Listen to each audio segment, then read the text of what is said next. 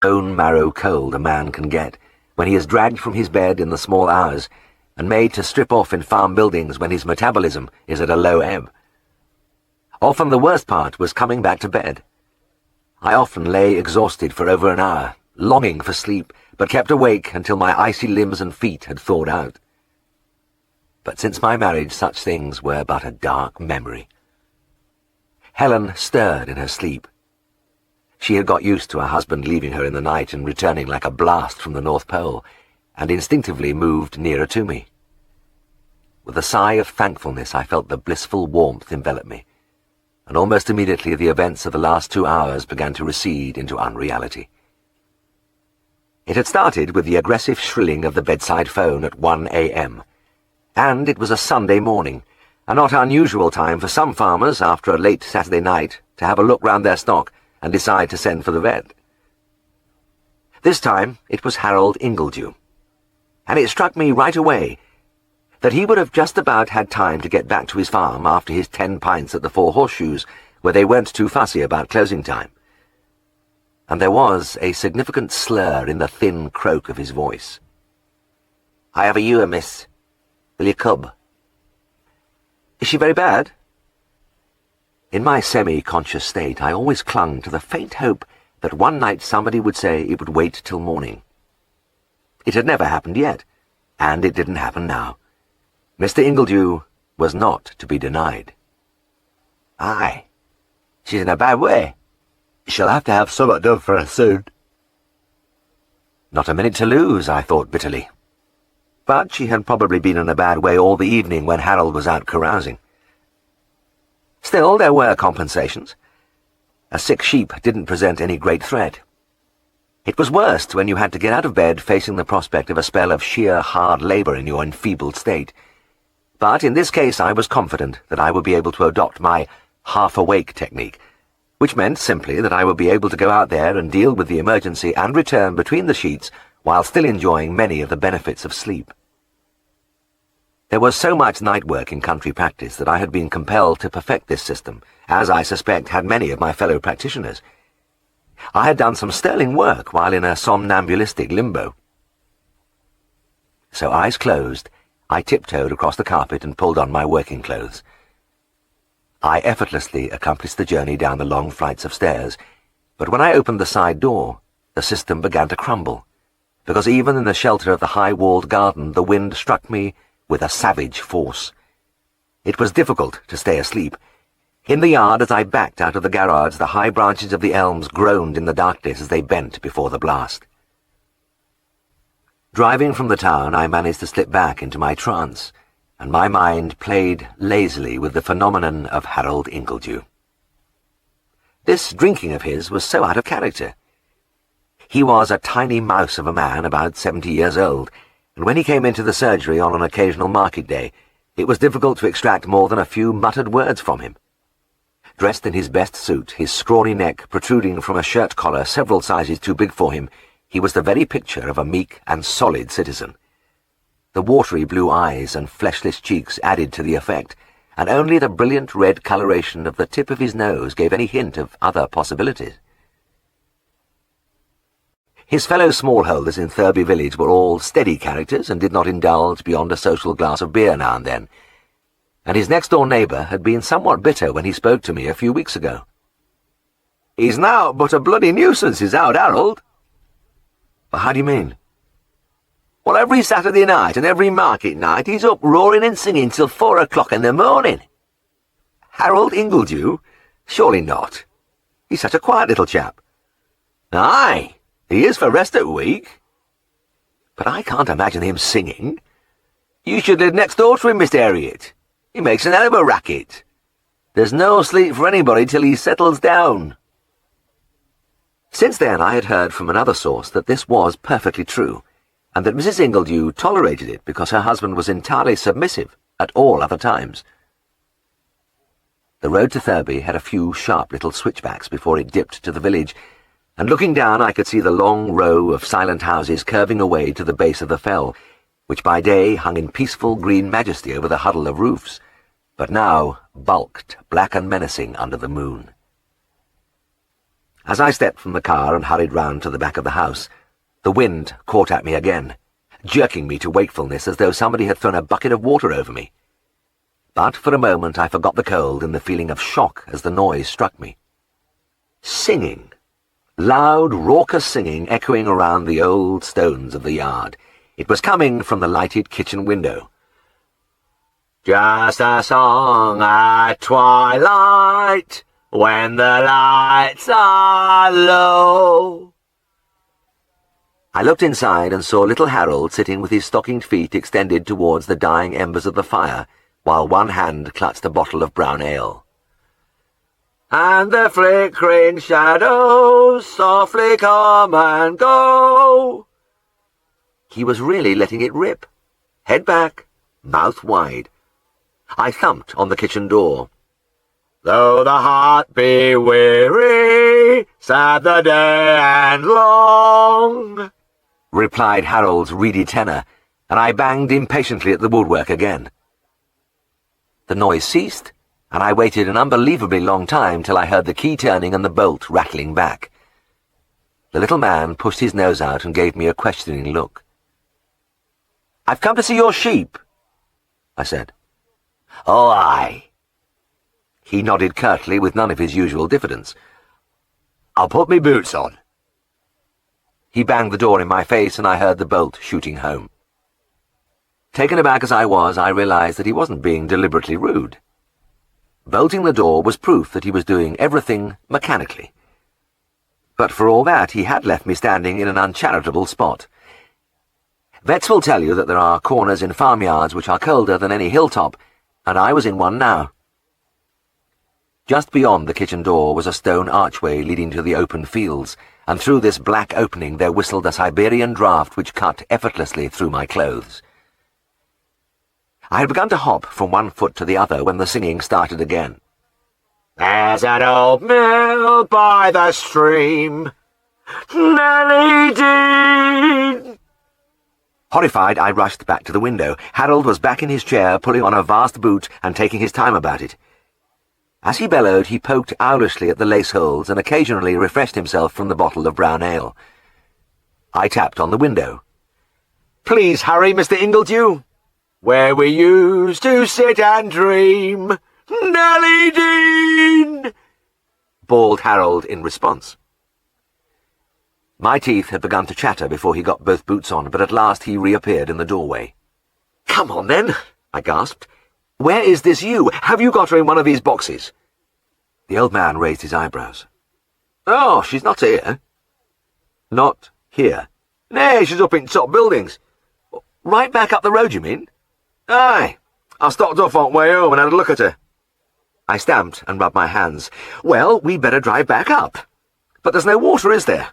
You'd better bring a bucket of warm water, some soap and a towel." "Very good." He nodded solemnly, and before I knew what was happening, the door was slammed shut and bolted, and I was alone again in the darkness. I trotted immediately to the window and was not surprised to see Harold seated comfortably again. He leant forward and lifted the kettle from the hearth, and for a dreadful moment I thought he was going to start heating the water on the ashes of the fire.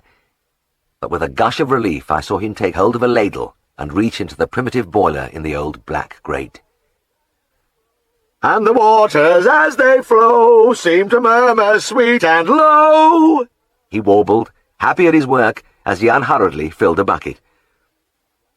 I think he had forgotten I was there when he finally came out, because he looked at me blankly as he sang, "You're my heart's desire, I love you, Nellie Dean," he informed me at the top of his voice. All right, I grunted. "Let's go." I hurried him into the car, and we set off on the way I'd come. Harold held the bucket at an angle on his lap, and as we went over the switchbacks, the water slopped gently onto my knee. The atmosphere in the car soon became so highly charged with beer fumes that I began to feel lightheaded. "In here!" the old man barked suddenly as a gate appeared in the headlights. I pulled onto the grass verge and stood on one leg for a few moments till I had shaken a surplus pint or two of water from my trousers. We went through the gate, and I began to hurry towards the dark bulk of the hillside barn, but I noticed that Harold wasn't following me. He was walking aimlessly round the field. "What are you doing, Mr. Ingledew?" "Looking for you." "You mean she's outside?" I repressed an impulse to scream. "Aye, she lambed this afternoon, and I thought she'd be right enough out here." He produced a torch, a typical farmer's torch, tiny and with a moribund battery, and projected a fitful beam into the darkness. It made not the slightest difference. As I stumbled across the field, a sense of hopelessness assailed me. Above, the ragged clouds scurried across the face of the moon, but down here I could see nothing. And it was so cold. The recent frosts had turned the ground to iron, and the crisp grass cowered under the piercing wind. I had just decided that there was no way of finding an animal in this black wasteland, when Harold piped up. "She's over here!" And sure enough, when I groped my way towards the sound of his voice, he was standing by an unhappy-looking ewe. I don't know what instinct had brought him to her, but there she was, and she was obviously in trouble. Her head hung down miserably, and when I put my hand on her fleece, she took only a few faltering steps, instead of galloping off as a healthy sheep would. Beside her, a tiny lamb huddled close to her flank. I lifted her tail and took her temperature. It was normal. There were no signs of the usual post-lambing ailments. No staggerings to indicate a deficiency, no discharge or accelerated respiration. But there was something very far wrong. I looked again at the lamb. He was an unusually early arrival in this high country, and it seemed unfair to bring the little creature into the inhospitable world of a Yorkshire march. And he was so small. Yes, it was beginning to filter through to me.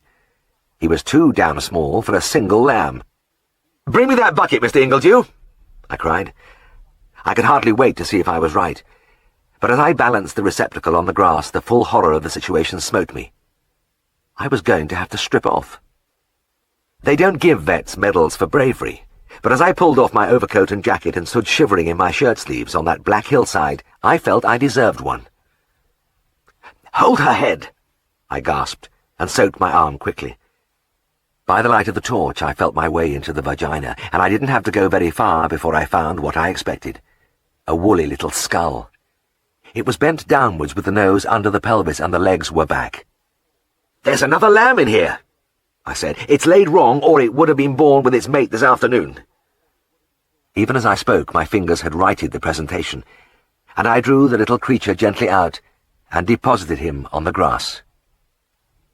I hadn't expected him to be alive after his delayed entry, but as he made contact with the cold ground, his limbs gave a convulsive twitch, and almost immediately I felt his ribs heaving under my hand.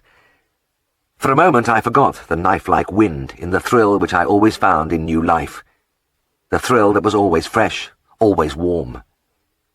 The ewe, too, seemed stimulated because in the darkness I felt her nose pushing interestedly at the new arrival. But my pleasant ruminations were cut short by a scuffling from behind me and some muffled words. "Bugger it," mumbled Harold. "What's the matter?" "I've kicked bucket over." "Oh no, is the water all gone?" "Aye, out left." Well, this was great. My arm was smeared with mucus after being inside the ewe. I couldn't possibly put my jacket on without a wash. Harold's voice issued again from the darkness.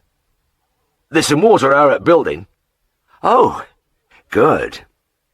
We've got to get this ewe and the lambs over there anyway." I threw my clothes over my shoulder, tucked a lamb under each arm, and began to blunder over the tussocks of grass to where I thought the barn lay. The ewe, clearly feeling better without her uncomfortable burden, trotted behind me. It was Harold again who had to give me directions.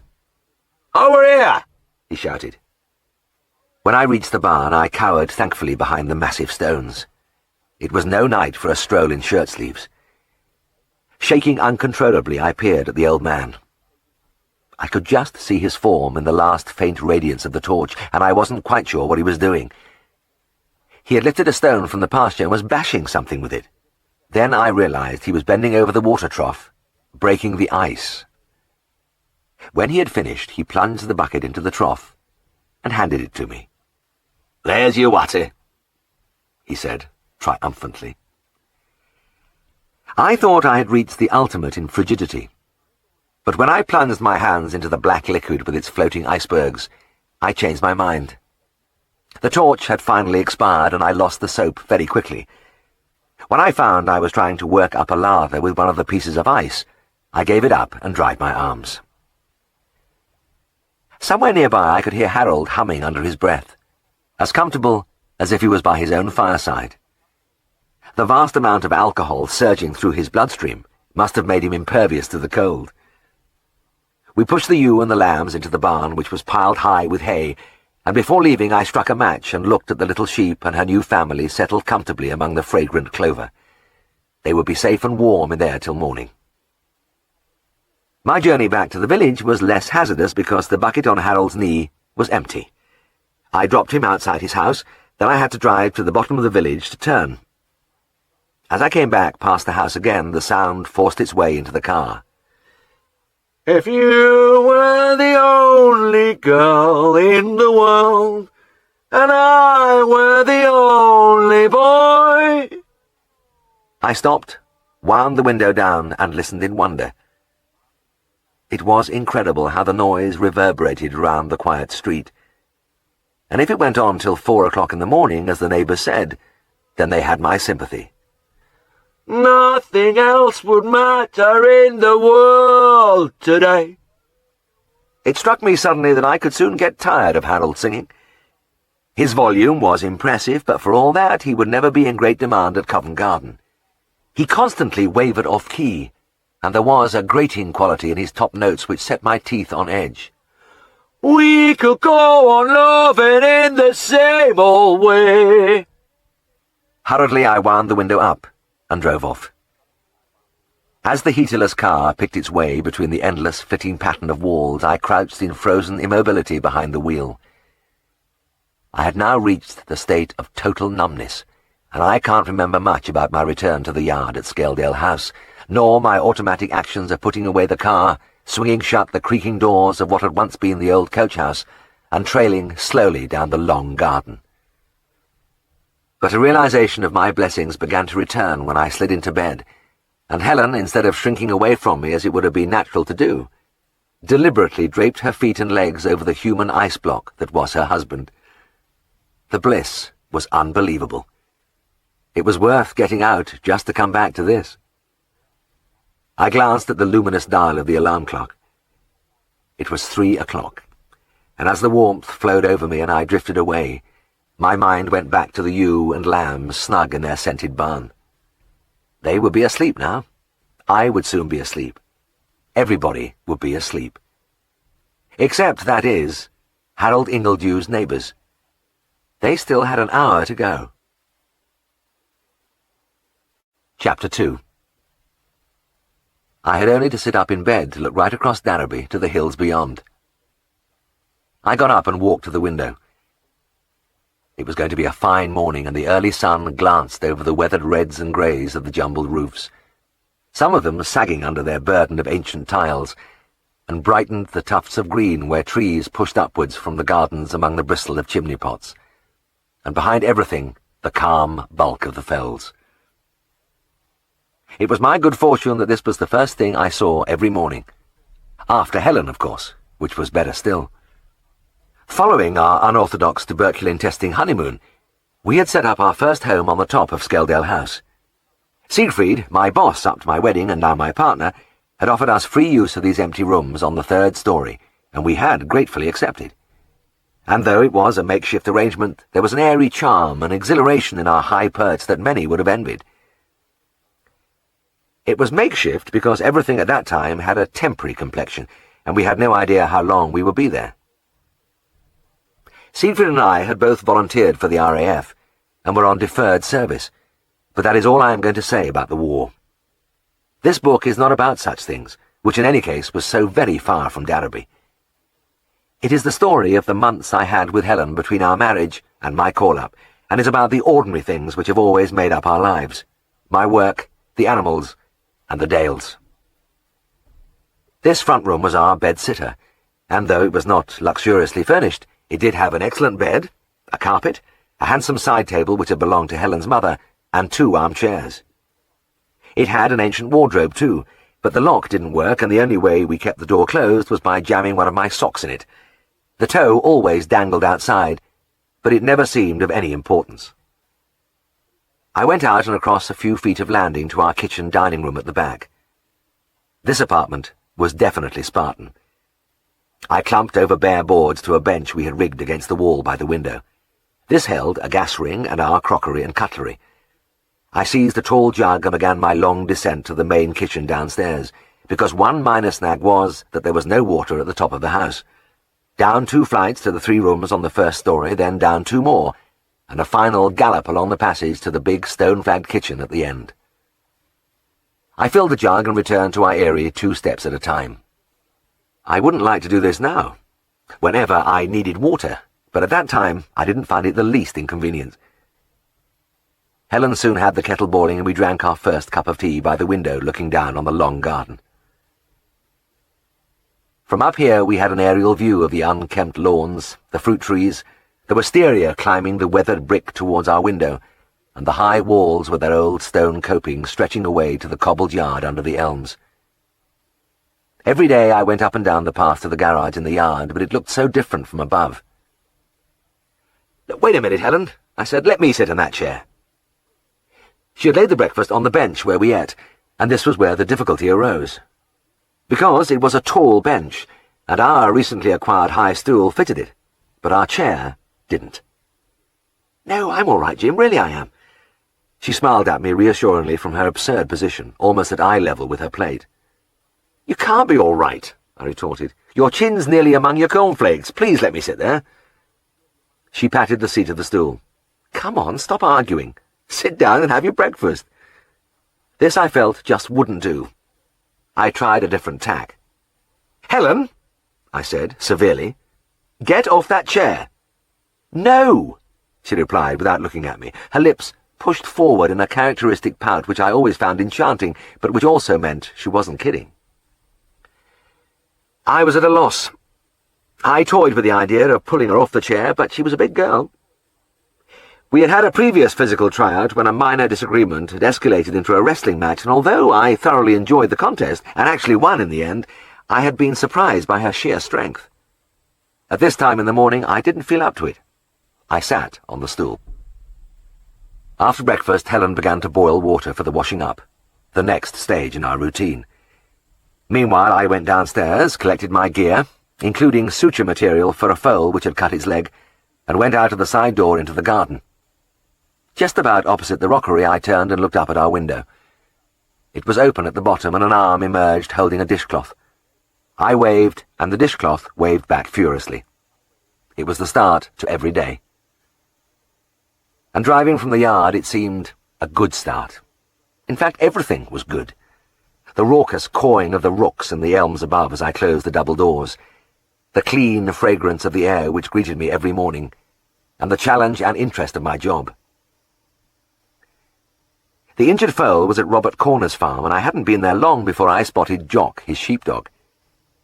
And I began to watch the dog because behind a vet's daily chore of treating his patients, there is always the fascinating kaleidoscope of animal personality, and Jock was an interesting case. A lot of farm dogs are partial to a little light relief from their work. They like to play, and one of their favourite games is chasing cars off the premises. Often I drove off with a hairy form galloping alongside, and the dog would usually give a final defiant bark after a few hundred yards to speed me on my way. But Jock was different. He was really dedicated. Car chasing to him was a deadly serious art which he practiced daily without a trace of levity.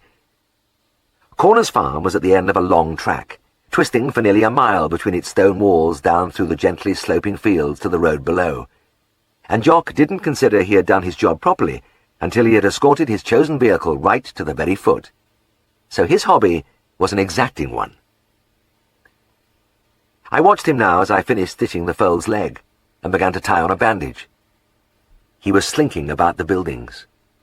A skinny little creature who, without his mass of black and white hair, would have been an almost invisible mite, and he was playing out a transparent charade of pretending he was taking no notice of me. Wasn't the least bit interested in my presence, in fact. But his furtive glances in the direction of the stable, his repeated crisscrossing of my line of vision gave him away. He was waiting for his big moment. When I was putting on my shoes and throwing my Wellingtons into the boot, I saw him again, Or rather, part of him. Just a long nose and one eye protruding from beneath a broken door. It wasn't till I had started the engine and began to move off that he finally declared himself, stealing out from his hiding place, body low, tail trailing, eyes fixed intently on the car's front wheels, and as I gathered speed and headed down the track, he broke into an effortless lope. I had been through this before and was always afraid he might run in front of me, so I put my foot down and began to hurtle downhill. This was where Jock came into his own.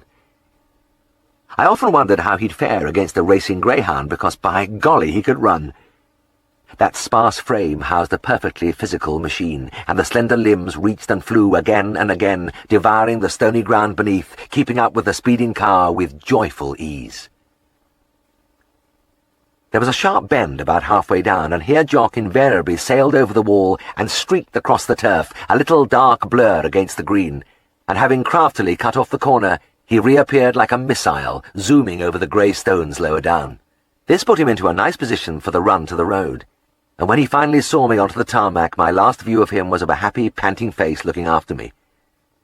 Clearly he considered it was a job well done, and he would wander contentedly back up to the farm to await the next session, perhaps with the postman or the baker's van.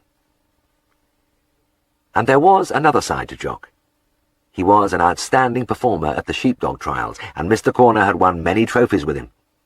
In fact, the farmer could have sold the little animal for a lot of money, but couldn't be persuaded to part with him. Instead, he purchased a bitch, a scrawny little female counterpart of Jock, and a trial winner in her own right. With this combination, Mr. Corner thought he could breed some world-beating types for sale. On my visits to the farm, the bitch joined in the car chasing, but it seemed to me as though she was doing it more or less to humour her new mate, and she always gave up at the first bend, leaving Jock in command. You could see her heart wasn't in it. When the pups arrived, 7 fluffy black balls tumbling about the yard and getting under everybody's feet, Jock watched indulgently as they tried to follow him in his pursuit of my vehicle, and you could almost see him laughing as they fell over their feet and were left trailing far behind. It happened that I didn't have to go there for about 10 months, but I saw Robert Corner in the market occasionally, and he told me he was training the pups and that they were shaping well. Not that they needed much training.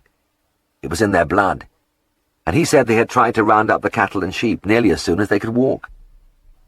When I finally saw them, they were like 7 Jocks.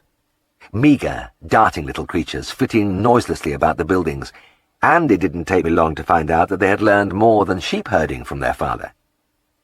There was something very evocative about the way they began to prowl around in the background as I prepared to get into my car, peeping furtively from behind straw bales, slinking with elaborate nonchalance into favourable positions for a quick getaway. And as I settled into my seat, I could sense that they were all crouched in readiness for the off.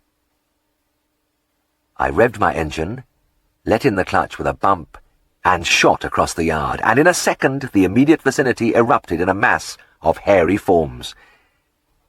I roared onto the track and put my foot down, and on either side of me the little animals pelted along, shoulder to shoulder, their faces all wearing the intent, fanatical expression I knew so well.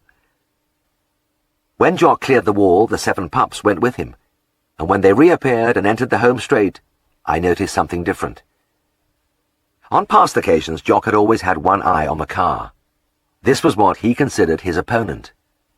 But now, on that last quarter-mile, as he hurtled along at the head of a shaggy phalanx, he was glancing at the pups on either side as though they were the main opposition. And there was no doubt he was in trouble. Superbly fit though he was, these stringy bundles of bone and sinew which he had fathered had all his speed, plus the newly minted energy of youth, and it was taking every shred of his power to keep up with them. Indeed, there was one terrible moment when he stumbled and was engulfed by the bounding creatures around him. It seemed that all was lost, but there was a core of steel in Jock. Eyes popping, nostrils dilated, he fought his way through the pack until by the time we reached the road, he was once more in the lead. But it had taken its toll. I slowed down before driving away and looked down at the little animal standing with lolling tongue and heaving flanks on the grass verge. It must have been like this with all the other vehicles, and it wasn't a merry game any more. I suppose it sounds silly to say you could read a dog's thoughts, but everything in his posture betrayed the mounting apprehension that his days of supremacy were numbered. Just round the corner lay the unthinkable ignominy of being left trailing in the rear of that litter of young upstarts, and as I drew away, Jock looked after me, and his expression was eloquent. How long can I keep this up? I felt for the little dog, and on my next visit to the farm about 2 months later, I wasn't looking forward to witnessing the final degradation which I felt was inevitable. But when I drove into the yard, I found the place strangely unpopulated. Robert Corner was forking hay into the cows' racks in the byre. He turned as I came in. "Where are all your dogs?" I asked. He put down his fork. "All gone. By God, there's a market for good working sheepdogs. I've done right well out at job." "But you've still got Jock." "Oh, aye. Couldn't part with Towd lad. He's over there." And so he was, creeping around as of old, pretending he wasn't watching me.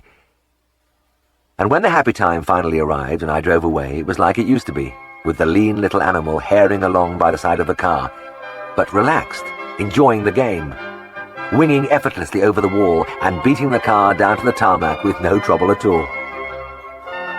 I think I was as relieved as he was that he was left alone with his supremacy unchallenged, that he was still top dog.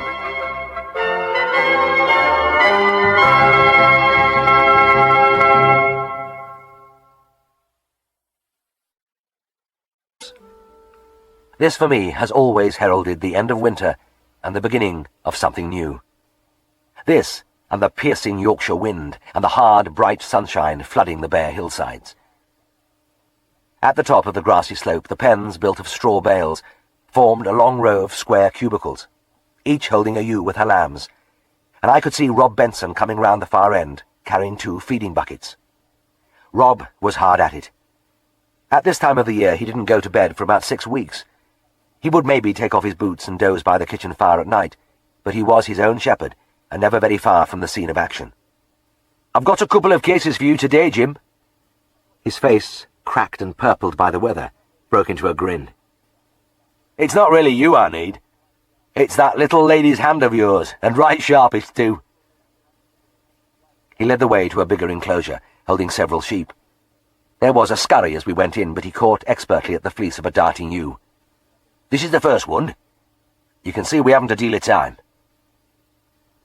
I lifted the woolly tail and gasped. The lamb's head was protruding from the vagina. The lips of the vulva clamped tightly round the ears, and it had swollen enormously to more than twice its size. The eyes were mere puffed slits in the great edematous ball, and the tongue, blue and engorged, lolled from the mouth. "Well, I've seen a few big heads, Rob, but I think this takes the prize." "Aye, the little beggar come with his legs back. Just beat me to it. I was only away for an hour, but he was up like a football. By hell, it doesn't take long. I know he wants his legs bringing round, but what can I do with bloody great mitts like mine?" He held out his huge hands, rough and swollen with the years of work. While he spoke, I was stripping off my jacket, and as I rolled my sleeves high, the wind struck like a knife at my shrinking flesh. I soaked my fingers quickly and began to feel for a space around the lamb's neck. For a moment, the little eyes opened and regarded me disconsolately. "Well, he's alive, anyway," I said, "but he must feel terrible, and he can't do a thing about it." Easing my way round, I found a space down by the throat where I thought I might get through. This was where my lady's hand came in useful, and I blessed it every spring. I could work inside the ewes with the minimum of discomfort to them, and this was all important because sheep, despite their outdoor hardness, just won't stand rough treatment. With the utmost care, I inched my way along the curly wool of the neck to the shoulder. Another push forward, and I was able to hook a finger round the leg and draw it forward until I could feel the flexure of the knee. A little more twiddling, and I had hold of the tiny cloven hoof, and drew it gently out into the light of day. Well, that was half the job done. I got up from the sack where I was kneeling, and went over to the bucket of warm water. For the other leg I'd used my left hand, and I began to soap it thoroughly, while one of the ewes, marshalling her lambs around her, glared at me indignantly, and gave a warning stamp of her foot. Turning, I knelt again and began the same procedure, and as I once more groped forward, a tiny lamb dodged under my arm and began to suck at my patient's udder. He was clearly enjoying it too, if the little tail twirling inches from my face meant anything. "Well, where did this bloke come from?" I asked, still feeling round. The farmer smiled. "Oh, that's Herbert. Poor little youth's mother won't have him at any price. Took a spite at him at birth, though she thinks world of her other lamb." "Do you feed him, then?" "Nay, I was going to put him with the pet lambs, but I saw he was fending for himself. He pots from one ewe to t'other, and gets a quick drink whenever he gets a chance. I'd never seen out like it. Only a week old and an independent spirit, eh?" "That's about the size of it, Jim. I notice his belly's full every morning, so I reckon his ma must let him have a do during the night. She can't see him in the dark. It must be the look of him she can't stand." I watched the little creature for a moment. To me, he seemed as full of knock-knee charm as any of the others. Sheep were funny things. I soon had the other leg out, and once that abstraction was removed, the lamb followed easily. He was a grotesque sight, lying on the strawed grass, his enormous head dwarfing his body, but his ribs were heaving reassuringly, and I knew the head would shrink back to normal as quickly as it had expanded. I had another search round inside the ewe, but the uterus was empty. "Well, there's no more, Rob," I said. The farmer grunted. "Aye, I thought so. Just a big single one, eh? They're the ones that cause the trouble." Drying my arms, I watched Herbert. He had left my patient when she moved round to lick her lamb, and he was moving speculatively among the other ewes. Some of them warned him off with a shake of the head, but eventually he managed to sneak up on a big, wide-bodied sheep and pushed his head underneath her. Immediately she swung round, and with a fierce upward butt of her hard skull, she sent the little animal flying high in the air in a whirl of flailing legs. He landed with a thud on his back. As I hurried towards him, he leapt to his feet and trotted away. "Old bitch!" shouted the farmer, and as I turned to him in some concern, he shrugged. "I know, poor little sod, it's rough, but I've got a feeling he wants it this way rather than being in the pen with the pet lambs. I mean, look at him now." Herbert, quite unabashed, was approaching another ewe, and as she bent over her feeding trough, he nipped underneath her and his tail went into action again. There was no doubt about it. That lamb had guts. "Rob," I said as he caught my second patient, "why do you call him Herbert?"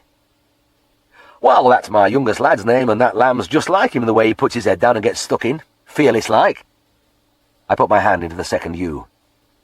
Here was a glorious mix-up of 3 lambs.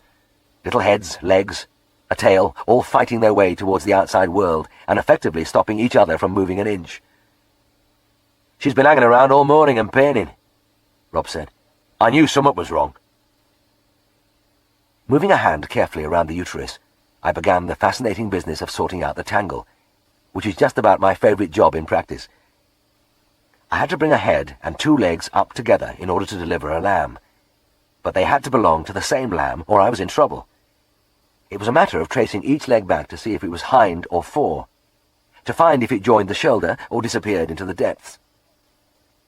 After a few minutes I had a lamb assembled inside with his proper appendages, but as I drew the legs into view, the neck telescoped and the head slipped back. There was barely room for it to come through the pelvic bones along with the shoulders, and I had to coax it through with a finger in the eye socket. This was groaningly painful as the bones squeezed my hand, but only for a few seconds because the ewe gave a final strain and the little nose was visible. After that, it was easy, and I had him on the grass within seconds. The little creature gave a convulsive shake of his head, and the farmer wiped him down quickly with straw before pushing him to his mother's head. The ewe bent over him and began to lick his face and neck with little quick darts of her tongue, and she gave the deep chuckle of satisfaction that you hear from a sheep only at this time.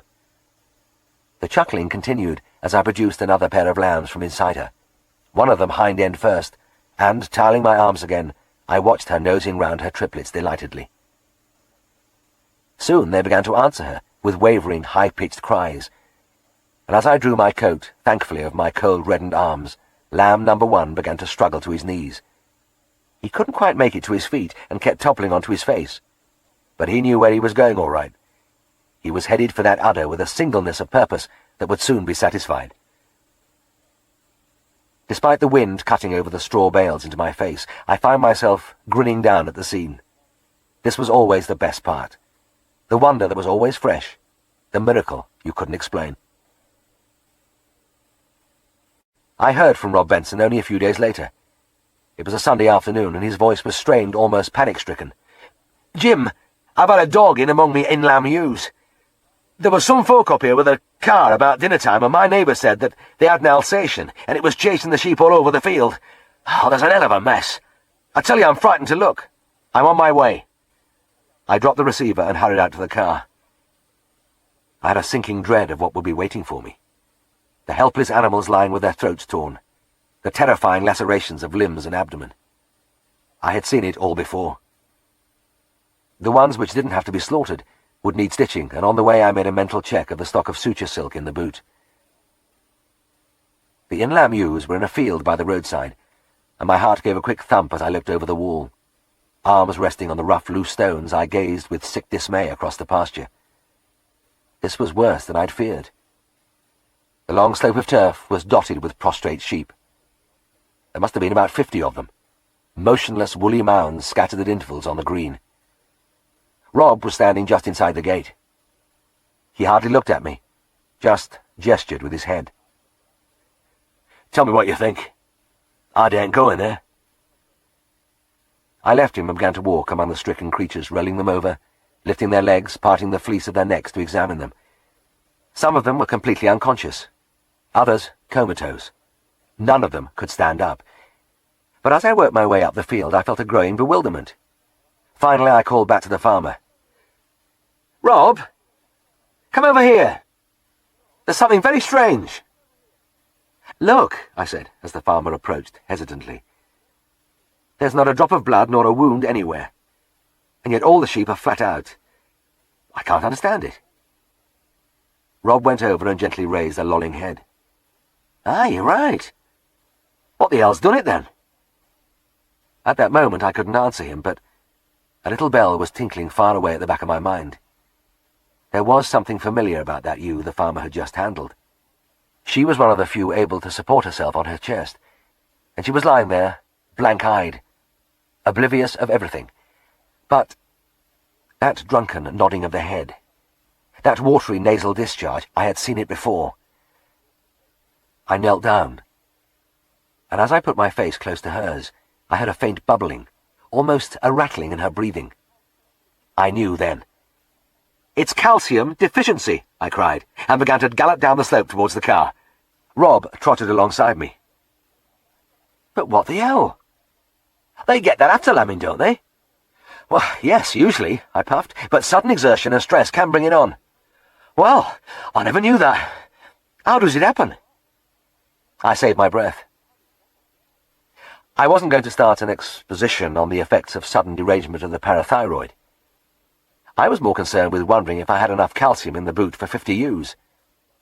It was reassuring to see the long row of round tin caps peeping from their cardboard box. I must have filled it up recently. I injected the first ewe in the vein, just to check my diagnosis. Calcium works as quickly as that in sheep, and felt a quiet elation as the unconscious animal began to blink and tremble, then try to struggle onto its chest. "Now, we'll inject the others under the skin," I said. "It'll save time." I began to work my way up the field. Rob pulled forward the foreleg of each sheep, so that I could insert the needle under the convenient patch of unwooled skin, just behind the elbow. And by the time I was halfway up the slope, the ones at the bottom were already walking about and getting their heads into the food troughs and hay racks. It was one of the most satisfying experiences of my working life. Not clever, but a magical transfiguration.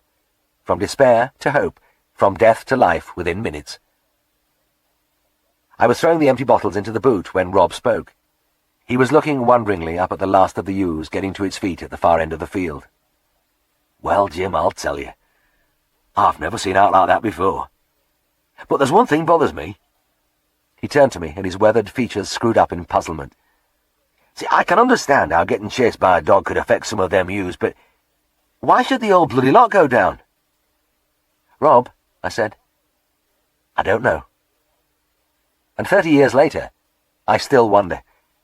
I still don't know why the whole bloody lot went down." I thought Rob had had enough to worry about at the time, so I didn't bother to point out to him that other complications could be expected after the Alsatian episode.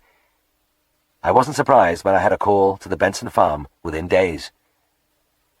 I met him again on the hillside with the same wind whipping over the straw bale pens. The lambs had been arriving in a torrent, and the noise was louder than ever. He led me to my patient. "There's one with a belly full of dead lambs, I reckon," he said, pointing to a ewe with a head drooping, ribs heaving. She stood quite motionless and made no attempt to move away when I went up to her. This one was really sick, and as the stink of decomposition came up to me, I knew the farmer's diagnosis was right. "Well, I suppose it had to happen to one at least after that chasing around," I said. "Let's see what we can do anyway."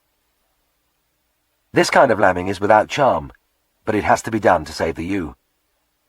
The lambs were putrid and distended with gas, and I used a sharp scalpel to skin the legs to the shoulders, so that I could remove them and deliver the little bodies with the least discomfort to the mother.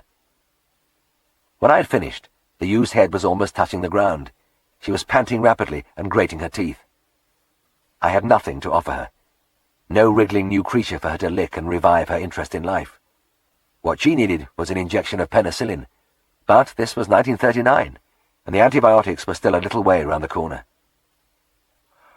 "Well, I wouldn't give much for her," Rob grunted. "Is there out more you can do?" I'll put some pessaries in her, and I'll give her an injection, but what she needs most is a lamb to look after.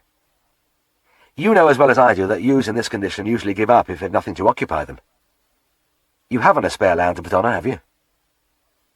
"Well, not right now, I haven't. And it's now she needs it. Tomorrow'll be too late." Just at that moment, a familiar figure wandered into view. It was Herbert, the unwanted lamb, easily recognizable as he prowled from sheep to sheep in search of nourishment. "Hey, do you think she'd take that little chap?" I asked the farmer. He looked doubtful.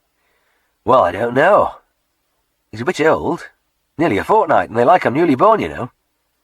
But it's worth a try, isn't it? Why not try the old trick on her?" Rob grinned. "Okay, we'll do that. There's naught to lose. Anyway, the little youth isn't much bigger than a newborn, is he? He hasn't grown as fast as his mates." He took out his penknife and quickly skinned one of the dead lambs. Then he tied the skin over Herbert's back and round his jutting ribs. "Poor little bugger, there's naught on him," he muttered. "If this doesn't work, he's going in with the pet lambs." When he'd finished, he set Herbert on the grass, and the lamb, resolute little character that he was, bored straight in under the sick ewe and began to suck. It seemed he wasn't having much success, because he gave the udder a few peremptory thumps with his hard little head. Then his tail began to wiggle. "She's letting him have a drop any road," Rob laughed. Herbert was a type you couldn't ignore, and the big sheep, sick as she was, just had to turn her head for a look at him. She sniffed along the tied-on skin in a non-committal way. Then after a few seconds, she gave a few quick licks, and the merest beginning of the familiar deep chuckle. I began to gather up my gear. "I hope he makes it," I said. "Those two need each other." As I left the pen, Herbert, in his new jacket, was still working away. For the next week I hardly seemed to have my coat on. The flood of sheep work was at its peak, and I spent hours of every day with my arms in and out of buckets of hot water in all corners of the district. In the pens, in dark nooks in farm buildings, or very often in the open fields, because the farmers of those days didn't find anything disturbing in the sight of a vet kneeling in his shirt-sleeves for an hour in the rain. I had one more visit to Rob Benson's place. To a ewe with a prolapsed uterus after lambing, a job whose chief delight was comparing it with the sweat of replacing a uterus in a cow. It was so beautifully easy. Rob rolled the animal onto her side, then held her more or less upside down by tying a length of rope to her hind legs and passing it round her neck. In that position she couldn't strain, and I disinfected the organ and pushed it back with the minimum of effort, gently inserting an arm at the finish to work it properly into place. Afterwards the ewe trotted away unperturbed with her family to join the rapidly growing flock, whose din was all around us. "Look!" Rob cried. "There's that old ewe with Herbert. Over there on right, in the middle of that bunch." Well, they all looked the same to me, but to Rob, like all shepherds, they were as different as people, and he picked out those two effortlessly. They were near the top of the field, and as I wanted to have a close look at them, we manoeuvred them into a corner. The ewe, fiercely possessive, stamped her foot at us as we approached, and Herbert, who had discarded his woolly jacket, held close to the flank of his new mother. He was, I noticed, faintly obese in appearance. "Well, you couldn't call him a runt now, Rob," I said. The farmer laughed. "Nay, t'owd lass has a bag like a cow, and Herbert's getting the lot. By gor, he's in clover, is that little youth, and I reckon he saved the ew's life, you know. She'd have pegged out all right, but she never looked back once he came along." I looked away over the noisy pens, over the hundreds of sheep moving across the fields. I turned to the farmer. "I'm afraid you've seen a lot of me lately, Rob. I hope this is the last visit." "Aye, well, it could be. We're getting well through now. But it's hell of a time lambing, isn't it?" "It is that. Well, I must be off. I'll leave you to it." I turned and made my way down the hillside, my arms raw and chafing in my sleeves, my cheeks whipped by the eternal wind gusting over the grass. At the gate I stopped and gazed back at the wide landscape, ribbed and streaked by the last of the winter's snow, and at the dark grey banks of cloud riding across on the wind, followed by lakes of brightest blue. And in seconds the fields and walls and woods burst into vivid life, and I had to close my eyes against the sun's glare. As I stood there, the distant uproar came faintly down to me, the tumultuous harmony from deepest bass to highest treble, demanding, anxious, angry, loving. The sound of the sheep, the sound of spring. Chapter 4. As the faint, rumbling growl rolled up from the ribcage into the earpieces of my stethoscope, the realization burst upon me with uncomfortable clarity that this was probably the biggest dog I'd ever seen. In my limited past experience, some Irish wolfhounds had undoubtedly been taller, and a certain number of bull mastiffs had possibly been broader. But for sheer gross poundage, this one had it. His name was Clancy. It was a good name for an Irishman's dog, and Joe Mulligan was very Irish, despite his many years in Yorkshire. Joe had brought him into the afternoon surgery, and as the huge hairy form ambled along, almost filling the passage, I was reminded of the times I had seen him out in the fields around Darrowby, enduring the frisky attentions of smaller animals with massive benignity. He looked like a nice, friendly dog. But now there was this ominous sound echoing round the great thorax, like a distant drum roll in a subterranean cavern, and as the chest piece of the stethoscope bumped along the ribs, the sound swelled in volume, and the lips fluttered over the enormous teeth as though a gentle breeze had stirred them. It was then that I became aware not only that Clancy was very big indeed, but that my position, kneeling on the floor with my right ear a few inches from his mouth, was infinitely vulnerable. I got to my feet, and as I dropped the stethoscope into my pocket, the dog gave me a cold look. A sideways glance without moving his head, and there was a chilling menace in his very immobility. I didn't mind my patient snapping at me, but this one I felt sure wouldn't snap. If he started something, it would be on a spectacular scale. I stepped back a pace. "Now, what did you say his symptoms were, Mr. Mulligan?" "What's that, sir?" Joe cupped his ear with his hand. I took a deep breath. "What's the trouble with him?" I shouted. The old man looked at me with total incomprehension from beneath the straightly adjusted cloth cap. He fingered the muffler knotted immediately over his larynx, and the pipe which grew from the dead centre of his mouth puffed blue wisps of puzzlement.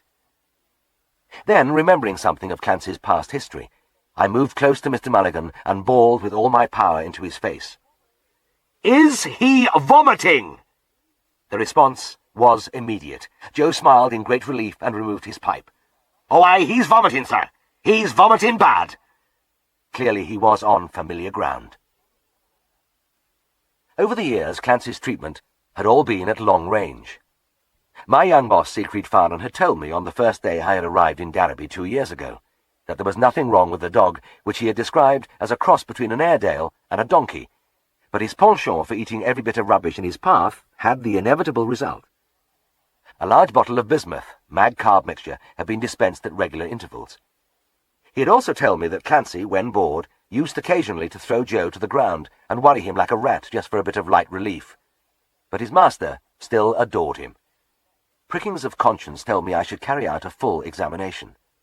Take his temperature, for instance. All I had to do was to grab hold of that tail, lift it, and push a thermometer into his rectum. The dog turned his head and met my eye with a blank stare.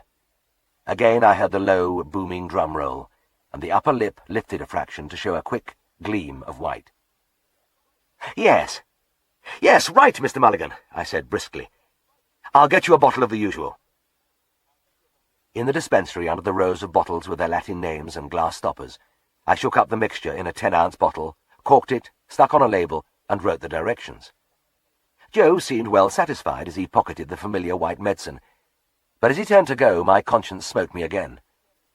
The dog did look perfectly fit, but maybe he ought to be seen again. "Bring him back again on Thursday afternoon at 2 o'clock, I yelled into the old man's ear. "And please come on time if you can. You were a bit late today."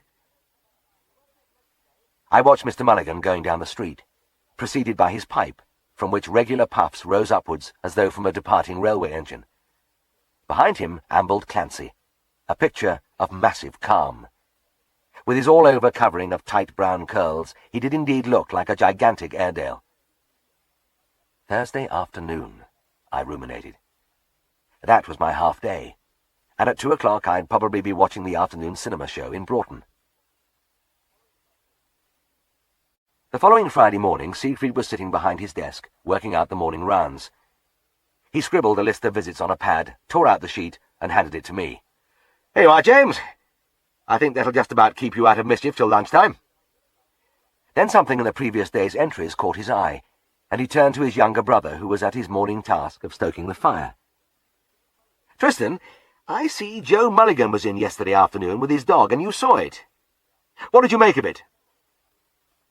Tristan put down his bucket. I gave him some of the bismuth mixture."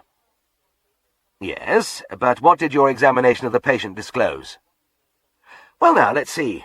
Tristan rubbed his chin. "He looked pretty lively, really." "Is that all?" "Yes."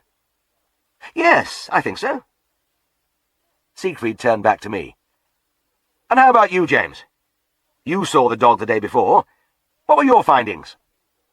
"Well, it was a bit difficult," I said. "That dog's as big as an elephant, and there's something creepy about him. He seemed to me to be just waiting his chance, and there was only old Joe to hold him. I'm afraid I wasn't able to make a close examination, but I must say I thought the same as Tristan. He did look pretty lively." Siegfried put down his pen wearily. On the previous night, fate had dealt him one of the shattering blows which it occasionally reserves for vets, a call at each end of his sleeping time. He had been dragged from his bed at 1 a.m. and again at 6 a.m., and the fires of his personality were temporarily damped. He passed a hand across his eyes. "Well, God help us. You, James, a veterinary surgeon of 2 years' experience, and you, Tristan, a final-year student, can't come up with anything better between you than the phrase, 'pretty lively.' It's a bloody poor thing. Hardly a worthy description of clinical findings, is it? When an animal comes in here, I expect you to record pulse, temperature, and respiratory rate, to auscultate the chest and thoroughly palpate the abdomen, to open his mouth and examine teeth, gums, and pharynx, to check the condition of the skin, to catheterize him, and examine the urine if necessary." "Right," I said. "Okay," said Tristan. My employer rose from his seat. "Have you fixed another appointment?" I have, yes." Tristan drew his packet of woodbines from his pocket. "For Monday. And since Mr. Mulligan's always late for the surgery, I said we'd visit the dog at his home in the evening." "I see." Siegfried made a note on the pad, then he looked up suddenly. "That's when you and James are going to the young farmers' meeting, isn't it?" The young man drew on his cigarette. "That's right. Good for the practice for us to mix with the young clients." "Very well," Siegfried said as he walked to the door. "I'll see the dog myself." On the following Tuesday I was fairly confident that Siegfried would have something to say about Mulligan's dog, if only to point out the benefits of a thorough clinical examination. But he was silent on the subject. It happened that I came upon old Joe in the marketplace, sauntering over the cobbles with Clancy inevitably trotting at his heels. I went up to him and shouted in his ear, "How's your dog?" Mr. Mulligan removed his pipe and smiled with slow benevolence. "Oh, fine, sir, fine. Still vomiting a bit, sir, but not bad." Mr. Farnan fixed him up then. Oh, aye, sir. Gave him some more of the white medicine, sir. It's wonderful stuff, wonderful stuff. Good. Good, I said. He didn't find anything else when he examined him. Joe took another suck at his pipe. No, he didn't now. No, sir, he didn't. He's a clever man, Mr. Farnan. I've never seen a man work as fast. No, I haven't. What do you mean? Well, now, he saw all he wanted in 3 seconds, sir. So he did. I was mystified. 3 seconds? Yes, sir, said Mr. Mulligan firmly. Not a moment more, sir. Well, that's amazing. What happened? Joe tapped out his pipe on his heel, and without haste took out a knife and began to carve a refill from an even-looking coil of black twist. Well, now, I'll tell you. Mr. Farnan is a man who moves awful sudden, and that night he banged on our front door and jumped into the room. I knew those cottages. There was no hall or lobby. You walked straight from the street into the living room. And as he came in, sir, he was pulling his thermometer out of its case, sir. Well, now, Clancy was lying by the fire, and he rose up in a flash, and he gave a bit of a woof, so he did. A bit of a woof, eh? I could imagine the hairy monster leaping up and baying into Siegfried's face. I could see the gaping jaws, the gleaming teeth. Aye, just a bit of a woof. Well, Mr. Farnan just put the thermometer straight back in its case, turned round, and went out of the door. Did he say anything? No, sir, not a word, sir. Just turned out like a soldier and marched out of the door, so he did, sir. Well, it sounded authentic. Siegfried was a man of instant decision. I put my hand out to pat Clancy, but something in his eye made me change my mind. Well, I'm glad he's better, I shouted. The old man ignited his pipe with an ancient brass lighter, puffed a cloud, making up fever drinks, stomach powders, boric acid pessaries. He was elaborately casual. Oh, by the way, I dropped a note to Joe Mulligan. I'm not entirely convinced that we have adequately explored the causes of his dog's symptoms. This vomiting is almost certainly due to depraved appetite, but I just want to make sure. So I've asked him to bring him round tomorrow afternoon between 2 and 2:30, when we'll all be here. No cries of joy greeted his statement, so he continued. I suppose you could say that this dog is to some degree a difficult animal, and I think we should plan accordingly. He turned to me. James, when he arrives, you get hold of his back end, will you? Right, I replied without enthusiasm. He faced his brother, and you, Tristan, can deal with the head, okay? Fine, fine, the young man muttered, his face expressionless. His brother continued. I suggest you get a good grip with your arms around his neck, and I'll be ready to give him a shot of sedative. Splendid, splendid, said Tristan. Oh, well, that's capital. My employer rubbed his hands together. Once I get that dope into him, the rest will be easy. I do like to satisfy my mind about these things. It was a typical Dales practice at Darrowby, mainly large animals, and we didn't have packed waiting rooms at surgery time. But on the following afternoon we had nobody in at all, and it added to the tension of waiting. The three of us mooched about the office, making aimless conversation, glancing with studied carelessness into the front street, whistling little tunes to ourselves. By 2:25 we had all fallen silent. Over the next 5 minutes we consulted our watches about every 30 seconds. Then at exactly 2:30, Siegfried spoke up. This is no damn good. I told Joe he had to be here before past, but he's taken on a bit of notice. He's always late, and there doesn't seem to be any other way to get him here on time. He took a last look out of the window at the empty street. Right, we're not waiting any longer. You and I, James, have that colt to cut, and you, Tristan, have to see that beast of Wilson's. So, let's be off. Up till then, Laurel and Hardy were the only people I had ever seen getting jammed together in doorways. But there was a moment when the three of us gave a passable imitation of the famous comics as we all fought our way into the passage at the same time. Within seconds, we were in the street, and Tristan was roaring off in a cloud of exhaust smoke. My employer and I proceeded almost as rapidly in the opposite direction. At the end of Trengate, we turned into the marketplace, and I looked round in vain for signs of Mr. Mulligan. It wasn't until we had reached the outskirts of the town that we saw him. He had just left his house and was pacing along under the moving pall of blue smoke, with Clancy, as always, bringing up the rear. "There he is!" Siegfried exclaimed. "Would you believe it? At the rate he's going, he'll get to the surgery round about 3 o'clock. Well, we won't be there, and it's his own fault." He looked at the great curly-coated animal tripping along, a picture of health and energy. "Well, I suppose we'd have been wasting our time examining that dog in any case. There's nothing really wrong with him." For a moment he paused, lost in thought. Then he turned to me. "He does look pretty lively, doesn't he?" Chapter 5. "Them mastics," said Mr. Pickerskill, judicially, "is a proper bugger." I nodded my head in agreement that his mastitis problem was indeed giving cause for concern, and reflected at the same time that while most farmers would have been content with the local word felon, it was typical that Mr. Pickerskill should make a determined, if somewhat inaccurate attempt to a scientific term. Sometimes he got very wide of the mark, as one time long after this, when artificial insemination, or AI, was gaining a foothold in the Dales, he made my day by telling me he had a cow in calf to the ICI. However, he usually did better than this. Most of his efforts were near misses, or bore obvious evidence of their derivation. But I could never really fathom where he got the mastics. I did know that once he fastened on to an expression, it never changed. Mastitis had always been them mastics with him, and it always would be. And I knew, too, that nothing would ever stop him doggedly trying to be right.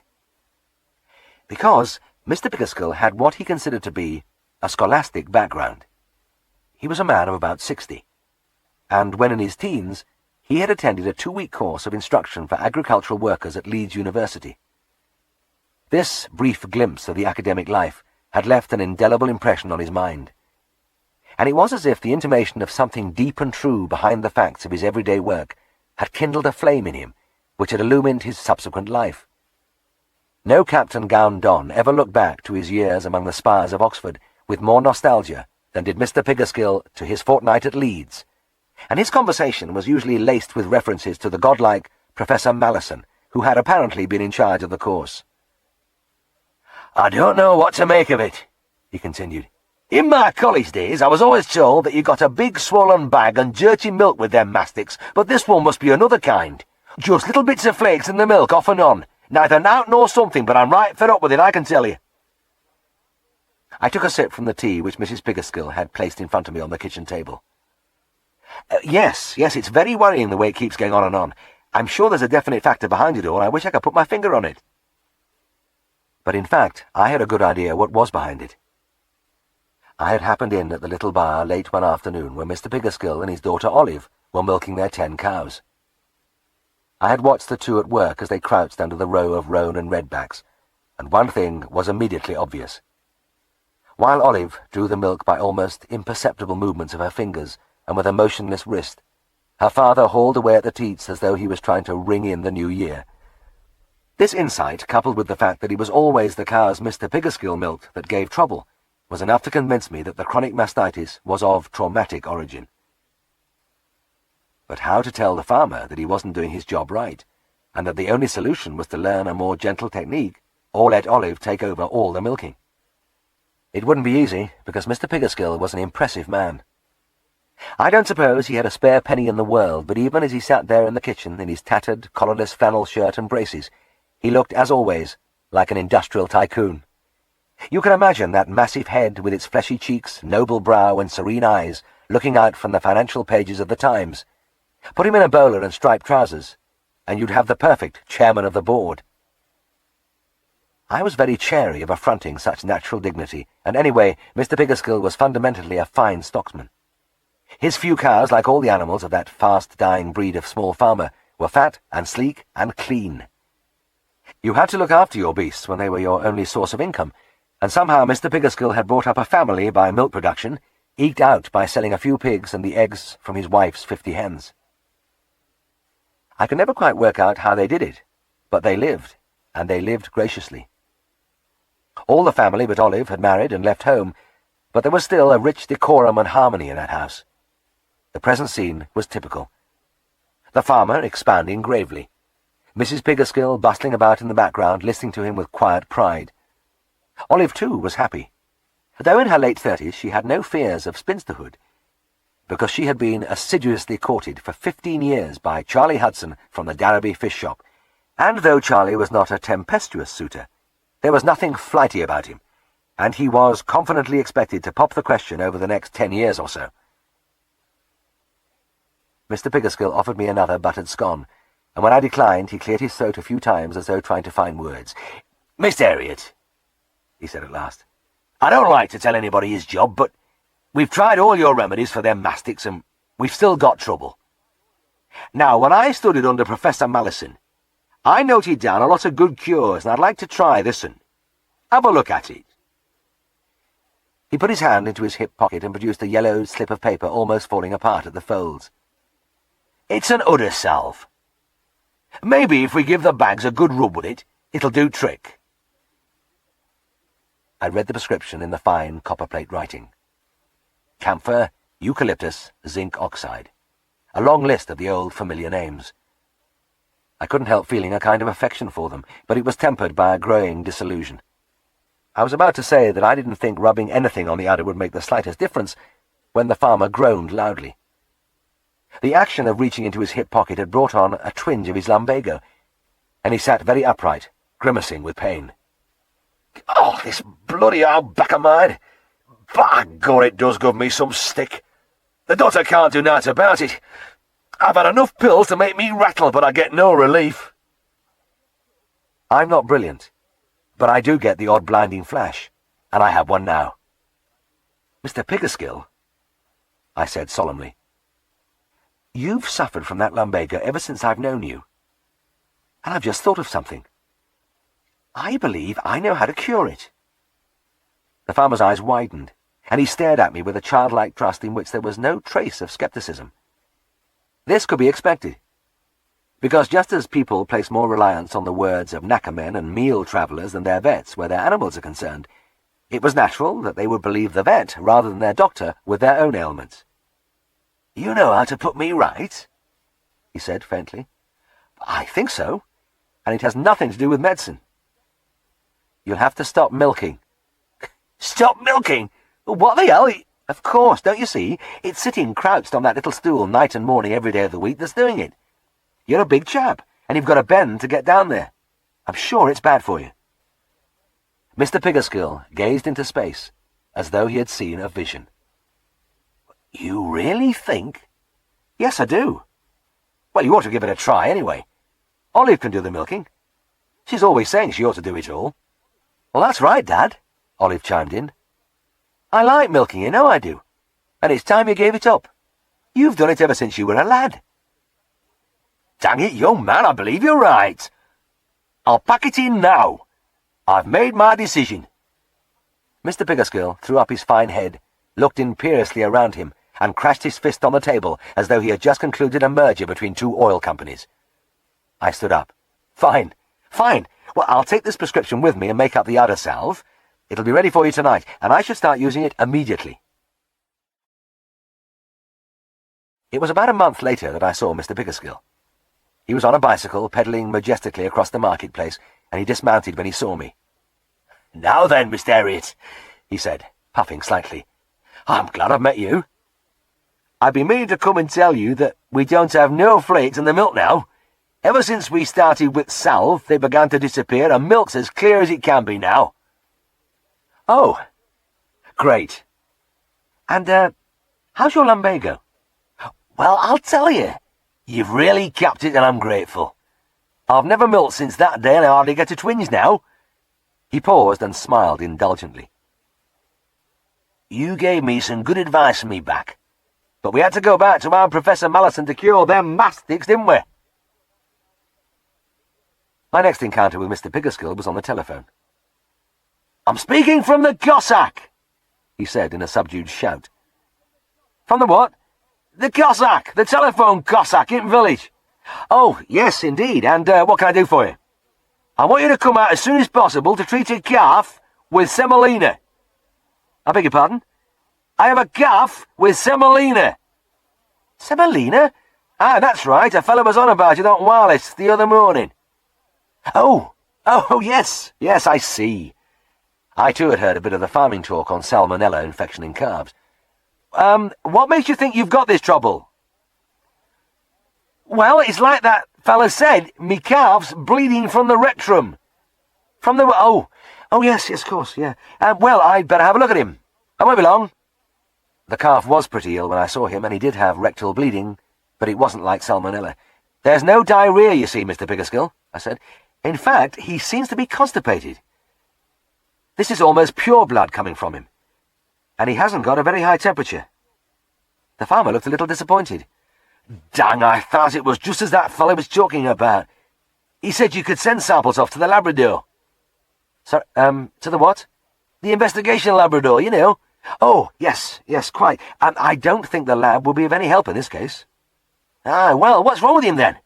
Is something the matter with his rectum? No, but there seems to be some obstruction high up in his bowel which is causing this hemorrhage. I looked at the little animal standing motionless with his back up. He was totally preoccupied with some internal discomfort, and now and then he strained and grunted softly. And of course I should have known straight away. It was so obvious. But I suppose we all have blind spells when we can't see what is pushed in front of our eyes, and for a few days I played around with that calf in a haze of ignorance, giving it this and that medicine which I'd rather not talk about.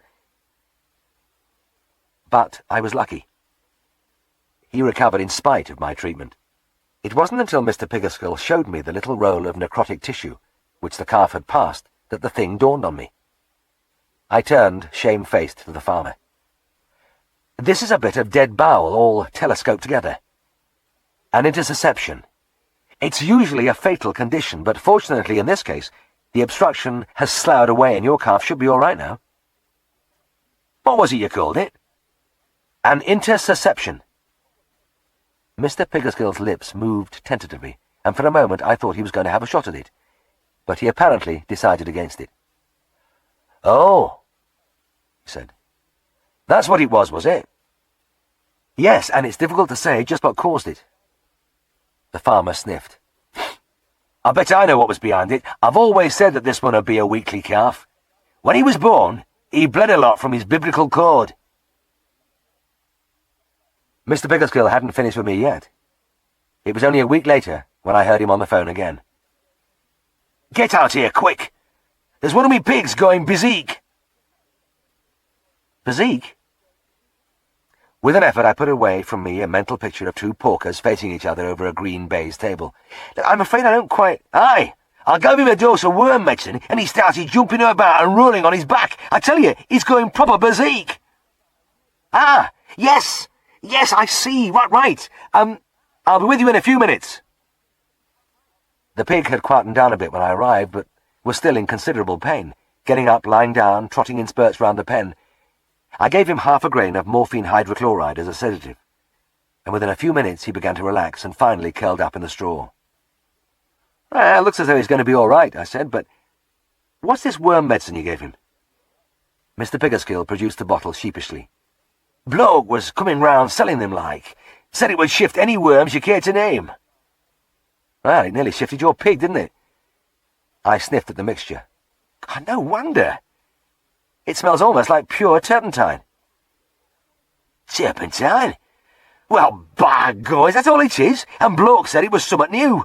Charged me an absorbent price for it, too. I gave him back the bottle.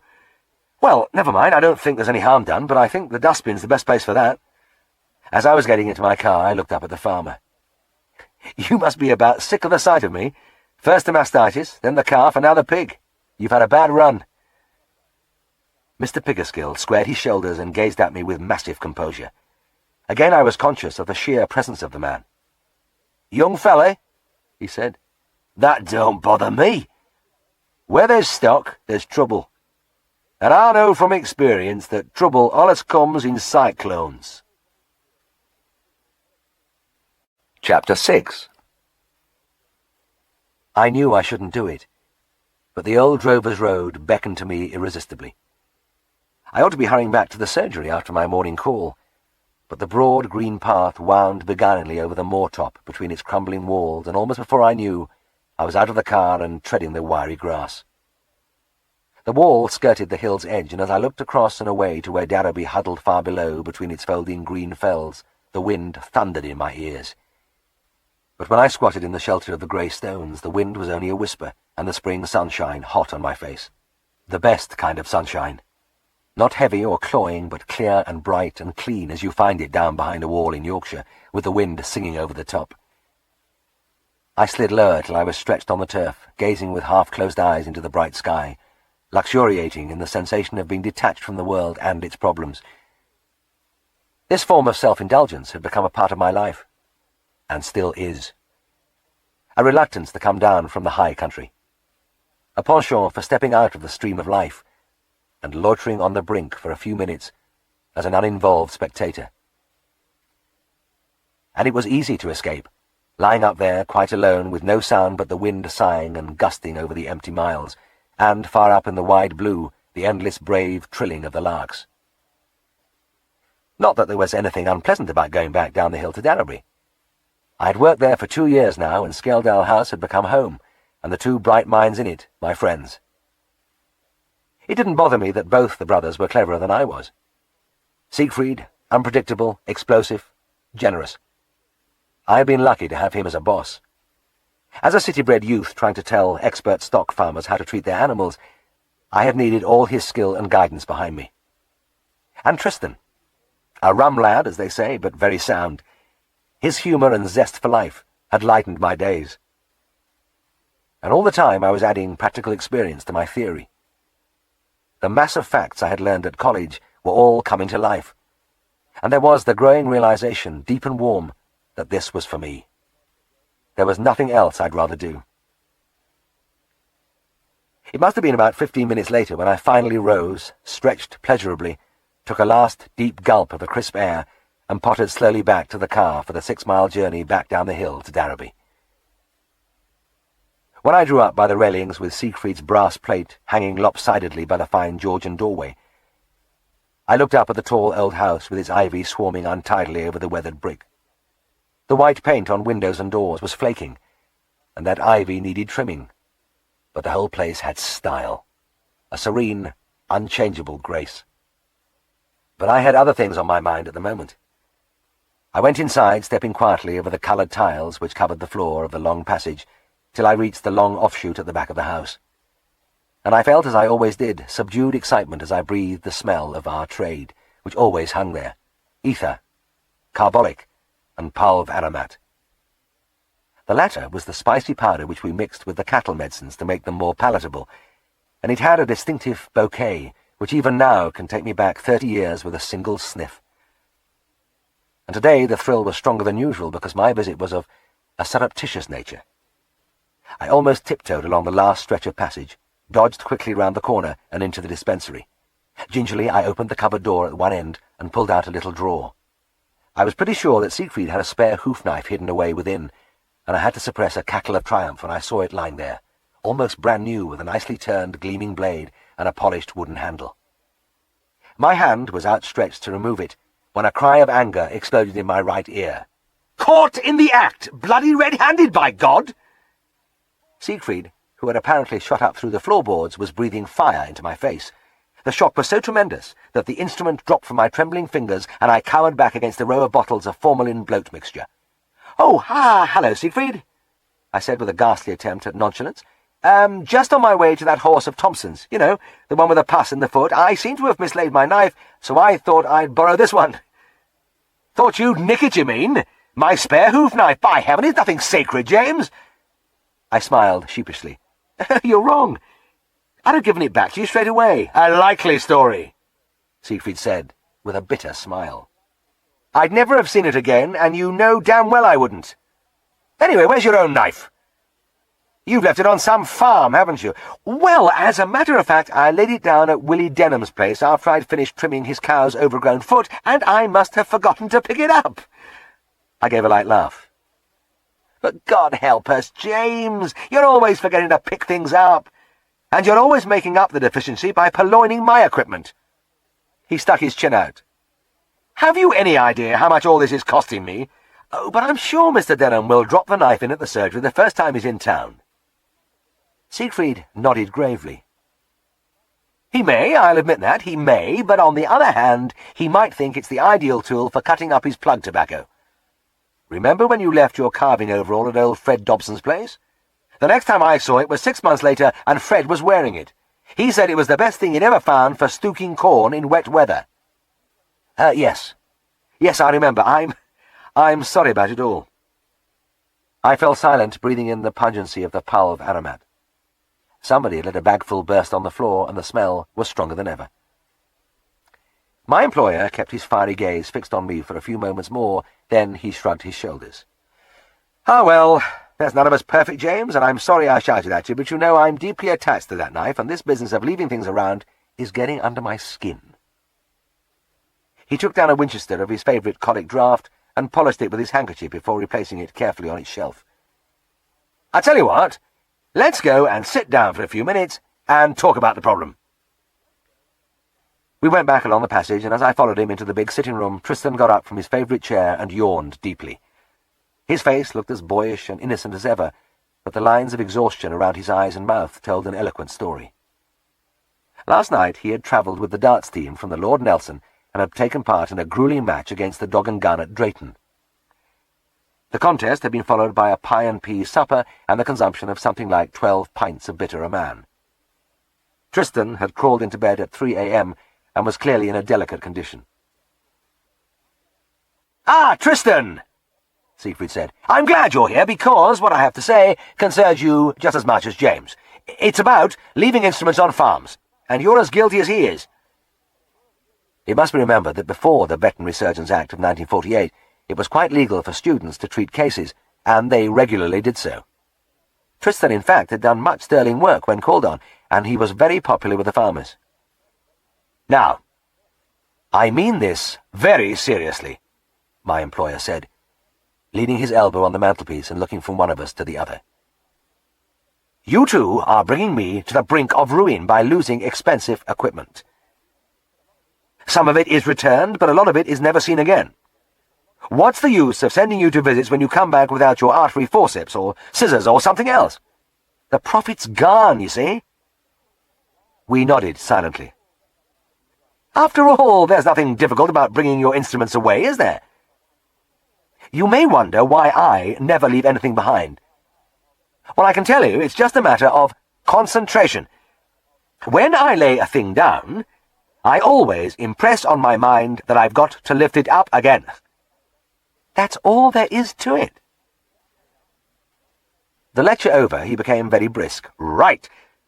Let's get on. There's nothing much doing, James, so I'd like you to come with me to Kendall's of Brookside. He's got a few jobs, including a cow with a tumour to remove. I don't know the details, but we may have to cast her. You can go on to Thompson's later." He turned to his brother. "And you'd better come too, Tristan. I don't know if we'll need you, but an extra man might come in handy." We made quite a procession as we trooped into the farmyard, and Mr. Kendall met us with his customary ebullience. "Hello, hello! We've got plenty of manpower today, I see. We'll be able to tackle out with this regiment." Mr. Kendall had the reputation in the district of being a bit clever, and the phrase has a different meaning in Yorkshire from elsewhere. It meant he was something of a know-all, and the fact that he considered himself a wag and leg-puller of the first degree didn't endear him to his fellow farmers either. I always felt he was a good-hearted man, but his conviction that he knew everything and had seen it all before made him a difficult man to impress. "Well, what do you want to see first, Mr. Farnan?" he asked. He was a thick-set little man with a round, smooth-skinned face and mischievous eyes. "I believe you have a cow with a bad eye," Siegfried said. "Better begin with that." "Right, Squire," the farmer cried. Then he put his hand in his pocket. "But before we start, here's something for you." He pulled forth a stethoscope. "You left it last time you were here." There was a silence. Then Siegfried grunted a word of thanks and grabbed it hastily from his hand. Mr. Kendall continued. "And the time before that, you left your bloodless castrators. We did a swap-over, didn't we? I gave you back the nippers, and you left me the earphones." He burst into a peal of laughter. Yes, quite," Siegfried snapped, glancing uneasily round at us.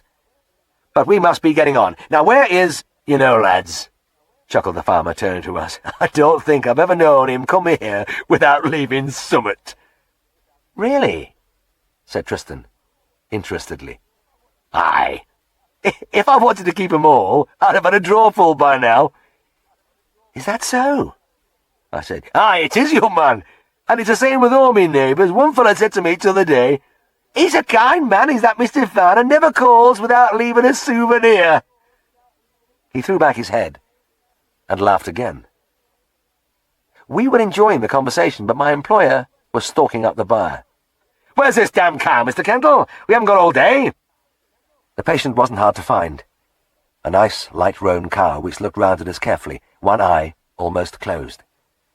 From between the lashes a trickle of tears made a dark stain down the hair of the face, and there was an eloquent story of pain in the cautious movements of the quivering lids.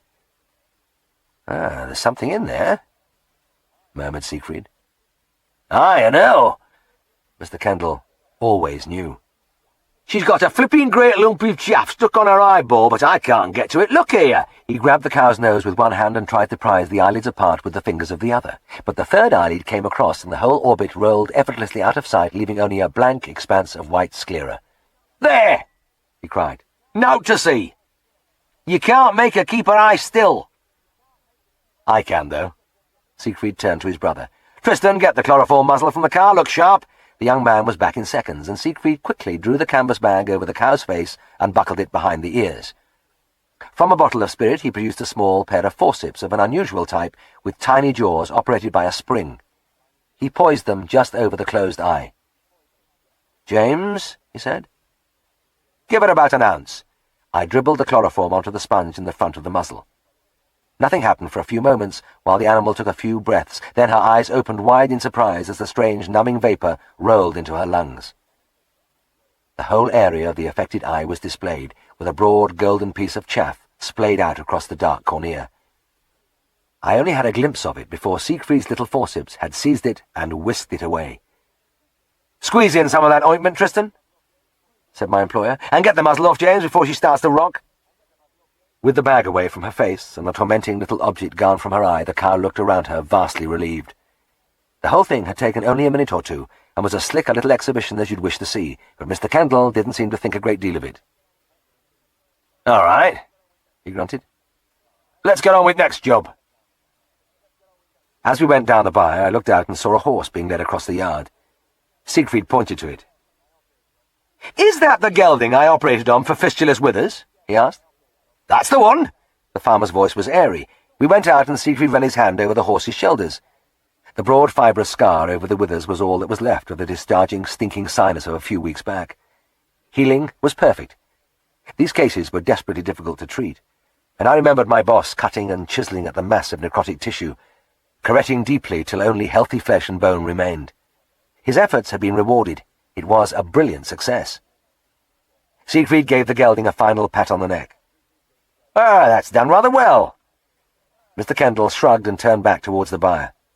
"Aye, not bad, I suppose." But he really wasn't impressed. The cow with the tumour was standing just inside the door. The growth was in the perineal region, a smooth, round object like an apple projecting from the animal's rear end, clearly visible an inch to the right of the tail. Mr. Kendall was in full cry again. "Now we'll see what you're made of. How are you chaps going to get that thing off, eh? It's a big un. You'll need a carving knife or a hacksaw foot job. Are you going to put her to sleep or tie her up or what?" He grinned, and his bright little eyes darted at each of us in turn. Siegfried reached out and grasped the tumour, feeling round the base with his fingers. Yes. "Bring me some soap and water and a towel, will you please?" "I have it just outside door." The farmer scuttled into the yard and back again with the bucket. "Thank you very much," Siegfried said. He washed his hands and gave them a leisurely toweling. "Now I believe you have another case to see. A scouring calf, wasn't it?" The farmer's eyes widened. "Yes, I have, but how about getting that big lump off the cow first?" Siegfried folded the towel and hung it over the half door. "Oh, I've removed the tumour," he said quietly. "What's that?" Mr. Kendall stared at the cow's backside. We all stared at it. And there was no doubt about it. The growth was gone. And there was another funny thing. There wasn't even a scar or mark remaining. I was standing quite close to the animal, and I could see exactly to a fraction of an inch just where the big ugly projection had been. And there was nothing. Not a drop of blood. Nothing. "Aye," Mr. Kendall said irresolutely. You've removed your eye. Aye, that's right." The smile had vanished from his face, and his entire personality seemed suddenly deflated. Being a man who knew everything and was surprised by nothing, he was unable to say, "When the devil did you do it? And how? And what on earth have you done with it?" He had to maintain face at all costs, but he was rattled. He darted little glances around the bar along the channel. The cow was standing in a clean-swept stall with no straw, and there was nothing lying on the floor, there or anywhere. Casually, as though by accident, he pushed the milking stool to one side with his foot. Still, nothing.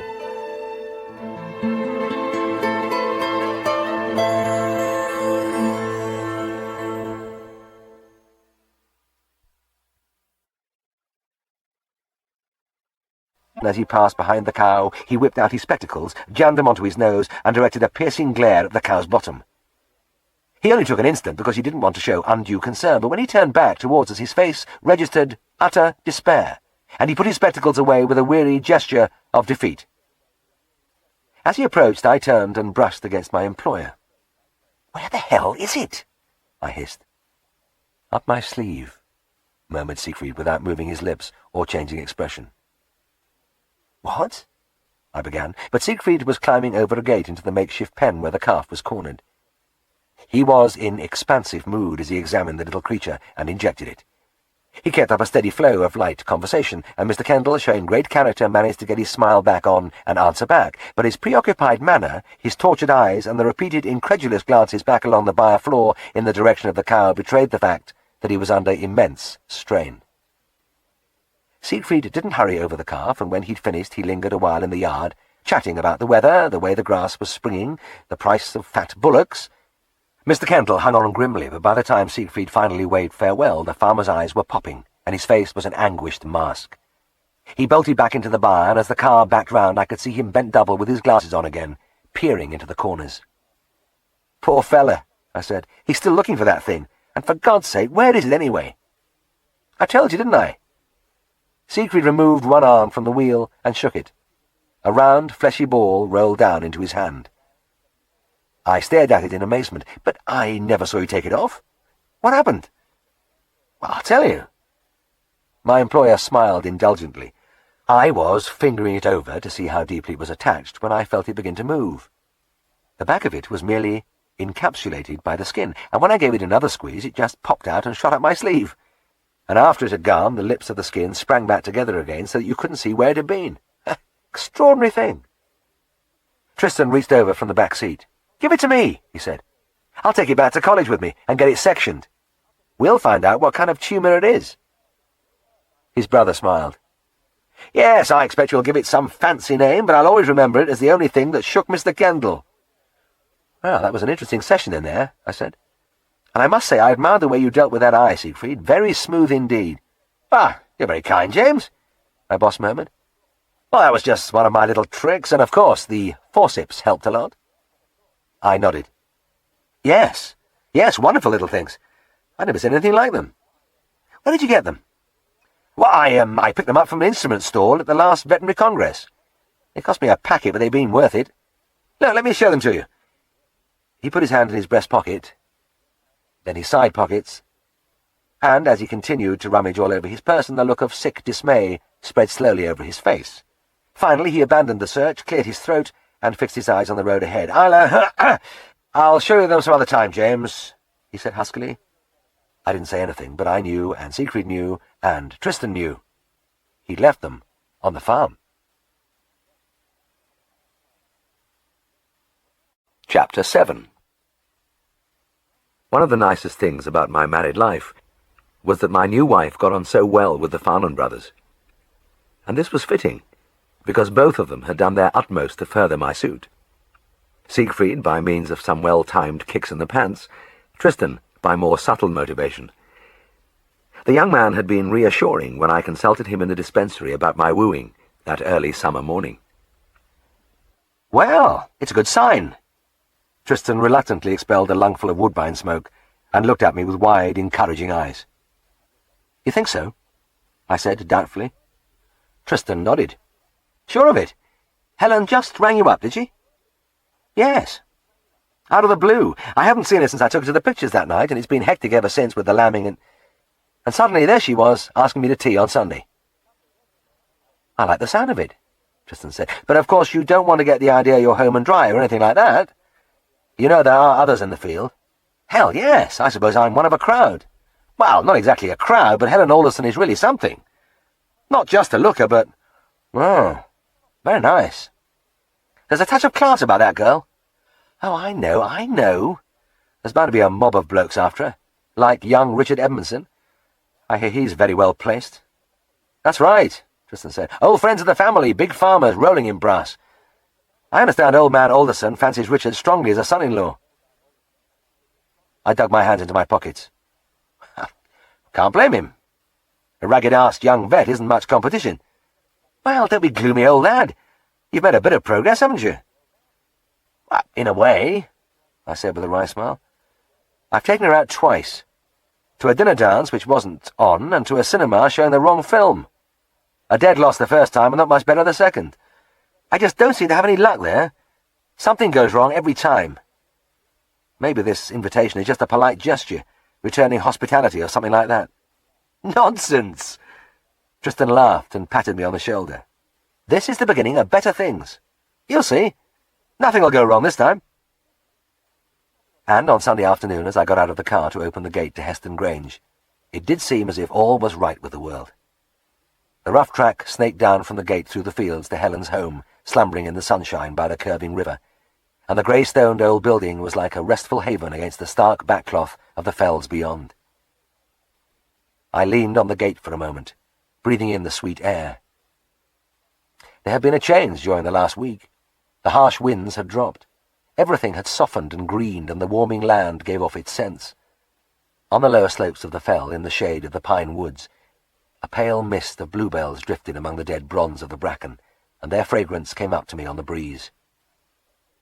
I drove down the track among the cows, relishing the tender young grass after their long winter in the byres, and as I knocked on the farmhouse door, I felt a surge of optimism and well-being. Helen's younger sister answered, and it wasn't until I walked into the big flagged kitchen that I experienced a qualm. Maybe it was because it was so like that first disastrous time I had called for Helen. Mr. Alderson was there by the fireside, deep in the farmer and stockbreeder as before, while above his head the cows in the vast oil painting still paddled in the lake of startling blue under the shattered peaks. On the whitewashed wall the clock still tick-tocked inexorably. Helen's father looked up over his spectacles just as he had done before. "Good afternoon, you man. Come and sit down." As I dropped into the chair opposite him, he looked at me uncertainly for a few seconds. "It's a better day," he murmured. Then his eyes were drawn back irresistibly to the pages on his knee. As he bent his head and started to read again, I gained the strong impression that he hadn't the slightest idea who I was. It came back to me forcibly that there was a big difference in coming to a farm as a vet and visiting socially. I was often in farm kitchens on my rounds, washing my hands in the sink after kicking my boots off in the porch, chatting effortlessly to the farmer's wife about the sick beast.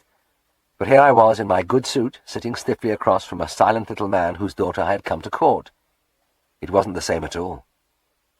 I was relieved when Helen came in carrying a cake, which she placed on the big table. This wasn't easy, as the table was already loaded. Ham and egg pies rubbing shoulders with snowy scones, a pickled tongue, cheek by jowl with a bowl of mixed salad, luscious-looking custard tarts jockeying for position with sausage rolls, tomato sandwiches, fairy cakes. In a clearing near the centre, a vast trifle reared its cream-topped head. It was a real Yorkshire tea. Helen came over to me. "Hello, Jim. Nice to see you. You're quite a stranger." She smiled her slow, friendly smile. "Hello, Helen. Yes, you know what lambing time's like. I hope things will ease up a bit now." "Well, I hope so too. Hard work's all right up to a point, but you need a break sometime. Anyway, come and have some tea. Are you hungry?" "I am now," I said, gazing at the packed foodstuffs. Helen laughed. "Well, come and sit down. Dad, leave your precious farmer and stockbreeder and come over here." We were going to sit down in the dining room, but Dad won't have his tea anywhere but in here, so that's all about it. I took my place along with Helen, young Tommy and Mary, her brother and sister, and Auntie Lucy, Mr. Alderson's widowed sister, who had recently come to live with the family. Mr. Alderson groaned his way over the flags, collapsed on the high-backed wooden chair, and began to saw phlegmatically at the tongue. As I accepted my laden plate, I can't say I felt entirely at ease. In the course of my work, I'd eaten many meals in the homes of the hospitable Dalesmen, and I discovered that light chatter was not welcomed at table. The accepted thing, particularly among the more old-fashioned types, was to put the food away in silence and get back on the job. But maybe this was different. Sunday tea might be a more social occasion. I looked round the table, waiting for somebody to lead the way. Helen spoke up. "Jim's had a busy time among the sheep since we last saw him." "Oh, yes." Aunt Lucy put her head on one side and smiled. She was a little bird-like woman, very like her brother, and the way she looked at me made me feel she was on my side. The young people regarded me fixedly with twitching mouths. The only other time I'd met them, they had found me an object of some amusement, and things didn't seem to have changed.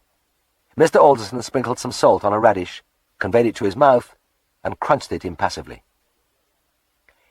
"Did you have much twinland disease this time, Jim?" Helen asked, trying again. "Oh, quite a bit," I replied brightly. "Haven't had much luck with treatment, though. I tried dosing the ewes with glucose this year, and I think it did a bit of good." Mr. Alderson swallowed the last of his radish. "I think nowt to glucose," he grunted. "I've had a go with it, and I think nowt to it." "Really?" I said. "Well, now that's interesting. Yes, quite." I buried myself in my salad for a spell before offering a further contribution. "There's been a lot of sudden deaths in the lambs," I said. "Seems to be more pulpy kidney about." "Fancy that," said Aunt Lucy, smiling encouragingly. "Yes," I went on, getting into my stride. "It's a good job we've got a vaccine against it now." "Wonderful things, these vaccines," Helen chipped in. "You'll soon be able to prevent a lot of sheep disease that way." The conversation was warming up. Mr. Alderson finished his tongue and pushed his plate away. "I think nowt to the vaccines. And those sudden deaths you're on about, they're caused by wool ball in the stomach. They're nowt to do with the kidneys." "Oh, yes, well, wool ball, eh? Ah, yes, wool ball." I subsided and decided to concentrate on the food. And it was worth concentrating on. As I worked my way through, I was aware of a growing sense of wonder that Helen had probably baked the entire spread. It was when my teeth were sinking into a poem of a curd tart that I really began to appreciate the miracle that somebody of Helen's radiant attractiveness should be capable of this. I looked across at her.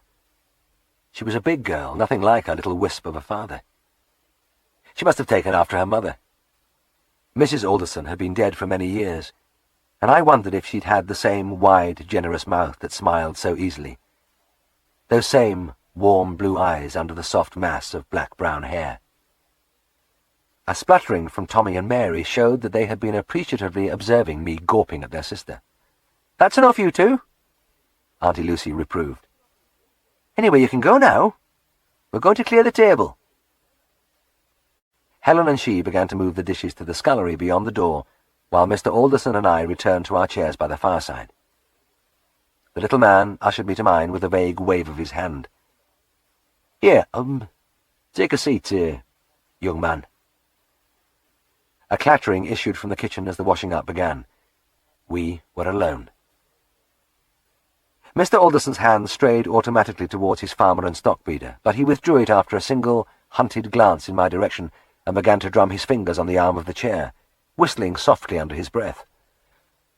I groped desperately for an opening gambit, but came up with nothing. The ticking of the clock boomed out into the silence. I was beginning to break out into a sweat when the little man cleared his throat. "Pigs were a good trade on Monday," he vouchsafed. "They were, eh? Oh, well, that's fine. Jolly good."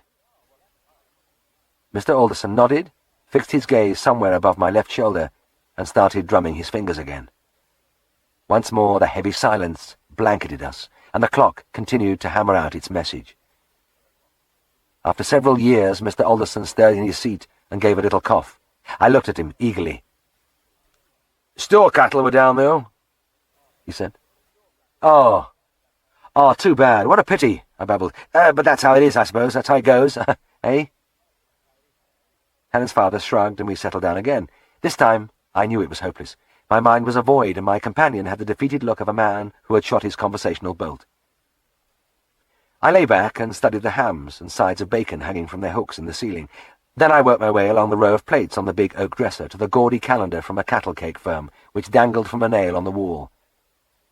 I took a chance then and stole a glance at Mr. Alderson out of the corner of my eye, and my toes curled as I saw he had chosen that precise moment to have a sideways peep at me. We both looked away hurriedly.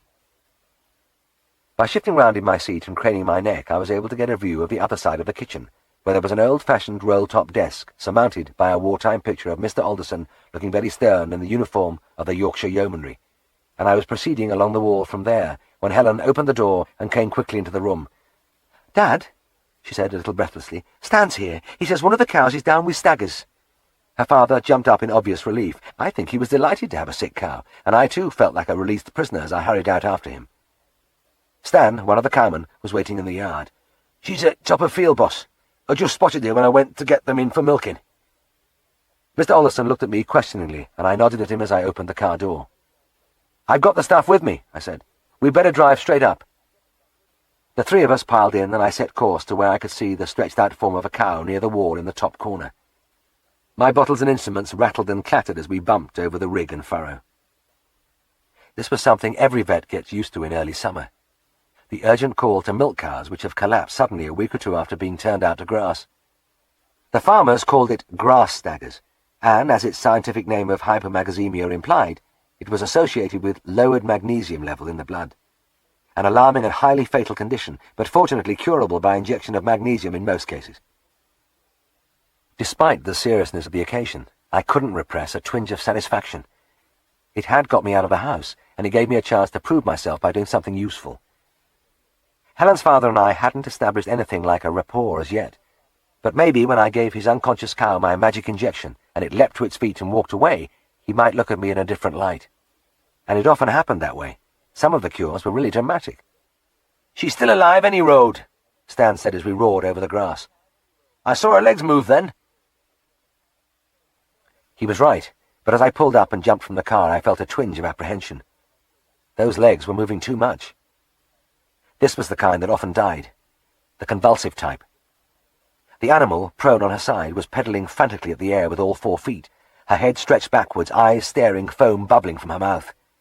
As I hurriedly unscrewed the cap from the bottle of magnesium lactate, she stopped and went into a long, shuddering spasm, legs stiffly extended, eyes screwed tightly shut. Then she relaxed and lay inert for a frightening few seconds before recommencing the wild thrashing with her legs. My mouth had gone dry. This was a bad one. The strain on the heart during these spasms was enormous, and each one could be her last. I crouched by her side, my needle poised over the milk vein. My usual practice was to inject straight into the bloodstream to achieve the quickest possible effect, but in this case, I hesitated. Any interference with the heart's actions could kill this cow. Best to play safe. I reached over and pushed the needle under the skin of the neck. As the fluid ran in, bulging the subcutaneous tissues, and starting a widening swelling under the roan-coloured hide, the cow went into another spasm. For an agonizing few seconds she lay there, the quivering limbs reaching desperately out at nothing, the eyes disappearing deep down under tight, twisted lids. Helplessly I watched her, my heart thudding, and this time as she came out of the rigger and started to move again, it wasn't with the purposeful pedalling of before. It was an aimless, laboured pawing, and as even this grew weaker, her eyes slowly opened and gazed outwards with a vacant stare. I bent and touched the cornea with my finger. There was no response. The farmer and cowman looked at me in silence as the animal gave a final jerk, then lay still. "I'm afraid she's dead, Mr. Alderson," I said. The farmer nodded and his eyes moved slowly over the still form, over the graceful limbs, the fine dark roan flanks, the big, turgid udder that would give no more milk. "I'm sorry," I said. "I'm afraid her heart must have given out before the magnesium had a chance to work."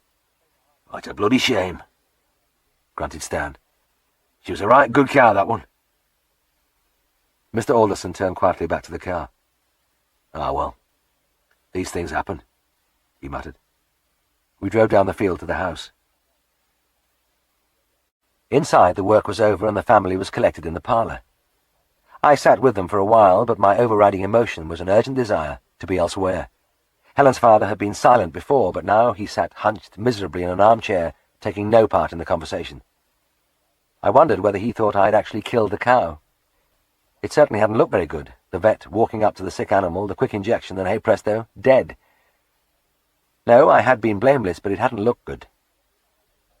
On an impulse, I jumped to my feet. "Thank you very much for the lovely tea," I said, "but I really must be off.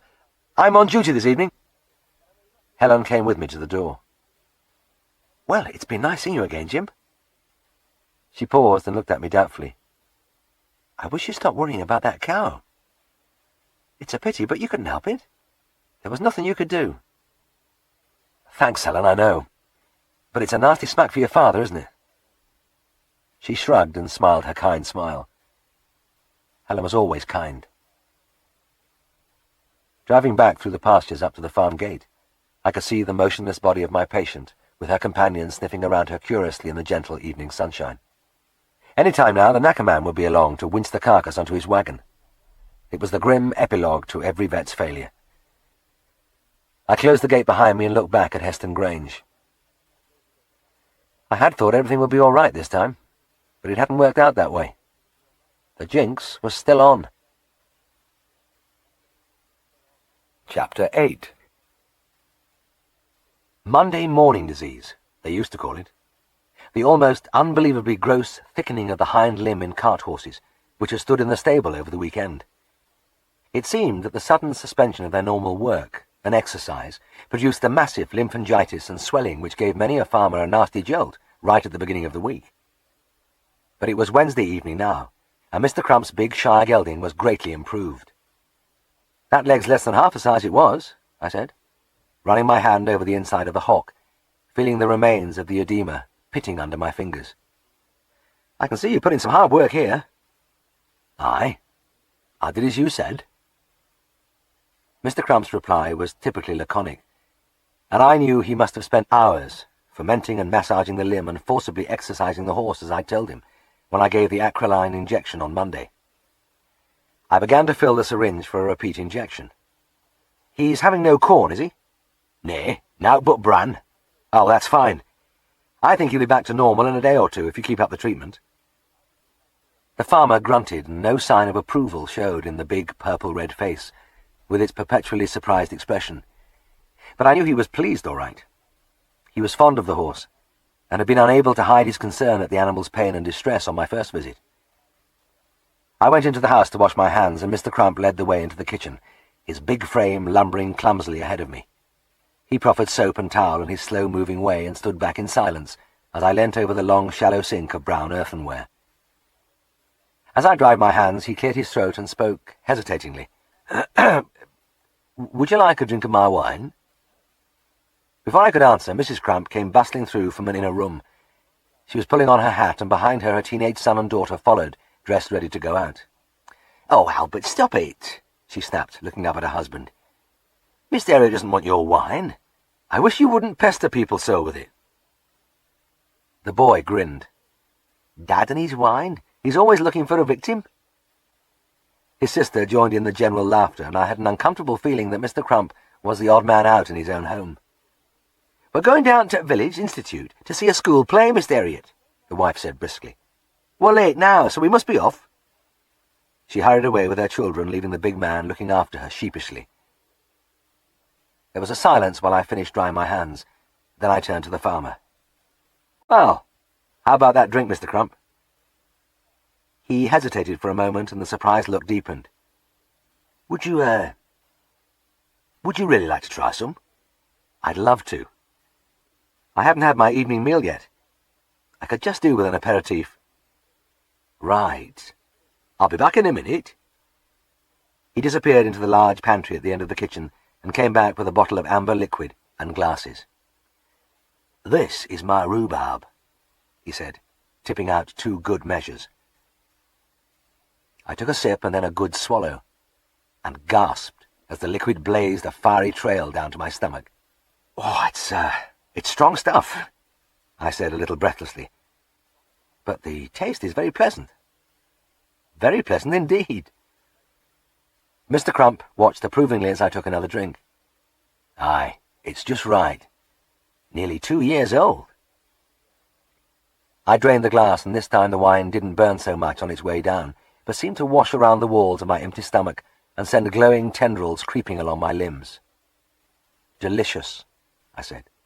"Absolutely delicious." The farmer expanded visibly. He refilled the glass and watched with rapt attention as I drank. When we had finished the second glass, he jumped to his feet. "Now for a change, I want you to try somewhat different." He almost trotted to the pantry and produced another bottle, this time of colourless liquid.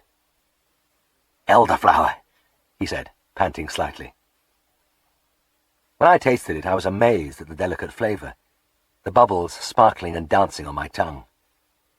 "Gosh, this is terrific. It's just like champagne. You know, you really have a gift. I never thought homemade wines could taste like this." Mr. Crump stared at me for a moment, then one corner of his mouth began to twitch, and incredibly a shy smile spread slowly over his face. "You're the first I've heard say that. You'd think I was trying to poison folk when I offer them me wine. They always shy off, but they can sup plenty of beer and whiskey." "Well, they don't know what they're missing, Mr. Crump." I watched while the farmer replenished my glass. "I wouldn't have believed you could make stuff as good as this at home." I sipped appreciatively at the elderflower. It still tasted like champagne. I hadn't got more than halfway down the glass before Mr. Crump was clattering and clinking inside the pantry again. He emerged with a bottle with contents of deep red blood. "Try this," he gasped. I was beginning to feel like a professional taster, and rolled the first mouthful round my mouth with eyes half closed. Yes. Just like an excellent port. But there's something else here, a fruitiness in the background. Something familiar about its "Blackberry," shouted Mr. Crump triumphantly. "One of the best I've done. Made it 2 back ends since. It was a right good year for it." Leaning back in the chair, I took another drink of the rich, dark wine. It was round-flavoured, warming, and behind it there was always the elusive hint of the brambles. I could almost see the heavy hanging clusters of berries glistening black and succulent in the autumn sunshine. The mellowness of the image matched my mood, which was becoming more expansive by the minute. And I looked round with leisurely appreciation at the rough comfort of the farmhouse kitchen, at the hams and sides of bacon hanging from their hooks in the ceiling, and at my host sitting across the table, watching me eagerly. He was, I noticed for the first time, still wearing his cap. "You know," I said, holding the glass high and studying its ruby depths against the light, "I can't make up my mind which of your wines I like best. They're all excellent, and yet so different." Mr. Crump, too, had relaxed. He threw back his head and laughed delightedly before hurriedly refilling both of our tumblers. "But you haven't started yet. I've got dozens of bottles in there, all different. You must try a few more." He shambled again over to the pantry, and this time when he reappeared he was weighed down by an armful of bottles of different shapes and colours. What a charming man he was, I thought. How wrong I'd been in my previous assessment of him. It had been so easy to put him down as lumpish and unemotional, but as I looked at him now, his face was alight with friendship, hospitality, understanding. He had cast off his inhibitions, and as he sat down, surrounded by the latest batch, he began to talk rapidly and fluently about the wines and wine-making. Wide-eyed and impassioned, he ranged at length over the niceties of fermentation and sedimentation, of flavour and bouquet. He dealt learnedly with the relative merits of Chambertin and Louis Saint-Georges, Montrachet and Chablis.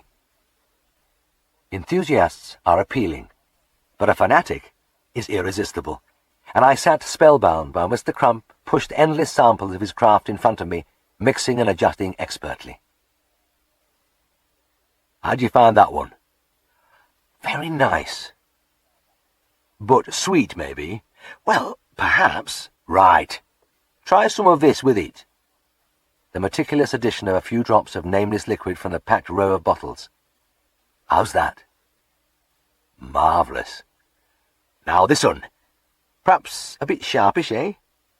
"Possibly, yes. Again the tender trickling of a few mysterious droplets into my drink, and again the anxious inquiry. "Is that better?" "Just right." The big man drank with me glass by glass. We tried parsnip and dandelion, cowslip and parsley, clover, gooseberry, beetroot and crabapple. Incredibly, we had some stuff made from turnips, which was so exquisite that I insisted on a refill. Everything gradually slowed down as we sat there. Time slowed down till it was finally meaningless. Mr. Crump and I slowed down, and our speech and actions became more and more deliberate. The farmer's visits to the pantry developed into laboured, unsteady affairs. Sometimes he took a roundabout route to reach the door, and on one occasion there was a tremendous crash from within, and I feared he had fallen among his bottles. But I couldn't be bothered to get up to see, and in due course he reappeared, apparently unharmed. It was around 9 o'clock that I heard the soft knocking on the outer door. I ignored it, as I didn't want to interrupt Mr. Crump, who was in the middle of a deep exposition. "This," he was saying, leaning closer to me and tapping a bulbous flagon with his forefinger.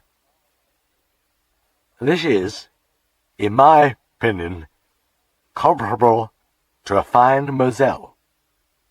Made it last year, and would appreciate it if you'd tell me what you think." He bent low over the glass, blinking, heavy-eyed as he poured. "Now then, what do you say? Is it, or isn't it?" I took a gulp and paused for a moment. It all tasted the same now, and I had never drunk Moselle anyway, but I nodded and hiccuped solemnly in reply. The farmer rested a friendly hand on my shoulder and was about to make a further speech when he too heard the knocking. He made his way across the floor with some difficulty and opened the door. A young lad was standing there, and I heard a few muttered words. "We have a cow on calving, and we phoned surgery, and they said veterinary might still be here." Mr. Crump turned to face me. "It's the Bamfords of Holly Bush. They want you to go there. Just a mile along the road." "Right." I heaved myself to my feet, then gripped the table tightly as the familiar objects of the room began to whirl rapidly around me.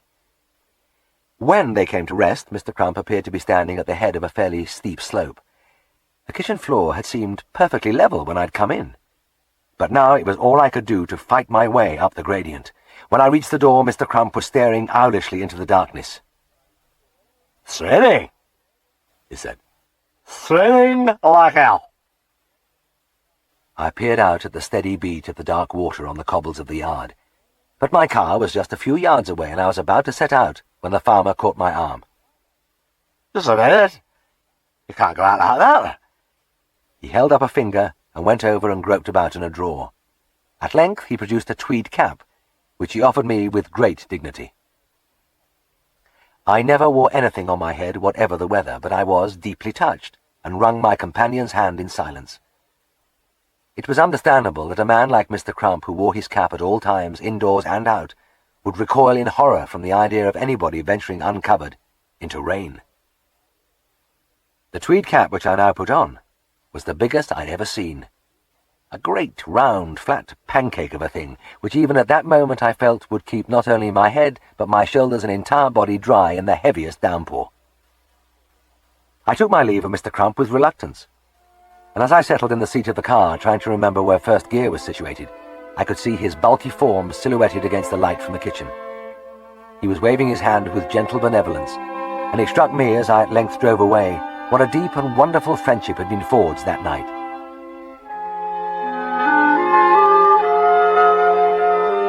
A strong wind blowing under a door, and I was having difficulty focusing my eyes. Fortunately, I met only one car, and as it approached and flashed past in the other direction, I was muzzily surprised by the fact that it had two complete sets of headlights, which kept merging into each other and drawing apart again. In the yard at Hollybush, I got out of the car, nodded to the shadowy group of figures standing there, fumbled my bottle of antiseptic and carving ropes from the boot, and marched determinedly into the byre. One of the men held an oil lamp over a cow lying on a deep bed of straw in one of the standings. From the vulva a calf's foot protruded a few inches, and as the cow strained, a little muzzle showed momentarily, then disappeared as she relaxed.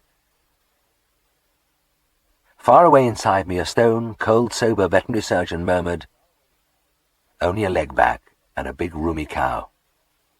Shouldn't be much trouble." I turned and looked at the Bamfords for the first time. I hadn't met them before, but it was easy to classify them. Simple, kindly, anxious to please people.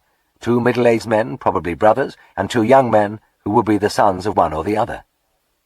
They were all staring at me in the dim light, their eyes expectant, their mouths slightly open as though ready to smile or laugh if given half a chance. I squared my shoulders, took a deep breath, and said in a loud voice, "Would you please bring me a bucket of hot water, soap, and a towel?" Or at least, that's what I meant to say. Because what actually issued from my lips was a torrent of something that sounded like Swahili. The Bamfords, poised, ready to spring into action to do my bidding, looked at me blankly. I cleared my throat, swallowed, took a few seconds' rest, and tried again. I cleared my throat, swallowed, another volley of gibberish echoing uselessly round the cowhouse. Clearly, I had a problem. It was essential to communicate in some way, particularly since these people didn't know me and were waiting for some action. I suppose I must have appeared a strange and enigmatic figure, standing there straight and solemn, surmounted and dominated by a vast cap. But through the mists a flash of insight showed me where I was going wrong. It was overconfidence.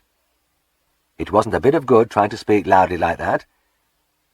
I tried again, in the faintest of whispers. "Could I have a bucket of hot water, some soap, and a towel, please?" It came out beautifully, though the oldest Mr. Bamford didn't quite get it first time. He came close, cupped an ear with his hand, and watched my lips intently. Then he nodded eagerly in comprehension, held up a forefinger at me, tiptoed across the floor like a tightrope walker to one of the sons, and whispered in his ear. The young man turned and crept out noiselessly, closing the door behind him with the utmost care. He was back in less than a minute, padding over the cobbles daintily in his heavy boots and placing the bucket gingerly in front of me. I managed to remove my jacket, tie, and shirt. They were taken from me in silence and hung upon nails by the Bamfords, who were moving around as they search. I thought I was doing fine, started to wash my arms. The soap kept shooting from my arms, into the dung channel, disappeared to the dark corners of the bar with the Bamfords in hot. It was worse still when I tried to work up to the top of my arms. The soap flew over my shoulders like a live thing, at times cannoning off the walls, at others gliding down my back. The farmers never knew where the next shot was going, and they took on the appearance of a really sharp fielding side, crouching around me with arms outstretched, waiting for a catch. However, I did finally work up a lather and was ready to start, but the cow refused firmly to get to her feet. So I had to stretch out behind her, face down on the unyielding cobbles. It wasn't until I got down there that I felt the great cap dropping over my ears. I must have put it on again after removing my shirt, though it was difficult to see what purpose it might serve. Inserting a hand gently into the vagina, I pushed along the calf's neck, hoping to come upon a flexed knee or even a foot, but I was disappointed. The leg really was right back, stretching from the shoulder, away flat against the calf's side. Still, I would be all right. It just meant a longer reach. And there was one reassuring feature. The calf was alive. As I lay, my face was almost touching the rear end of the cow, and I had a close-up of the nose which kept appearing every few seconds. It was good to see the little nostrils twitching as they sought the air outside. All I had to do was get that leg round. But the snack was that as I reached forward, the cow kept straining, squeezing my arm cruelly against her bony pelvis, making me groan and roll about in agony for a few seconds till the pressure went off. Quite often in these crises, my cap fell onto the floor, and each time gentle hands replaced it immediately on my head. At last, the foot was in my hand. There would be no need for ropes this time, and I began to pull it round. It took me longer than I thought, and it seemed to me that the calf was beginning to lose patience with me, because when its head was forced out by the cow's contractions, we were eye to eye, and I fancied the little creature was giving me a disgusted, For heaven's sake, get on with it, look. When the leg did come round, it was with a rush, and in an instant everything was laid as it should have been.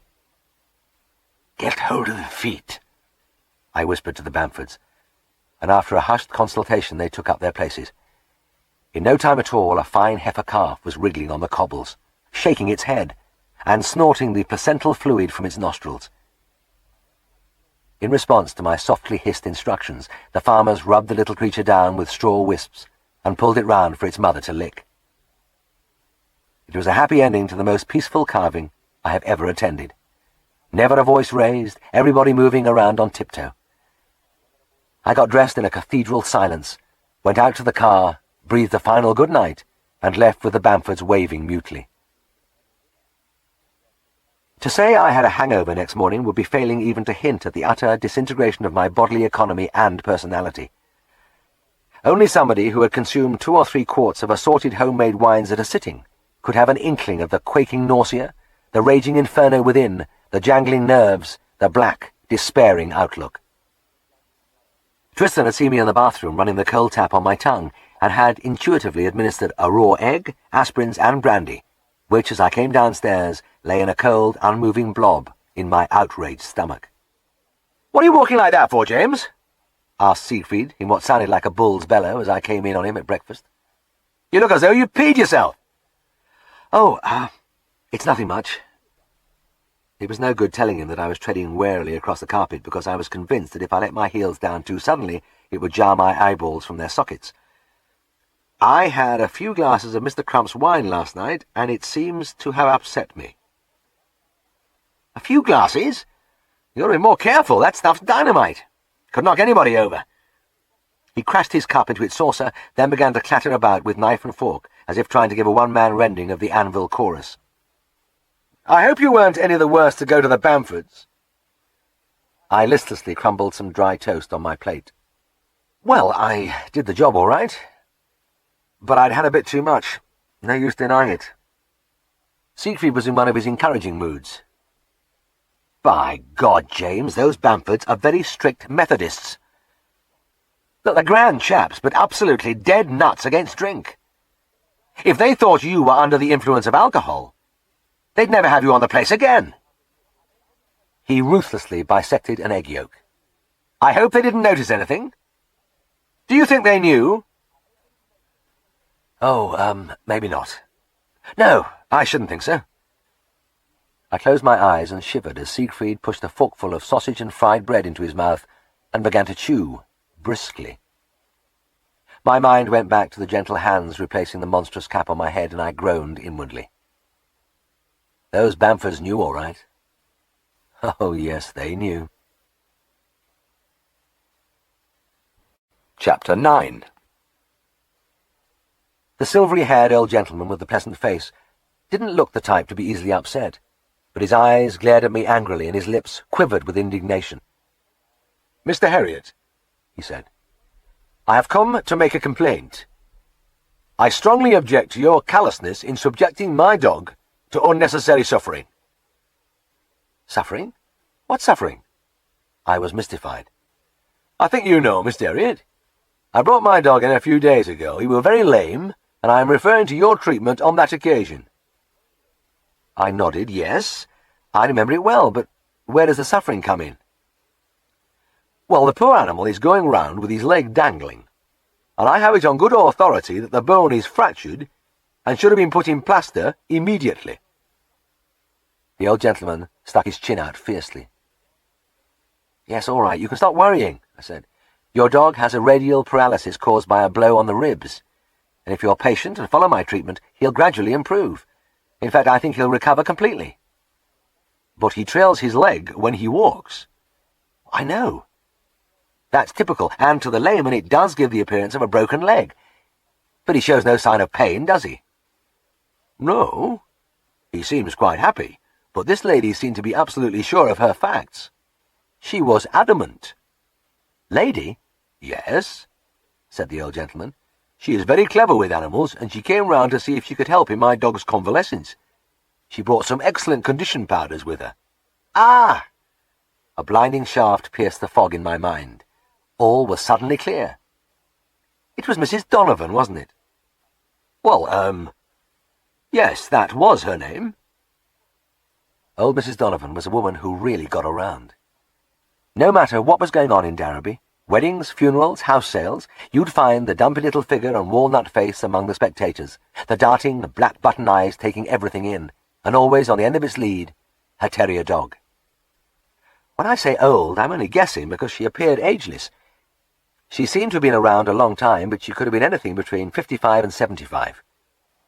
She certainly had the vitality of a young woman because she must have walked vast distances in her dedicated quest to keep abreast of events. Many people took an uncharitable view of her acute curiosity. But whatever the motivation, her activities took her into almost every channel of life in the town. One of those channels was our veterinary practice. Because Mrs. Donovan, among her other widely ranging interests, was an animal doctor.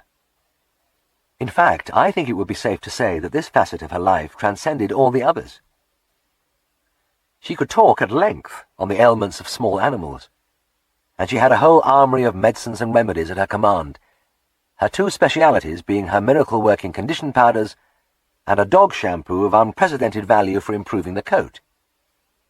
She had an uncanny ability to sniff out a sick animal, and it was not uncommon when I was on my rounds to find Mrs. Donovan's dark, gypsy face poised intently over what I thought was my patient while she administered calf's foot jelly or one of her own patent nostrums. I suffered more than Siegfried because I took a more active part in the small animal side of our practice. I was anxious to develop this aspect and to improve my image in this field, and Mrs. Donovan didn't help at all. "Young Mr. Herriot," she would confide to my clients, "is all right with cattle and such like, but he don't know nothing about dogs and cats." And of course they believed her and had implicit faith in her. She had the irresistible mystic appeal of the amateur, and on top of that, there was her habit, particularly endearing in Darrowby, of never charging for her advice, her medicines, her long periods of diligent nursing. Older folk in the town told how her husband, an Irish farm worker, had died many years ago, and how he must have had a bit put away, because Mrs. Donovan had apparently been able to indulge all her interests over the years without financial strain. Since she inhabited the streets of Darrowby all day and every day, I often encountered her, and she always smiled up at me sweetly and told me how she had been sitting up all night with Mrs. So-and-so's dog that I'd been treating. She felt sure she'd be able to pull it through. There was no smile on her face, however, on the day when she rushed into the surgery while Siegfried and I were having tea. "Mr. Herriot, can you come? My little dog's been run over." I jumped up and ran out to the car with her. She sat in the passenger seat with her head bowed, her hands clasped tightly on her knees. "He slipped his collar and ran in front of a car," she murmured. "He's lying in front of the school halfway up Cliff End Road. Please hurry." I was there within 3 minutes, but as I bent over the dusty little body stretched on the pavement, I knew there was nothing I could do. The fast glazing eyes, the faint, gasping respirations, the ghastly pallor of the mucous membranes all told the same story. "I'll take him back to the surgery and get some saline into him, Mrs. Donovan. But I'm afraid he's had a massive internal hemorrhage. Did you see what happened exactly?" She gulped. "Yes. The wheel went right over him." Ruptured liver for sure. I passed my hands under the little animal and began to lift him gently. But as I did so, the breathing stopped and the eyes stared fixedly ahead. Mrs. Donovan sank to her knees, and for a few moments she gently stroked the rough hair of the head and chest. "He's dead, isn't he?" she whispered at last. "I'm afraid he is," I said. She got slowly to her feet and stood bewilderedly among the little group of bystanders on the pavement. Her lips moved, but she seemed unable to say any more. I took her arm, led her over to the car and opened the door. "Get in and sit down. I'll run you home. Leave everything to me." I wrapped the dog in my carving overall and laid him in the boot before driving away. It wasn't until we drew up outside Mrs. Donovan's house that she began to weep silently. I sat there without speaking till she'd finished. Then she wiped her eyes and turned to me. "Do you think he suffered at all?" "I'm certain he didn't. It was all so quick. He wouldn't know a thing about it." She tried to smile. Poor little Rex. I don't know what I'm going to do without him.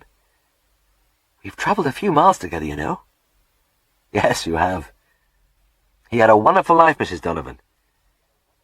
And let me give you a bit of advice. You must get another dog. You'd be lost without one. She shook her head. No, I couldn't. That little dog meant too much to me. I couldn't let another take his place. Well, I know that's how you feel just now, but I wish you'd think about it. I don't want to seem callous. I tell everybody this when they lose an animal, and I know it's good advice. Mr. Herriot, I'll never have another one. She shook her head again, very decisively. Rex was my faithful friend for many years, and I just want to remember him. He's the last dog I'll ever have. I often saw Mrs. Donovan around the town after this, and I was glad to see she was still as active as ever, though she looked strangely incomplete without the little dog on its lead. But it must have been over a month before I had the chance to speak to her. It was on the afternoon that Inspector Halliday of the RSPCA rang me. Mr. Herriot, I'd like you to come to see an animal with me. A cruelty case. Oh, right. What is it? A dog, and it's pretty grim. A dreadful case of neglect. He gave me the name of a row of old brick cottages down by the river and said he'd meet me there. Halliday was waiting for me, smart and businesslike, in his dark uniform, as I pulled up in the back lane behind the houses. He was a big, blond man with cheerful blue eyes, but he didn't smile as he came over to the car. "He's in here," he said, and led the way towards one of the doors in the long, crumbling wall. A few curious people were hanging around, and with a feeling of inevitability, I recognized a gnome-like brown face. Trust Mrs. Donovan, I thought, to be among those present at a time like this. We went through the door into the long garden. I had found that even the lowliest dwellings in Darrowby had long strips of land at the back, as though the builders had taken it for granted that the country people who were going to live in them would want to occupy themselves with the pursuits of the soil, with vegetable and fruit growing, even stock-keeping in a small way. You usually found a pig there, a few hens, often pretty beds of flowers, but this garden was a wilderness. A chilling air of desolation hung over the few gnarled apple and plum trees standing among the tangle of rank grass, as though the place had been forsaken by all living creatures. Halliday went over to a ramshackle wooden shed with peeling paint and a rusted corrugated iron roof. He produced a key, unlocked the padlock, and dragged the door partly open. There was no window, and it wasn't easy to identify the jumble inside. Broken gardening tools, an ancient mangle, rows of flower pots and partly used paint tins. And right at the back, a dog sitting quietly. I didn't notice him immediately, because of the gloom, and because the smell in the shed started me coughing. But as I drew closer, I saw that he was a big animal, sitting very upright, his collar secured by a chain to a ring in the wall. I had seen some thin dogs, but this advanced emaciation reminded me of my textbooks on anatomy. Nowhere else did the bones of pelvis, face, and ribcage stand out with such horrifying clarity. A deep, smoothed-out hollow in the earth floor showed where he had lain, moved about, in fact, lived for a very long time. The sight of the animal had a stupefying effect on me. I only half took in the rest of the scene, the filthy shreds of sacking scattered nearby, the bowl of scummy water. "Look at his back end," Halliday muttered.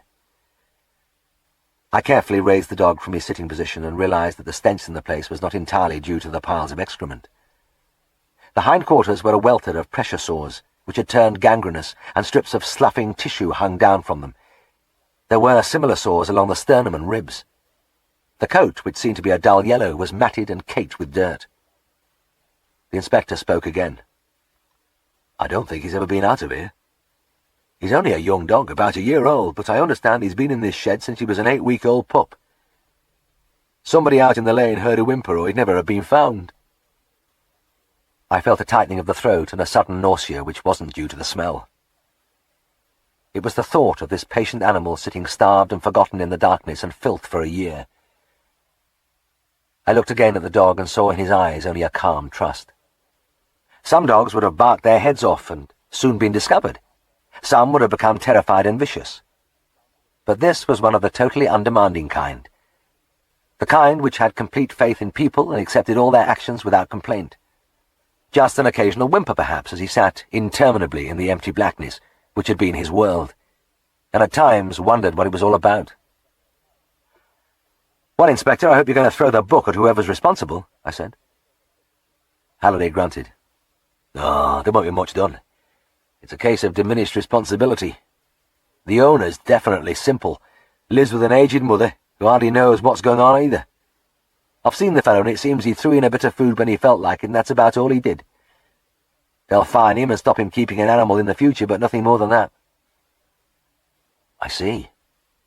I reached out and stroked the dog's head, and he immediately responded by resting a paw on my wrist. There was a pathetic dignity about the way he held himself erect, the calm eyes regarding me, friendly and unafraid. "Well, you'll let me know if you want me in court." "Of course. And thank you for coming along."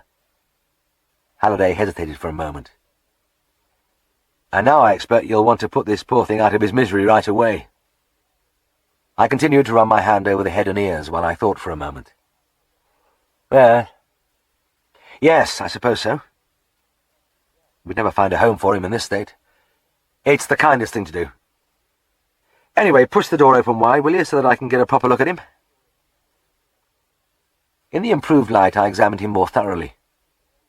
Perfect teeth, well-proportioned limbs with a fringe of yellow hair. I put my stethoscope to his chest, and as I listened to the slow, strong thudding of the heart, the dog again put his paw on my hand. I turned to Halliday. "You know, Inspector, inside this bag of bones is a lovely, healthy golden retriever. I wish there was some way of letting him out." As I spoke, I noticed there was more than one figure in the door opening. A pair of black, pebble eyes were peering intently at the big dog from behind the inspector's broad back. The other spectators had remained in the lane, but Mrs. Donovan's curiosity had been too much for her. I continued conversationally as though I hadn't seen her. "You know, what this dog needs first of all is a good shampoo to clean up his matted coat." "Huh?" said Halliday. "Yes. And then he wants a long course of some really strong condition powders." "What's that?" The inspector looked startled. "No, there's no doubt about it. It's the only hope for him. But where are you going to find such things? Really powerful enough, I mean." I sighed and straightened up. "Oh, well, I suppose there's nothing else for it. I'd better put him to sleep right away. I'll get the things from my car." When I got back to the shed, Mrs. Donovan was already inside examining the dog, despite the feeble remonstrances of the big man. "Look," she said excitedly, pointing to a name roughly scratched on the collar. "His name's Roy." She smiled up at me. "It's a bit like Rex, isn't it, that name?" "You know, Mrs. Donovan, now you mention it, it is. It's very like Rex, the way it comes off your tongue." I nodded seriously. She stood silent for a few moments, obviously in the grip of a deep emotion. Then she burst out. "Can I have him? I can make him better. I know I can. Please, please let me have him." "Well, I don't know," I said. "It's really up to the inspector. You'll have to get his permission." Halliday looked at her in bewilderment. Then he said, "Excuse me, madam." He drew me to one side. We walked a few yards through the long grass and stopped under a tree. "Mr. Herriot," he whispered, "I don't know what's going on, but I can't just pass over an animal in this condition to anybody who has a casual whim. The poor beggar's had one bad break already. I think it's enough. This woman doesn't look a suitable person." I held up a hand. "Believe me, Inspector, you've nothing to worry about. She's a funny old stick, but she's been sent from heaven today. If anybody in Danby can give this dog a new life, it's her." Halliday still looked very doubtful. "But I still don't get it. What was all that stuff about him needing shampoos and condition powders? Oh, never mind about that. I'll tell you some other time. What he needs is a lot of good grub, care, and affection, and that's just what he'll get. You can take my word for it." "All right. You seem very sure." Halliday looked at me for a second or two, then turned and walked over to the eager little figure by the shed. I had never before been deliberately on the lookout for Mrs. Donovan. She had just cropped up wherever I happened to be, but now I scanned the streets of Danby anxiously day after day without sighting her. I didn't like it when Gobber Newhouse got drunk and drove his bicycle determinedly through a barrier into a 10-foot hole where they were laying a new sewer, and Mrs. Donovan was not in evidence among the happy crowd who watched the council workmen and 2 policemen trying to get him out. And when she was nowhere to be seen, when they had to fetch the fire engine to the fish and chip shop the night the fat burst into flames, I became seriously worried. Maybe I should have called round to see how she was getting on with the dog. Certainly I had trimmed off the necrotic tissue and dressed the sores before she took him away. But perhaps he needed something more than that. And yet at the time I had felt a strong conviction that the main thing was to get him out of there and clean him and feed him, and nature would do the rest. And I had a lot of faith in Mrs. Donovan, far more than she had in me, when it came to animal doctoring. It was hard to believe I'd been completely wrong. It must have been nearly 3 weeks, and I was on the point of calling at her home, when I noticed her stumping briskly along the far side of the marketplace, peering closely into every shop window exactly as before. The only difference was that she had a big yellow dog on the end of the lead. I turned the wheel and set my car bumping over the cobbles till I was abreast of her. When she saw me getting out, she stopped and smiled impishly, but she didn't speak as I bent over Roy and examined him. He was still a skinny dog, but he looked bright and happy. His wounds were healthy and granulating, and there wasn't a speck of dirt in his coat or on his skin. I knew then what Mrs. Donovan had been doing all this time. She had been washing and combing and teasing at that filthy tangle till she had finally conquered it. As I straightened up, she seized my wrist in a grip of surprising strength and looked up into my eyes. "Now, Mr. Herriot, haven't I made a difference to this dog?" "You've done wonders, Mrs. Donovan. And you've been at him with that marvellous shampoo of yours, haven't you?" She giggled and walked away. And from that day I saw the 2 of them frequently, but at a distance, and something like 2 months went by before I had the chance to talk to her again. She was passing by the surgery as I was coming down the steps, and again she grabbed my wrist. "Mr. Herriot," she said, just as she had done before, "haven't I made a difference to this dog?" I looked down at Roy with something akin to awe. He had grown and filled out, and his coat, no longer yellow but a rich gold, lay in luxuriant shining swathes over the well-fleshed ribs and back. A new brightly studied collar glittered on his neck, and his tail, beautifully fringed, fanned the air gently. He was now a golden retriever in full magnificence. As I stared at him, he reared up, plunked his forepaws on my chest and looked into my face, and in his eyes I read plainly the same calm affection and trust I had seen back in that black, noisome shed. "Mrs. Donovan, he is the most beautiful dog in Yorkshire." Then, because I knew she was waiting for it, "It's those wonderful condition powders. Whatever do you put in them?" "Oh, wouldn't you like to know?" She bridled and smiled up at me coquettishly, and indeed she was nearer being kissed at that moment than for many years. I suppose you could say that that was the start of Roy's second life, and as the years passed I often pondered on the beneficent providence which had decreed that an animal which had spent its first 12 months abandoned and unwanted, staring uncomprehendingly into that unchanging, stinking darkness, should be whisked in a moment into an existence of light and movement and love. Because I don't think any dog had it quite so good as Roy from then on. His diet changed dramatically from odd bread crusts to best stewing steak and biscuit, meaty bones and a bowl of warm milk every evening. And he never missed a thing. Garden fetes, school sports, evictions, gymkhanas, he'd be there. I was pleased to note that as time went on, Mrs. Donovan seemed to be clocking up an even greater daily mileage. Her expenditure on shoe leather must have been phenomenal, but of course it was absolute pie for Roy. A busy round in the morning, home for a meal, then straight out again. It was all go. Mrs. Donovan didn't confine her activities to the town centre. There was a big stretch of common land down by the river, where there were seats, and people used to take their dogs for a gallop, and she liked to get down there fairly regularly to check on the latest developments on the domestic scene.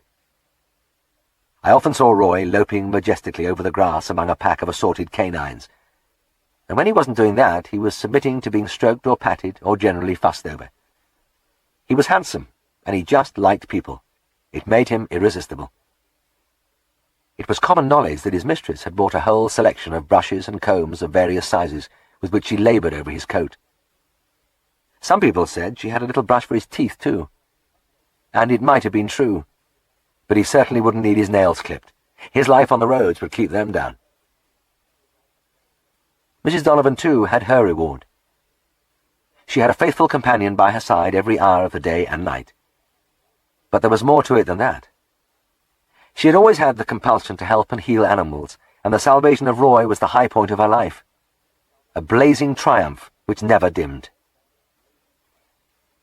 I know the memory of it was always fresh because many years later I was sitting on the sidelines at a cricket match, and I saw the two of them, the old lady glancing keenly around her, Roy gazing placidly out at the field of play, apparently enjoying every ball.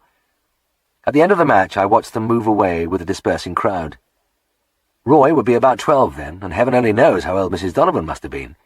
But the big golden animal was trotting along effortlessly, and his mistress, a little more bent perhaps, and her head rather nearer the ground, was going very well. When she saw me, she came over, and I felt the familiar tight grip on my wrist. "Mr. Herriot," she said, and in the dark, probing eyes the pride was still as warm, the triumph still as burstingly new, as if it had all happened yesterday. "Mr. Herriot, haven't I made a difference to this dog?"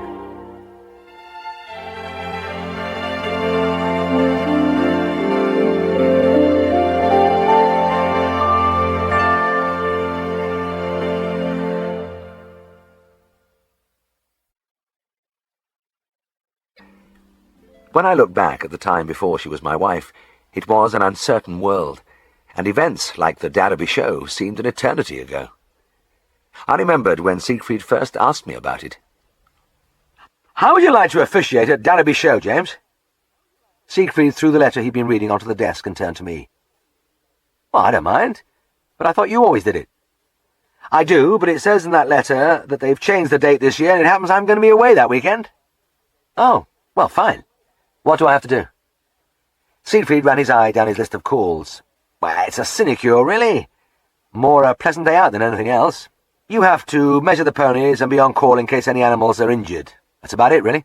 Oh, and they want you to judge the family pets." "Family pets?" "Yes, they run a proper dog show, but they have an expert judge for that. This is just a bit of fun, all kinds of pets. You've got to find a first, second, and third." "Right," I said. "I think I should just about be able to manage that." "Splendid!" Siegfried tipped up the envelope in which the letter had come. "Here are your car park and luncheon tickets for self and friend if you want to take somebody with you. Also your vet's badge, okay?" The Saturday of the show brought the kind of weather that must have had the organisers purring with pleasure. A sky of wide, unsullied blue, hardly a whiff of wind, and the kind of torrid, brazen sunshine you don't often find in North Yorkshire. As I drove down towards the showground, I felt I was looking at a living, breathing piece of old England. The group of tents and marquees vivid against the green of the riverside field, the women and children in their bright summer dresses, the cattle with their smocked attendants, a line of massive shire horses parading in the ring. I parked the car and made for the steward's tent, with its flag hanging limply from the mast. Tristan parted from me there. With the impecunious student's unerring eye for a little free food and entertainment, he had taken up my spare tickets. He headed purposely for the beer tent as I went in to report to the show secretary. Leaving my measuring stick there, I looked around for a while. A country show is a lot of different things to a lot of different people. Riding horses of all kinds, from small ponies to hunters, were being galloped up and down, and in one ring the judges hovered around a group of mares and their beautiful little foals. In a corner, 4 men armed with buckets and brushes were washing and grooming a row of young bulls with great concentration, twiddling and crimping the fuzz over the rumps like society hairdressers. Wandering through the marquees, I examined the bewildering variety of produce, from stalks of rhubarb to bunches of onions, the flower displays, embroidery, jams, cakes, pies, and the children's section. A painting of The Beach at Scarborough by Annie Hazeltine, aged 9, rows of wobbling copperplate handwriting. A Thing of Beauty is a Joy Forever. Bernard Peacock, aged 12. Drawn by the occasional gusts of melody, I strolled across the grass to where the Derby and Hulton Silver Band was rendering poet and peasant. The bandsmen were all ages, from 70s down to one or two boys of about 14, and most of them had doffed their uniform tunics as they sweated in the hot sun. Pint pots reposed under many of the chairs, and the musicians refreshed themselves frequently with leisurely swigs. I was particularly fascinated by the conductor, a tiny, frail man who looked about 80. He alone had retained his full uniform, cap and all, and he stood apparently motionless in front of the crescent of bandsmen, chin sunk on chest, arms hanging limply by his sides. It wasn't until I came right up to him that I realized his fingers were twitching in time with the music, and that he was, in fact, conducting. And the more I watched him, the more fitting it seemed that he should do it like that. The Yorkshireman's loathing of exhibitionism, or indeed any outward show of emotion, made it unthinkable that he should throw his arms about in the orthodox manner. No doubt he had spent weary hours rehearsing and coaching his players, but here, when the results of his labours were displayed to the public, he wasn't going to swank about it. Even the almost imperceptible twitching of the fingers had something guilty about it, as if the old man felt he was being caught out in something shameful. But my attention was jerked away as a group of people walked across on the far side of the band. It was Helen with Richard Edmondson, and behind them Mr. Alderson and Richard's father deep in conversation. The young man walked very close to Helen, his shining, plastered-down fair hair hovering possessively over her dark head, his face animated as he talked and laughed. There were no clouds in the sky, but it was as if a dark hand had reached across and smudged away the brightness of the sunshine. I turned quickly and went in search of Tristan. I soon picked out my colleague as I hurried into the marquee with refreshments over the entrance. He was leaning with an elbow on the makeshift counter of boards and trestles, chatting contentedly with a knot of cloth-capped locals, a woodbine in one hand, a pint-glass in the other. There was a general air of earthy bonhomie. Drinking of a more decorous kind would be taking place at the President's Bar behind the steward's headquarters, with pink gins or sherry as the main tipple. But here it was beer, bottled and draught, and the stout ladies behind the counter were working with the fierce concentration of people who knew they were in for a hard day. "Yes, I saw her," Tristan said when I gave him my news. "In fact, there she is now." He nodded in the direction of the family group as they strolled past the entrance. "I've had my eye on them for some time.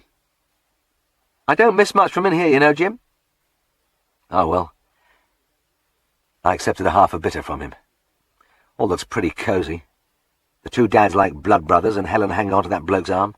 Tristan squinted over the top of his pint at the scene outside and shook his head. "Not exactly. He's hanging on to her arm." He looked at me judicially. "There's a difference, you know."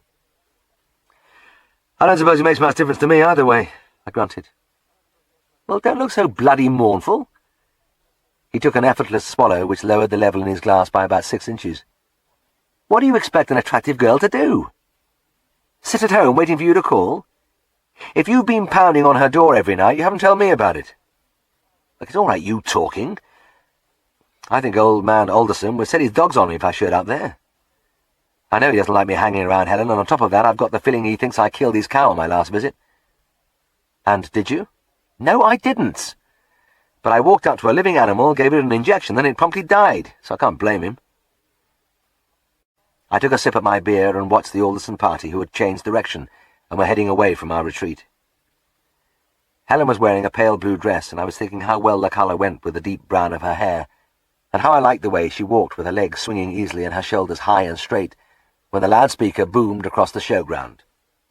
"Will Mr. Herriot, veterinary surgeon, please report to the stewards immediately?" It made me jump, but at the same time I felt a quick stab of pride.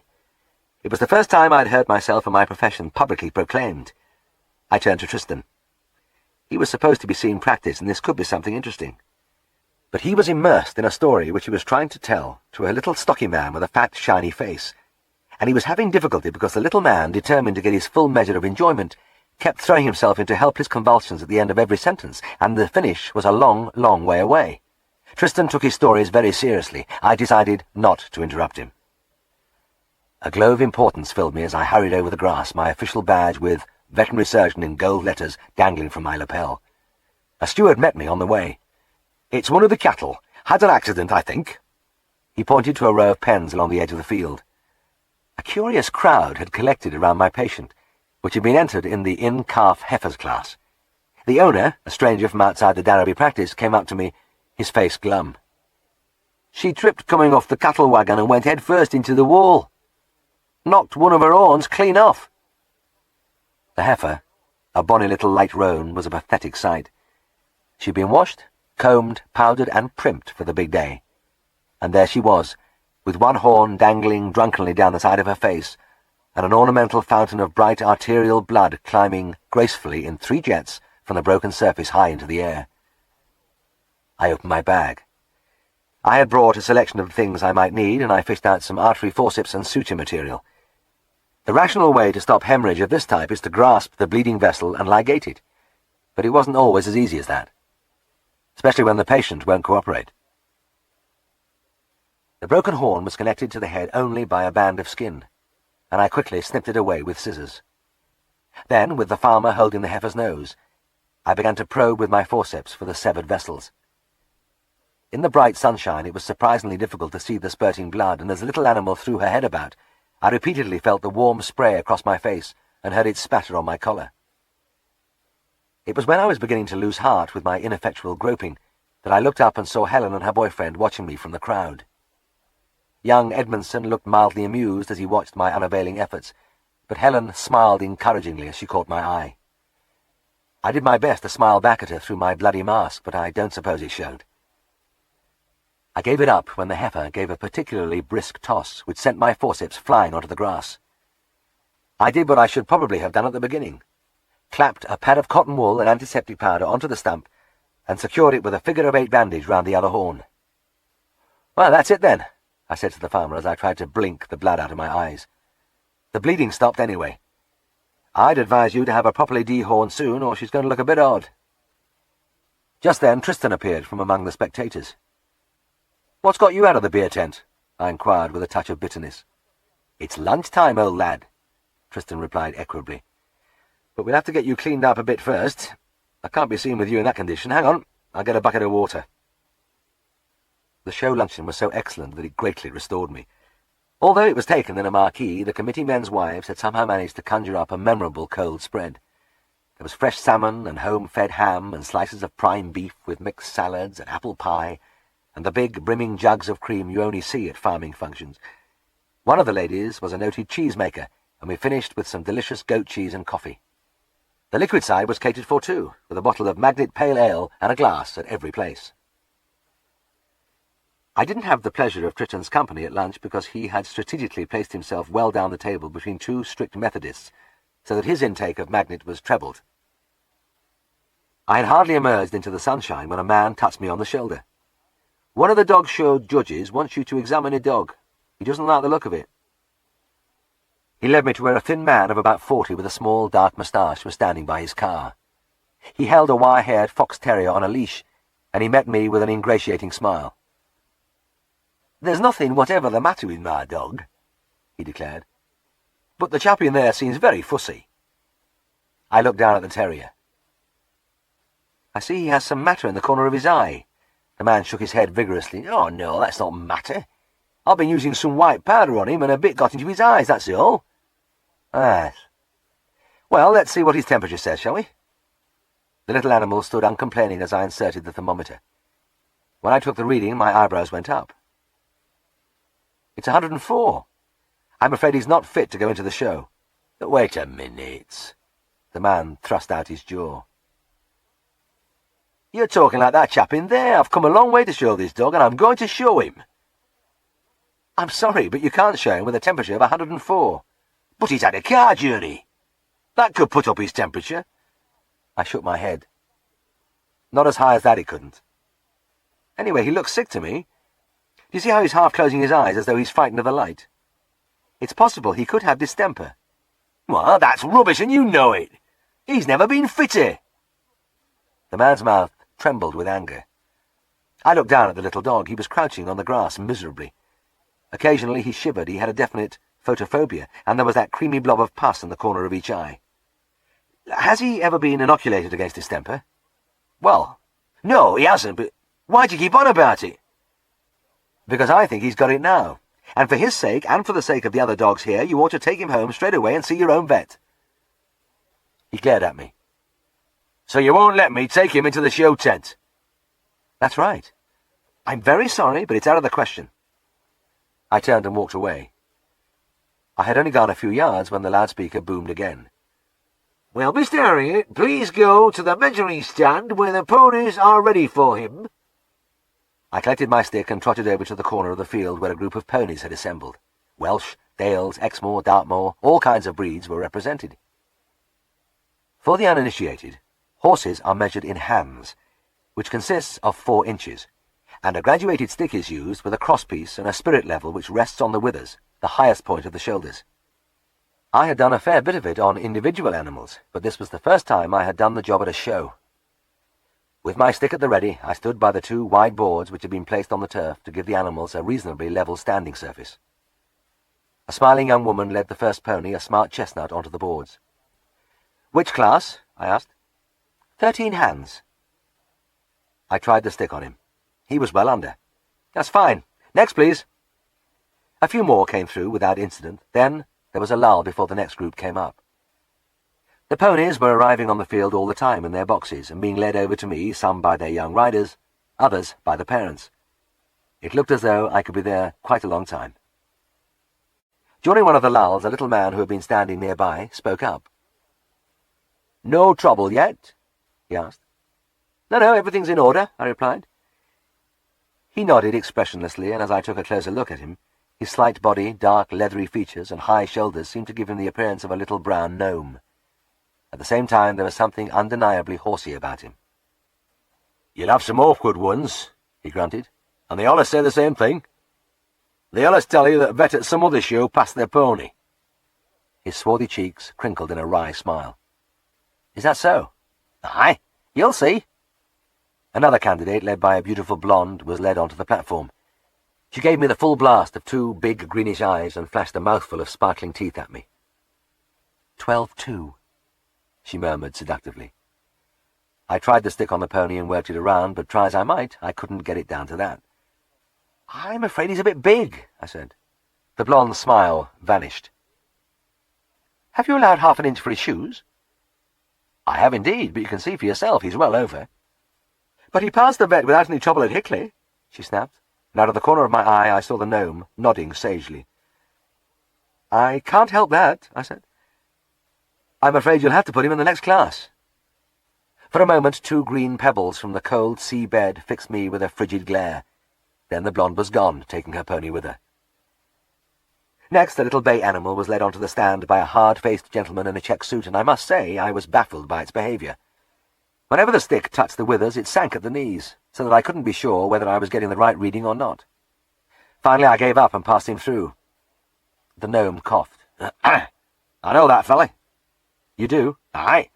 He's pricked that pony's withers with a pin so many times that it drops down whenever you try to measure him." "Never." "Sure as I'm standing here." I was staggered, but the arrival of another batch took up my attention for a few minutes. Some I passed, others I had to banish to another class, and the owners took it in different ways, some philosophically, a few with obvious annoyance. 1 or 2 of the ponies just didn't like the look of the stick at all, and I had to dance around them as they backed away and reared. The last pony in this group was a nice grey led by a bouncy man wearing a great big matey smile. "Oh, aye, all right?" he inquired courteously. "This end's 13-2. The animal went under the stick without trouble, but after he trotted away, the gnome spoke up again. "I know that fella too." "Really?" "Not half. Weighs down his ponies before they're measured. That grey's been standing in his box for the last hour with a 12-stone sack of corn on his back. Knocks an inch off." "Good God, you sure?" "Don't worry, I've seen him at it." My mind was beginning to reel just a little. Was the man making it all up, or were there really these malign forces at work behind all this innocent fun? "That same fella," continued the gnome, "I've seen him bring a pony to a show and get half an inch knocked off for shoes when it never had no shoes on." I wished he'd stop. And just then there was an interruption. It was the man with the moustache. He sidled up to me and whispered confidentially in my ear. "Now, I've just been thinking. My dog must have got over his journey by now, and I expect his temperature will be normal. I wonder if he'd just try him again. I've still got time to show him." I turned wearily. Honestly, it'll be a waste of time. I've told you he's ill. Please, just as a favour. He had a desperate look, and a fanatical light flickered in his eye. All right. I went over to the car with him and produced my thermometer. The temperature was still 104. Now I wish you'd take this poor little dog home. He shouldn't be here. For a moment I thought the man was going to strike me. There's nothing wrong with him, he hissed, his whole face working with emotion. I'm sorry, I said, and went back to the measuring stand. A boy of about 15 was waiting for me with his pony. It was supposed to be in the 13.2 class, but was nearly 1.5 inches over. Much too big, I'm afraid, I said. He can't go in that class. The boy didn't answer. He put his hand inside his jacket and produced a sheet of paper. This is a veterinary certificate to say he's under 13.2. No good, I'm sorry. The stewards have told me not to accept any certificates. I've turned down 2 others today. Everything has to go under the stick. It's a pity, but there it is. His manner changed abruptly. But you've got to accept it, he shouted in my face. There doesn't have to be any measurements when you have a certificate. You better see the stewards. Those are my instructions.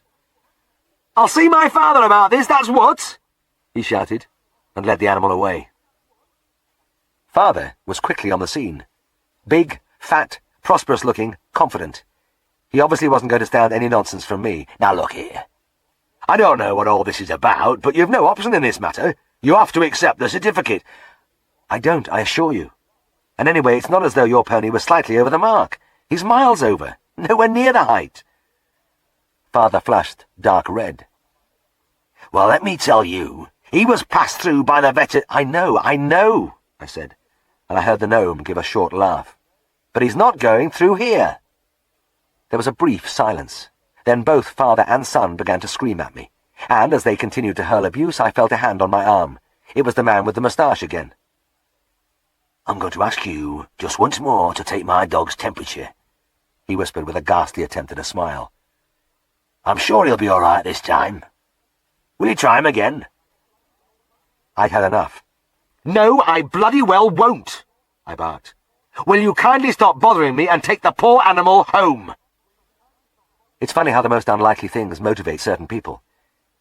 It didn't seem a life-and-death matter whether a dog got into a show or not, but it was to the man with the moustache. He started to rave at me. You don't know your job, that's a job with you. I've come all this way and you've played a dirty trick on me. I've got a friend who's a vet, a proper vet, and I'm going to tell him about you. Yes, I am. I'm going to tell him about you. At the same time, the father and son were still in full cry, snarling and mouthing at me, and I became suddenly aware that I was in the centre of a hostile circle. The blonde was there too, and some of the others whose ponies I had outed, and they were all staring at me belligerently, making angry gestures. I felt very much alone because the gnome, who had seemed an ally, was nowhere to be seen. I was disappointed in the gnome. He was a big talker, but he had vanished at the first whiff of danger. As I surveyed the threatening crowd, I moved my measuring stick round in front of me. It wasn't much of a weapon, but it might serve to fend them off if they rushed me. And just at that moment, as the unkind words were thick upon the air, I saw Helen and Richard Edmondson on the fringe of the circle, taking it all in. I wasn't worried about him, but again it struck me as strange that it should be my destiny always to be looking a bit of a clown when Helen was around. Anyway, the measuring was over and I felt in need of sustenance. I retreated and went to find Tristan. Chapter 11.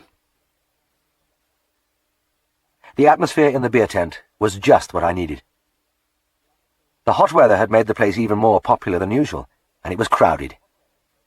Many of the inhabitants had been there since early morning, and the air was thick with earthy witticisms, immoderate laughter, cries of joy.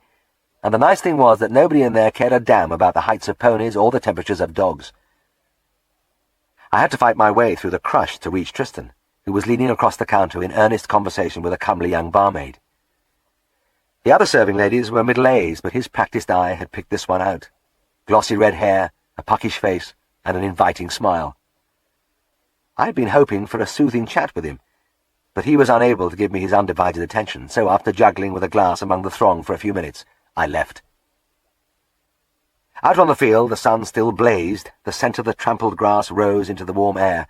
The band was playing a selection from Rose Marie, and peace began to steal into my soul. Maybe I could begin to enjoy the show now the pinpricks were over. There was only the family pets to judge, and I was looking forward to that. For about an hour I wandered among the pens of mountainous pigs and haughty sheep, the rows of shorthorn cows with their classical wedge-shaped grace, their level udders and dainty feet. I watched in fascination the contest which was new to me. Shirt-sleeved young men sticking a fork into a straw bale and hurling it high over a bar with a jerk of their thick brown arms. Old Steve Bramley, a local farmer, was judging the heavy horses, and I envied him his massive authority as he stumped, bowler-hatted and glowering around each animal, leaning occasionally on his stick as he took stock of the points. I couldn't imagine anyone daring to argue with him. It was late in the afternoon when the loudspeaker called me to my final duty. The family pets contestants were arranged on wooden chairs drawn up in a wide circle on the turf. They were mainly children, but behind them an interested ring of parents and friends watched me warily as I arrived. The fashion for exotic pets was still in its infancy, but I experienced a mild shock of surprise when I saw the variety of creatures on show. I suppose I must have had a vague mental picture of a few dogs and cats, but I walked round the circle in growing bewilderment, looking down at rabbits, innumerable rabbits of all sizes and colours, guinea pigs, white mice, several budgerigars, 2 tortoises, a canary, a kitten, a parrot, a minor bird, a box of puppies, a few dogs and cats, and a goldfish in a bowl. The smaller pets rested on their owners' knees and others squatted on the ground. How, I asked myself, was I going to come to a decision here? How did you choose between a parrot and a puppy, or a budgie and a bulldog, a mouse and a miner? Then as I circled, it came to me. It couldn't be done. The only way was to question the children in charge and find out which ones looked after their pets best. Which of them knew most about their feeding and general husbandry? I rubbed my hands together and repressed a chuckle of satisfaction. I had something to work on now. I don't like to boast, but I think I can say in all honesty that I carried out an exhaustive scientific survey of that varied group. From the outset I adopted an attitude of cold detachment, mercilessly banishing any ideas of personal preference. If I had been pleasing only myself, I would have given first prize to a gleaming black Labrador sitting by a chair with massive composure and offering me a gracious paw every time I came near. And my second would have been a benevolent tabby. I have always had a thing about tabby cats, which rubbed its cheek against my hand as I talked to its owner. The pups, crawling over each other and grunting obesely, would probably have come third. But I put away these unworthy thoughts and pursued my chosen course. I was distracted to some extent by the parrot, which kept saying, "Hello!" in a voice of devastating refinement like a butler answering a telephone, and the miner, which repeatedly adjured me to "shut door as you go out," in a booming Yorkshire baritone. The only adult in the ring was a bosomy lady with glacial pop eyes and a white poodle on her knee. As I approached, she gave me a challenging stare as though defying me to place her pet anywhere but first. "Hello, little chap," I said, extending my hand. The poodle responded by drawing its lips soundlessly back from its teeth and giving me much the same kind of look as its owner. I withdrew my hand hastily. "Oh, you needn't be afraid of him," the lady said frigidly. "He won't hurt you." I gave a light laugh. "No, I'm sure he won't." I held out my hand once again. "You're a nice little dog, aren't you?" Once more the poodle bared his teeth, and when I persevered by trying to stroke his ears, he snapped noiselessly, his teeth clicking together an inch from my fingers. "He doesn't like you. I can see that. Do you, darling?" The lady put her cheek against the dog's head and stared at me distastefully, as though she knew just how he felt.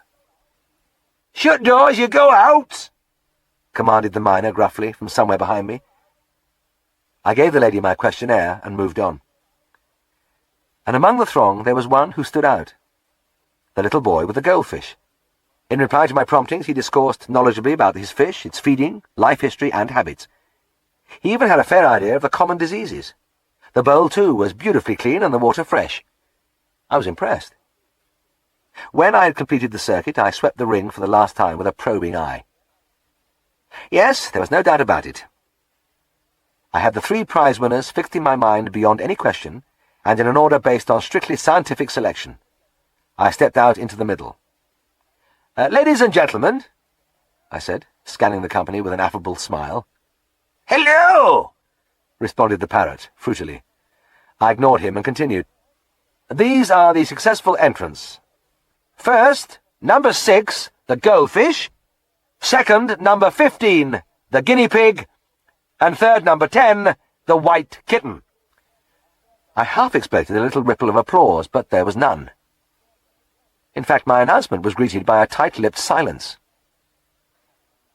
I had noticed an immediate change in the atmosphere when I mentioned the goldfish. It was striking. A sudden, cold wave which swept away the expectant smiles and replaced them with discontented muttering. I had done something wrong, but what? I looked around helplessly as the hum of voices increased.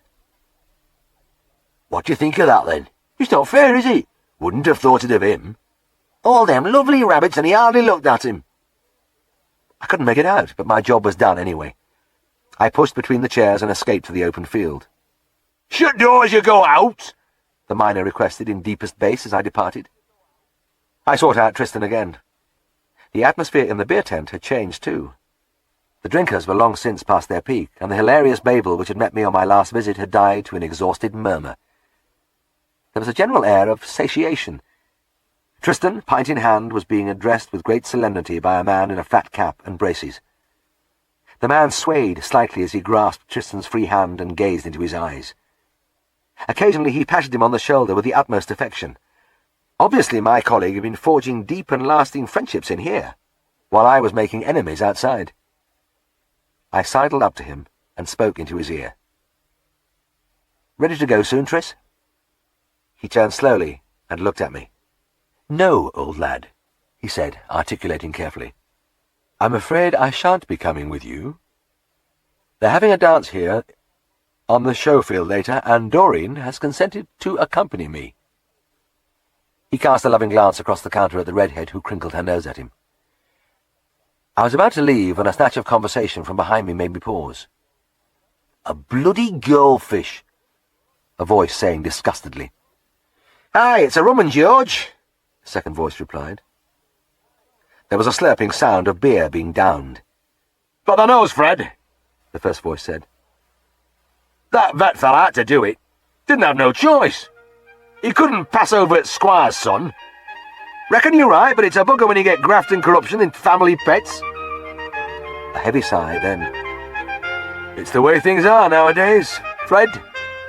Everything's ulterior." "You're right there, George. It's ulterior, that's what it is."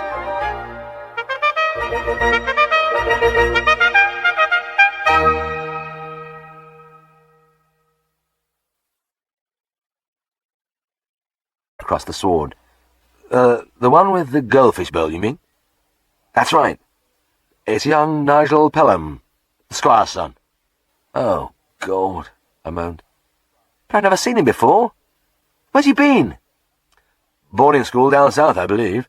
On holiday just now." I stared at the boy again.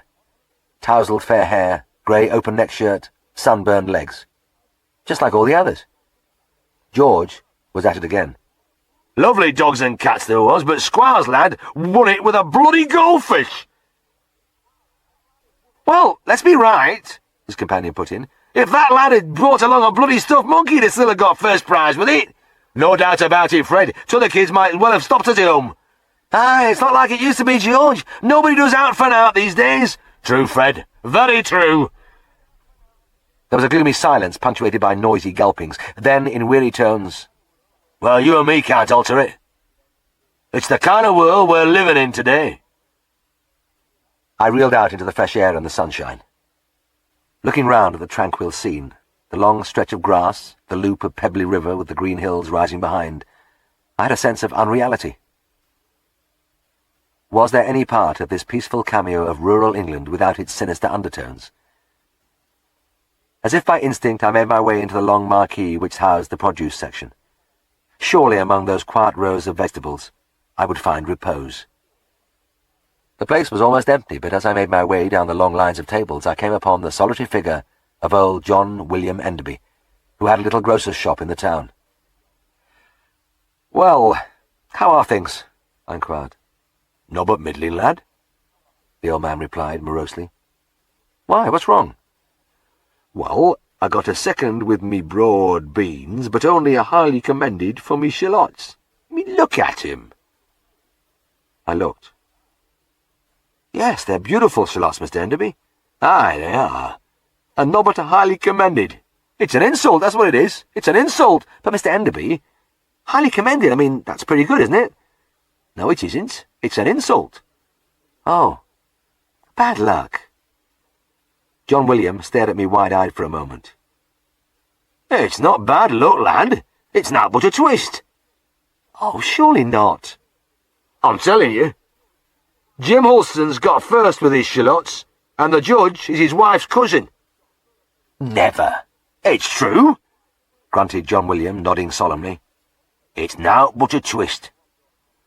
"Well, I'd never heard of such a thing." "You don't know what goes on, young man. I wasn't even pleased with me tatties. Frank Thompson got first with that lot." He pointed to a tray of noble tubers. I studied them. "Well, I must admit they look splendid potatoes." "Aye, they are. But Frank pinched him." "What?" "Aye. They took first prize at Brisbane show last Thursday, and Frank pinched them off stand." I clutched at the nearby table. The foundations of my world were crumbling. "That can't be true, Mr. Enderby." "I'm not joking nor jesting," declared John William. "Them self and same tatties. I'd know 'em anywhere. It's not but a—" I could take no more. I fled. Outside, the evening sunshine was still warm, and the whole field was awash with the soft light which in the Dales seems to stream down in a golden flood from the high tops. But it was as if the forces of darkness were pressing on me. All I wanted was to get home. I hurried to the steward's tent and collected my measuring stick, running a gauntlet of hostile stares from the pony people I'd outed earlier in the day. They were still waving their certificates and arguing. On the way to the car, I had to pass several of the ladies who had watched me judge the pets, and though they didn't exactly draw their skirts aside, they managed to convey their message. Among the rows of vehicles, I spotted the man with the moustache. He still hadn't taken his terrier away, and his eyes, full of wounded resentment, followed my every step. I was opening my door when Helen and her party, also apparently on the way home, passed about 50 yards away. Helen waved, I waved back, and Richard Edmondson gave me a nod before helping her into the front seat of a gleaming silver Daimler. The two fathers got into the back. As I settled into the seat of my little Austin, braced my feet against the broken floorboards and squinted through the cracked windscreen, I prayed that just this once the thing would go on the starter. Holding my breath, I pulled at the knob, but the engine gave a couple of lazy turns, then fell silent. Fishing the starting handle from under the seat, I crept out and inserted into its hole under the radiator. And as I began the old familiar winding, the silver monster purred contemptuously past me and away. Dropping into the driver's seat again, I caught sight of my face in the mirror and could see the streaks and flecks of blood still caked on my cheek and around the roots of my hair. Tristan hadn't done a very good job with his bucket of cold water. I looked back at the emptying field and at the Daimler disappearing round a distant bend, and it seemed to me that in more ways than one, the show was over. Chapter 12. As I looked at the group of sick young cattle on the hillside, a mixture of apprehension and disbelief flooded through me. Surely not more trouble for the Dalbys. The old saw, "It never rains but it pours," seems to apply with particular force to farming. The husk outbreak last year, and now this. It had all started with the death of Billy Dalby. Big, slow-smiling, slow-talking Billy. He was as strong and tough as any of the shaggy beasts which ranged his fields, but he had just melted away in a few weeks.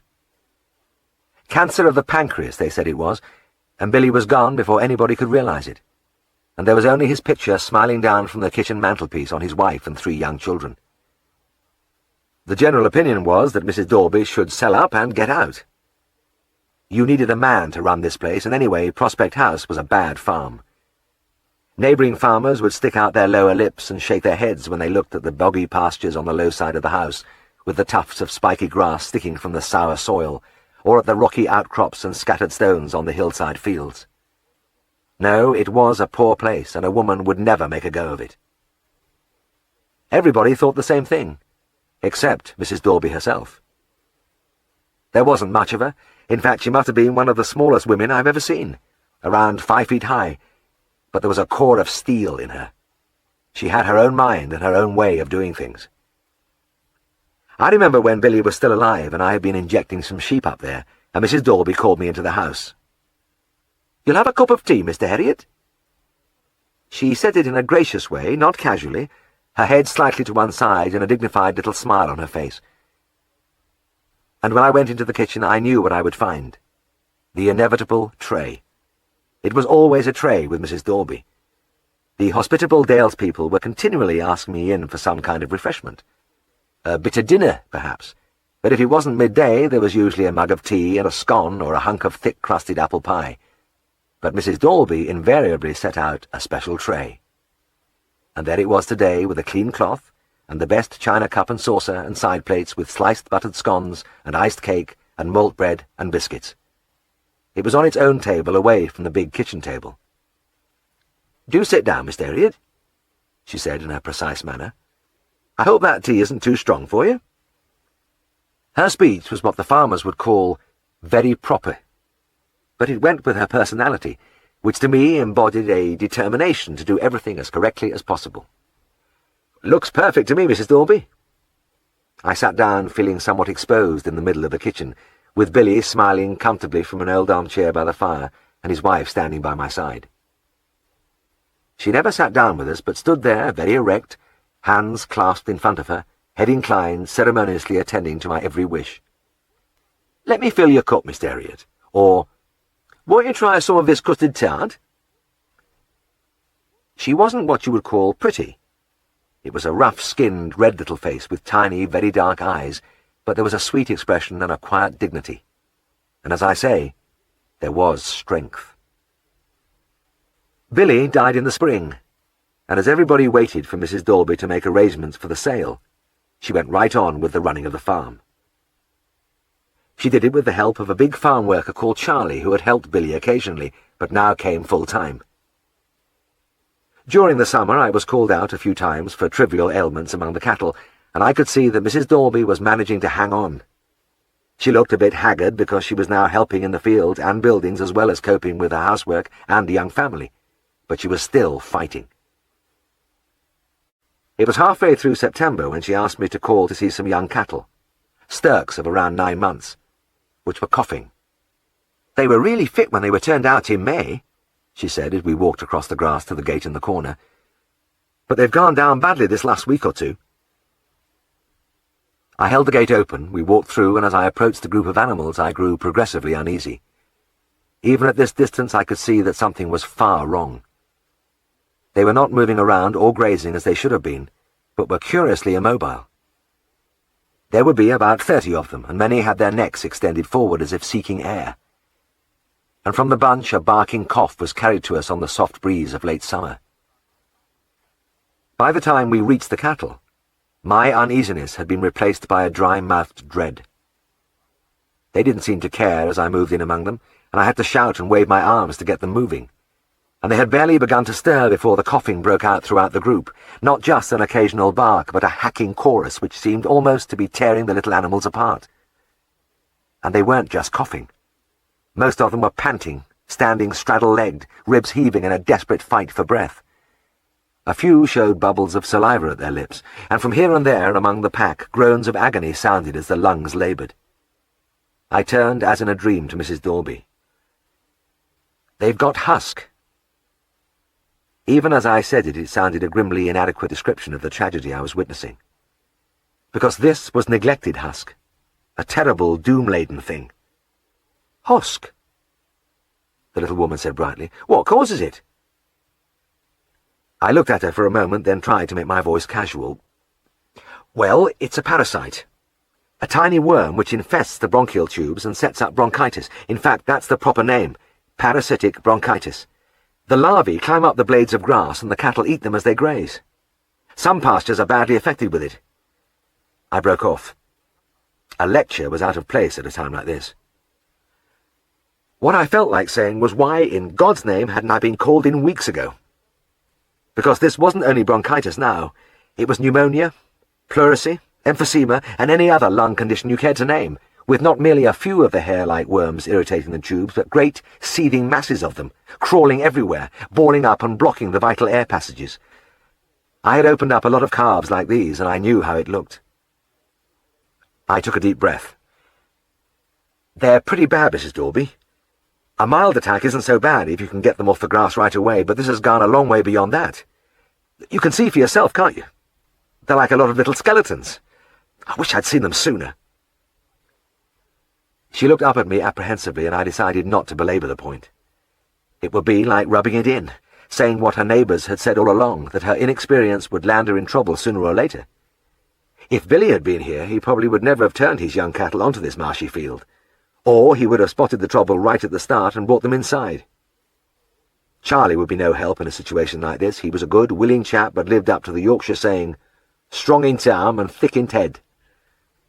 Farming is a skillful business, and Billy, the planner, the stocksman, the experienced agriculturist who knew his own farm inside out, just wasn't there. Mrs. Dalby drew herself up with that familiar gesture. Well, what can we do about it, Mr. Herriot? An honest reply in those days would have been, medicinally, nothing. But I didn't say that. We've got to get them all inside immediately. Every mouthful of this grass is adding to the worm burden. Is Charlie around to give us a hand? Yes, he's in the next field and mending a wall. She trotted across the turf, and in a minute ran with the big man ambling by her side. Aye, I thought it were a touch of husk, he said amiably, and with a hint of eagerness. Are you going to give them the throat injection? Yes, but let's get them up to the buildings. As we drove the cattle slowly up the green slope, I marvelled ruefully at this further example of faith in the intratracheal injection for husk. There was really no treatment for the condition, and it would be another 20 years before one appeared in the shape of diethyl carbamazine. But the accepted procedure was to inject a mixture of chloroform, turpentine, and creosote into the windpipe. Modern vets may raise their eyebrows at the idea of introducing this barbaric concoction directly into the delicate lung tissue, and we old ones didn't think much of it either. But the farmers loved it. When we had finally got the stirks into the fold yard, I looked around with something like despair. The short journey had exacerbated their symptoms tremendously, and I stood in the middle of a symphony of coughs, grunts, and groans, while the cattle, tongues protruding, ribs pumping, gasped for breath. I got a bottle of the wonderful injection from the car, and with Charlie holding the head and little Mrs. Dalby hanging onto the tail, I began to go through the motions. Seizing the trachea in my left hand, I inserted the needle between the cartilaginous rings and squirted a few cc's into the lumen, and, as always, the stirk gave a reflex cough, sending up the distinctive aroma of the medicaments into our faces. "By God, you can smell it straight off, Governor," Charlie said with deep satisfaction. "You can tell it's getting right to its spot." Most of the farmers said something like that, and they had faith. The book spoke comfortably about the chloroform stupefying the worms, the turpentine killing them, and the creosote causing increased coughing which expelled them. But I didn't believe a word of it. The good results which followed were, in my opinion, due entirely to bringing the animals in from the infected pasture. But I knew I had to do it, and we injected every animal in the yard. There were 32 of them, and Mrs. Dalby's tiny figure was involved in the catching of all of them, clutching vainly at their necks, grabbing their tails, pushing them up against the wall. William, the eldest son, aged 8, came in from school and plunged into the fray by his mother's side. My repeated, "Be careful, Mrs. Dalby," or Charlie's gruff, "Watch yourself, missus, or you'll get lamed," had no effect. During the melee, both she and the little boy were kicked, trodden on, and knocked down, but they never showed the slightest sign of being discouraged. At the end, the little woman turned to me, her face flushed to an even deeper hue. Panting, she looked up. "Is there anything else we can do, Mr. Herriot?" "Yes, there is." In fact, the two things I was going to tell her were the only things which ever did any good. First, I'm going to leave you some medicine for the worms which are in the stomach. We can get at them there, so Charlie must give every stirk a dose. Secondly, you'll have to start giving them the best possible food. Good hay and high-protein cake. Her eyes widened. Cake? That's expensive stuff. And hay— I knew what she was thinking. The precious hay safely garnered for next winter's feed. To have to start using it now was a cruel blow, especially with all that beautiful grass out there. Grass, the most natural, most perfect food for cattle, but every blade carrying its own load of death. Can't they go out again? Ever? She asked in a small voice. No, I'm sorry. If they had had just a mild attack, you could have kept them in at nights and turned them out after the dew had left the grass in the mornings. The larvae climb up the grass mainly when it's wet. But your cattle have got too far. We daren't risk them picking up any more worms. Right. Thank you, Mr. Herriot. We know where we are anyway. She paused. Do you think we'll lose any of them? My stomach contracted into a tight ball.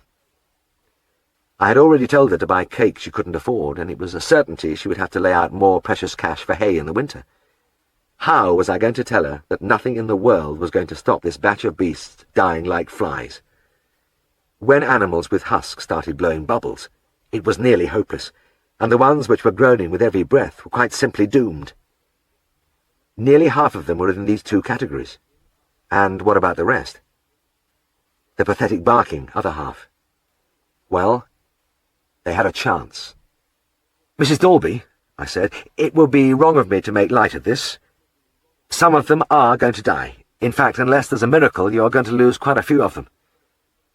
At the sight of her stricken face, I made an attempt to be encouraging. However, where there's life, there's hope, and sometimes you get pleasant surprises at this job. I held up a finger. Worm them and get some good grub into them. That's your hope, to help them fight it off themselves. I see. She lifted her chin in her characteristic way.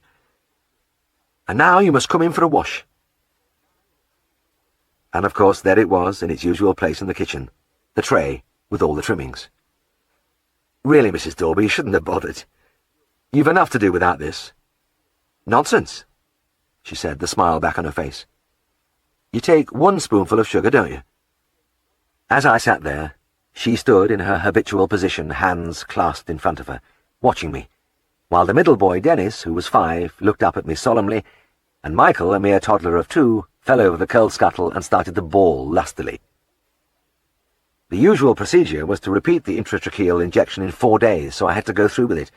Anyway, it gave me a chance to see how the cattle were faring. When I drew up in the yard, my first sight was of a long, sack-covered mound on the cobbles. A row of hooves protruded from beneath the sacks. I had expected something of the sort, but the reality was still like a blow in the face. It was still quite early in the morning, and perhaps I wasn't feeling quite strong enough to have the evidence of my failure thrust before my eyes. Because failure it undoubtedly was. Even though I had been in a hopeless position from the start, there was something damning in those motionless hooves jutting from their rough blanket. I made a quick count. There were 4 dead cattle under there. Wearily I made my way into the fold yard. I had no cheerful expectation of what I would find inside. 2 of the stirks were down and unable to rise from the deep straw. The rest were still panting, but I noticed with a faint lifting of my gloom that several of them were doggedly munching at the cubes of cake in the troughs, and others were pulling an occasional wisp of hay from the racks. It was incredible how animals with advanced respiratory symptoms would still eat, and it provided the only gleam of hope. I walked over to the house. Mrs. Dalby greeted me cheerfully as though those carcasses outside didn't exist. "It's time for the second injection," I said, and then after some hesitation, "I see you've lost 4 of them. I'm sorry." "Well, you told me, Mr. Herriot." She smiled through the tired lines in her face. "You said I had to expect it, so it wasn't as big a shock as it might have been." She finished washing the youngest child's face, seized the towel in her work-roughened hands, and rubbed him briskly. Then she straightened up. It was Saturday, and William was at home, and I noticed not for the first time that there was something about the little boy which suggested that even at his age he had decided he was going to be the man about the house. He pulled on his little Wellingtons and marched resolutely with us across the yard to do his bit as he saw it. I rested my hand on his shoulder as he walked beside me.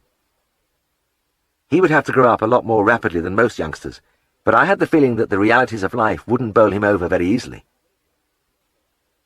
We gave the animals their second injection, with the two little Dalbys again throwing themselves fearlessly into the rough and tumble, and that was about the last practical thing I did in the husk outbreak. Looking back, there is a macabre fascination in recalling situations like this when we veterinary surgeons were utterly helpless in the face of inevitable disaster. Nowadays, thank heavens, the young members of the profession do not have to stand among a group of gasping, groaning creatures with the sick knowledge that they can't do a thing about it. They have an excellent oral vaccine to prevent husk and efficient therapeutic agents to treat it. But with the Dalbys, who needed my help so desperately, I had nothing to offer. My memories are of repeated, comfortless visits, of death, and of an all-pervading reek of chloroform, creosote, and turpentine. When the business had finally come to an end, a dozen of the Sturks had died. About 5 were alive but blowing hard and would probably be stunted and unthrifty for the rest of their lives. The rest, thanks to the good feeding and not to my treatment, had recovered. It was a crushing blow for any farmer to take, but for a widow struggling to survive, it could have been fatal. But on my last visit, little Mrs. Dalby, hovering as usual, hands clasped above the tea tray, was undefeated. "Only them as has 'em can lose 'em," she said firmly, her head tilted as always. I had heard that said many times, and they were brave Yorkshire words, but I wondered, did she have enough to be able to lose so many? She went on, "I know you've told me not to turn the young beasts onto that field next year, but isn't there anything we can give them to stop them getting husk?" "No, Mrs. Dalby, I'm sorry." I put down my cup. "I don't think there's anything country vets need and want more than a husk vaccine. People keep asking us that question, and we have to keep on saying no." We had to keep on saying no for another 20 years, as we watched disasters like I had just seen at the Dalbys. And the strange thing is that now we have a first-rate vaccine, it is taken completely for granted. Driving away, I stopped to open the gate at the end of the track and looked back at the old stone farmhouse crouching against the lower slopes. It was a perfect autumn day, with mellow golden sunshine softening the harsh sweep of fell and moor with their striding walls, and the air so still and windless that the whirring of a pigeon's wings overhead was loud in the silence. Across the valley on the hilltop, a frieze of sparse trees stood as motionless as though they'd been painted across the blue canvas of sky. It seemed wrong that in the midst of this beauty was worry and anxiety, grinding struggle and the threat of ruin. I closed the gate and got back into the car. That little woman over there may have weathered this calamity, but as I started the engine, the thought was strong in my mind that another such thing would finish her. Chapter 13. I was vastly relieved when winter came and spring followed, and I saw virtually nothing of Mrs. Dalby. It was one market day in midsummer that she came to the surgery. I was just going to open the door when Siegfried beat me to it. More than most people, he appreciated the hospitality we were shown on the farms, and he had sampled Mrs. Dalby's tray as often as I had. On top of that, he had the deepest admiration for her indomitable battle to keep the farm going for her children, so that whenever she appeared at Scaledale House he received her like royalty. His manners, always impeccable, became those of a Spanish grandee. I watched him now as he threw the door wide and hurried to the top step. "Why, Mrs. Dalby, how very nice to see you! Do come inside!" He extended his hand towards the house. The little woman, dignified as ever, inclined her head, smiled, and walked past while Siegfried hastened to her side. And as they negotiated the passage, he kept up a running fire of inquiries. "And how is William? And Dennis? And little Michael? Good, good, splendid!" At the living-room door there was the same ceremonious opening and courteous gestures, and once inside, a tremendous scraping of armchairs as he hauled them around to make sure she was comfortable and in the right position. Next he galloped through to the kitchen to organize some refreshment, and when Mrs. Hall appeared with the tray, he rated with an anxious glance as though he feared it might fall below the standard of Mrs. Dalby's.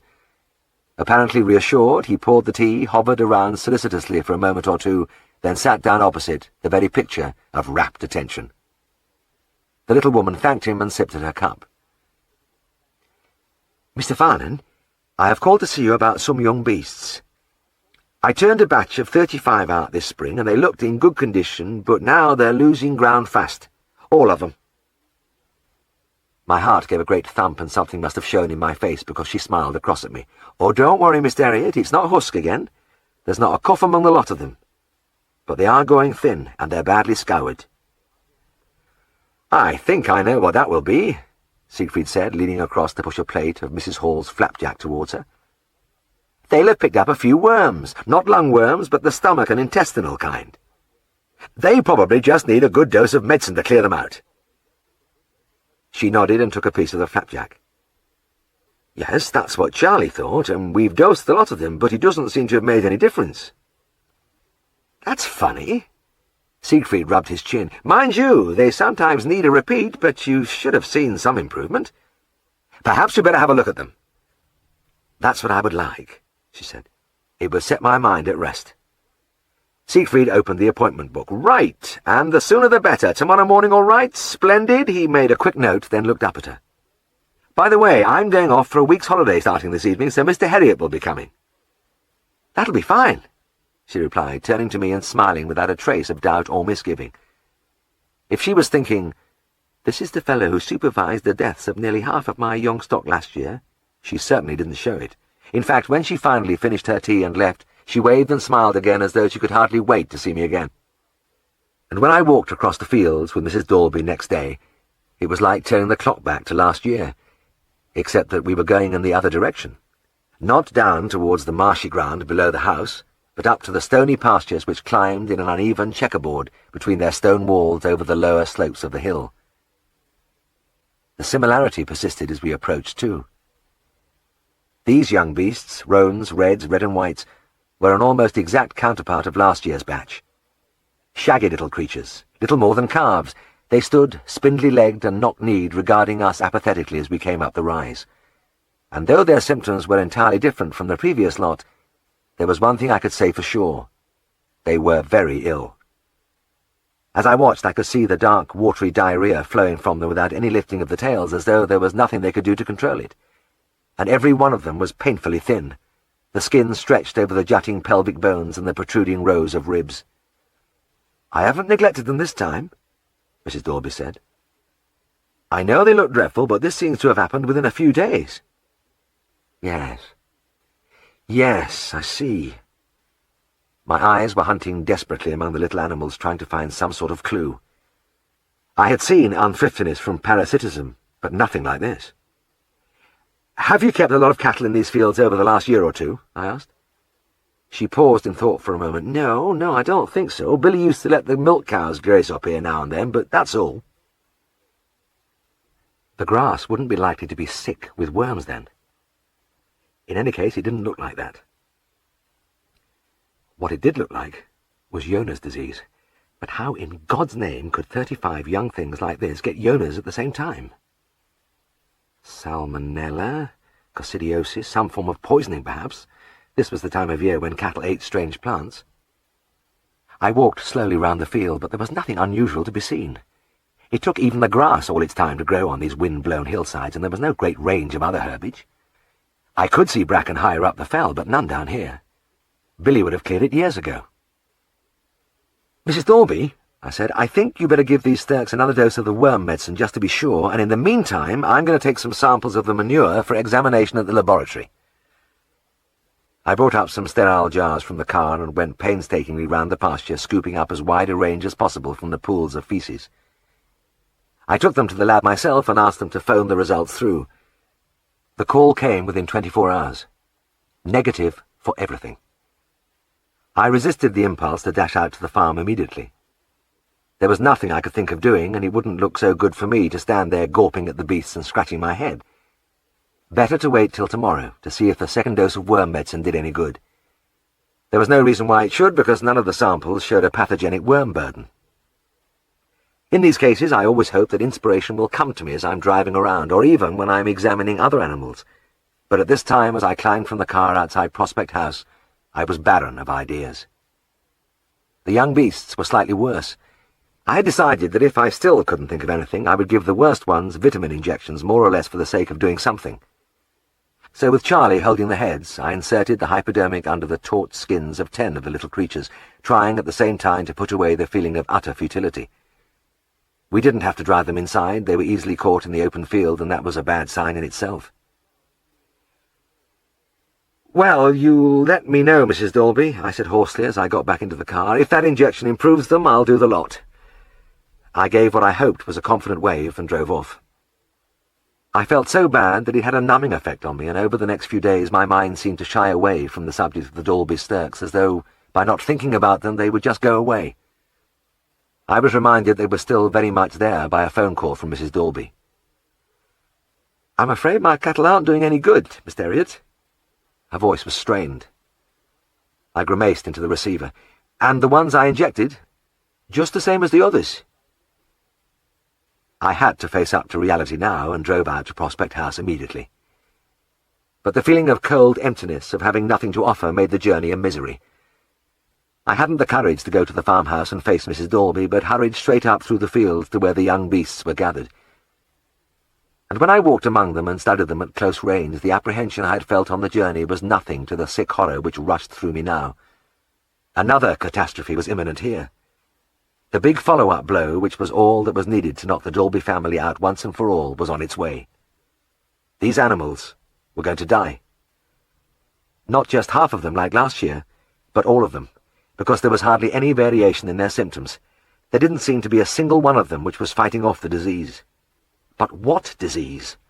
God almighty, I was a veterinary surgeon, maybe not steeped in experience, but I wasn't a new beginner anymore. I would surely have some small inkling why a whole great batch of young beasts were sinking towards the knacker yard in front of my eyes. I could see Mrs. Dalby coming up the field, with little William striding in his tough, arm-swinging way by her side, and Charlie following behind. What the hell was I going to say to them? Shrug.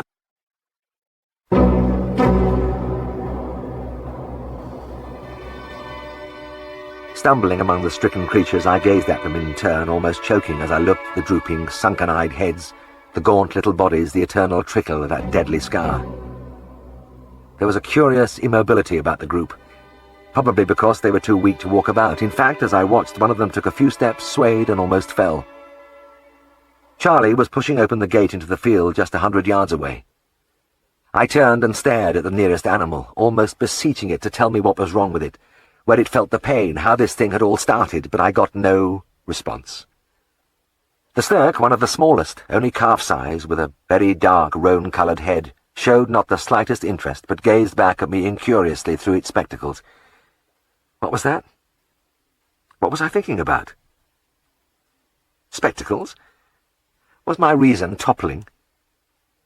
But yes, by God, he did have spectacles, a ring of lighter hair surrounding each eye, and that other beast over there, he was the same. Oh, glory be, now I knew! At last I knew! Mrs. Dalby, panting slightly, had reached me. "Good morning, Mr. Herriot," she said, trying to smile. "What do you think, then?" She looked around the cattle with anxious eyes. "Ah, good morning to you, Mrs. Dalby," I replied expansively, fighting down the impulse to leap in the air and laugh and shout and perhaps do a few cartwheels. "Yes, I've had a look at them, and it is pretty clear now what the trouble is." "Really? Then what—" "It's copper deficiency." I said it casually, as though I had been turning such a thing over in my mind right from the beginning. "You can tell by the loss of the pigment in the coat, especially round the eyes. In fact, when you look at them, you can see that a lot of them are a bit paler than normal." I waved an airy hand in the general direction of the Stirks. Charlie nodded. "Aye, by go, you're right. I thought they'd gone a funny colour." "Can we cure it?"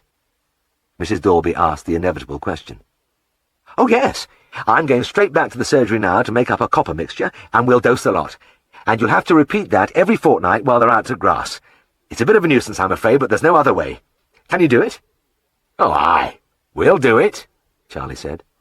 And, "Aye, we'll do it," little William echoed, sticking out his chest and strutting around aggressively as though he wanted to start catching the beast right away. The treatment had a spectacular effect. I didn't have the modern long-lasting copper injections at my disposal, but the solution of copper sulfate which I concocted under the surgery tap at Scaledale House worked like magic. Within a few weeks that batch of sturks was capering lively and fully fleshed over those hillside fields. Not a single death, no lingering unthriftiness. It was as though the whole thing had never happened, as though the hand of doom had never hovered over not only the cattle, but the little family of humans. It had been a close thing, and I realized only a respite. That little woman had a long, hard fight ahead of her still. I've always abhorred change of any kind, but it pleases me to come forward 20 years and spectate at another morning in the kitchen at Prospect House. I was seated at the same little table, picking a buttered scone from the same tray, and wondering whether I should follow it with a piece of malt bread or one of the jam tarts. Billy still smiled down from the mantelpiece, and Mrs. Dalby, hands clasped in front of her, was watching me, her head a little on one side, the same half-smile curving her lips. The years had not altered her much. There was some grey in her hair, but the little red weathered face and the bright eyes were as I had always known them. I sipped my tea and looked across at the vast bulk of William sprawled in his father's old chair, smiling his father's smile at me. There were about 15 stones of William, and I had just been watching him in action as he held a fully grown bullock's hind foot while I examined it. The animal had made a few attempts to kick, but the discouragement on its face had been obvious as William's great hands effortlessly engulfed its fetlock, and a corner of his wide shoulder span dug into its abdomen. No, I couldn't expect William to be the same, nor Dennis and Michael clattering into the kitchen now in their heavy boots and moving over to the sink to wash their hands.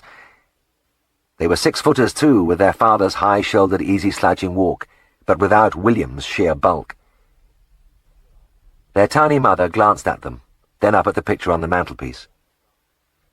"It would have been our 30th anniversary today," she said conversationally. I looked up at her, surprised. She never spoke of such things, and I didn't know how to answer. I couldn't very well say congratulations when she had spent 20 of those years alone. She had never said a word about her long fight, and it had been a winning fight. She had bought the neighbouring farm lower down the dale when old Mr. Mason retired. It was a good farm, with better land, and William had lived there after his marriage, and they ran the two places as one. Things were pretty good now, with her 3 expert stocksman sons eliminating the need for outside labour, except old Charlie, who still pottered around doing odd jobs. "Yes, 30 years, Mrs. Dalby said, looking slowly round the room as though she was seeing it for the first time. Then she turned back and bent over me, her face serious. "Mr. Herriot," she said, and I was sure that at last, on this special day, she was going to say something about the years of struggle, the nights of worry and tears, the grinding toil. For a moment she rested her hand lightly on my shoulder, and her eyes looked into mine. "Mr. Herriot, are you quite sure that tea is to your liking?" Chapter 14. One of the things Helen and I had to do was furnish our bedsitter and kitchen. And when I say furnish, I use the word in its most austere sense. We had no high-flown ideas about luxury. It was, after all, a temporary arrangement, and anyway we had no money to throw around. My present to Helen at the time of our marriage was a modest gold watch, and this had depleted my capital to the extent that a bank statement at the commencement of our married life revealed the sum of 25 shillings standing to my credit. Admittedly, I was a partner now, but when you start from scratch, it takes a long time to get your head above water. But we did need the essentials, like a table, chairs, cutlery, crockery, the odd rug and carpet, and Helen and I decided that it would be most sensible to pick up these things at house sales. Since I was constantly going round the district, I was able to drop in on these events, and the duty of acquiring our necessities had been delegated to me. But after a few weeks it was clear that I was falling down on the job. I had never realized it before, but I had a blind spot in these matters. I would go to a sale and come away with a pair of brass candlesticks and a stuffed owl. On another occasion I acquired an ornate inkwell with a carved metal figure of a dog on it, together with a polished wooden box with innumerable fascinating little drawers and compartments for keeping homeopathic prescriptions. I could go on for a long time about the things I bought, but they were nearly all useless. Helen was very nice about it. "Jim," she said one day, when I was proudly showing her a model of a fully rigged sailing ship and a bottle, which I'd been lucky enough to pick up.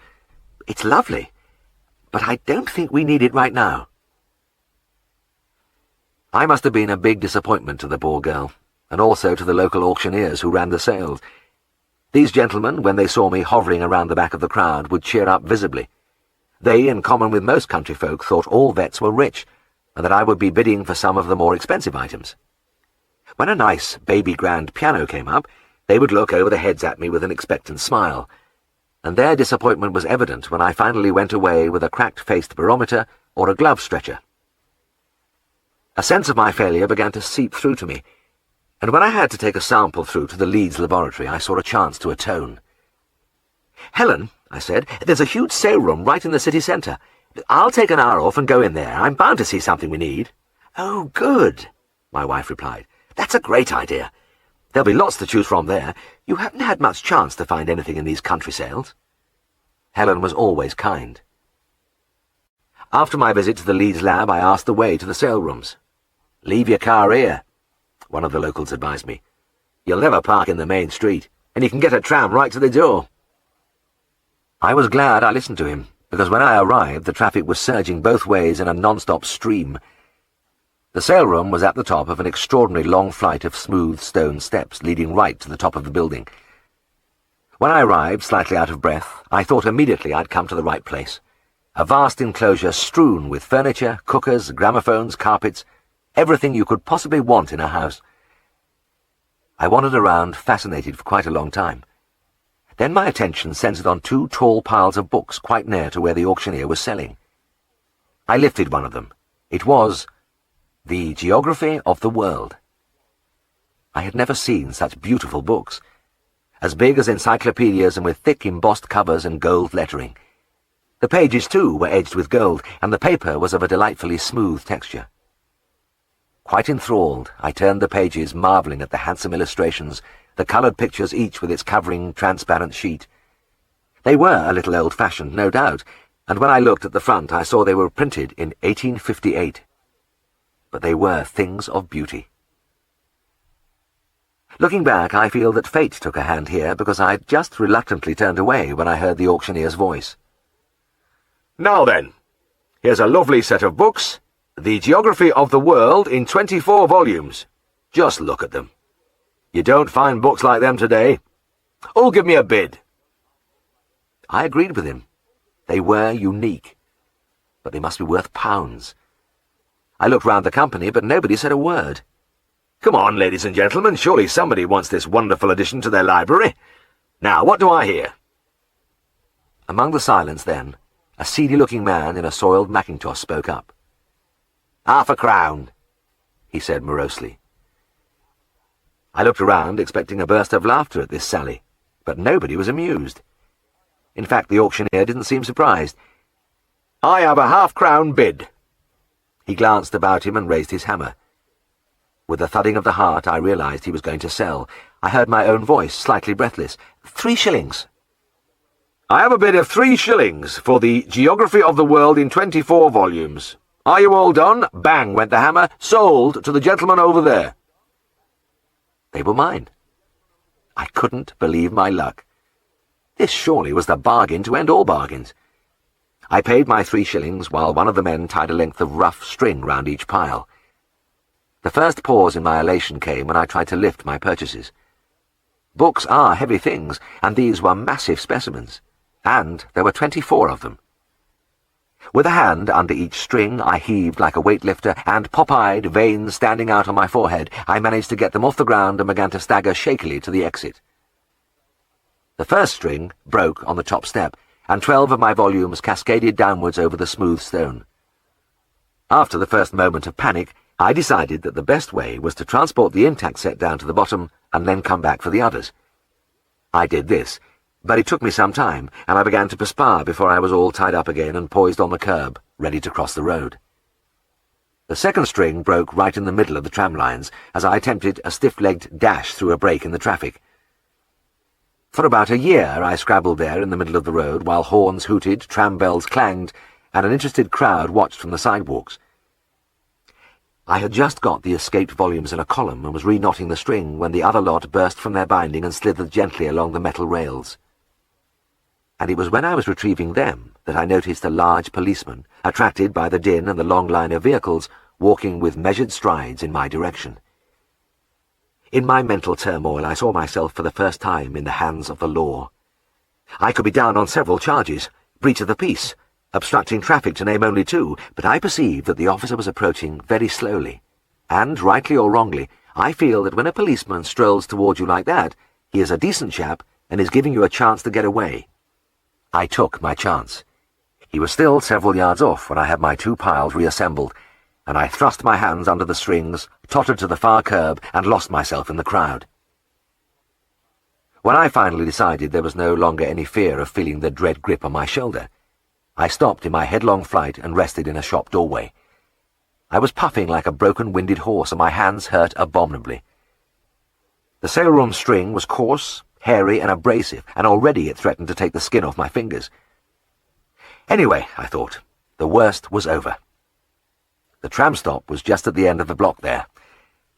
I joined the queue, and when the tram arrived, shuffled forward with the others. I had one foot on the step when a large hand was thrust before my eyes. "Just a minute, brother, just a minute. Where do you think you're going?" The face under the conductor's hat was the meaty, heavy-jowled, pop-eyed kind, which seems to take a mournful pleasure in imparting bad news. "You're not bringing that bloody lot on here, brother. I'll tell thee now." I stared at him in dismay. "But it's just a few books." "Few books? You want a bloody delivery van for that lot? You're not using my tram. Passengers couldn't stir inside." His mouth turned down aggressively. "Oh, but really," I said, with a ghastly attempt at an ingratiating smile, "I'm just going as far as—" "You're not going anywhere in here, brother. I've no time to argue. Move your foot, I'm off." The bell ding-dinged, and the tram began to move. As I hopped off backwards, one of the strings broke again. After I got myself sorted out, I surveyed my situation, and it appeared fairly desperate. The car must be over a mile away, mostly uphill, and I would defy the most stalwart Nepalese Sherpa to transport these books that far. I could, of course, just abandon the things, lean them against the wall, and take to my heels, but no. That would be antisocial, and anyway, they were beautiful. If only I could get them home, all would be well. Another tram rumbled up to the stop, and again I hefted my burden and joined the ingoing passengers, hoping nobody would notice. It was a female voice this time. "Sorry, you can't come on, love." She was middle-aged, motherly, and her plump figure bulged her uniform tightly. "We don't have delivery men on our trams. It's against rules." I repressed a scream. "But I'm not These are my own books. I've just bought them." "Bought them?" Her eyebrows went up as she stared at the dusty volumes. "Yes, and I've got to get them home somehow." "Well, somebody'll take them home for you, love. Has they got far to go?" "Darrowby." By gum, that's a long way, right out in country." She peered into the tram's interior. "But there isn't no room in here, love." The passengers had all filed in, and I was left alone, standing between my twin edifices, and the conductress must have seen a desperate light in my eyes because she made a sudden gesture. "Come on then, love. You stand out here on the platform with me. I'm not supposed to, but I can't see you stuck there." I didn't know whether to kiss her or burst into tears. In the end, I did neither, but stacked the books in a corner of the platform and stood swaying over them till we arrived at the park where I had left my car. The relief at my deliverance was such that I laughed off the few extra contretemps on the way to the car. There were, in fact, several more spills before I had the books tucked away on the back seat, but when I finally drove away, I felt like singing. It was when I was threading my way through the traffic that I began to rejoice that I lived in the country, because the car was filled with an acrid smell which I thought could only come from the conglomeration of petrol fumes and industrial smoke. But even when the city had been left behind and I was climbing into the swelling green of the Pennines, the aroma was still with me. I wound down the window and gulped greedily as the sweet, grassy air flowed in, but when I closed it, the strange pungency returned immediately. I stopped, leant over and sniffed at the region of the back seat, and there was no doubt about it. It was the books. Ah, well, they must have been kept in a damp place or something like that. I was sure it would soon pass off. But in the meantime it certainly was powerful. It nearly made my eyes water. I had never really noticed the long climb to our eyrie on top of Scaledale House, but it was different today. I suppose my arms and shoulders were finally beginning to feel the strain, and that string, bristly but fragile, was digging into my hands harder than ever. But it was true that every step was an effort, and when I at last gained the top landing, I almost collapsed against the door of our bed-sitter. When, perspiring and dishevelled, I entered, Helen was on her knees dusting the hearth. She looked up at me expectantly. "Any luck, Jim?" "Yes, I think so," I replied with a trace of smugness. "I think I got a bargain." Helen rose and looked at me eagerly. "Really?" "Yes." I decided to play my trump card. I only had to spend 3 shillings. 3 shillings? What? Well, where? Wait there a minute. I went out to the landing and put my hand under those strings. This, thank heaven, would be the last time I would have to do this. A lunge and a heave, and I had my prizes through the doorway and displayed for my wife's inspection. She stared at the 2 piles. "What have you got there?" "The Geography of the World in 24 volumes, I replied triumphantly. "The Geography of the... And is that all?" "Yes, couldn't manage anything else, I'm afraid, but look, aren't they magnificent books?" My wife's level gaze had something of disbelief and little of wonder.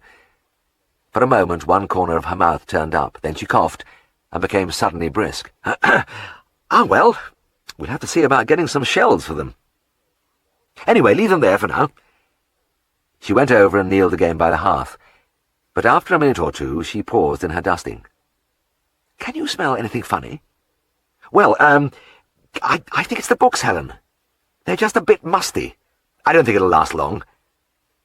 But the peculiar exhalation was very pervasive, and it was redolent of extreme age.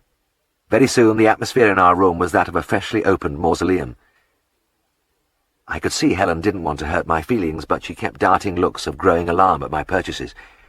I decided to say it for her. "Maybe I'd better take them downstairs, just for now." She nodded gratefully. The descent was torture, made worse by the fact that I had thought I was finished with such things. I finally staggered into the office and parked the books behind the desk. I was panting and rubbing my hands when Siegfried came in. "Ah, James, had a nice run through to Leeds?" "Yes, they said at the lab that they'd give us a ring about those sheep as soon as they'd cultured the organisms." "Splendid." My colleague opened the door of the cupboard and put some forms inside, and then he paused and began to sniff the air. "James, there's a bloody awful stink in here." I cleared my throat. "Well, yes, Siegfried, I bought a few books while I was in Leeds, and they seem a little damp." I pointed behind the desk. Siegfried's eyes widened as he looked at the twin edifices. "What the devil are they?" I hesitated. "The Geography of the World in 24 volumes. He didn't say anything, but looked from me to the books and back again. And he kept sniffing. There was no doubt that only his innate good manners were preventing him from telling me to get the damn things out of here. "I'll find a place for them," I said, and with a great weariness pushed my hands yet again under the strings. My mind was in a ferment as I shuffled along the passage. What in heaven's name was I going to do with them? But as I passed the cellar door on my right, it seemed to provide the answer. There were great vaulted chambers beneath Scaledale House, a proper wine cellar in the grand old days. The man who went down there to read the gas meter always described them as the catacombs, and as I descended into the murky, dank-smelling depths, I thought sadly that it was a fitting resting place for my books. We kept only coal and wood down here now, and from the muffled thuds I judged that Tristan was chopping logs. He was a great log chopper, and when I rounded the corner he was whirling the axe expertly round his head. He stopped when he saw me with my burden and asked the inevitable question. I answered for I hoped the last time. The Geography of the World in 24 volumes, and I followed with a blow-by-blow account of my story. As he listened, he opened one tome after another, sniffed at it and replaced it hurriedly. And he didn't have to tell me. I knew already. My cherished books were down here to stay. But the compassion which has always been and still is uppermost among the many facets of Tristan's character came to the fore now. "Tell you what, Jim," he said, We can put them in here."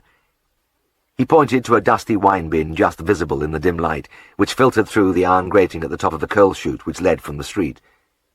"It's just like a proper bookshelf." He began to lift the volumes into the bin, and when he'd arranged them in a long row, he ran his fingers along the faded opulence of the bindings. "There now, they look a treat in there, Jim." He paused and rubbed his chin. "Now, all you want is somewhere to sit. Let's see now. Ah, yes." He retreated into the gloom and reappeared with an armful of the biggest logs. He made a few more journeys, and in no time had rigged up a seat for me within arm's reach of the books. "That'll do fine," he said with deep satisfaction. "You can come down here and have a read whenever you feel like it." And that is how it turned out.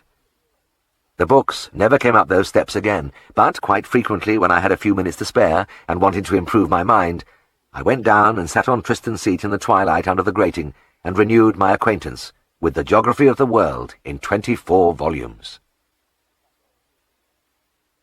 Chapter 15.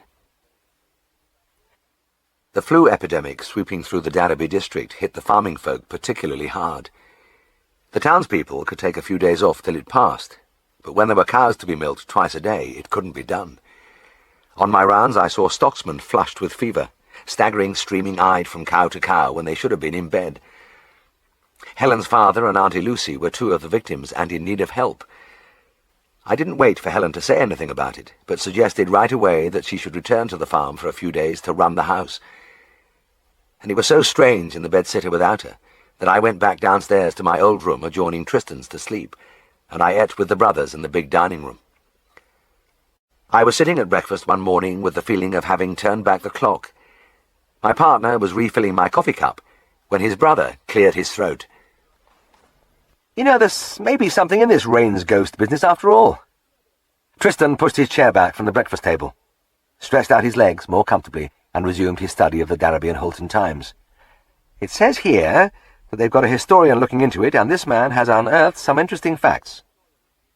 Siegfried didn't say anything, but his eyes narrowed as his brother took out a woodbine and lit it. Siegfried had given up smoking a week ago, and he didn't want to watch anybody light up, particularly somebody like Tristan who invested even the smallest action with quiet delight, rich fulfillment.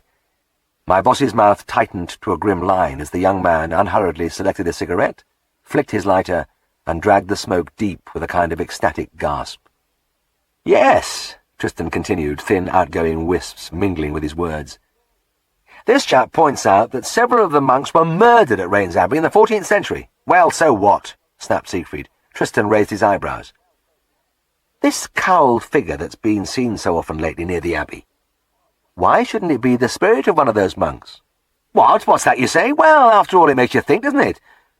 "Who knows what fell deeds might have been?" "What the hell are you talking about?" Siegfried barked. Tristan looked hurt. "That's all very well, and you may laugh, but remember what Shakespeare said." He raised a solemn finger. "There are more things in heaven and earth, Horatio, than are dreamt of in your—" "Oh, balls!" said Siegfried, bringing the discussion effectively to a close. I took a last thankful swallow of coffee and put down my cup. I was pleased that the topic had petered out fairly peacefully because Siegfried was in an edgy condition. Up to last week he had been a dedicated puffer of pipe and cigarettes. But he'd also developed a classical smoker's cough and had suffered increasingly from violent stomachache. At times his long, thin face had assumed the appearance of a skull, the cheeks deeply sunken, the eyes smouldering far down in their sockets, and the doctor had said he must give up smoking. Siegfried had obeyed, felt immediately better, and was instantly seized with the evangelical zeal of the convert. But he didn't just advise people to give up tobacco. I've seen him several times strike a cigarette from the trembling fingers of farm workers, push his face to within inches of theirs, and grind out menacingly, "Now don't ever let me see you with one of those bloody things in your mouth again, do you hear?" Even now there are grizzled men who tell me with a shudder, "Nay, I've never had a fag since Mr. Farnan told me to stop 30 years back. Nay, bugger it, the way he looked at me, I dursn't do it." However, the uncomfortable fact remained that his crusade hadn't the slightest effect upon his brother. Tristan smoked almost continuously, and he never coughed, and his digestion was excellent. Siegfried looked at him now as he contentedly tapped off a little ash and took another blissful suck. "You smoke too many of those bloody cigarettes." "So do you." "No, I don't," Siegfried retorted. I am a non-smoker, and it's time you were too. It's a filthy habit, and you'll kill yourself the way you're going." Tristan gave him a benign look, and again his words were floating out on the fine woodbine mist. "Oh, I'm sure you're wrong. Do you know, I think it rather agrees with me." Siegfried got up and left the room. I sympathised with him, for he was in a difficult position. Being in loco parentis, he was, in a sense, providing his brother with the noxious weeds, and his innate sense of propriety prevented him from abusing this position by dashing the things from Tristan's hands as he did with others. He had to fall back on exhortation, and it was getting him nowhere.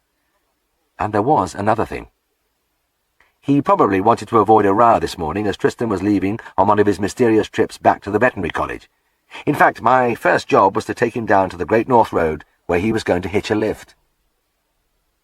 After I'd left him there, I set off on my rounds, and as I drove, my thoughts kept going back to the conversation at breakfast.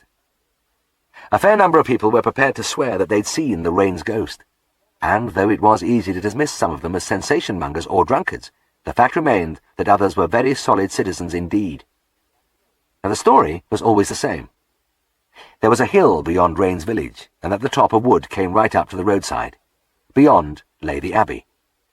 People driving up the hill late at night said they had seen the monk in their headlights, a monk in a brown habit just disappearing into the wood. They believed the figure had been walking across the road, but they weren't sure because it was always a little too far away. But they were adamant about the other part. They had seen a cowled figure, head bowed, go into that wood. There must have been something uninviting about the apparition, because nobody ever said that they'd gone into the wood after it. It was strange that after my thoughts had been on Rains during the day, I should be called to the village at 1 o'clock the following morning. Crawling from bed and climbing wearily into my clothes, I couldn't help thinking of Tristan curled up peacefully in his Edinburgh lodgings far away from the troubles of practice. But I didn't feel too bad about getting up. Rains was only 3 miles away, and the job held no prospect of hard labour. A colic and a little boy's Shetland pony. And it was a fine night, very cold with the first chill of autumn, but with a glorious full moon to light my way along the road. They were walking the pony round the yard when I got there. The owner was the accountant at my bank, and he gave me a rueful smile. "I'm very sorry to get you out of bed, Mr. Herriot, but I was hoping this bit of bellyache would go off. We've been parading him around here for 2 hours. When we stop, he tries to roll." "No, you've done the right thing," I said. "Rolling can cause a twist in the bowel." I examined the little animal and was reassured. He had a normal temperature, good strong pulse, and listening at his flank, I could hear the typical abdominal sounds of spasmodic colic.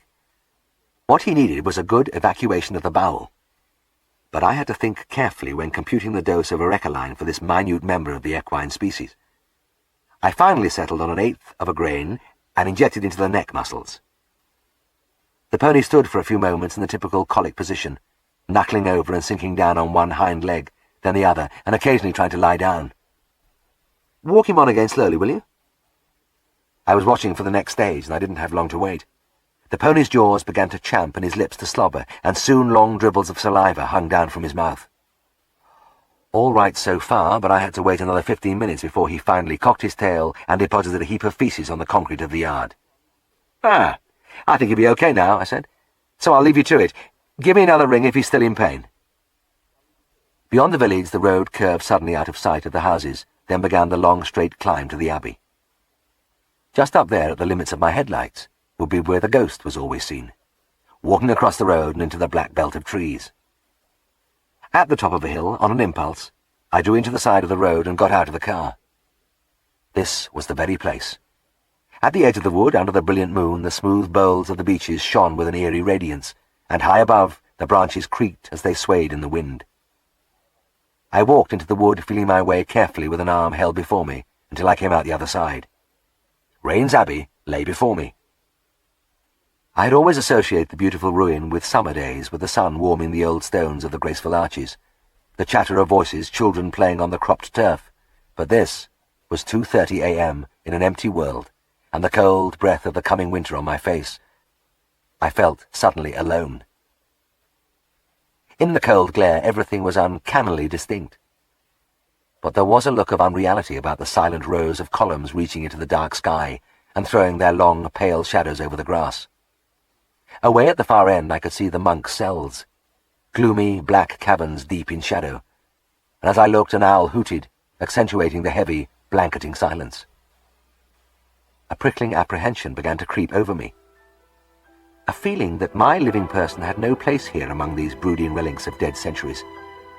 I turned quickly and began to hurry through the wood, bumping into trees, tripping over roots and bushes, and when I reached my car I was trembling and more out of breath than I should have been. It was good to slam the door, turn the ignition, and hear the familiar roar of the engine.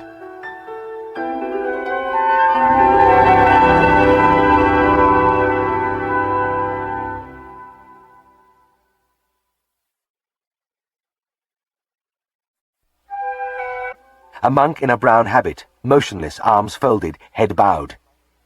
His face was turned from the light towards me, but I could see nothing under the drooping cowl but a horrid abyss of darkness. I thought I would choke. My mouth opened, but no sound came, and in my racing mind one thought pounded above the others. There were such things as ghosts after all. Again my mouth opened and a hoarse shriek emerged. "Who in the name of God is that?" The reply came back immediately in a sepulchral bass. "Tristan." I don't think I actually swooned, but I did collapse limply across my bed and lay there gasping, the blood thundering in my ears. I was dimly aware of the monk standing on a chair and screwing in the light bulb, giggling helplessly the while. Then he flicked on the switch and sat on my bed. With his cowl pushed back on his shoulders, he lit a woodbine and looked at me, still shaking with laughter. "Oh, God, Jim, that was marvellous! Even better than I expected!" I stared up at him and managed a whisper. "But you're in Edinburgh." "Not me, old lad. There wasn't much doing, so I concluded my business and hit straight back. I just got in when I saw you coming up the garden. I barely had time to get the bulb out and climb into my outfit. I couldn't miss the opportunity." "Feel my heart," I murmured. Tristan rested his hand on my ribs for a moment, and as he felt the fierce hammering, a fleeting concern crossed his face. "Oh, hell, I'm sorry, Jim." Then he patted my shoulder reassuringly. "But don't worry. If it was going to be fatal, you'd have dropped down dead on the spot. And anyway, a good fright is very beneficial. Acts like a tonic. You won't need a holiday this year." "Thanks," I said. "Thanks very much." "I wish you could have heard yourself." He began to laugh again. A scream of terror. "Oh, dear. Oh, dear." I hoisted myself slowly into a sitting position, pulled out the pillow, propped it against the bedhead, and leant back against it. I still felt very weak. I eyed him coldly. "So you're the rain's ghost?" Tristan grinned in reply, but didn't speak. "You young devil. I should have known. But tell me, why do you do it? What do you get out of it?" "Oh, I don't know." The young man gazed dreamily at the ceiling through the cigarette smoke. "I suppose it's just getting the timing right so that the drivers aren't quite sure whether they've seen me or not. And then I get a hell of a kick out of hearing them revving up like mad and roaring off for home. None of them ever slows down, you know." "Well, somebody once told me your sense of humour was overdeveloped," I said. "And I'm telling you it'll land you in a cart one of these days." "Not a chance. I keep my bike behind a hedge about 100 yards down the road so I can make a quick getaway if necessary. There's no problem." "Well, please yourself." I got off the bed and made shakily for the door. "I'm going downstairs for a tot of whiskey, and just remember this." I turned and glared at him. "If you try that trick on me again, I'll strangle you." A few days later, at about 8 o'clock in the evening, I was sitting reading by the fireside in the big room at Scaledale House, when the door burst open and Siegfried burst into the room. "James," he rapped out, "old Horace Dawson's cow has split its teat. Sounds like a stitching job. The old chap won't be able to hold the cow, and he has no near neighbours to help him, so I wonder if you'd come and give me a hand." Sure, yes, glad to." I marked the place in my book, stretched and yawned, then got up from the chair. I noticed Siegfried's foot tapping on the carpet, and it occurred to me, not for the first time, that the only thing that would satisfy him would be some kind of ejector seat on my chair, which would hurl me straight through the door and into action on the word of command. I was being as quick as I could, but I had the feeling, as always, when I was writing something for him or operating under his eyes, that I wasn't going nearly fast enough.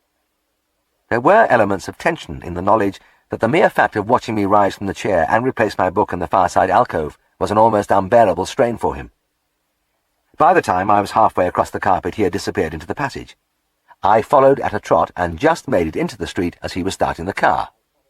Grabbing the door, I made a dive for the interior and felt the road whip away from under my foot as we took off into the darkness. 15 minutes later, we screeched to a halt in the yard behind a little small holding standing on its own across a couple of fields. The engine had barely stopped before my colleague was out of the car and striding briskly towards the cowhouse.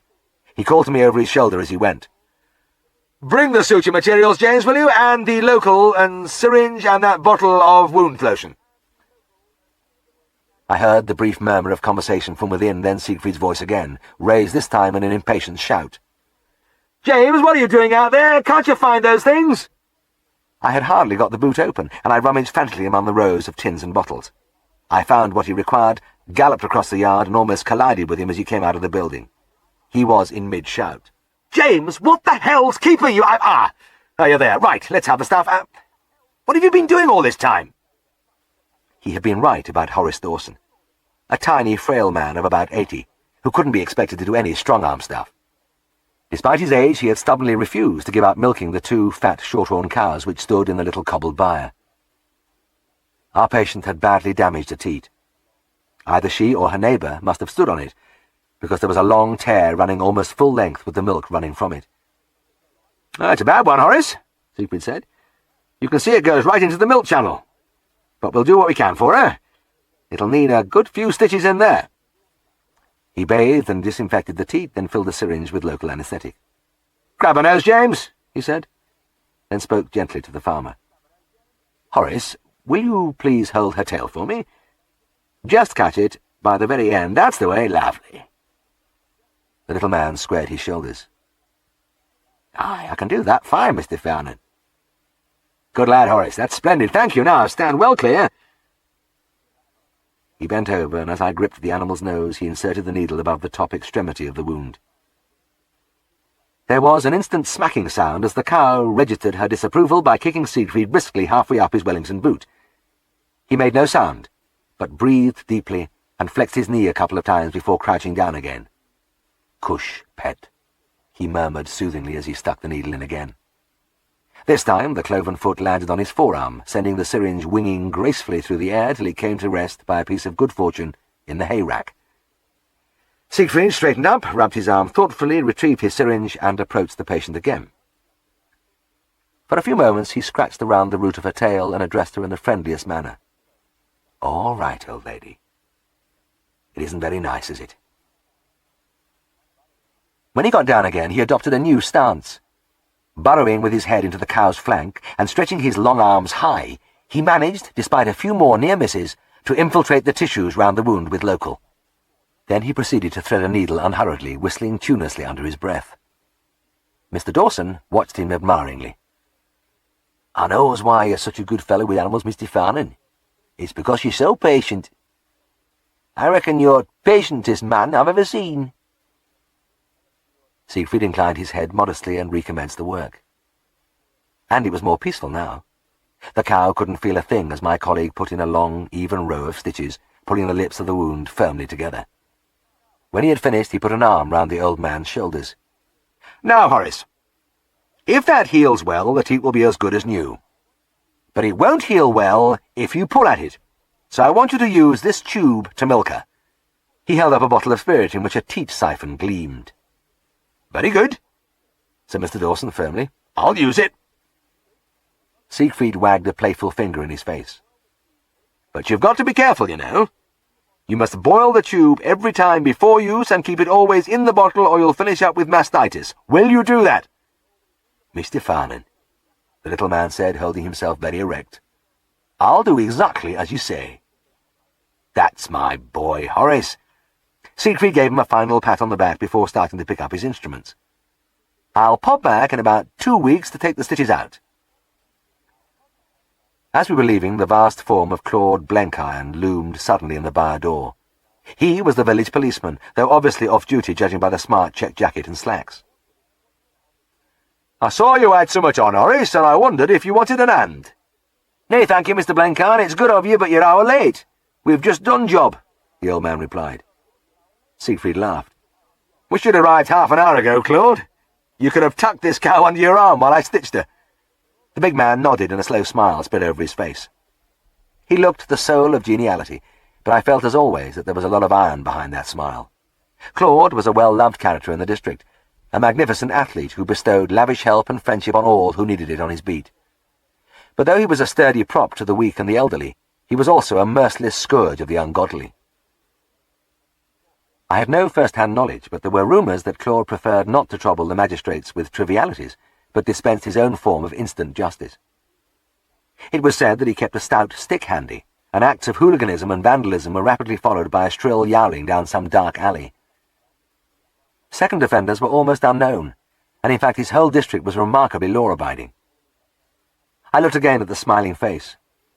He really was the most pleasant-looking man, but as I say, there was something else there, and nothing would ever have induced me to pick a fight with him. "Right then," he said. "I was just on my way into Derby, so I'll say good night, gentlemen." Siegfried put a hand on his arm. "Just a moment, Claude. I want to go on to see another of my cases. I wonder if you'd give Mr. Herriot a lift into town." "Oh, I'll do that with pleasure, Mr. Farnan," the policeman replied and beckoned me to follow him. In the darkness outside, I got into the passenger seat of a little Morris 8, and waited for a few moments while Claude squeezed his bulk behind the wheel. As we set off, he began to talk about his recent visit to Bradford, where he had been taking part in a wrestling match. We had to go through Rains village on the way back, and as we left the houses behind and began the ascent to the abbey, he suddenly stopped talking. Then he startled me as he snapped upright in his seat and pointed ahead. Look! Look there, it's that bloody monk!" "Where? Where?" I feigned ignorance, but I had seen it all right. The cowled, slow-pacing figure heading for the wood. Claude's foot was on the boards and the car was screaming up the hill. At the top, he swung savagely onto the roadside grass so that the headlights blazed into the depth of the wood, and as he leapt from the car, there was a fleeting moment when his quarry was in full view. A monk, skirts hitched high, legging it with desperate speed among the trees. The big man reached into the back of the car and pulled out what looked like a heavy walking stick. "After the bugger!" he shouted, plunging eagerly forward. I panted after him. "Look, wait a minute! What are you going to do to him if you catch him?" "I'm going to come across his house with me ash plant," Claude said with chilling conviction, and galloped ahead of me till he disappeared from the circle of light. He was making a tremendous noise, beating against the tree trunks and emitting a series of intimidating shouts. My heart bled for the hapless spectre blundering in the darkness with the policeman's cries dinning in his ears. I waited with tingling horror for the final confrontation, and the tension increased as time passed and I could still hear Claude in full cry. "Come out of there, you can't get away, come on, show yourself!" while his splintering blows echoed among the trees. I did my own bit of searching, but found nothing. The monk did indeed seem to have disappeared, and when I finally returned to the car I found the big man already there. "Well, that's a rummer, Mr. Herriot," he said. "I can't find him, and I can't think where he's got to. I was hard on his heels when I first spotted him, and he can't get out of the wood because I can see over the fields in the moonlight. I've had a scout round the abbey too, but he isn't there. He's just bloody vanished." I was going to say something like, "Well, what else could you expect from a ghost?" but the huge hand was still swinging that stick, and I decided against it. "Well, I reckon we better get on to Derby," the policeman grunted, stamping his feet on the frosty turf. I shivered. It was bitterly cold, with an east wind getting up, and I was glad to climb back into the car. In Derby I had a few companionable beers with Claude at his favourite haunt, the Black Bull, and it was 10:30 when I got into Skeldale House. There was no sign of Tristan, and I felt a twinge of anxiety. It must have been after midnight when I was awakened by a faint scuffling from the next room. Tristan occupied what had been the long, narrow dressing room in the grand days when the house was young. I jumped out of bed and opened the communicating door. Tristan was in pyjamas, and he cuddled 2 hot water bottles to his bosom. He turned his head and gave me a single, haggard glance before pushing one of the bottles well down the bed. Then he crawled between the sheets and lay on his back with the second bottle clasped across his chest and his eyes fixed on the ceiling. I went over and looked down at him in some concern. He was shaking so much that the whole bed vibrated with him. "How are you, Tris?" I whispered. After a few moments, a faint croak came up. "Frozen to the bloody marrow, Jim." "But where the heck have you been?" Again the croak. "In a drain pipe." "A drain pipe? Where?" The head rolled feebly from side to side on the pillow. "Up at the wood. Didn't you see the pipes by the roadside?" A great light flashed.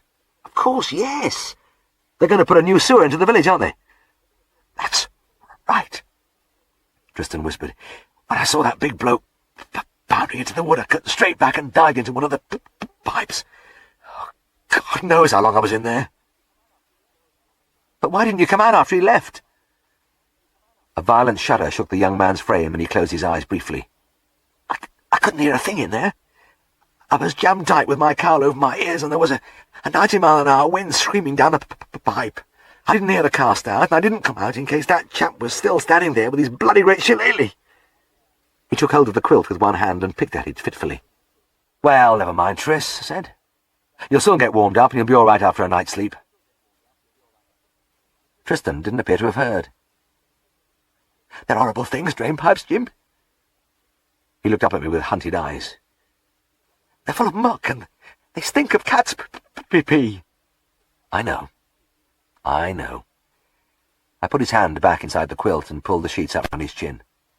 "You'll be fine in the morning." I switched off the light and tiptoed from the room. As I closed the door, I could still hear his teeth chattering. Clearly it wasn't only the cold that was bothering him. He was still in a state of shock. And no wonder. The poor fellow had been enjoying a little session of peaceful haunting with never a care in the world, when without warning there was a scream of brakes, a blaze of light, and that giant bounding into the middle of it all like a demon king. It had all been too much. Next morning at the breakfast table, Tristan was in poor shape. He looked very pale, he ate little, and at intervals his body was racked by deep coughing spasms. Siegfried looked at him quizzically. "I know what's done this to you. I know why you're sitting there like a zombie, coughing your lungs up." His brother stiffened in his chair, and a tremor crossed his face. "You do?" "Yes. I hate to say I told you so, but I did warn you, didn't I? It's all those bloody cigarettes." Tristan never did give up smoking, but the rain's ghost was seen no more, and remains an unsolved mystery to this day. Chapter 16. This was one for Granville Bennett. I liked a bit of small animal surgery, and was gradually doing more as time went on, but this one frightened me. A 12-year-old spaniel bitch in the last stages of pyometritis. Pus dripping from her vulva onto the surgery table. Temperature 104, panting, trembling, and as I held my stethoscope against her chest I could hear the classic signs of valvular insufficiency. A dicky heart was just what I needed on top of everything else. "Drinking a lot of water, is she?" I asked. Old Mrs. Barker twisted the strings of her shopping bag anxiously. "Aye, she never seems to be away from the water bowl, but she won't eat, hasn't had a bite for the last 4 days. "Well, I don't know." I took off my stethoscope and stuffed it into my pocket. "You should have brought her in a long time ago. She must have been ill for weeks." "Well, not rightly ill, but a bit off it. I thought there was nothing to worry about as long as she was eating." I didn't say anything for a few moments. I had no desire to upset the old girl, but she had to be told. "I'm afraid this is rather serious, Mrs. Barker. The condition has been building up for a long time. It's in her womb, you see. A bad infection, and the only cure is an operation." "Well, will you do it, please?" The old lady's lips quivered. I came round the table and put my hand on her shoulder. "Look, I'd like to, but there are snags. She's in poor shape and 12 years old. Really a poor operation risk. I'd like to take her through to the veterinary hospital in Hartington and let Mr. Bennett operate on her." "All right," she said, nodding eagerly. "I don't care what it costs." "Oh, we'll keep it down as much as possible." I walked along the passage with her and showed her out of the door. "Leave her with me. I'll look after her, don't worry. What's her name, by the way?" "Dinah," she replied huskily, still peering past me down the passage. I went through and lifted the phone. 30 years ago, country practitioners had to turn to the small animal experts when anything unusual cropped up in that line. It is different nowadays when our practices are more mixed. In Darrowby now, we have the staff and equipment to tackle any type of small animal surgery, but it was different then. I'd heard it said that sooner or later every large animal man had to scream for help from Granville Bennett, and now it was my turn. "Hello, is that Mr. Bennett?" "It is indeed." A big voice, friendly, full of give. Herriot here. I'm with Farnan in Darrowby. Of course. Heard of you, laddie. Heard of you. Oh, thanks. Look, I've got a bit of a sticky job here. I wonder if you take it on for me. Delighted, laddie. What is it? A real stinking pio. Oh, lovely. The bitch is 12 years old. Splendid. And toxic as hell. Excellent. And one of the worst hearts I've heard for a long time. Fine, fine. When are you coming through? This evening, if that's okay with you, about 8? Couldn't be better, laddie. See you. Hartington was a fair-sized town, about 200,000 inhabitants, but as I drove into the centre the traffic had thinned and only a few cars rolled past the rows of shop fronts. I hoped my 25-mile journey had been worth it. Dinah, stretched out on a blanket in the back, looked as if she didn't care either way. I glanced behind me at the head drooping over the edge of the seat, at the white muzzle and the cataracts in her eyes gleaming palely in the light from the dash. She looked so old. Maybe I was wasting my time, placing too much faith in this man's reputation. There was no doubt Granville Bennett had become something of a legend in northern England. In those days, when specialisation was almost unknown, he had gone all out for small animal work, never looked at farm stock, and had set a new standard by the modern procedures in his animal hospital, which was run as nearly as possible on human lines. It was, in fact, fashionable for veterinary surgeons of that era to belittle dog and cat work. A lot of the older men who had spent their lives among the teeming thousands of draft horses in city and agriculture would sneer, "Oh, I've no time to bother with those damn things." Bennett had gone dead in the opposite direction.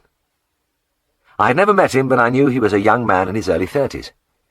I had heard a lot about his skills, his business acumen, and about his reputation as a bon viveur. He was, they said, a dedicated devotee of the work-hard, play-hard school. The veterinary hospital was a long, low building near the top of a busy street. I drove into a yard and knocked at a door in the corner. I was looking with some awe at a gleaming Bentley dwarfing my own battered little Austin when the door was opened by a pretty receptionist. "Good evening," she murmured with a dazzling smile, which I thought must be worth another half-crown on the bill for a start. "Do come in. Mr. Bennett is expecting you." I was shown into the waiting room with magazines and flowers on a corner table and many impressive photographs of dogs and cats on the walls, taken, I learnt later, by the principal himself. I was looking closely at a superb study of 2 white poodles when I heard a footstep behind me. I turned and had my first view of Granville Bennett. He seemed to fill the room. Not over-tall, but of tremendous bulk. Fat, I thought at first, but as he came nearer it seemed to me that the tissue of which he was composed wasn't distributed like fat. He wasn't flabby. He didn't stick out in any particular place. He was just a big, wide, solid, hard-looking man. From the middle of a pleasant, blunt-featured face the most magnificent pipe I'd ever seen stuck forth, shining and glorious, giving out delicious wisps of expensive smoke. It was an enormous pipe. In fact, it would have looked downright silly with a smaller man, but on him it was a thing of beauty. I had a final impression of a beautifully cut dark suit and sparkling shirt cuffs as he held out a hand. "James Herriot." He said it as somebody else might have said Winston Churchill or Stanley Matthews. "That's right." "Well, this is grand. Jim, is it?" "Well, yes, usually." "Lovely. We've got everything laid on for you, Jim. The girls are waiting in the theatre." "That's very kind of you, Mr. Bennett." Granville, please." He put his arm through mine and led me to the operating room. Dinah was already there, looking very woebegone. She had had a sedative injection, and her head nodded wearily. Bennett went over to her and gave her a swift examination. Yes. Let's get on, then." The 2 girls went into action like cogs in a smooth machine. Bennett kept a large lay staff, and these animal nurses, both attractive, clearly knew what they were about. While one of them pulled up the anaesthetic and instrument trolleys, the other seized Dinah's foreleg expertly above the elbow, raised the radial vein by pressure, and quickly clipped and disinfected the area. The big man strolled up with a loaded needle, and effortlessly slipped the needle into the vein. "Pentothal," he said as Dinah slowly collapsed and lay unconscious on the table. It was one of the new, short-acting anaesthetics which I'd never seen used. While Bennett scrubbed up and donned sterilised gown and cap, the girls rolled Dinah on her back and secured her there with ties to loops on the operating table. They applied the ether and oxygen mask to her face, then shaved and swabbed the operation site. The big man returned in time to have a scalpel placed in his hand. With almost casual speed he incised skin and muscle layers, and when he went through the peritoneum, the horns of the uterus, which in normal health would have been two slim pink ribbons, now welled into the wound like twin balloons, swollen and turgid with pus. No wonder Dinah had felt ill carrying that lot around with her. The stubby fingers tenderly worked round the mass, ligated the ovarian vessels and uterine body, then removed the whole thing and dropped it into an enamel bowl. It wasn't until he had begun to stitch that I realized that the operation was nearly over, though he had been at the table for only a few minutes. It would all have looked childishly easy, except that his total involvement showed in occasional explosive commands to the nurses. As I watched him working under the shadowless lamp, with the white-tiled walls around him and the rows of instruments gleaming by his side, it came to me with a rush of mixed emotions that this was what I had always wanted to do myself. My dreams, when I had first decided on veterinary work, had been precisely of this. Yet here I was, a somewhat shaggy cow doctor, or perhaps more correctly, a farm physician, but certainly something very different. The scene before me was a far cry from my routine of kicks and buffets of muck and sweat. And yet I had no regrets. The life which had been forced on me by circumstances had turned out to be a thing of magical fulfillment. It came to me with a flooding certainty that I would rather spend my days driving over the unfenced roads of the high country than stooping over that operating table. And anyway, I couldn't have been a Bennett.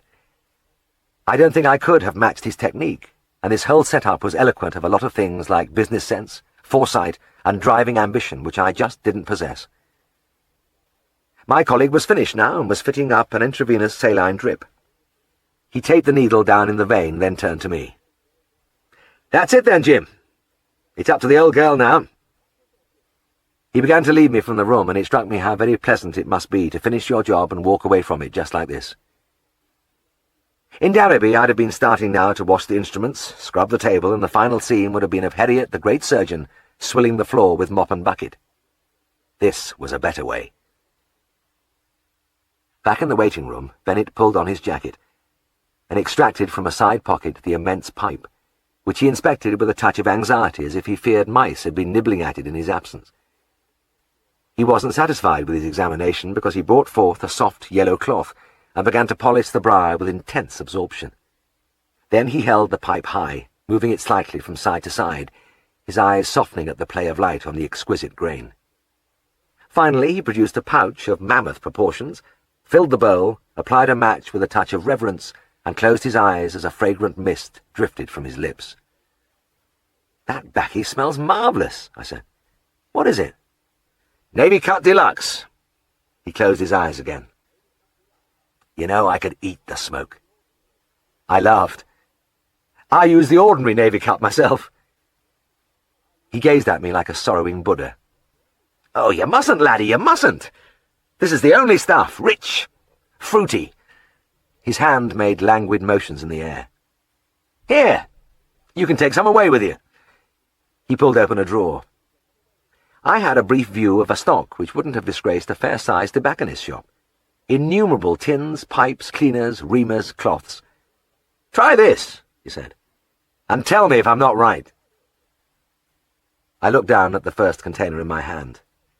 "Oh, but I can't take all this. It's a 4-ounce tin." "Rubbish, my boy. Put it in your pocket." He became suddenly brisk. "Now, I expect you'll want to hang around till old Dinah comes out of the anaesthetic, so why don't we have a quick beer, I'm a member of a nice little club just across the road." "Well, fine. Sounds great." He moved lightly and swiftly for a big man, and I had to hurry to keep up with him as he left the surgery and crossed to a building on the other side of the street. Chapter 17. Inside the club was masculine comfort, hails of welcome from some prosperous-looking members, and a friendly greeting from the man behind the bar. "2 pints, Fred," murmured Bennett absently, and the drinks appeared with amazing speed. My colleague poured his down apparently without swallowing, and turned to me. "Another, Jim?" I had just tried a sip at mine, and began to gulp anxiously at the bitter ale. "Right, but let me get this one." "No can do, laddie." He glanced at me with mild severity. "Only members can buy drinks. Same again, Fred. I found I had 2 glasses at my elbow, and with a tremendous effort I got the first one down. Gasping slightly, I was surveying the second one timidly when I noticed that Bennett was 3/4 down his. As I watched, he drained it effortlessly. "You're slow, Jim," he said, smiling indulgently. "Just set them up again, will you, Fred?" In some alarm, I watched the barman ply his handle and attack my second pint resolutely. I surprised myself by forcing it over my tonsils, then, breathing heavily, I got hold of the third one just as Bennett spoke again. "We'll just have one for the road, Jim," he said pleasantly. "Would you be so kind, Fred?" This was ridiculous, but I didn't want to appear a piker at our first meeting. With something akin to desperation, I raised the third and began to suck feebly at it. When my glass was empty, I almost collapsed against the counter. My stomach was agonizingly distended, and a light perspiration had broken out on my brow. As I almost lay there, I saw my colleague moving across the carpet towards the door. "Time we were off, Jim," he said. "Drink up." It's wonderful what the human frame can tolerate when put to the test. I would have taken bets that it was impossible for me to drink that 4th pint without at least half an hour's rest, preferably in the prone position. But as Bennett's shoe tapped impatiently, I tipped the beer a little at a time into my mouth, feeling it wash round my back teeth before incredibly disappearing down my gullet. I believe the water torture was a favourite with the Spanish Inquisition, and as the pressure inside me increased, I knew just how their victims felt. When I at last blindly replaced my glass and splashed my way from the bar, the big man was holding the door open. Outside in the street, he placed an arm across my shoulder. "The old spaniel won't be out of it yet," he said. "We'll just slip to my house and have a bite. I'm a little peckish." Sunk in the deep upholstery of the Bentley, cradling my swollen abdomen in my arms, I watched the shop fronts flicker past the windows and give way to the darkness of the open countryside. We drew up outside a fine grey stone house in a typical Yorkshire village, and Bennett ushered me inside. He pushed me towards a leather armchair. "Make yourself at home, laddie. Zoe's out at the moment, but I'll get some grub." He bustled through to the kitchen and reappeared in seconds with a deep bowl which he placed on a table by my side. "You know, Jim," he said, rubbing his hands, "there's nothing better after beer than a few pickled onions." I cast a timorous glance into the bowl. Everything in this man's life seemed to be larger than life, even the onions. They were bigger than golf balls, brownish white, glistening. "Well, thanks, Mr. Granville." I took one of them, held it between finger and thumb, and stared at it helplessly. The beer hadn't even begun to sort itself out inside me. The idea of starting on this potent-looking vegetable was unthinkable. Granville reached into the bowl, popped an onion into his mouth, crunched it quickly, swallowed it, and sank his teeth into a second. "By God, that's good. You know, my little wife's a marvellous cook. She even makes pickled onions better than anyone." Munching happily, he moved over to the sideboard and clinked around for a few moments before placing in my hand a heavy cut-glass tumbler about 2/3 full of neat whiskey. I couldn't say anything because I'd taken the plunge and put the onion in my mouth, and as I bit boldly into it, the fumes rolled in a volatile wave into my nasal passages, making me stutter. I took a gulp at the whiskey and looked up at Granville with watering eyes. He was holding out the onion bowl again, and when I declined, he regarded it for a moment with hurt in his eyes. "It's funny you don't like them. I always thought Zoe did them marvellously." "Oh, you're wrong, Granville. Well, they're delicious. I just haven't finished this one." He didn't reply, but continued to look at the bowl with gentle sorrow. I realized there was nothing else for it. I took another onion. Immensely gratified, Granville hurried through to the kitchen again. This time, when he came back, he bore a tray with an enormous cold roast, a loaf of bread, butter, and mustard. "I think a beef sandwich would go down rather nicely, Jim," he murmured as he stropped his carving knife on a steel. Then he noticed my glass of whiskey still half full. "Come on, come on, come on," he said with some asperity. "You're not touching your drink." He watched me benevolently as I drained the glass, then he refilled it to its old level. "That's better. And have another onion."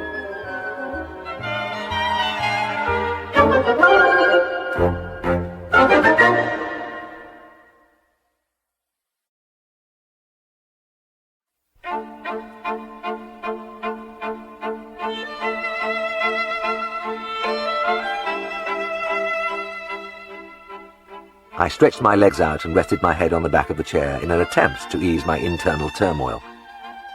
My stomach was a lake of volcanic lava, bubbling and popping fiercely in its crater, with each additional piece of onion, every sip of whiskey setting up a fresh, violent reaction.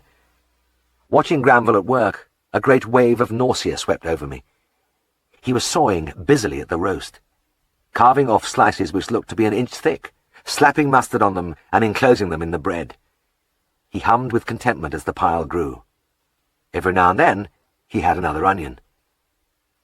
"Now then, laddie," he cried at length, putting a heaped plate at my elbow. "Get yourself round that lot." He took his own supply and collapsed with a sigh into another chair. He took a gargantuan bite and spoke as he chewed. "You know, Jim, this is something I enjoy. A nice little snack. Zoe always leaves me plenty to go at when she pops out." He engulfed a further few inches of sandwich. "And I'll tell you something, though I say it myself. These are bloody good, don't you think so?" "Yes, indeed." Squaring my shoulders, I bit, swallowed, and held my breath as another unwanted foreign body slid down to the ferment below. Just then I heard the front door open. "Ah, that'll be Zoe," Granville said, and was about to rise when a disgracefully fat Staffordshire Bull Terrier burst into the room, waddled across the carpet, and leapt into his lap. "Feebles, my dear, come to Daddykins," he shouted. "Have you had nice walkies with Mummy?" The Staffordshire was closely followed by a Yorkshire Terrier, which was also enthusiastically greeted by Granville. "Yoo-hoo, Victoria, yoo-hoo!" The Yorkie, an obvious smiler, did not jump up, but contented herself with sitting at her master's feet, baring her teeth ingratiatingly every few seconds. I smiled through my pain. Another myth exploded.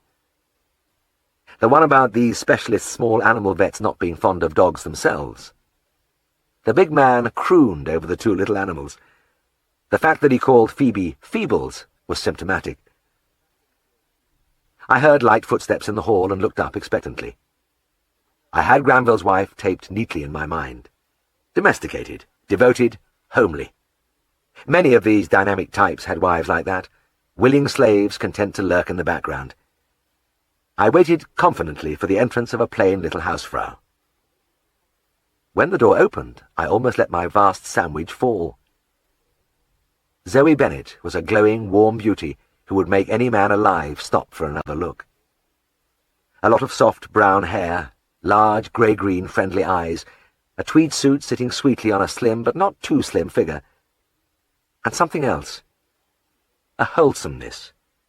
An inner light which made me wish suddenly that I was a better man, or at least that I looked better than I did.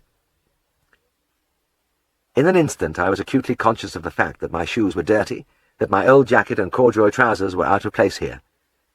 I hadn't troubled to change, but had rushed straight out in my working clothes, and they were different from Granville's, because I couldn't go round the farms in a suit like his. "My love, my love!" he caroled joyously as his wife bent over and kissed him fondly. "Let me introduce Jim Herriot from Garraby." The beautiful eyes turned on me. "How do you do, Mr. Herriot?" She looked as pleased to see me as her husband had done, and again I had the desperate wish that I was more presentable, that my hair was combed, that I didn't have this mounting conviction that I was going to explode into 1,000 pieces at any moment. "I'm going to have a cup of tea, Mr. Herriot. Would you like one?" No. Thank you very much, but, no, not at the moment." I backed away slightly. "Ah, well, I see you've got one of Granville's little sandwiches." She giggled and went to get her tea. When she came back, she handed a parcel to her husband. "I've been shopping today, darling. Picked up some of those shirts you like so much." "My sweet, how kind of you!" He began to tear at the brown paper like a schoolboy, and produced 3 elegant shirts in cellophane covers. "They're marvellous, my pet. You spoil me." He looked up at me. "Jim, these are the most wonderful shirts. You must have one." He flicked a shining package across the room onto my lap. I looked down at it in amazement. No, really, I can't. "Of course you can. You keep it."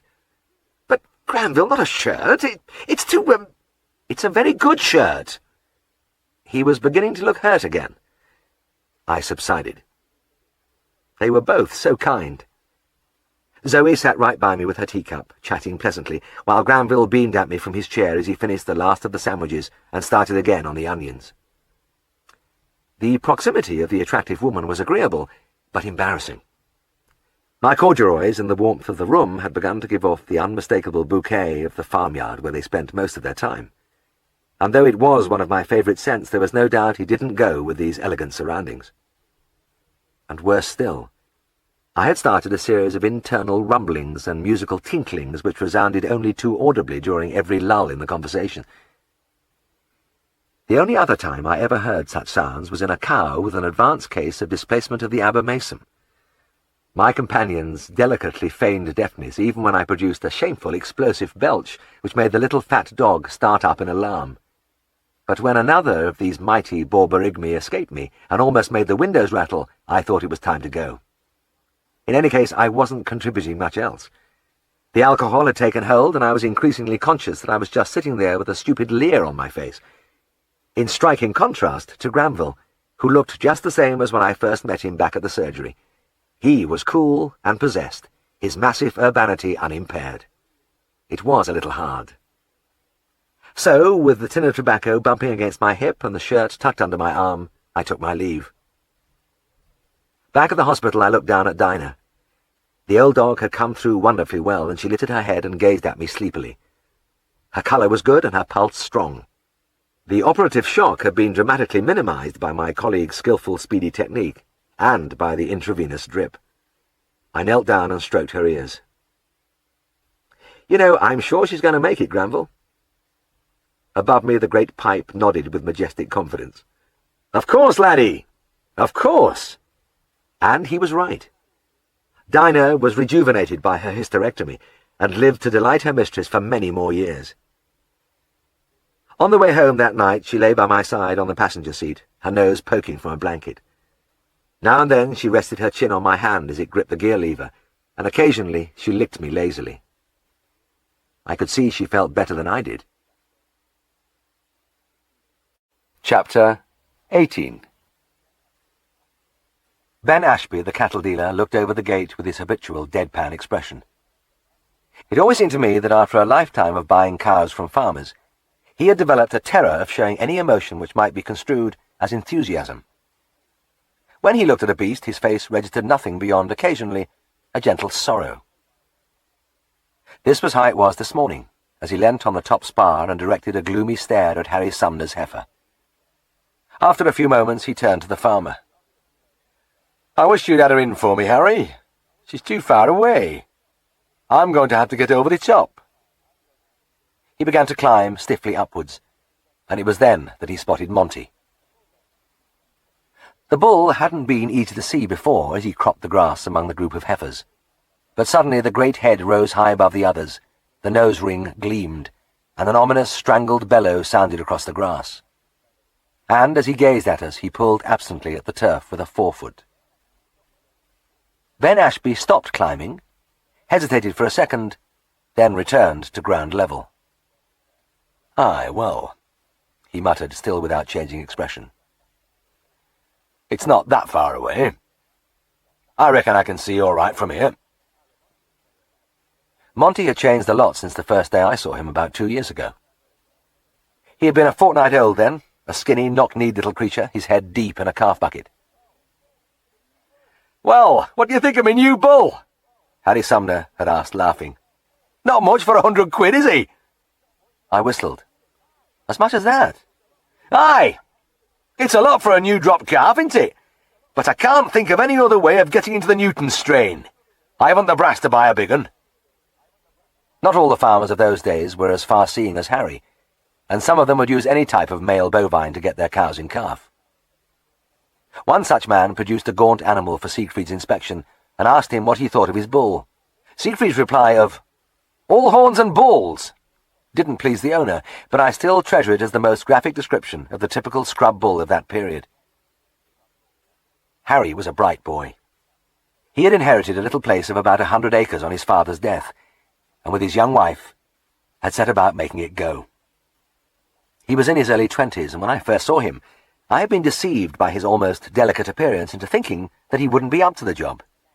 The pallid face, The large, sensitive eyes and slender frame didn't seem fitted for the 7 days a week milking, feeding, mucking out slog that was dairy farming. But I had been wrong. To feel his way, he plunged in and grabbed at the hind feet of kicking cows for me to examine, and his clenched teeth determination as he hung onto the noses of the big, loose beasts at testing time made me change my mind in a hurry. He worked endlessly and tirelessly, and it was natural that his drive should have taken him to the south of Scotland to find a bull. Harry's was an Ayrshire herd, unusual among the almost universal shorthorns in the Dales, and there was no doubt an injection of the famous Newton blood would be a sure way of improving his stock. "He's got prize winners on both his sire and dam side," the young farmer said, "and a grand pedigree name, too. Newton Montmorency the Sixth. Monty for short." As though recognizing his name, the calf raised his head from the bucket and looked at us. It was a comic little face, wet-muzzled, milk slobbered halfway up his cheeks and dribbling freely from his mouth. I bent over into the pen and scratched the top of the hard little head, feeling the tiny horn buds no bigger than peas under my fingers. Limpid-eyed and unafraid, Monty submitted calmly to the caress for a few moments, then sank his head again in the bucket. I saw quite a bit of Harry Sumner over the next few weeks and usually had a look at his expensive purchase. And as the calf grew, you could see why he had cost £100. He was in a pen with 3 of Harry's own calves, and his superiority was evident at a glance. The broad forehead and wide-set eyes, the deep chest and short, straight legs, the beautifully even line of the back from shoulder to tailhead. Monty had class, and, small as he was all bull. He was about 3 months old when Harry rang to say he thought the calf had pneumonia. I was surprised because the weather was fine and warm and I knew Monty was in a draft-free building. But when I saw him, I thought immediately that his owner's diagnosis was right. The heaving of the rib cage, the temperature of 105 degrees, it looked fairly straightforward. But when I got my stethoscope on his chest and listened for the pneumonic sounds, I heard nothing. His lungs were perfectly clear. I went over him several times, but there was not a squeak, not a rowl, not the slightest sign of consolidation. This was a facer. I turned to the farmer. "It's a funny one, Harry. He's sick all right, but his symptoms don't add up to anything recognizable." I was going against my early training because the first vet I ever saw practice with in my student days told me once, "If you don't know what's wrong with an animal, for God's sake, don't admit it. Give it a name. Call it McCluskey's disease or galloping dandruff, anything you like, but give it a name." But no inspiration came to me as I looked at the panting, anxious-eyed little creature. Treat the symptoms, that was the thing to do. He had a temperature, so I tried to get that down for a start. I brought out my pathetic armoury of febrifuges, the injection of non-specific antiserum, the fever drink of sweet spirit of nitre, but over the next 2 days it was obvious that the time-honoured remedies were having no effect. On the 4th morning, Harry Sumner met me as I got out of my car. "He's walking funny this morning, Mr. Herriot, and he seems to be blind." Blind? An unusual form of lead poisoning, could that be it? I hurried into the calf pen and began to look round the walls. But there wasn't a scrap of paint anywhere, and Monty had spent his entire life in there. And anyway, as I looked at him, I realized that he wasn't really blind. His eyes were staring and slightly upturned, and he blundered unseeingly round the pen, but he blinked as I passed my hand in front of his face.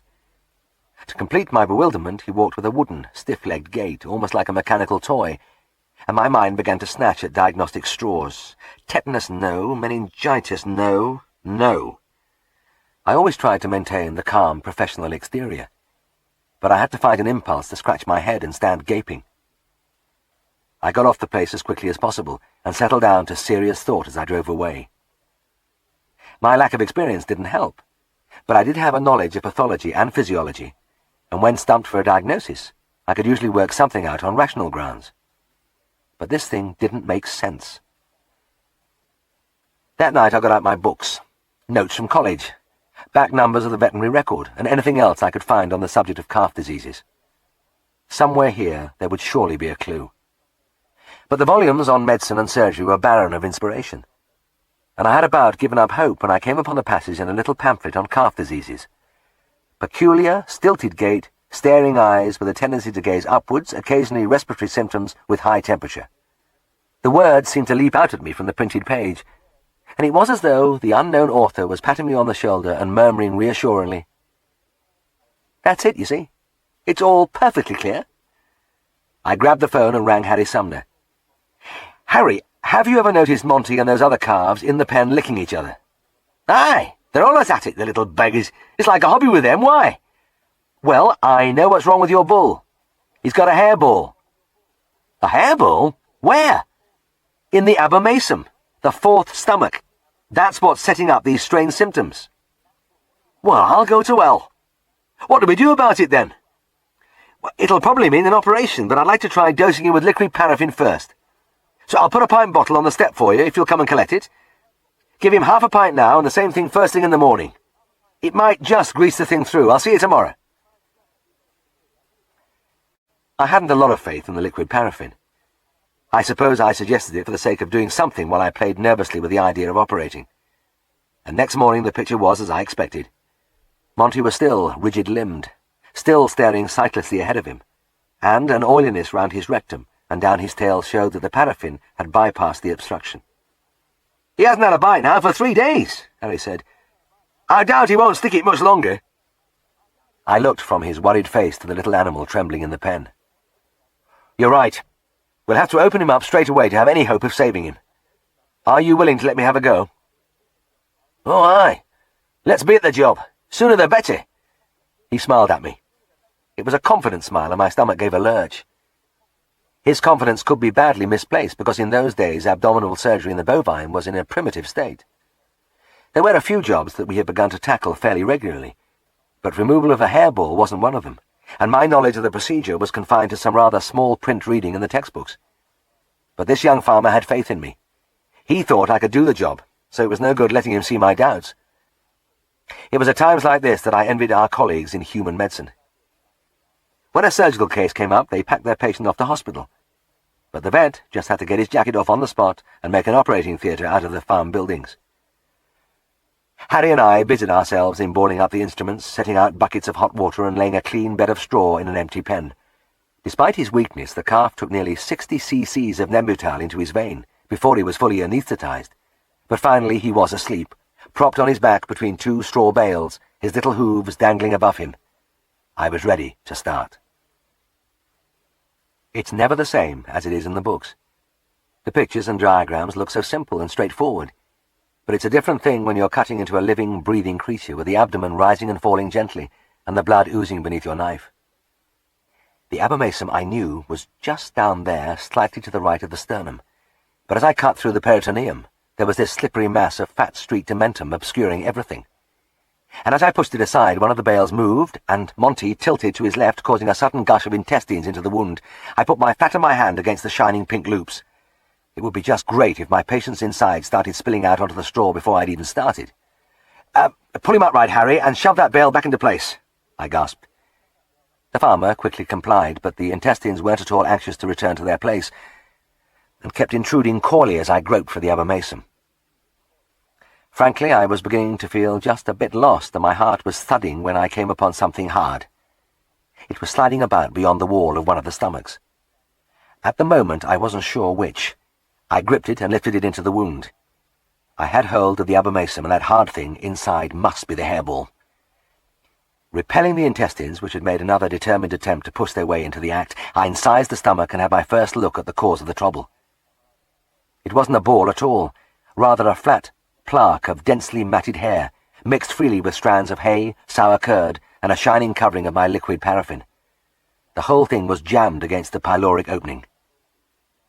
Gingerly, I drew it out through the incision and dropped it in the straw. It wasn't till I had closed the stomach wound with gut, stitched up the muscle there, and had started on the skin that I realized that the sweat was running down my face.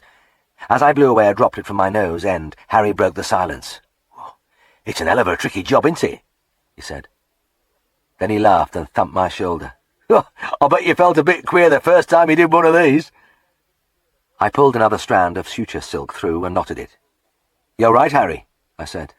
"How right you are."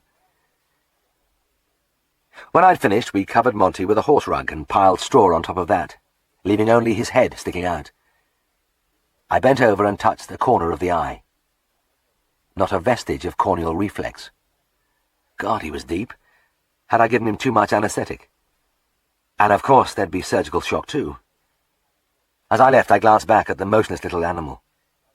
He looked smaller than ever, and very vulnerable under the bare walls of the pen. I was busy for the rest of the day, but that evening my thoughts kept coming back to Monty. Had he come out of it yet? Maybe he was dead. I hadn't the experience of previous cases to guide me, and I simply had no idea of how a calf reacted to an operation like that. And I couldn't rid myself of a nagging consciousness of how much it all meant to Harry Sumner. The bull is half the herd, they say, and half of Harry's future herd was lying there under the straw. He wouldn't be able to find that much money again. I jumped suddenly from my chair. It was no good. I had to find out what was happening.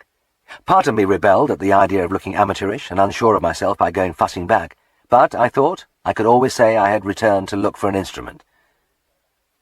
The farm was in darkness as I crept into the pen.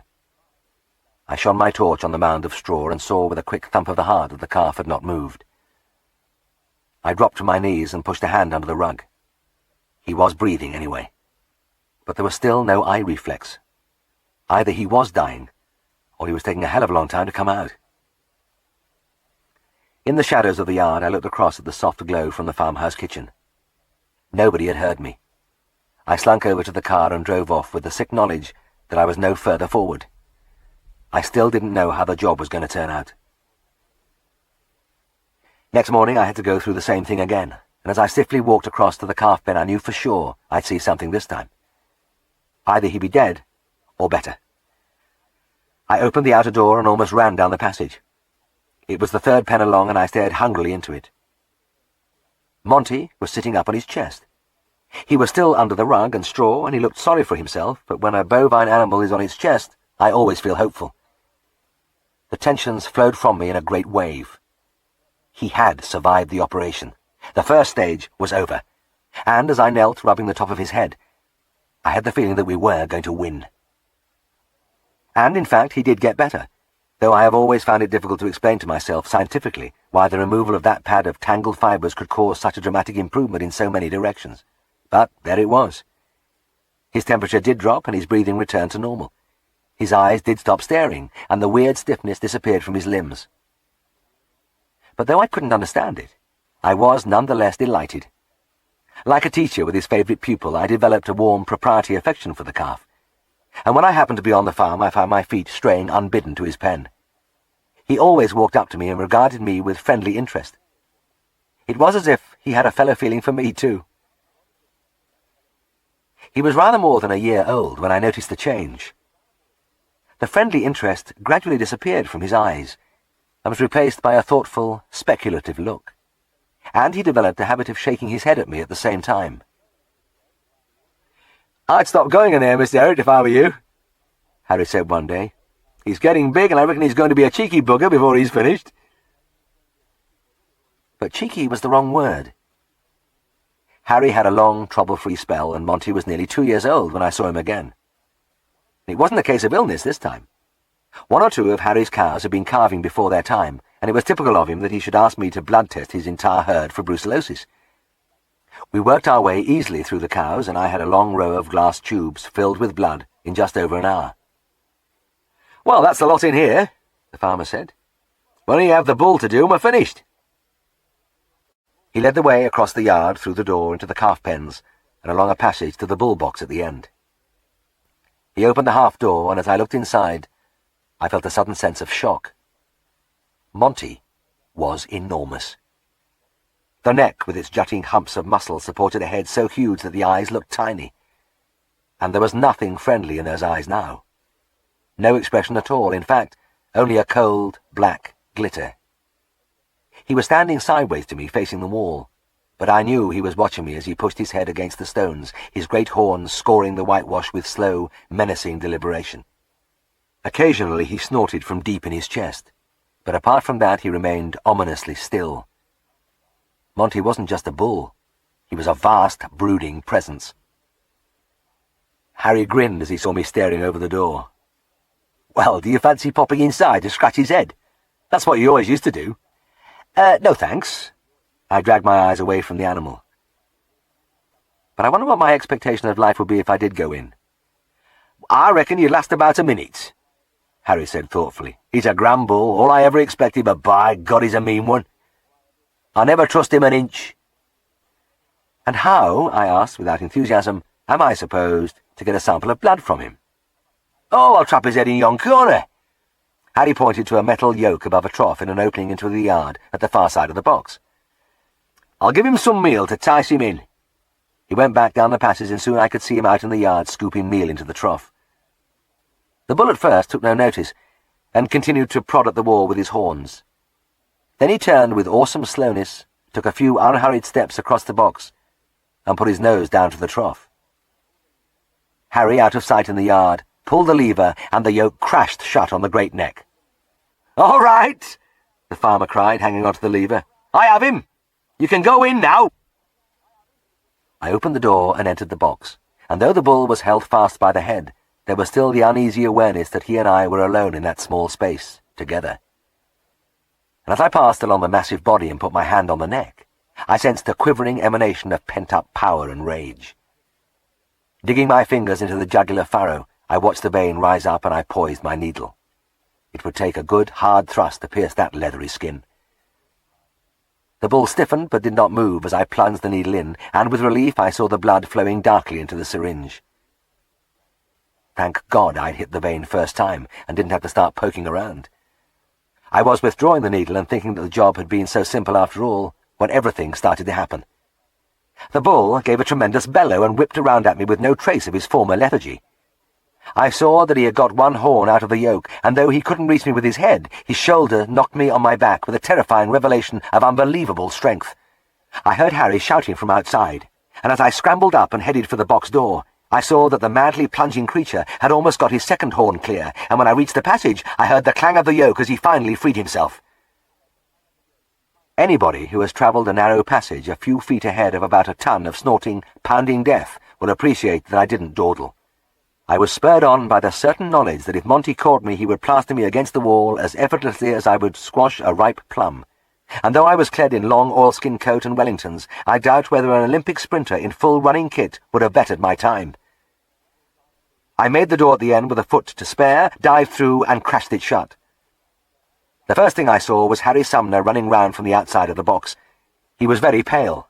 I couldn't see my face, but he felt pale. Even my lips were cold and numb. "Oh, God, I'm sorry," Harry said hoarsely. "The yoke couldn't have closed properly, that bloody great neck of his. The lever just jerked out of me hand. Damn, I'm glad to see you. I thought you were a goner." I looked down at my hand. The blood-filled syringe was still tightly clutched there. "Well, I've got my sample anyway, Harry, and it's just as well, because it would take some fast talking to get me in there again to try for another.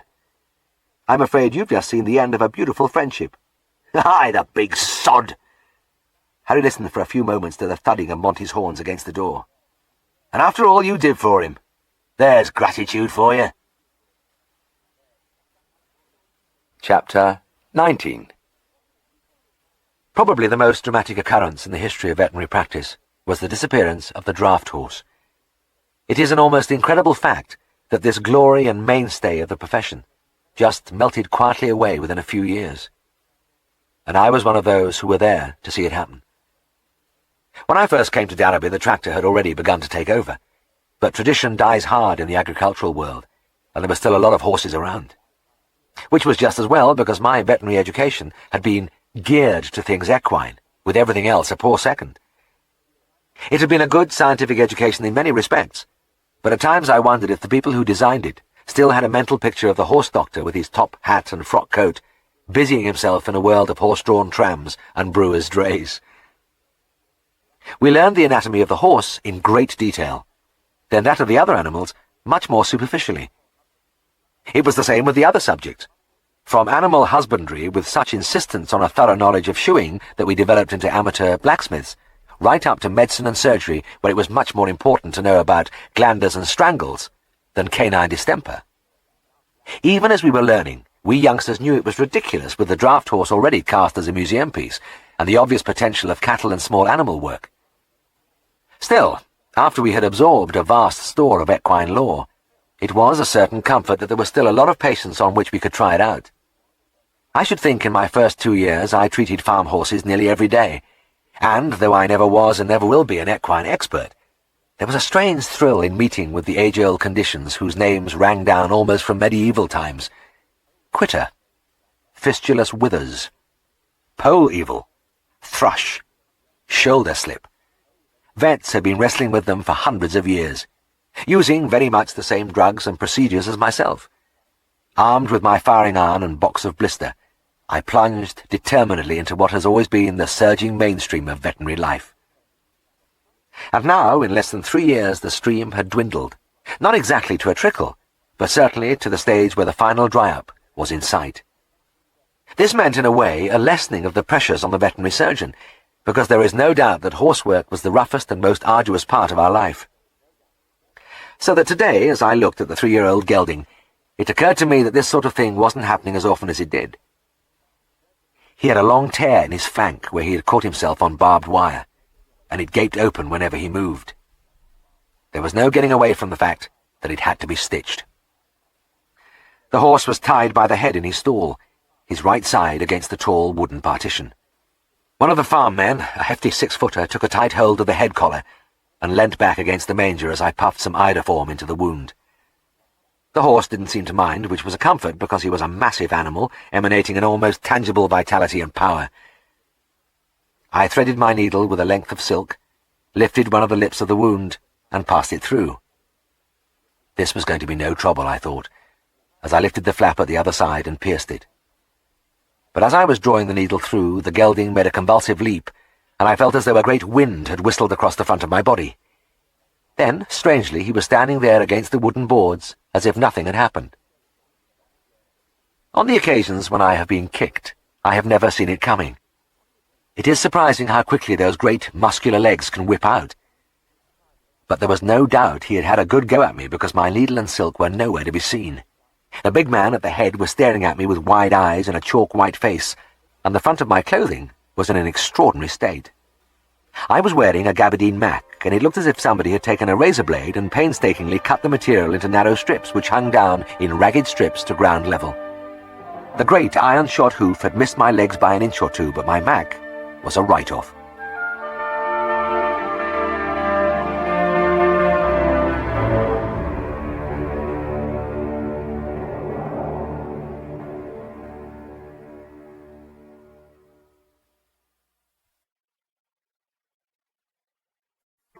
I was standing there looking around me in a kind of stupor when I heard a cheerful hail from the doorway. "Now then, Mr. Herriot, what's he done at you?" Cliff Tireman, the old horseman, looked me up and down with a mixture of amusement and asperity. "He's nearly put me in hospital, Cliff," I replied shakily. "About the closest near miss I've ever had. I just felt the wind of it." "What were you trying to do?" "Stitch that wound, but I'm not going to try it any more. I'm off to the surgery to get a chloroform muzzle." The little man looked shocked. "You don't need no chloroform. I'll out him and you'll have no trouble." "I'm sorry, Cliff." I began to put away my suture materials, scissors and powder. "Look, you're a good bloke, I know, but he's had a go at me and he's not going to get another chance. I don't want to be lame for the rest of my life." The horseman's small, wiry frame seemed to bunch into a ball of aggression. He thrust forward his head in a characteristic posture and glared at me. "I've never heard out as daft in me life." Then he swung round on the big man who was still hanging on to the horse's head, the ghastly pallor of his face now tinged with a delicate green. "Come on out of there, Bob. You're that bloody scared you're upsetting the horse. Come on out of it and let me have him." Bob gratefully left the head and, grinning sheepishly, moved with care along the side of the horse. He passed Cliff on the way, and the little man's head didn't reach his shoulder. Cliff seemed thoroughly insulted by the whole business.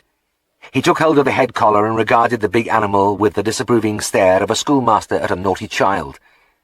The horse, still in the mood for trouble, laid back his ears and began to plunge about the stall, his huge feet clattering ominously on the stone floor, but he came to rest quickly as the little man uppercutted him furiously in the ribs. "Get stood up straight there, you big bugger! What's the matter with you?" Cliff barked, and again he planted his tiny fist against the swelling barrel of the chest, a puny blow which the animal could scarcely have felt, but which reduced him to quivering submission. "Try to kick, would you, eh? I'll bloody fettle you!" He shook the head collar and fixed the horse with a hypnotic stare as he spoke. Then he turned to me. You can come and do your job, Mr. Herriot. He won't hurt thee. I looked irresolutely at the huge, lethal animal. Stepping open-eyed into dangerous situations is something vets are called upon regularly to do, and I suppose we all react differently. I know there are times when an over-vivid imagination made me acutely aware of the dire possibilities, and now my mind seemed to be dwelling voluptuously on the frightful power in those enormous shining quarters, on the unyielding flintiness of the spatulate feet with their rims of metal. Cliff's voice cut into my musings. Come on, Mr. Herriot. I tell you, he won't hurt thee. I reopened my box and tremblingly threaded another needle. I didn't seem to have much option. The little man wasn't asking me, he was telling me. I'd have to try again. I couldn't have been a very impressive sight as I shuffled forwards, almost tripping over the tattered hula-hula skirt which dangled in front of me, my shaking hands reaching out once more for the wound, my heart thundering in my ears. But I needn't have worried. It was just as the little man had said. He didn't hurt me. In fact, he never moved. He seemed to be listening attentively to the mutterings which Cliff was directing into his face from a few inches' range. I powdered and stitched and clipped as though working on an anatomical specimen. Chloroform couldn't have done it any better. As I retreated thankfully from the stall and began again to put away my instruments, the monologue at the horse's head began to change its character. The menacing growl was replaced by a wheedling, teasing chuckle. Well, you see, you're just a daft old bugger getting yourself all irrigated over nowt. You're a good lad, really, aren't you? A real good lad. Cliff's hand ran caressingly over the neck, and the towering animal began to nuzzle his cheek, as completely in his sway as any Labrador puppy. When he had finished, he came slowly from the stall, stroking the back, ribs, belly and quarters, even giving a playful tweak at the tail on parting, while what had been a few minutes ago an explosive mountain of bone and muscle submitted happily. I pulled a packet of gold flake from my pocket. Cliff, you're a marvel. Will you have a cigarette? It'd be like giving a pig a strawberry, the little man replied. Then he thrust forth his tongue, on which reposed a half-chewed gobbet of tobacco. It's allus there. I'll push it in first thing in the morning, soon as I get out of bed, and there it stays. You'd never know, would you? I must have looked comically surprised because the dark eyes gleamed and the rugged little face split into a delighted grin. I looked at that grin, boyish, invincible, and reflected on the phenomenon that was Cliff Tyreman. In a community in which toughness and durability was the norm, he stood out as something exceptional. When I'd first seen him nearly 3 years ago, barging among cattle, grabbing their noses and hanging on effortlessly, I put him down as an unusually fit middle-aged man, but he was in fact nearly 70. There wasn't much of him, but he was formidable, with his long arms swinging, his stumping, pigeon-toed gait, and his lowered head. He seemed always to be butting his way through life. "I didn't expect to see you today," I said. "I heard you had pneumonia." He shrugged. "Aye, summat of sort. First time I've ever been off work since I was a lad." "And you should be in bed now, I should say."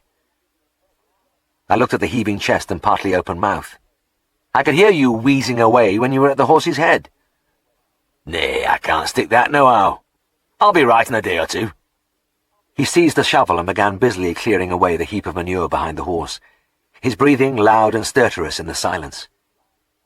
Harlan Grange was a large, mainly arable farm in the low country at the foot of the Dale, and there had been a time when this stable had had a horse standing in every one of the long row of stalls. There had been over 20 with at least 12 regularly at work, but now there were only 2, the young horse I'd been treating and an ancient grey called Badger. Cliff had been head horseman, and when the revolution came he turned to tractoring and other jobs around the farm with no fuss at all. This was typical of the reaction of thousands of other farm workers throughout the country. They didn't set up a howl at having to abandon the skills of a lifetime and start anew. They just got on with it. In fact, the younger men seized avidly upon the new machines and proved themselves natural mechanics. But to the old experts like Cliff, something had gone. He would say, "It's a bloody sight easier sitting on a tractor. It used to play hell with me feet walking up and down them fields all day." But he couldn't lose his love of horses. the fellow feeling between working man and working beast, which had grown in him since childhood, and was in his blood forever. My next visit to the farm was to see a fat bullock with a piece of turnip stuck in his throat, but while I was there, the farmer, Mr. Gilling, asked me to have a look at old Badger. He's had a bit of a cough lately. Maybe it's just his age, but see what you think. The old horse was the sole occupant of the stable now. I've sold the 3-year-old, Mr. Gilling said, but I'll still keep the old un. He'll be useful for a bit of light carting. I glanced sideways at the farmer's granite features. He looked the least sentimental of men, but I knew why he was keeping the old horse. It was for Cliff. Cliff will be pleased anyway, I said. Mr. Gilling nodded. Aye, I never knew such a fellow for horses.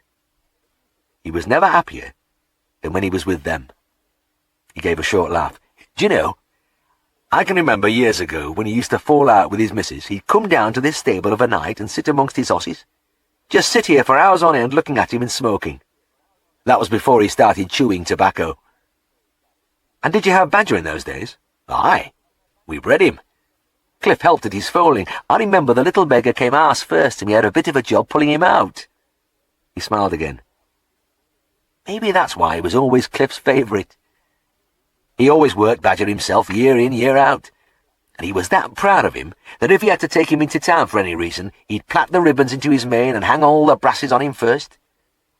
He shook his head reminiscently. The old horse looked around with mild interest as I went up to him. He was in his late 20s, and everything about him suggested serene old age. The gaunt projection of the pelvic bones, the whiteness of face and muzzle, the sunken eye with its benign expression. As I was about to take his temperature, he gave a sharp, barking cough, and he gave me the first clue to his ailment. I watched the rise and fall of his breathing for a minute or two, and the second clue was there to be seen. Further examination was unnecessary. He's broken-winded, Mr. Gilling. Or he's got pulmonary emphysema, to give it its proper name. Do you see that double lift of the abdomen as he breathes out?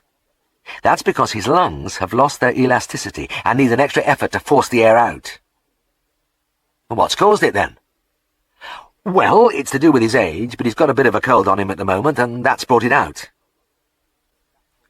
Will he get rid of it in time? The farmer asked. Well, he'll be a bit better when he gets over his cold, but I'm afraid he'll never be quite right. I'll give you some medicine to put in his drinking water which will alleviate his symptoms. I went out to the car for a bottle of the arsenical expectorant mixture which we used then. It was about 6 weeks later when I heard from Mr. Gilling again. He rang me about 7 o'clock one evening. I'd like you to come out and have a look at old Badger, he said. What's wrong? Is it his broken wind again? No, it's not that. He's still got the cough, but it doesn't seem to bother him much. No, I think he's got a touch of colic. I've got to go out, but Cliff will attend to you. The little man was waiting for me in the yard. He was carrying an oil lamp. As I came up to him, I exclaimed in horror, Good grief, Cliff, what have you done to yourself? His face was a patchwork of cuts and scratches, and his nose, almost without skin, jutted from between two black eyes. He grinned through the wounds, his eyes dancing with merriment. Came off me bike the other day. Hit a stone and went right over handlebars, arse over tip. He burst out laughing at the very thought. But damn it, man, haven't you been to a doctor? You're not fit to be out in that state. Doctor? Nay, there's no need to bother them fellas. It's not much. He fingered a gash on his jaw. I'll lap me chin up for a day and a bit of bandage, but it's right enough now. I shook my head as I followed him into the stable. He hung up the oil lamp, then went over to the horse. Can't reckon t'ow feller up, he said. You'd think there wasn't much ailing him, but there's summat. There were no signs of violent pain, but the animal kept transferring his weight from one hind foot to the other, as if he did have a little abdominal discomfort. His temperature was normal, and he didn't show symptoms of anything else.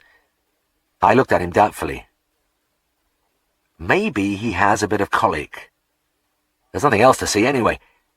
I'll give him an injection to settle him down. Right you are, mister, that's good. Cliff watched me get my syringe out, then he looked around him into the shadows at the far end of the stable. Funniest thing, only one horse standing here. I remember when there was a great row of 'em. and the barfins and bridles hanging there on the stalls, and the rest of the harness behind them all shining hot wool. He transferred his plug of tobacco to the other side of his mouth and smiled. By God, I were in here at 6 o'clock every morning feeding them and getting them ready for work, and I'll tell you it was a sight to see us all going off ploughing at the start of the day. Maybe 6 pairs of osses setting off with their harness jingling and the ploughmen sitting sideways on their backs. Like a regular procession it was. I smiled. It was an early start, Cliff. Ah, by God, and a late finish. We'd bring the osses home at night and give 'em a light feed and take their harness off, and then we'd go and have our own teas, and we'd be back out here again afterwards, curry-combing and dandy-brushing all their sweat and dirt off 'em. Then we give 'em a right good stiff feed of chop and oats and hay to set 'em up for the next day. There wouldn't be much left of the evening then, was there? Nay, there wasn't. It was about like work in bed, I reckon, but it never bothered us. I stepped forward to give Badger the injection, then paused. The old horse had undergone a slight spasm, a barely perceptible stiffening of the muscles, and as I looked at him, he cocked his tail for a second, then lowered it. There's something else here, I said. Will you bring him out of his stall, Cliff, and let me see him walk across the yard? And watching him clop over the cobbles, I saw it again. The stiffness, the raising of the tail. Something clicked in my mind. I walked over and wrapped him under the chin, and as the membrana nictitans flicked across the eye, then slid slowly back, I knew. I paused for a moment. My casual little visit had suddenly become charged with doom. Cliff, I'm afraid he's got tetanus. Lockjaw, do you mean? That's right. I'm sorry, but there's no doubt about it. Has he had any wounds lately, especially in his feet? Well, he were dead lame about a fortnight ago, and Blacksmith let some matter out of his hoof. Made a right big hole. There it was. It's a pity he didn't get an anti-tetanus shot at the time, I said. I put my hand into the animal's mouth and tried to prise it open, but the jaws were clamped tightly together. I don't suppose he's been able to eat today? Well, he had a bit this morning, but not tonight. What's the lookout for him, Mr. Herriot? What indeed? If Cliff had asked me the same question today, I would have been just as troubled to give him an answer. The facts are that 70 to 80% of tetanus cases die, and whatever you do to them in the way of treatment doesn't seem to make a whit of difference to those figures. But I didn't want to sound entirely defeatist. It's a very serious condition, as you know, Cliff, but I'll do all I can. I've got some antitoxin in the car, and I'll inject that into his vein, and if the spasms get very bad, I'll give him a sedative. As long as he can drink, there's a chance for him because you'll have to live on fluids. Gruel will be fine. For a few days, Badger didn't get any worse, and I began to hope. I've seen tetanus horses recover, and it is a wonderful experience to come in one day and find that the jaws have relaxed, and the hungry animal can once more draw food into its mouth. But it didn't happen with Badger.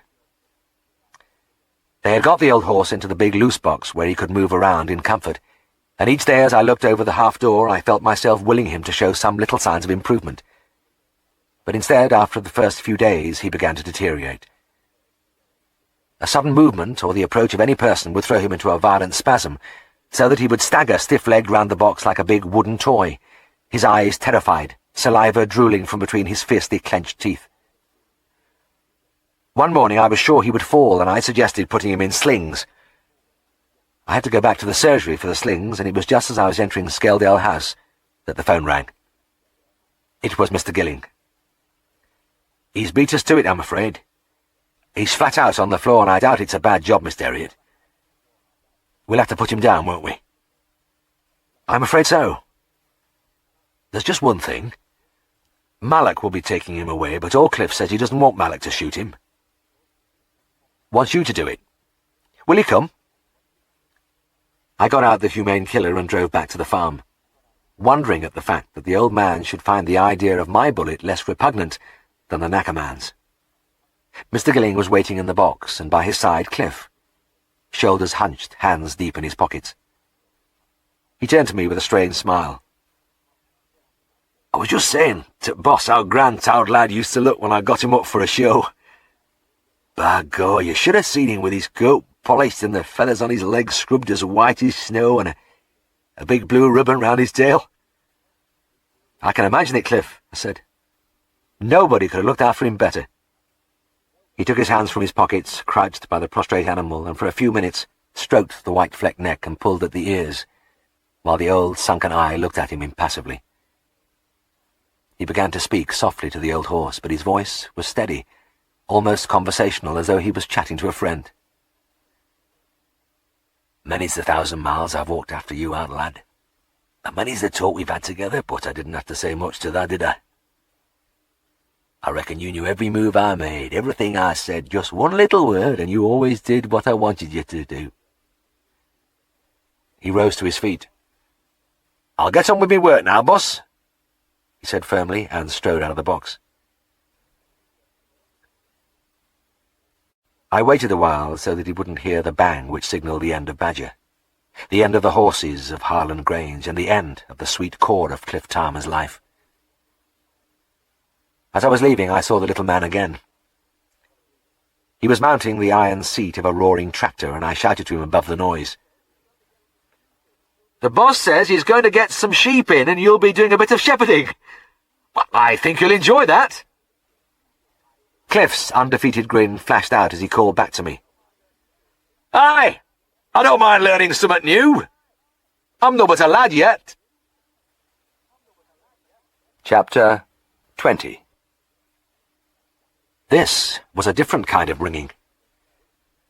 I had gone to sleep as the great bells in the church tower down the street pealed for the Christmas midnight mass, but this was a sharper, shriller sound. It was difficult at first to shake off the mantle of unreality in which I had wrapped myself last night. Last night. Christmas Eve. It had been like a culmination of all the ideas I had ever held about Christmas. A flowering of emotions I had never experienced before. It had been growing in me since the afternoon call to a tiny village, where the snow lay deep on the single street, and on the walls and on the ledges of the windows, where the lights on the tinsel trees glowed red and blue and gold. And as I left it in the dusk, I drove beneath the laden branches of a group of dark spruce, as motionless as though they had been sketched against the white background of the fields. And when I reached Darrowby it was dark, and around the marketplace the little shops were bright with decorations, and the light from the windows fell in a soft yellow wash over the trodden snow of the cobbles. People, anonymously muffled, were hurrying about doing their last-minute shopping, their feet slithering over the rounded stones. I had known many Christmases in Scotland, but they had taken second place to the New Year celebrations. There had been none of this air of subdued excitement which started days before with folks shouting good wishes and coloured lights winking on the lonely fell-sides, and the farmers' wives plucking the fat geese, the feathers piled deep around their feet. And for fully 2 weeks you heard the children piping carols in the street, then knocking on the door for sixpences. And best of all, last night the Methodist choir had sung out, filling the night air with rich, thrilling harmony. Before going to bed, and just as the church bells began, I closed the door of Skeldale House behind me and walked again into the marketplace. Nothing stirred now in the white square, stretching smooth and cold and empty under the moon. And there was a Dickensian look about the ring of houses and shops put together long before anybody thought of town planning. Tall and short, fat and thin, squashed in crazily around the cobbles, their snow-burdened roofs jagged and uneven against the frosty sky. As I walked back, the snow crunching under my feet, the bells clanging, the sharp air tingling in my nostrils, the wonder and mystery of Christmas enveloped me in a great wave. Peace on earth, goodwill towards men. The words became meaningful as never before, and I saw myself suddenly as a tiny particle in the scheme of things. Darrowby, the farmers, the animals, and I seemed, for the first time, like a warm, comfortable entity. I hadn't been drinking, but I almost floated up the stairs of Skeldale House to my bedroom. The temperature up there was about the same as in the street. It was always like that, and I developed the habit of hurling off my clothes and leaping into the bed before the freezing air could get at me.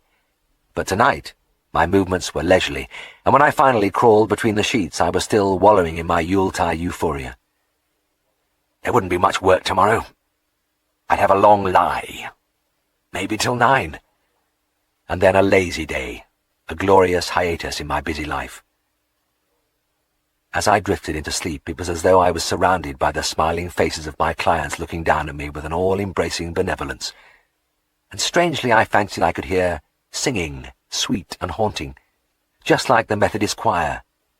God rest ye, merry gentlemen.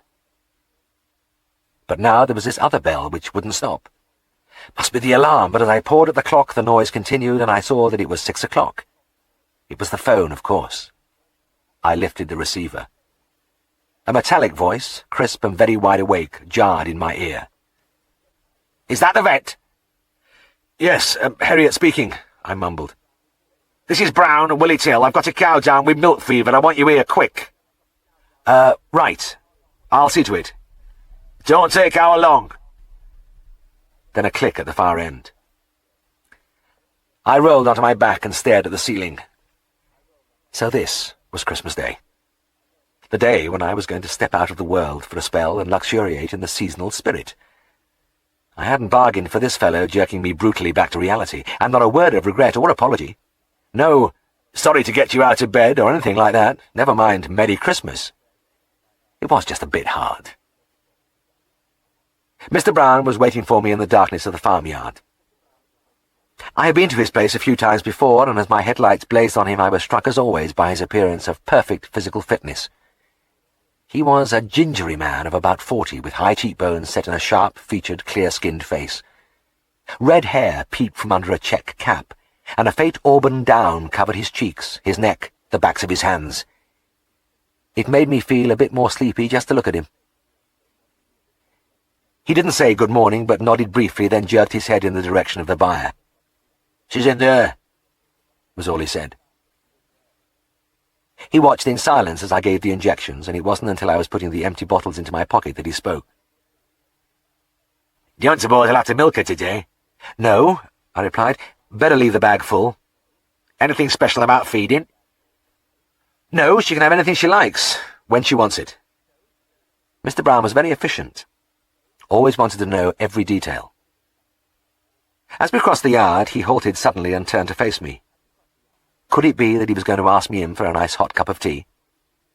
"You know," he said as I stood ankle-deep in the snow, the frosty air nipping at my ears. "I've had a few of these cases lately. Maybe there's something wrong with my routine. Do you think I'm steaming up me cows too much?" "It's quite possible." I hurried towards the car. One thing I wasn't going to do was deliver a lecture on animal husbandry at this moment. My hand was on the door handle when he said, "I'll give you another ring if she's not up by dinner time. And there's one other thing. That was a hell of a bill I had from you fellas last month, so tell your boss not to be so savage with his pen." Then he turned and walked quickly away towards the house. Well, that was nice, I thought, as I drove away. Not even thanks or goodbye, just a complaint and a promise to haul me away from my roast goose if necessary. A sudden wave of anger surged in me. Bloody farmers! There were some miserable devils among them. Mr. Brown had doused my festive feelings as effectively as if he had thrown a bucket of water over me. As I mounted the steps of Scaledale House, the darkness had paled to a shivery grey. Mrs. Hall met me in the passage. She was carrying a tray. "I'm sorry," she said. "There's another urgent call. Mr. Farnham's had to go out too, but I've got a cup of coffee and some fried bread for you. Come in and sit down. You've got time to eat it before you go." I sighed. It was going to be just another day after all. "What's this about, Mrs. Hall?" I asked, sipping the coffee. "It's all Mr. Kirby," she replied. "He's in a right state about his nanny goat." "Nanny goat? Aye, says she's choking." "Choking? How the hell can she be choking?" I shouted. "I'm sure I don't know, and I wish you wouldn't shout at me, Mr. Herriot. It's not my fault. No, I'm sorry, Mrs. Hall. I'm really sorry." I finished the coffee sheepishly. My feeling of goodwill was at a very low ebb. Mr. Kirby was a retired farmer, but he had sensibly taken a cottage with a bit of land where he had kept enough stock to occupy his time. A cow, a few pigs, and his beloved goats. He had always had his goats, even when he was running his dairy herd. He had a thing about them.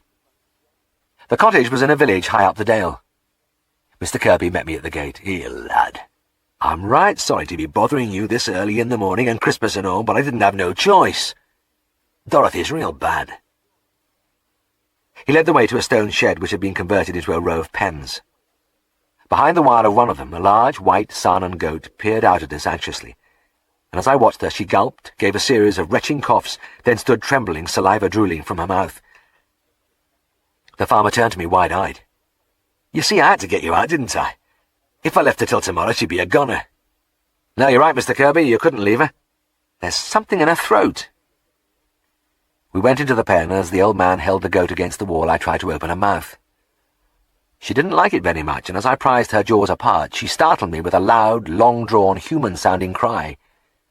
It wasn't a big mouth, but I have a small hand, and as the sharp back teeth tried to nibble me, I poked a finger deep into the pharynx. There was something there, all right. I could just touch it, but I couldn't get hold of it.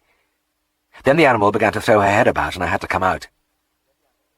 I stood there, saliva dripping from my hand, looking thoughtfully at Dorothy. After a few moments, I turned to the farmer. "You know, this is a bit baffling. I can feel something at the back of her throat, but it's soft, like cloth. I've been expecting to find a bit of twig or something sharp sticking in there. It's funny what a goat will pick up when she's pottering around outside, but if it's cloth, what the heck's holding it in there? Why hasn't she swallowed it down?" "Aye, it's a rum one, isn't it?" The old man ran a gentle hand along the animal's back. "Do you think she'll get rid of it herself? Maybe it'll just slip down." "No, I don't. Right, it's stuck fast, God knows how, but it is. And I've got to get it out soon because she's beginning to blow up. Look, here." I pointed to the goat's left side, bulged by the tympanitic rumen, and as I did so, Dorothy began another paroxysm of coughs which seemed almost to tear her apart. Mr. Kirby looked at me with a mute appeal, but just at that moment I didn't see what I could do. Then I opened the door of the pen. "I'm going to get my torch from the car. Maybe I can see something to explain this." The old man held the torch as I once more pulled the goat's mouth open and again heard the curious childlike wailing. It was when the animal was in full cry that I noticed something under the tongue. A thin, dark band. "I can see what's holding the thing now," I cried. "It's hooked round the tongue with string or something." Carefully, I pushed my forefinger under the band and began to pull. It wasn't string. It began to stretch as I pulled carefully at it, like elastic. Then it stopped stretching and I felt a real resistance. Whatever was in the throat was beginning to move. I kept up a gentle traction, and very slowly the mysterious obstruction came sliding up over the back of the tongue and into the mouth, and when it came within reach, I let go the elastic, grabbed the sodden mass, and hauled it forth. It seemed as if there was no end to it. A long snake of dripping material nearly 2 feet long, but at last I had it out onto the straw of the pen. Mr. Kirby seized it and held it up, and as he unravelled the mass wonderingly, he gave a sudden cry. "God help us, it's me summer drawers." "Your what?" "Me summer drawers. I don't like them long johns when weather gets warmer, and I allus change into these little short uns. Missus was having a clear-out before the end of the year, and she didn't know whether to wash 'em or make 'em into dusters. She washed 'em at finish, and Dorothy must have got 'em off the line." He held out the tattered shorts and regarded them ruefully. "By God, they've seen better days, but I reckon Dorothy's fettled them this time." Then his body began to shake silently. A few low giggles escaped from him, and finally he gave a great shout of laughter. It was an infectious laugh, and I joined in as I watched him.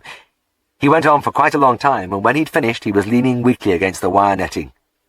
"My poor Howard drawers," he gasped, then leant over and patted the goat's head. "But as long as you're all right, lass, I'm not worried." "Oh, she'll be okay." I pointed to her left flank. "You can see her stomach's going down already." As I spoke, Dorothy belched pleasurably and began to nose interestedly at her hay-rack. The farmer gazed at her fondly. "Isn't that grand to see? She's ready for a grub again." "And if she hadn't got her tongue round the elastic, that lot would have gone right down and killed her." "I really don't think it would, you know. It's amazing what ruminants can carry around in their stomachs. I once found a bicycle tire inside a cow when I was operating for something else. The tire didn't seem to be bothering her in the least." "I see." Mr. Kirby rubbed his chin. "So Dorothy might have wandered around with them drawers inside her for years." Well, it's possible.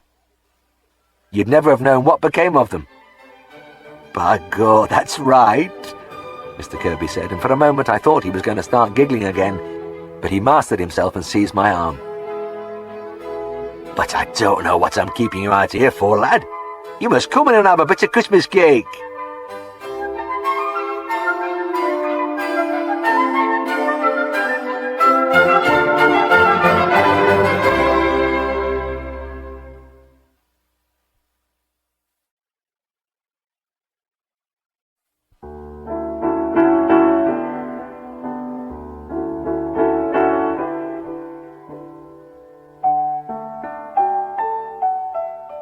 Inside the tiny living room of the cottage, I was ushered to the best chair by the fireside, where 2 rough logs blazed and crackled. Bring cake out for Mr. Herriot, Mother, the farmer cried as he rummaged in the pantry. He reappeared with a bottle of whisky at the same time as his wife bustled in carrying a cake, thickly laid with icing and ornamented with coloured spangles, toboggans and reindeers. Mr. Kirby unscrewed the stopper. You know, Mother, we're lucky to have such men as this to come out on a Christmas morning to help us. Aye, we are that. The old lady cut a thick slice of the cake and placed it on a plate by the side of an enormous wedge of Wensleydale cheese. Her husband, meanwhile, was pouring my drink. Yorkshiremen are amateurs with whisky, and there was something delightfully untutored in the way he was sloshing it into the glass, as if it was lemonade. He would have filled it to the brim if I hadn't stopped him. Drink in hand, cake on knee, I looked across at the farmer and his wife, who were sitting in upright kitchen chairs watching me with quiet benevolence. The 2 faces had something in common, a kind of beauty. You would find faces like that only in the country. Deeply wrinkled and weathered, clear-eyed, alight with a cheerful serenity. I raised my glass. A happy Christmas to you both. The old couple nodded and replied smilingly. And the same to you, Mr. Herriot. Aye, and thanks again, lad, said Mr. Kirby. We're right grateful to you for running out here to save out Dorothy. We've maybe mucked up your day for you, but it would have mucked up ours if we'd lost the old lass, wouldn't it, Mother? Don't worry, you haven't spoiled anything for me, I said. In fact, you've made me realise again that it really is Christmas. And as I looked round the little room with the decorations hanging from the low-beamed ceiling, I could feel the emotions of last night surging slowly back, a warmth creeping through me that had nothing to do with the whisky. I took a bite of the cake and followed it with a moist slice of cheese. When I had first come to Yorkshire, I had been aghast when offered this unheard-of combination. But time had brought wisdom, and I had discovered that the mixture, when chewed boldly together, was exquisite. And, strangely, I had also found that there was nothing more suitable for washing it finally over the tonsils than a draught of raw whisky. "You don't mind wireless, Mr. Herriot?" Mrs. Kirby asked. "We always like to have it on Christmas morning to hear towed hymns. I'll turn it off if you like." "No, please leave it. It sounds grand." I turned to look at the old radio with its chipped wooden veneer, the ornate scrollwork over the worn fabric. It must have been one of the earliest models, and it gave off a tinny sound, but the singing of the church choir was none the less sweet. Hark the herald angels sing, flooding the little room, mingling with the sputter of the logs and the soft voices of the old people. They showed me a picture of their son, who was a policeman over in Hulton, and their daughter, who was married to a neighbouring farmer. They were bringing their grandchildren up for Christmas dinner, as they always did, and Mrs. Kirby opened a box and ran a hand over the long row of crackers. The choir started on Once in Royal David City. I finished my whisky, and put up only feeble resistance as the farmer plied the bottle again. Through the small window I could see the bright berries of a holly tree pushing through their covering of snow. It was really a shame to have to leave here, and it was sadly that I drained my glass for the second time and scooped up the last crumbs of cake and icing from my plate. Mr. Kirby came out with me, and at the gate of the cottage he stopped and held out his hand. "Thank you, lad. I'm right grateful," he said. "And all the very best to you." For a moment the rough, dry palm rasped against mine. Then I was in the car, starting the engine. I looked at my watch. It was still only 9:30, but the first early sunshine was sparkling from a sky of palest blue. Beyond the village the road climbed steeply, then curved around the rim of the valley in a wide arc. And it was here that you came suddenly upon the whole great expanse of the plain of York, spread out almost at your feet. I always slowed down here, and there was always something different to see, but today The vast checkerboard of fields and farms and woods stood out with a clarity I had never seen before. Maybe it was because this was a holiday, and down there no factory chimney smoked, no lorries belched fumes, but the distance was magically foreshortened in the clear, frosty air, and I felt I could reach out and touch the familiar landmarks far below. I looked back at the enormous white billows and folds of the fells, crowding close, one upon another into the blue distance, every crevice uncannily defined, the highest summits glittering where the sun touched them. I could see the village with the Kirby's cottage at the end. I had found Christmas, and peace, and goodwill, and everything back there. Farmers, they were the salt of the earth. Chapter 21. Marmaduke Skelton was an object of interest to me long before our paths crossed. For one thing, I hadn't thought people were ever called Marmaduke outside of books, and for another, he was a particularly well-known member of the honourable profession of unqualified animal doctors. Before the Veterinary Surgeons Act of 1948, anybody who fancied his chance at it could dabble in the treatment of animal disease. Veterinary students could quite legally be sent out to cases while they were seeing practice. Certain members of the lay public did a bit of veterinary work as a sideline, while others did it as a full-time job. These last were usually called quacks. The disparaging nature of the term was often unjust, because though some of them were a menace to the animal population, others were dedicated men who did their job with responsibility and humanity, and, after the Act, were brought into the profession's fold as veterinary practitioners. But long before all this, there were all sorts and types among them. The one I knew best was Arthur Lumley, a charming little ex-plumber who ran a thriving small animal practice in Broughton, much to the chagrin of Mr. Angus Greer, MRCVS. Arthur used to drive around in a small van. He always wore a white coat and looked very clinical and efficient, and on the side of his van, in foot-high letters, which would have got a qualified man a severe dressing down from the Royal College, was the legend, Arthur Lumley, MKC, Canine and Feline Specialist. The lack of letters after their name was the one thing which differentiated these men from qualified vets in the eyes of the general public, and I was interested to see that Arthur did have an academic attainment. However, the degree of MKC was unfamiliar to me, and he was somewhat cagey when I asked him about it. I did find out eventually what it stood for. Member of the Kennel Club. Marmaduke Skelton was of a vastly different breed. I had been working long enough round the Scarborough district to become familiar with some of the local history, and it seemed that when Mr. and Mrs. Skelton were producing a family in the early 1900s, they must have thought their offspring were destined for great things. They named their 4 sons Marmaduke, Sebastian, Cornelius, and, incredibly, Alonzo. The 2 middle brothers drove lorries for the Express Dairy, and Alonzo was a small farmer. One of my vivid memories is the shock of surprise when I was filling up the forms after his tuberculin test, and I asked him for his first name. The exotic appellation pronounced in gruff Yorkshire was so incongruous that I thought he was pulling my leg. In fact, I was going to make a light comment, but something in his eye prompted me to leave it alone. Marmaduke, or Duke as he was invariably called, was the colourful member of the family. I had heard a lot about him on my visits to Scarborough farms. He was a right good hand at carving, foaling and lambing, and as good as any veterinary in the diagnosis and treatment of animals' ailments. He was also an expert castrator, docker and pig killer. He made a nice living at his trade, and of course in Ewan Ross he had the ideal professional opposition.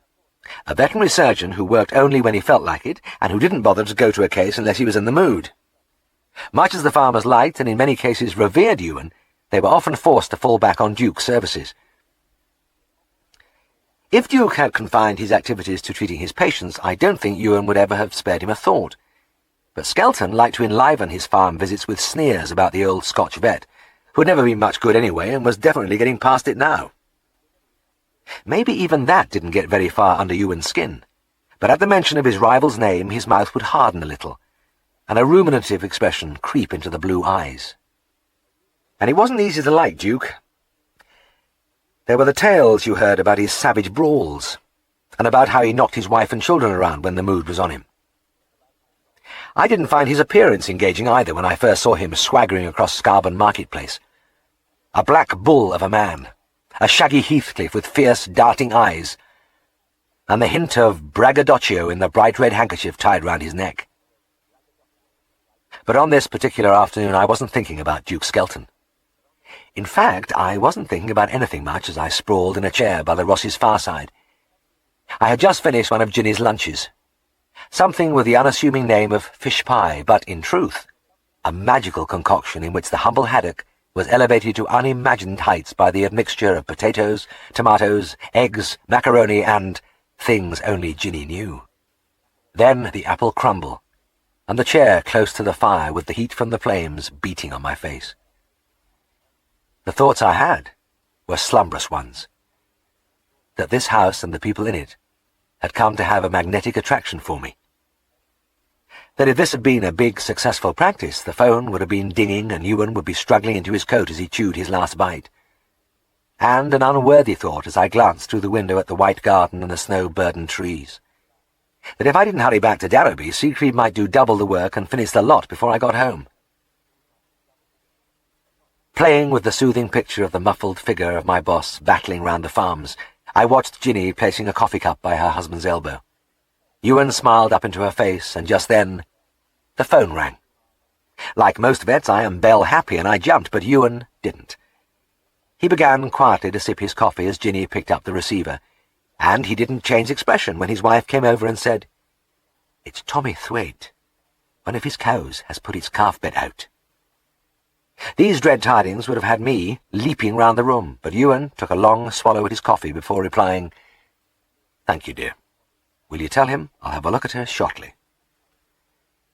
He turned to me and began to tell me something funny which had happened to him that morning, and when he'd finished he went into his characteristic laugh, showing nothing apart from a vibration of the shoulders and a slight popping of the eyes. Then he relaxed in his chair and recommenced his leisurely sipping. Though it wasn't my case, my feet were itching. A bovine prolapsed uterus was not only an urgent condition, but it held such grim promise of hard labour that I could never get it over quickly enough. Some were worse than others, and I was always in a hurry to find out what was in store. Ewan, however, appeared to be totally incurious. In fact, he closed his eyes, and I thought for a moment he was settling down for a post-prandial nap. But it was only a gesture of resignation at the wrecking of his afternoon's repose, and he gave a final stretch and got up. "Want to come with me, Jim?" he asked in his soft voice. I hesitated for a moment, then, callously abandoning Siegfried to his fate, I nodded eagerly and followed Ewan into the kitchen. He sat down and pulled on a pair of thick woolen oversocks which Ginny had been warming by the stove. Then he put on his Wellingtons, a short overcoat, yellow gloves, and a check cap. As he strolled along the narrow track which had been dug through the garden snow, he looked extraordinarily youthful and debonair. He didn't go into his dispensary this time, and I wondered what equipment he would use, thinking at the same time of Siegfried's words, "Ewan has his own way of doing everything." At the farm, Mr. Thwaite trotted over to meet us. He was understandably agitated, but there was something else. A nervous rubbing of the hands, an uneasy giggle as he watched my colleague opening the car boot. "Mr. Ross," he blurted out at last. "I don't want you to be upset, but I've something to tell you." He paused for a moment. "Duke Skelton's in there with me cow." Ewan's expression did not flicker.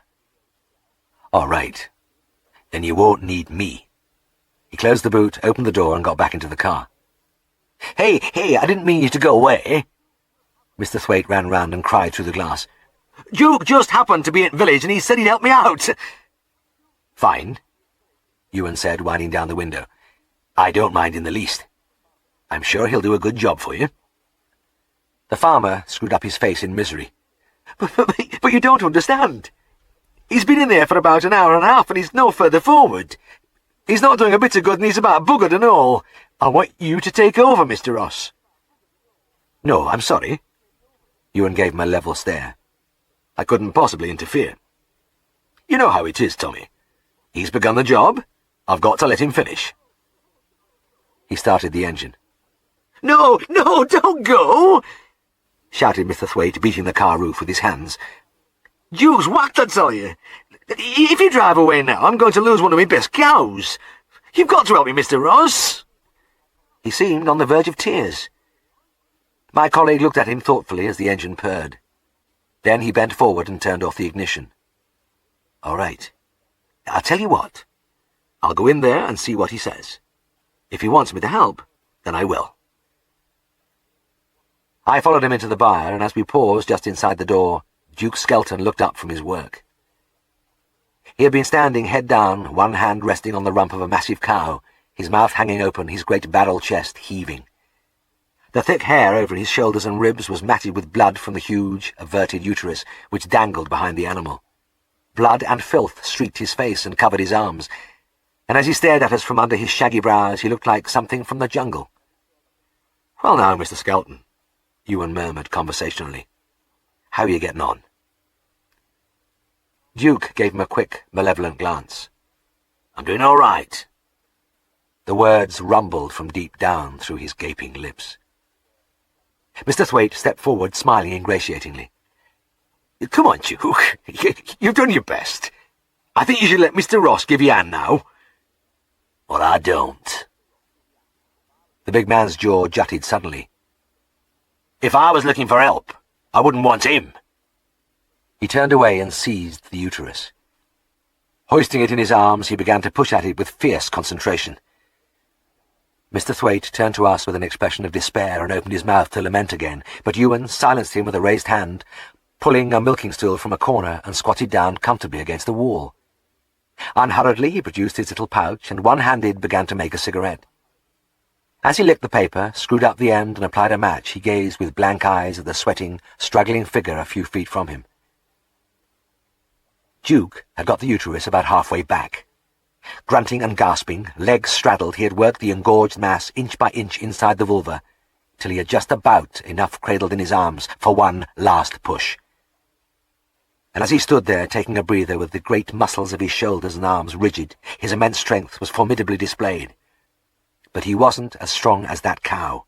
No man is as strong as a cow, and this cow was one of the biggest I'd ever seen, with a back like a tabletop and rolls of fat round her tailhead. I had been in this position myself, and I knew what was coming next. I didn't have to wait long. Duke took a long, wheezing breath and made his assault, heaving desperately, pushing with arms and chest, and for a second or two he seemed to be winning as the mass disappeared steadily inside. Then the cow gave an almost casual strain, and the whole thing welled out again till it hung down, bumping against the animal's hocks. As Duke almost collapsed against her pelvis in the same attitude as when we first came in, I felt pity for the man. I found him uncharming, but I felt for him. That could easily have been me standing there. My jacket and shirt hanging on that nail, my strength ebbing, my sweat mingling with the blood. No man could do what he was trying to do. You could push back a calf bed with the aid of an epidural anesthetic to stop the straining, or you could sling the animal up to a beam with a block and tackle. You couldn't just stand there and do it from scratch, as this chap was trying to do. I was surprised Duke hadn't learnt that with all his experience. But apparently it still hadn't dawned on him even now, because he was going through all the motions of having another go. This time he got even further, a few more inches inside before the cow popped it out again.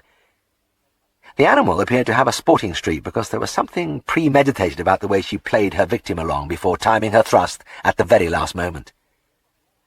Apart from that, she seemed somewhat bored by the whole business. In fact, with the possible exception of Ewan, she was the calmest among us. Duke was trying again. As he bent over wearily and picked up the gory organ, I wondered how often he had done this since he arrived nearly 2 hours ago. He had guts, there was no doubt, but the end was near. There was a frantic urgency about his movements, as though he knew himself it was his last throw. And as he yet again neared his goal, his grunts changed to an agonized whimpering, an almost tearful sound, as though he were appealing to the recalcitrant mass, beseeching it to go away inside and stay away just this once. And when the inevitable happened, and the poor fellow, panting and shaking, surveyed once more the ruin of his hopes, I had the feeling that somebody had to do something. Mr. Thwaite did it. "You've had enough, Duke," he said. "For God's sake, come in the house and get cleaned up. Missus will give you a bit of dinner, and while you're having it, Mr. Ross will see what he can do." The big man, arms hanging limp by his sides, chest heaving, stared at the farmer for a few seconds, then he turned abruptly and snatched his clothes from the wall. "All right," he said, and began to walk slowly towards the door. He stopped opposite Ewan but didn't look at him. "But I tell you something, Mr. Thwaite. If I can't put that calf bed back, this our bugger never will." Ewan drew on his cigarette and peered at him impassively. He didn't follow him with his eyes as he left the byre, but leant back against the wall, puffed out a thin plume of smoke, and watched it rise and disappear among the shadows in the roof. Mr. Thwaite was soon back. "Now, Mr. Ross," he said a little breathlessly, "I'm sorry about you having to wait, but we can get on now. I expect you'll be needing some fresh hot water, and is there anything else you want?" Ewan dropped his cigarette on the cobbles and ground it with his foot. "Yes. You can bring me a pound of sugar." "What's that?" "A pound of sugar." "A pound of, Right. I'll get it." In no time at all, the farmer returned with an unopened paper bag. Ewan split the top with his finger, walked over to the cow, and began to dust the sugar all over the uterus. Then he turned to Mr. Thwaite again. "And I'll want a pig stool too. I expect you have one." "Oh, we have one, but what the hangment—" Ewan cocked a gentle eye at him. "Bring it in, then. It's time we got this job done." As the farmer disappeared at a stiff gallop, I went over to my colleague. "What's going on, Ewan? What the devil are you chucking that sugar about for?" "Oh, it draws the serum out of the uterus. You can't beat it when the thing's engorged like that." "It does?" I glanced unbelievingly at the bloated organ.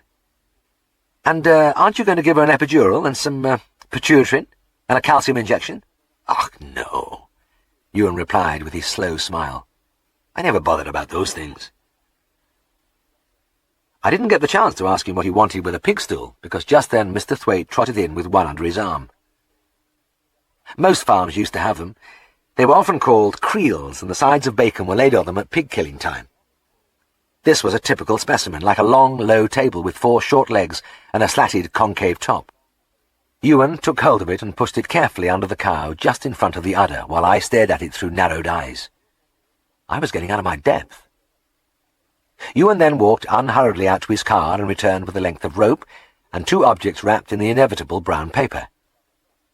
As he draped the rope over the partition, pulled on a rubber parturition gown and began to open the parcels, I realized I was once again watching Ewan setting out his stall.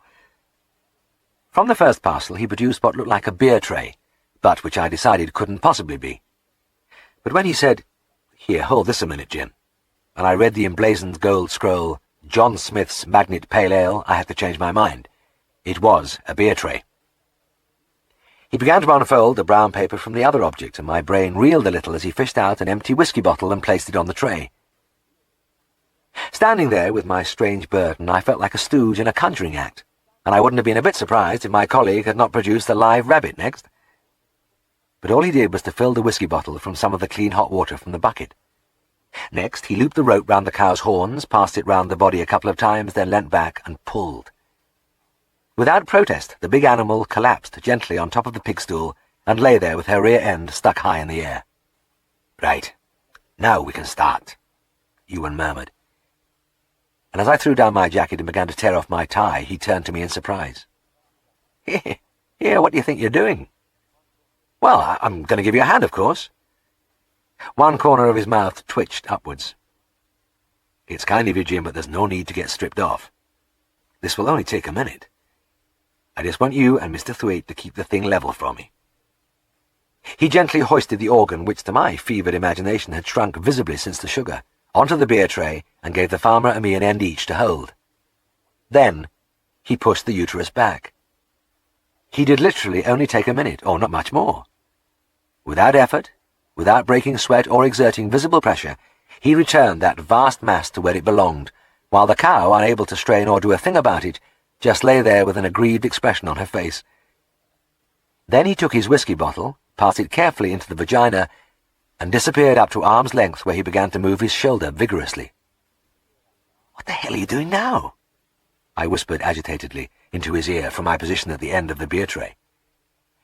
I'm rotating each horn to get it back into place and pouring a little hot water from the bottle into the ends of the horns to make sure they're completely involuted. Oh, I see. I watched as he removed the bottle, soaped his arms in the bucket, and began to take off his overall.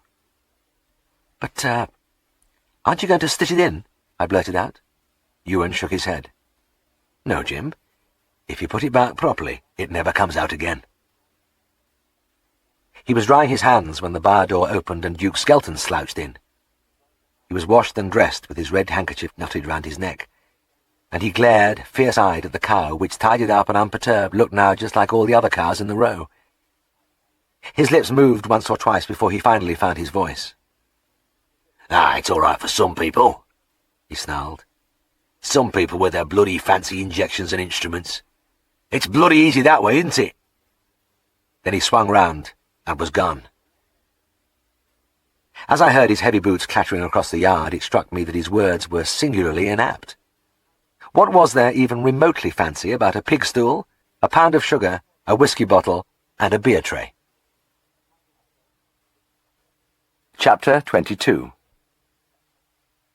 I work for cats. That was how Mrs. Bond introduced herself on my first visit, gripping my hand firmly and thrusting out her jaw defiantly, as though challenging me to make something of it. She was a big woman with a strong, high cheekboned face and a commanding presence, and I wouldn't have argued with her anyway. So I nodded gravely, as though I fully understood and agreed, and allowed her to lead me into the house. I saw at once what she meant. The big kitchen living room had been completely given over to cats. There were cats on the sofas and chairs, and spilling in cascades onto the floor. Cats sitting in rows along the windowsills, and right in the middle of it all, little Mr. Bond, pallid, wispy-moustached in his shirt-sleeves, reading a newspaper. It was a scene that was going to become very familiar. A lot of cats were obviously uncastrated toms because the atmosphere was vibrant with their distinctive smell, a fierce pungency which overwhelmed even the sickly wisps from the big saucepans of nameless cat food bubbling on the stove. And Mr. Bond was always there, always in his shirt-sleeves and reading his paper, a lonely little island in a sea of cats. I had heard of the Bonds, of course. They were Londoners who for some obscure reason had picked on North Yorkshire for their retirement. People said they had a bit of brass, and they had bought an old house on the outskirts of Darrowby, where they kept themselves to themselves, and the cats. I had heard that Mrs. Bond was in the habit of taking in strays and feeding them, and giving them a home if they wanted it. And this had predisposed me in her favour because in my experience the unfortunate feline species seemed to be fair game for every kind of cruelty and neglect. They shot cats, threw things at them, starved them, and set their dogs on them for fun. It was good to see somebody taking their side. My patient on this first visit was no more than a big kitten, a terrified little blob of black and white crouching in a corner. "He's one of the outside cats," Mrs. Bond boomed. "Outside cats?" "Yes. All these you see here are the inside cats. The others are the really wild ones who simply refuse to enter the house. I feed them, of course, but the only time they come indoors is when they're ill." "I see. I've had frightful trouble catching this one. I'm worried about his eyes. There seems to be a skin growing over them, and I do hope you can do something for him. His name, by the way, is Alfred." "Alfred? Ah, yes, quite." I advanced cautiously on the little half-grown animal, and was greeted by a waving set of claws and a series of open-mouthed spittings. He was trapped in his corner, or else he would have been off with the speed of light. Examining him was going to be a problem. I turned to Mrs. Bond. "Could you let me have a sheet of some kind? An old ironing sheet would do. I'm going to have to wrap him up." "Wrap him up?" Mrs. Bond looked very doubtful, but she disappeared into another room and returned with a tattered sheet of cotton which looked just right.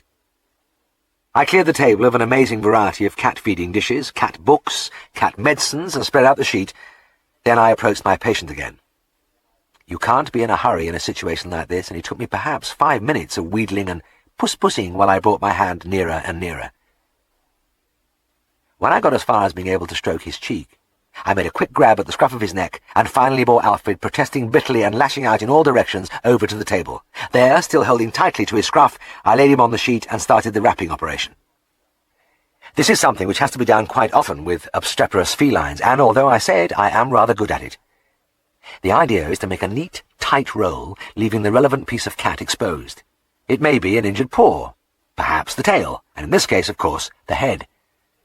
I think it was the beginning of Mrs. Bond's unquestioning faith in me when she saw me quickly enveloping that cat, till all you could see of him was a small black and white head protruding from an immovable cocoon of cloth. He and I were now facing each other more or less eyeball to eyeball, and Alfred couldn't do a thing about it. As I say, I rather pride myself on this little expertise, and even today my veterinary colleagues have been known to remark, "Old Herriot may be limited in many respects, but by God he can wrap a cat."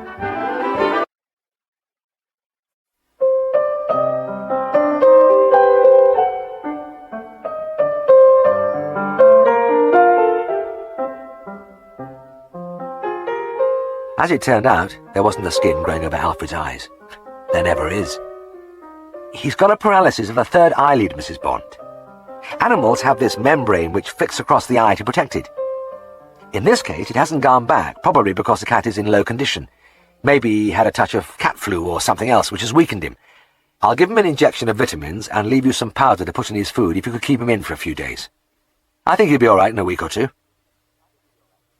The injection presented no problems, with Alfred furious but helpless inside his sheet, and I had come to the end of my first visit to Mrs. Bond's.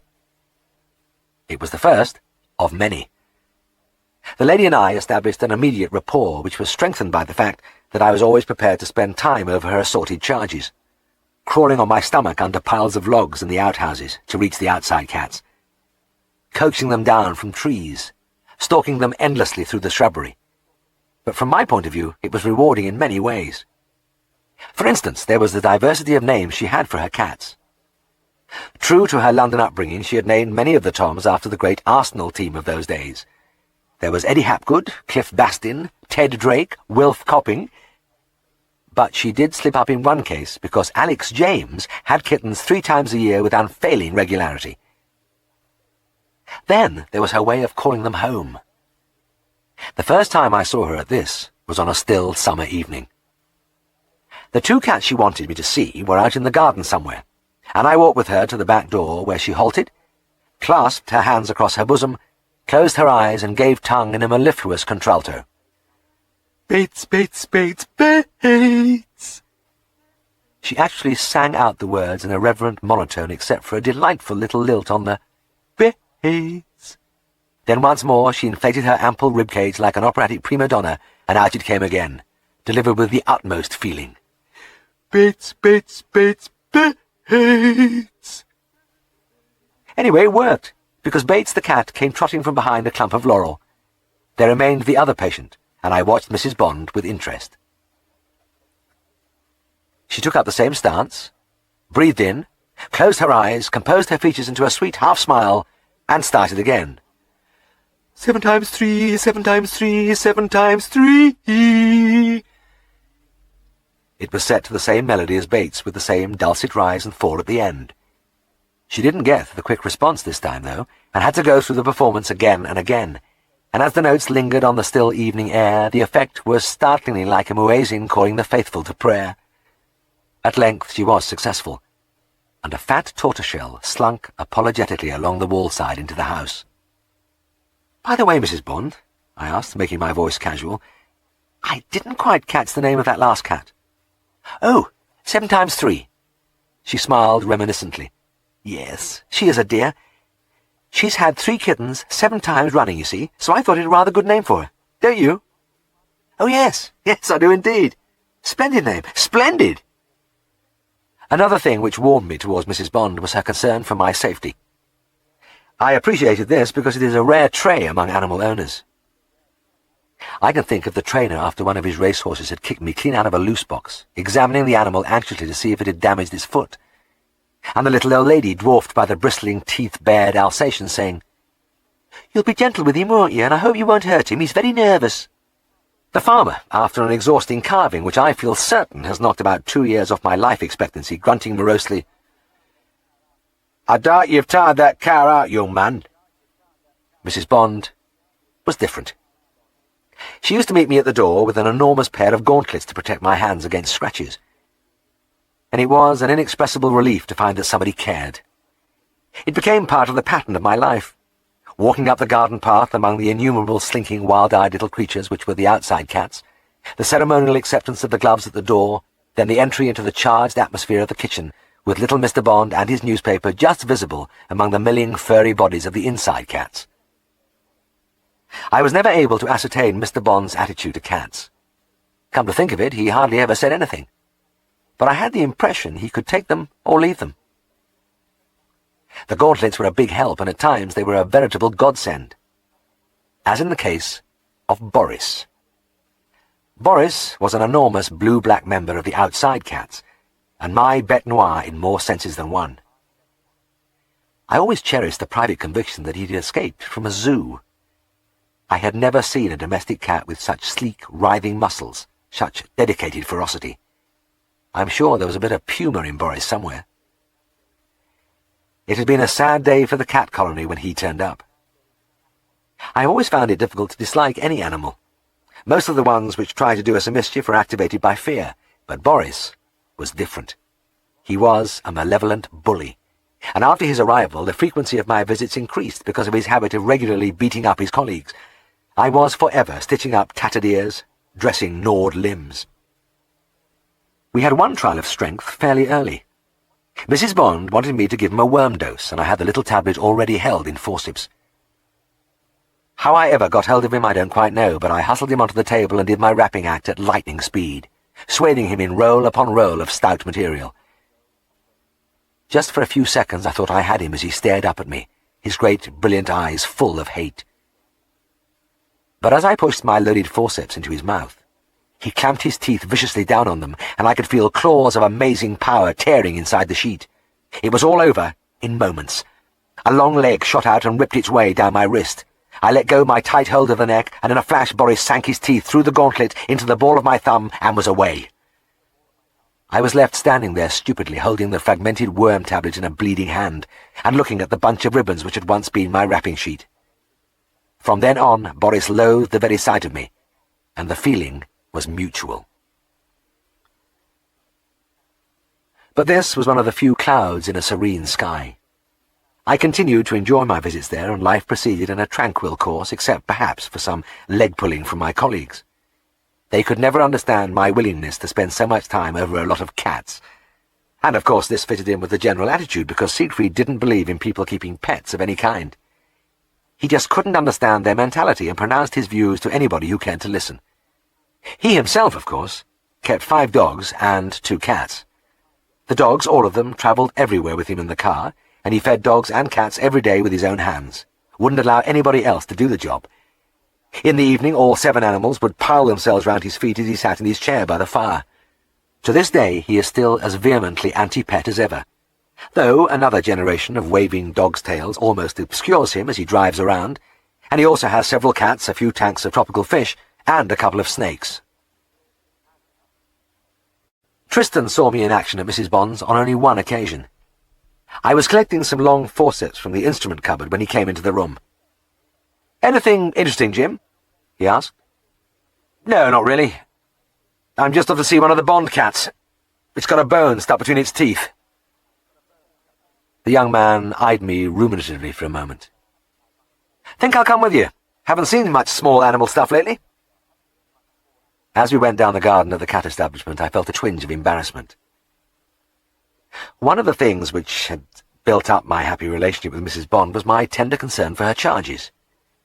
Even with the wildest and the fiercest, I exhibited only gentleness, patience, and solicitude.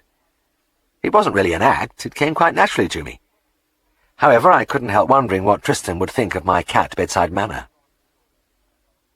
Mrs. Bond in the doorway had summed up the situation in a flash, and had 2 pairs of gauntlets waiting. Tristan looked a little surprised as he received his pair, but thanked the lady with typical charm. He looked still more surprised when he entered the kitchen, sniffed the rich atmosphere, and surveyed the mass of furry creatures occupying almost every available inch of space. "Mr. Herriot, I'm afraid it's Boris who has the bone in his teeth," Mrs. Bond said. "Boris?" My stomach lurched. How on earth are we going to catch him? "Oh, I've been rather clever," she replied. "I've managed to entice him with some of his favourite food into a cat basket." Tristan put his hand on a big wicker cage on the table. "In here, is he?" he asked casually. He slipped back the catch and opened the lid. For something like a third of a second, the coiled creature within and Tristan regarded each other tensely. Then a sleek black body exploded silently from the basket past the young man's left ear onto the top of a tall cupboard. "Christ!" said Tristan. "What the hell was that?"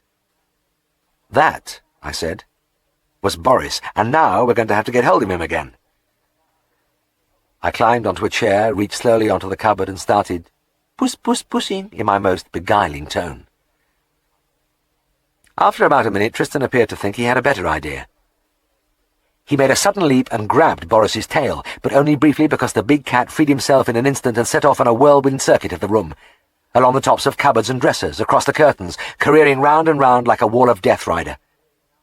Tristan stationed himself at a strategic point, and as Boris shot past, swiped at him with one of the gauntlets. "Missed the bloody thing!" he shouted in chagrin. "But here he comes again! Take that, you black sod! Oh, damn it! I can't nail him!" The docile little inside cats, startled by the scattering of plates and tins and pans, and by Tristan's cries and arm-wavings, began to run around in their turn, knocking over whatever Boris had missed. The noise and confusion even got through to Mr. Bond, because just for a moment he raised his head and looked around him in mild surprise at the hurtling bodies before returning to his newspaper. Tristan, flushed with the excitement of the chase, had really begun to enjoy himself. I cringed inwardly as he shouted over to me happily, "Send him on, Jim! I'll get the bugger next time round!" We never did catch Boris. We just had to leave the piece of bone to work its own way out. So it wasn't a successful veterinary visit. But Tristan, as we got back into the car, smiled contentedly.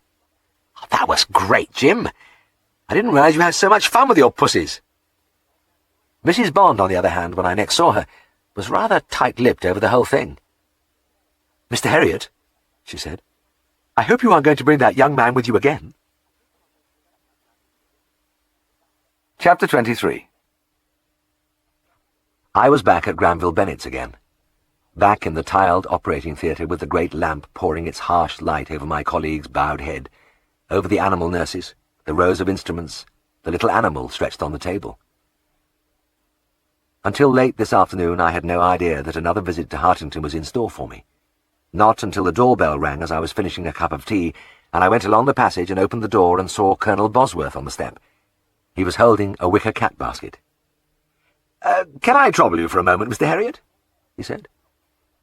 His voice sounded different, and I looked up at him questioningly. Most people had to look up at Colonel Bosworth, with his lean 6'3" and his tough soldier's face, which matched the DSO and MC which he had brought out of the war. I saw quite a lot of him, not only when he came to the surgery, but out in the country, where he spent most of his time hacking along the quiet roads around Darrowby on a big hunter, with 2 cairn terriers trotting behind. I liked him. He was a formidable man, but he was courteous, and there was a gentleness in him which showed in his attitude to his animals. "No trouble," I replied. "Please come inside." In the waiting room he held out the basket. His eyes were strained, and there was a shock and hurt in his face. "It's little Maudie," he said. "Maudie, your black cat?"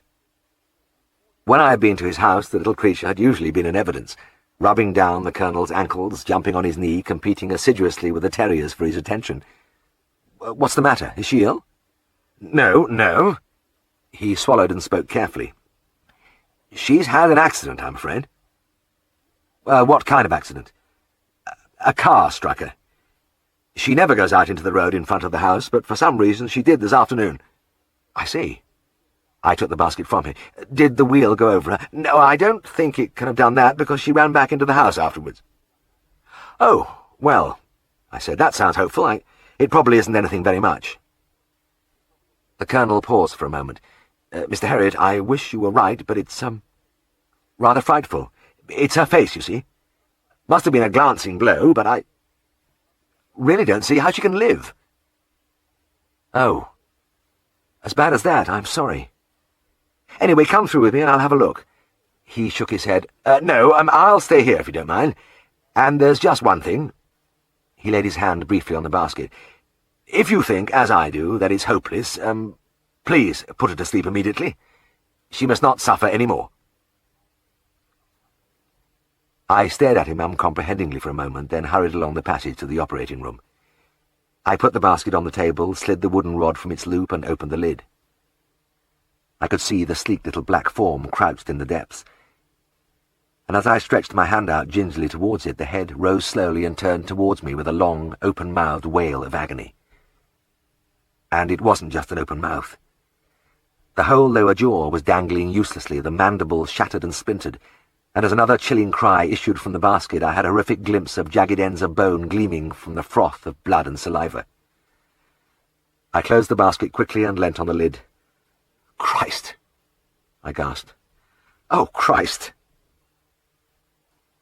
I closed my eyes but couldn't dispel the memory of the grotesque face, the terrible sound of pain, and worst of all, the eyes filled with the terrified bewilderment which makes animals' suffering so unbearable. With trembling haste, I reached behind me to the trolley for the bottle of Nembutal. This was the one thing vets could do at any rate. Cut short this agony with merciful speed. I pulled 5 cc's into the syringe. More than enough. She'd drift into sleep and never wake up again. Opening the basket, I reached down and underneath the cat and slipped the needle through the abdominal skin. An intraperitoneal injection would have to do. But as I depressed the plunger, it was as though a calmer and less involved person was tapping me on the shoulder and saying, "Just a minute, Herriot, take it easy. Why don't you think about this for a bit?" I stopped after injecting 1 cc. That would be enough to anesthetize Maudie. In a few minutes, she would feel nothing. Then I closed the lid and began to walk about the room. I had repaired a lot of cats' broken jaws in my time. They seemed to be prone to this trouble, and I had gained much satisfaction from wiring up symphyseal fractures and watching their uneventful healing. But this was different. After 5 minutes, I opened the basket and lifted the little cat, sound asleep and as limp as a rag doll, onto the table. I swabbed out the mouth and explored with careful fingers, trying to piece the grisly jigsaw together. The symphysis had separated right enough, but that could be fastened together with wire. But how about those mandibular rami smashed clean through on both sides? In fact, there were 2 fractures on the left, and some of the teeth had been knocked out and others slackened. There was nothing to get hold of. Could they be held together by metal plates screwed into the bone? Maybe. And was there a man with the skill and equipment to do such a job? I thought I just might know one. I went over the sleeping animal carefully. There wasn't a thing amiss except the pathetic drooping jaw. Meditatively, I stroked the smooth, shining fur. She was only a young cat with years of life in front of her, and as I stood there, the decision came to me with a surge of relief, and I trotted back along the passage to ask the Colonel if I could take Maudie through to Granville Bennett. It had started to snow heavily when I set out, and I was glad it was downhill all the way to Hartington. Many of the roads higher up the dale would soon be impassable on a night like this. In the veterinary hospital, I watched the big man drilling, screwing, stitching. It wasn't the sort of job which could be hurried, but it was remarkable how quickly those stubby fingers could work. Even so, we had been in the theatre for nearly an hour, and Granville's complete absorption showed in the long silences broken only by the tinkling of instruments, occasional barking commands, and now and then a sudden flare of exasperation. And it wasn't only the nurses who suffered. I had scrubbed up and had been pressed into service, and when I failed to hold the jaw exactly as my colleague desired, he exploded in my face. "Not that bloody way, Jim! What the hell are you playing at? No, no, no, no! Oh, God almighty!" But at last all was finished, and Granville threw off his cap and turned away from the table with an air of finality which had made me envy him the first time. He was sweating. In his office he washed his hands, towelled his brow, and pulled on an elegant grey jacket from the pocket of which he produced a pipe. It was a different pipe from the last time. I learnt in time that all Granville's pipes were not only beautiful, but big, and this one had a bowl like a fair-sized coffee cup. He rubbed it gently along the side of his nose, gave it a polish with the yellow cloth he always seemed to carry, and held it lovingly against the light. "Straight grain, Jim. Superb, isn't it?" He contentedly scooped tobacco from his vast pouch, ignited it, and puffed a cloud of delectable smoke at me before taking me by the arm. "Come on, laddie. I'll show you round while they're clearing up in there. We did a tour of the hospital, taking in the waiting room and consulting rooms, X-ray room, dispensary, and, of course, the office, with its impressive card index system with case histories of all patients. But the bit I enjoyed most was walking along the row of heated cubicles where an assortment of animals were recovering from their operations. Granville stabbed his pipe at them as we went along. Spay, enterotomy, oral hematoma, entropion. Then he bent suddenly, put a finger through the wire front and adopted a wheedling tone. Come now, George. Come on, little fella, don't be frightened. It's only Uncle Granville. A small West Highland with a leg and a cast hobbled to the front, and my colleague tickled his nose through the wire. That's George Wills Fenton, he said in explanation. Old Lady Wills Fenton's pride and joy. Nasty compound fracture, but he's doing very nicely. He's a bit shy, is George, but a nice little chap when you get to know him, aren't you, old lad? He continued his tickling, and in the dim light I could see the short white tail wagging furiously. Maudie was lying in the very last of the recovery pens, a tiny, trembling figure. That trembling meant she was coming out of the anaesthetic, and I opened the door and stretched my hand out to her. She still couldn't raise her head, but she was looking at me, and as I gently stroked her side, her mouth opened in a faint, rusty meow. And with a thrill of deep pleasure I saw that her lower jaw belonged to her again. She could open and close it. That hideous, dangling tatter of flesh and bone was only a bad memory. Marvellous, Granville, I murmured. Absolutely bloody marvellous. Smoke plumed in quiet triumph from the noble pipe. Yes, it's not bad, is it, laddie? A week or two on fluids and she'll be as good as new. No problems there. I stood up. Great. I can't wait to tell Colonel Bosworth. Can I take her home tonight? No, Jim, no. Not this time. I just want to keep an eye on her for a couple of days, then maybe the Colonel can collect her himself. He led me back into the brightly lit office where he eyed me for a moment. You must come and have a word with Zoe while you're here, he said. But first, just a suggestion, I wonder if you'd care to slip over with me to... I took a rapid step backward. Well, really, I don't think so, I gabbled. I enjoyed my visit to the club the other night, but perhaps not this evening. Hold on, laddie, hold on, Granville said soothingly. Who said anything about the club? No, I just wondered if you'd like to come to a meeting with me. Meeting? Yes. Professor Milligan's come through from Edinburgh to speak to the Northern Veterinary Society about metabolic diseases. I thought you'd enjoy it. You mean milk fever, acetonemia and all that? Correct. Right up your street, old son. Well, it is, isn't it? I wonder... I stood for a few moments deep in thought, and one of the thoughts was why an exclusively small animal man like Granville wanted to hear about cow complaints. But I was maybe doing him an injustice. He probably wanted to maintain a broad, liberal view of veterinary knowledge. It must have been obvious that I was dithering because he prodded me a little further. I'd like to have your company, Jim, and anyway, I see you're all dressed up and ready for anything. Matter of fact, when you walked in tonight, I couldn't help thinking what a smart lad you looked. He was right there. I hadn't dashed through in my farm clothes this time.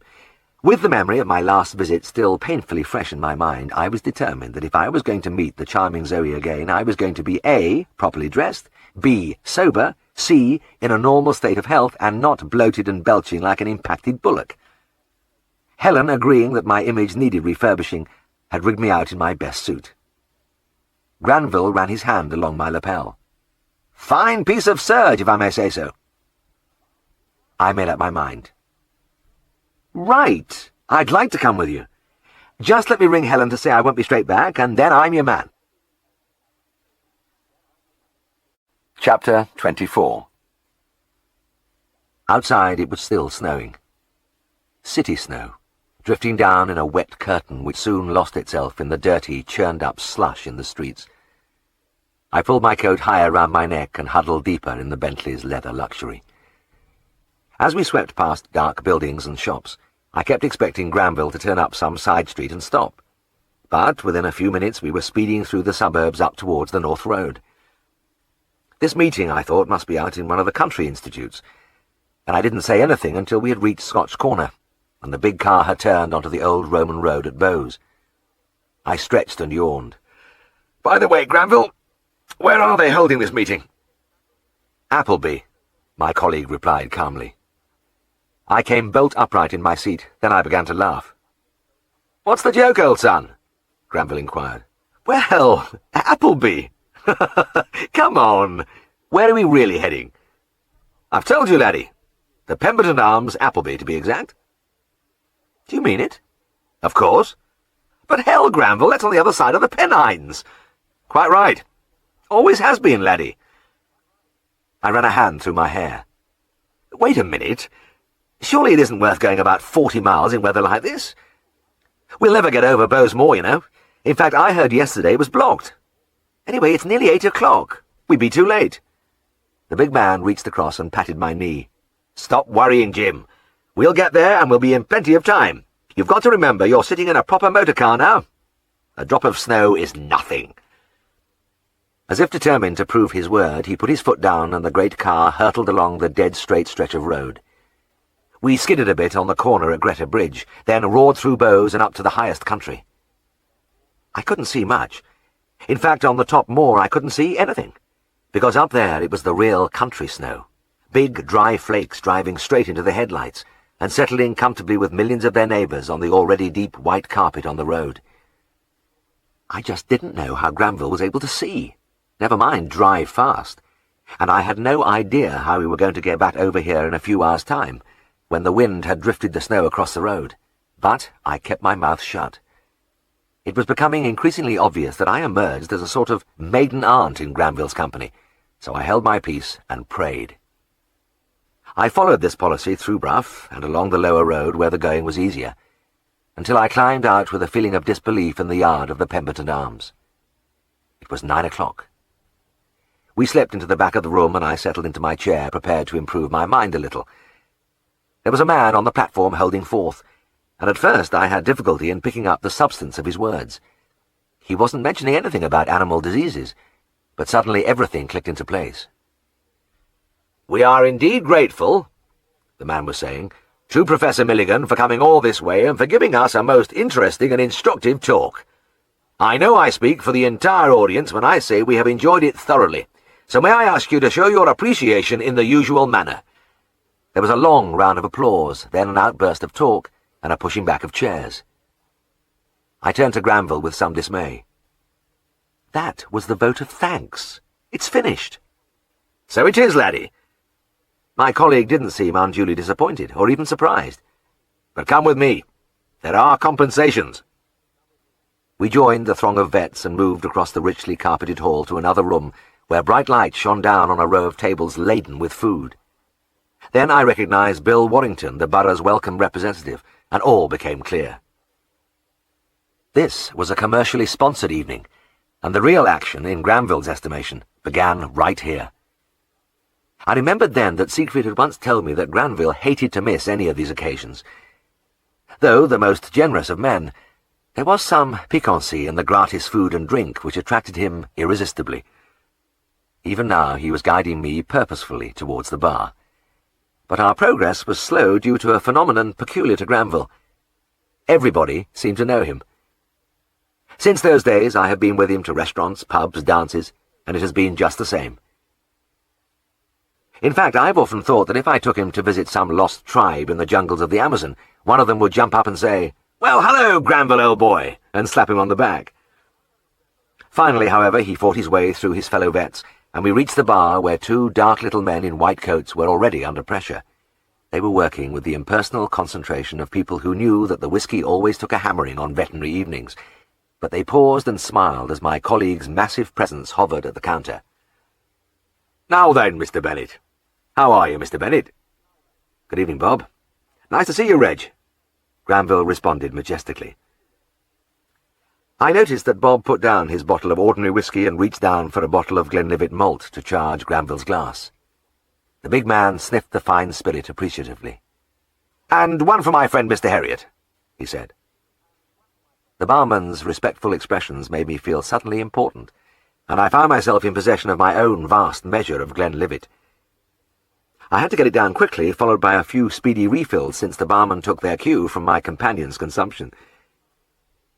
Then I followed in Granville's regal wake as he made his way among the tables with the air of a man in his natural environment. Messrs. Burroughs' welcome had done us proud, and we worked our way through a variety of canapes, savouries, and cold meats. Now and again we revisited the bar for more of the Glenlivet, then back to the tables. I knew I had drunk too much, and now I was eating too much. But the difficulty with Granville was that if I ever declined anything, he took it as a personal insult. "Try one of those prawn things," he would say, sinking his teeth into a mushroom vol au vent, and if I hesitated, a wounded look would come into his eyes. But I was enjoying myself. Veterinary surgeons are my favourite people, and I revelled as I always did in their tales of successes and failures, especially the failures. They were particularly soothing. Whenever the thought of how we were going to get home stole into my mind, I banished it quickly. Granville seemed to have no qualms because he showed no signs of moving when the company began to thin out. In fact, we were the last to leave, our departure being accorded a touch of ceremony by a final substantial stirrup cup from Bob and Reg. As we left the hotel, I felt fine. A little light-headed, perhaps, and with a merest hint of regret at being pressed to a second helping of trifle and cream, but otherwise in excellent shape. As we settled once more into the Bentley, Granville was at his most expansive. "Excellent meeting that, Jim. I told you it would be worth the journey." We were the only members of the company who were headed eastward, and we were alone on the road. In fact, it occurred to me that we hadn't seen a single car on the road to Appleby, and now there was something uncomfortable in our total isolation. The snow had stopped, and the brilliant moon flooded its cold light over a white, empty world. Empty, that is, except for us, and our solitary state was stressed by the smooth, virgin state of the glistening carpet ahead. I was conscious of an increasing disquiet as the great gaunt spine of the Pennines bulked before us, and as we drew nearer it reared up like an angry white monster. Past the snow-burdened roofs of Bruff, then the long climb with the big car slipping from side to side as it fought its way up the bending, twisting hill, engine bellowing. I thought I'd feel better when we reached the top, but the first glimpse of the Bowes-Moor road sent my stomach into a lurch of apprehension. Miles and miles of it coiling its way across the most desolate stretch of country in all England. And even from this distance you could see the drifts, satin smooth and beautiful, pushing their deadly way across our path. On either side of the road a vast white desert rolled and dipped endlessly towards the black horizon. There was not a light, not a movement, not a sign of life anywhere. The pipe jutted aggressively as Granville roared forward to do battle. We hit the first drift, slewed sideways for a tense few seconds, and then we were on the other side, speeding into the unbroken surface. Then the next drift, and the next, and the next. Often I thought we were stuck, but always, wheels churning, engines screaming, we emerged. I'd had plenty of experience of snow driving, and I could appreciate Granville's expertise as, without slackening speed, he picked out the shallowest, narrowest part of each obstruction for his attack. He had this heavy, powerful car to help him, but he could drive all right. However, my trepidation at being stranded in this wasteland was gradually being overshadowed by another uneasiness. When I had left the hotel, I was pretty well topped up with food and drink, and if I'd been handled gently for the next few hours, I'd have been all right. But on the bumpy journey to Bruff, I had been increasingly aware of a rising queasiness. My mind kept flitting back unhappily to that exotic cocktail, Reggie's speciality, which Granville had said I must try. He had prevailed on me, too, to wash down the whiskies with occasional beers, which, he said, were essential to maintain a balanced intake of fluids and solids, and that final trifle, it had been a mistake. And now I wasn't just being bumped. I was being thrown around like a pea in a drum as the Bentley lurched and skidded and occasionally took off altogether. Soon I began to feel very ill indeed. And like a seasick man who didn't care if the ship floundered, I lost all interest in our progress. I closed my eyes, braced my feet on the floor, and shrank into an inner misery.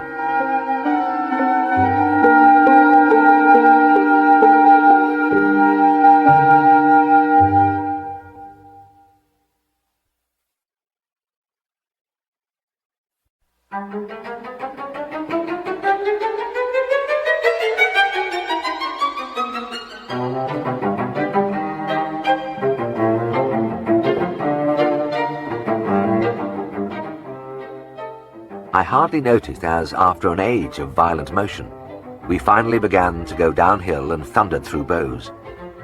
After that, there was little danger of having to spend the night in the car, but Granville kept his foot down, and we rocked over the frozen ground while I felt steadily worse. I would dearly have loved to ask my colleague to stop and allow me to be quietly sick by the roadside. But how do you say such a thing to a man who never seemed to be in the least affected by overindulgence, and who, even at that moment, was chatting gaily as he refilled his pipe with his free hand? The internal pounding seemed to have forced extra alcohol into my bloodstream, because on top of my other discomforts my vision was blurred. I was dizzy and had the strong conviction that if I tried to stand up, I would fall flat on my face. I was busy with these preoccupations when the car stopped. "We'll just pop in and say hello to Zoe," Granville said. "What's that?" I slurred. "We'll go inside for a few minutes." I looked around. Where are we?" Granville laughed. "Home, old son. I can see a light, so Zoe's still up. You must come and have a quick cup of coffee." I crawled laboriously from the seat and stood leaning on the car. My colleague tripped lightly to the door and rang the bell. He was as fit as a fiddle, I thought bitterly as I reeled after him. I was slumped against the porch, breathing heavily, when the door opened, and there was Zoe Bennet, bright-eyed, glowing, beautiful as ever. "Why, Mr. Herriot," she cried, "how nice to see you again." Slack-jawed, green-faced, rumple-suited, I stared into her eyes, gave a gentle hiccup, and staggered past her into the house. Next morning, Granville rang to say all was going to be well because Maudie had been able to lap a little milk. It was kind of him to let me know, and I didn't want to sound churlish by saying that was all I had managed to do, too. It happened that morning, by a coincidence, that I had a far outlying visit and had to pass the Scots Corner turning on the North Road. I stopped the car and sat gazing at the long, snow-covered road stretching towards the Pennines. I was starting my engine when an AA man came over and spoke at my window. "You're not thinking of trying the Bowes Moor Road, are you?" he said. No, I was just looking." He nodded in satisfaction. "Well, I'm glad to hear that. It's blocked, you know. There hasn't been a car over there for 2 days. Chapter 25. You could hardly expect to find a more unlikely character in Darrowby than Roland Partridge. The thought came to me for the 100th time as I saw him peering through the window which looked out onto Trengate, just a little way up the other side of the street from our surgery. He was tapping the glass and beckoning to me, and the eyes behind the thick spectacles were wide with concern. I waited, and when he opened the door, I stepped straight from the street into his living room, because these were tiny dwellings with only a kitchen in the rear and a small single bedroom above overlooking the street. But when I went in, I had the familiar feelings of surprise, because most of the other occupants of the row were farm workers, and their furnishings were orthodox. But this place was a studio. An easel stood in the light from the window, and the walls were covered from floor to ceiling with paintings. Unframed canvases were stacked everywhere, and a few ornate chairs and the table with its load of painted china and other bric-a-brac added to the artistic atmosphere. The simple explanation was, of course, that Mr. Partridge was, in fact, an artist. But the unlikely aspect came into it when you learnt that this middle-aged, velvet-jacketed aesthete was the son of a small farmer, a man whose forebears had been steeped in the soil for generations. "I happened to see you passing, Mr. Herriot," he said. "Are you terribly busy?" Not too busy, Mr. Partridge. How can I help you?" He nodded gravely.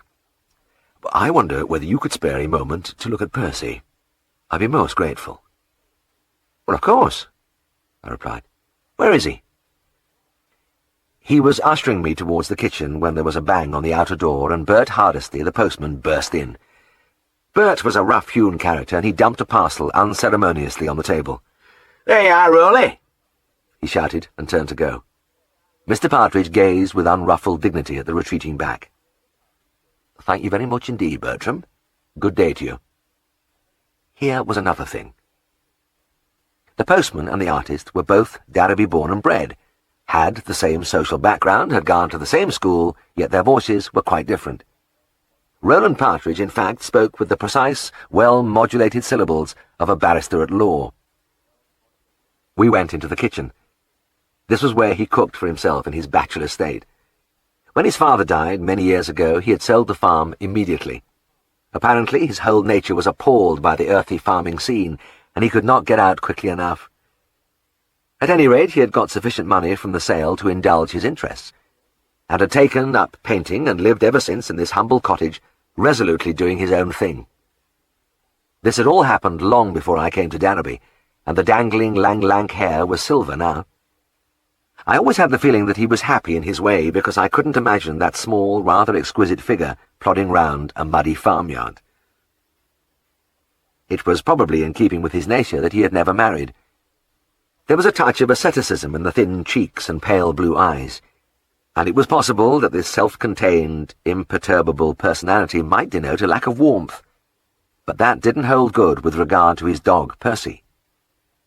He loved Percy with a fierce, protective passion, and as the little animal trotted towards him, he bent over him, his face alight with tenderness. "Well, he looks pretty bright to me," I said. "He's not sick, is he?" No. Mr. Partridge seemed strangely ill at ease. "He's perfectly well in himself, but I want you to look at him and see if you notice anything." I looked, and I saw only what I had always seen: the snow-white, shaggy-haired little object, regarded by local dog breeders and other cognoscenti as a negligible mongrel, but nevertheless one of my favourite patients. Mr. Partridge, looking through the window of a pet shop in Broughton about 5 years ago, had succumbed immediately to the charms of two soulful eyes gazing up at him from a 6-week-old tangle of white hair, and had put down his 5-bob and rushed the little creature home. Percy had been described in the shop somewhat vaguely as a terrier, and Mr. Partridge had flirted fearfully with the idea of having his tail docked. But such was his infatuation that he couldn't bring himself to cause such a mutilation, and the tail had grown in a great fringed curve, almost full circle over the back. To me, the tail nicely balanced the head, which was undoubtedly a little too big for the body, but Mr. Partridge had been made to suffer for it. His old friends in Darrowby, who, like all country folk, considered themselves experts with animals, were free with their comments. I had heard them at it. When Percy was young, it was, "Time you had that tail off, Rolly.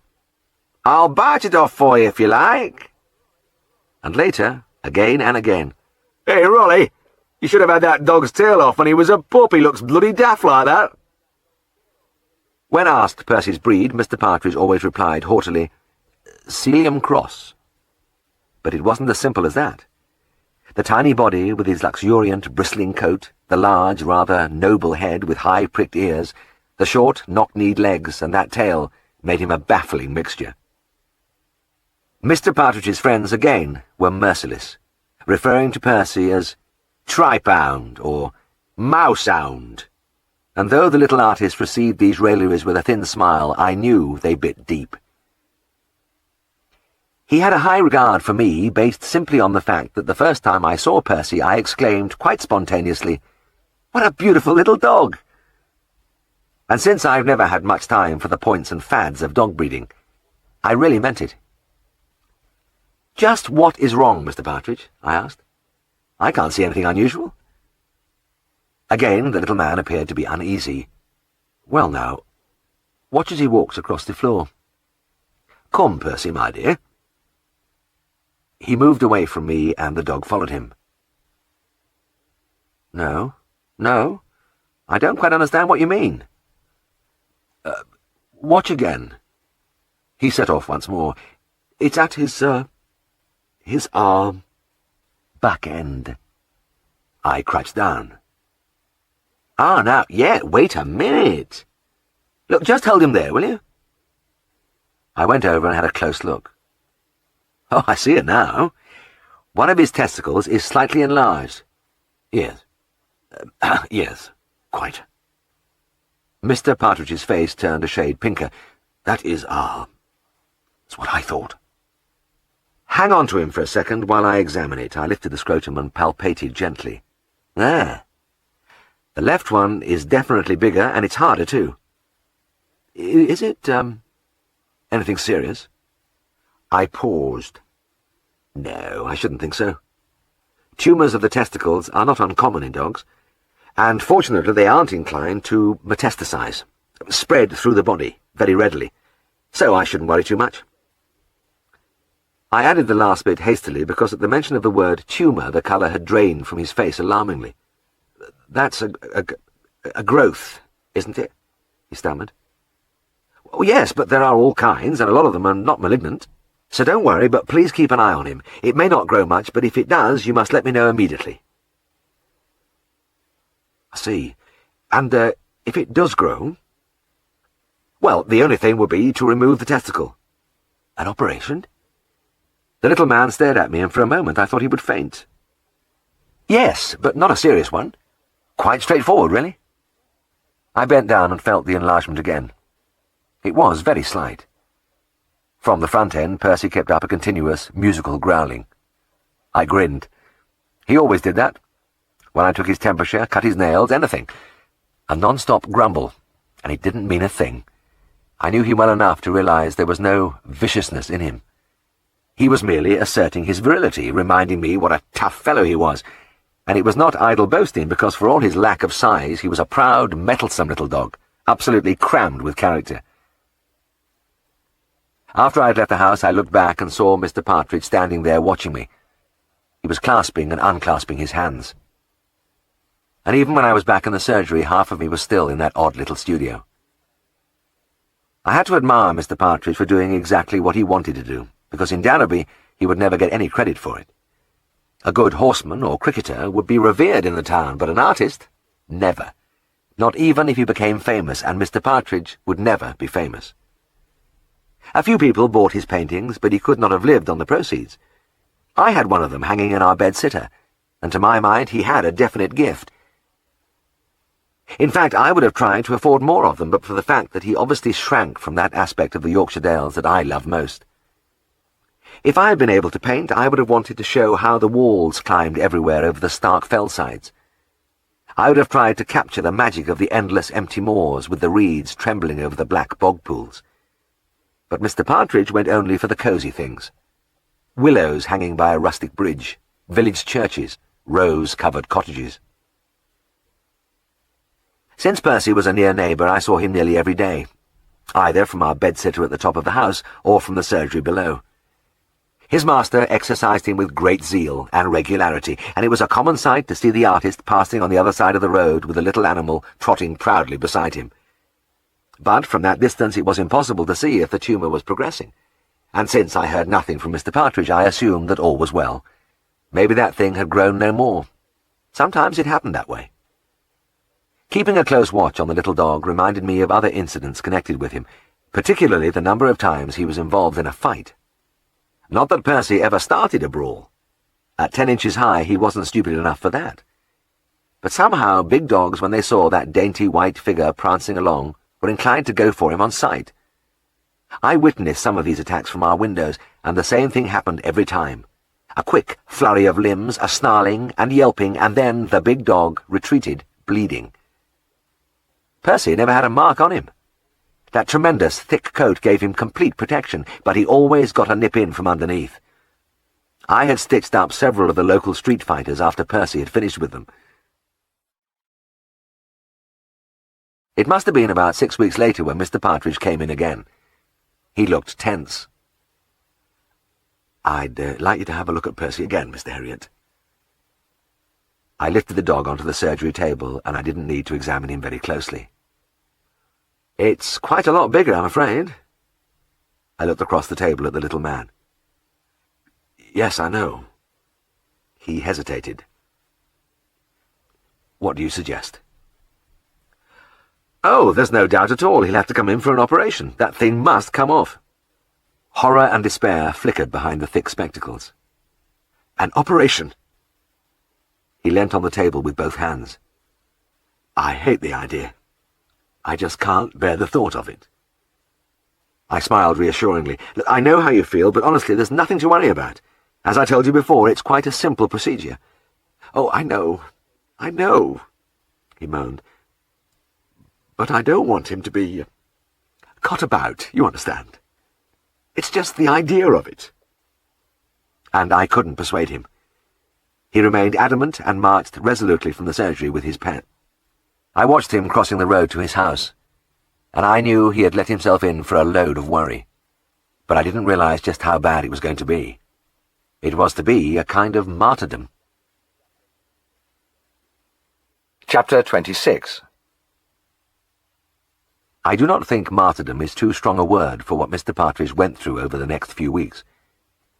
Because with the passage of time that testicle became more and more massive, and due to the way Percy carried his tail, the thing was lamentably conspicuous. People used to turn and stare as man and dog made their way down the street, Percy trotting bravely, his master eyes rigidly to the front, putting up a magnificent pretense of being quite unaware of anything unusual. It really hurt me to see them, and I found the sight of the smart little dog's disfigurement particularly hard to bear. Mr. Partridge's superior facade had always made him a natural target for a certain amount of leg-pulling which he bore stoically, but the fact that it now involved his pet pierced him to the soul. One afternoon he brought him over to the surgery, and I could see that the little man was almost in tears. Gloomily I examined the offending organ, which was now about 6 inches long, gross, pendulous, undeniably ludicrous. "You know, Mr. Herriot," the artist gasped, "some boy has chalked on my window. Roll up and see the famous Chinese dog, one hung low. I've just been wiping it off." I rubbed my chin. "Well, that's an ancient joke, Mr. Partridge. I shouldn't worry about that. But I do worry. I can't sleep because of the thing." "For heaven's sake, then, why don't you let me operate? I could put the whole business right for you." No, I can't do that." His head rolled on his shoulders. He was the very picture of misery as he stared at me. "I'm frightened, that's what it is. I'm frightened he'll die under the anaesthetic." "Oh, come now, he's a strong little animal. There's no reason at all for such fears." "But there is a risk, isn't there?" I looked at him helplessly.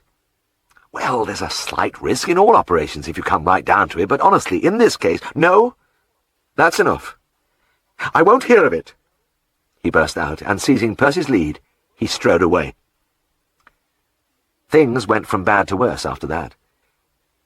The tumour grew steadily, easily visible now from my vantage point in the surgery window as the dog went by on the other side of the street, and I could see, too, that the stares and occasional ridicule were beginning to tell on Mr. Partridge.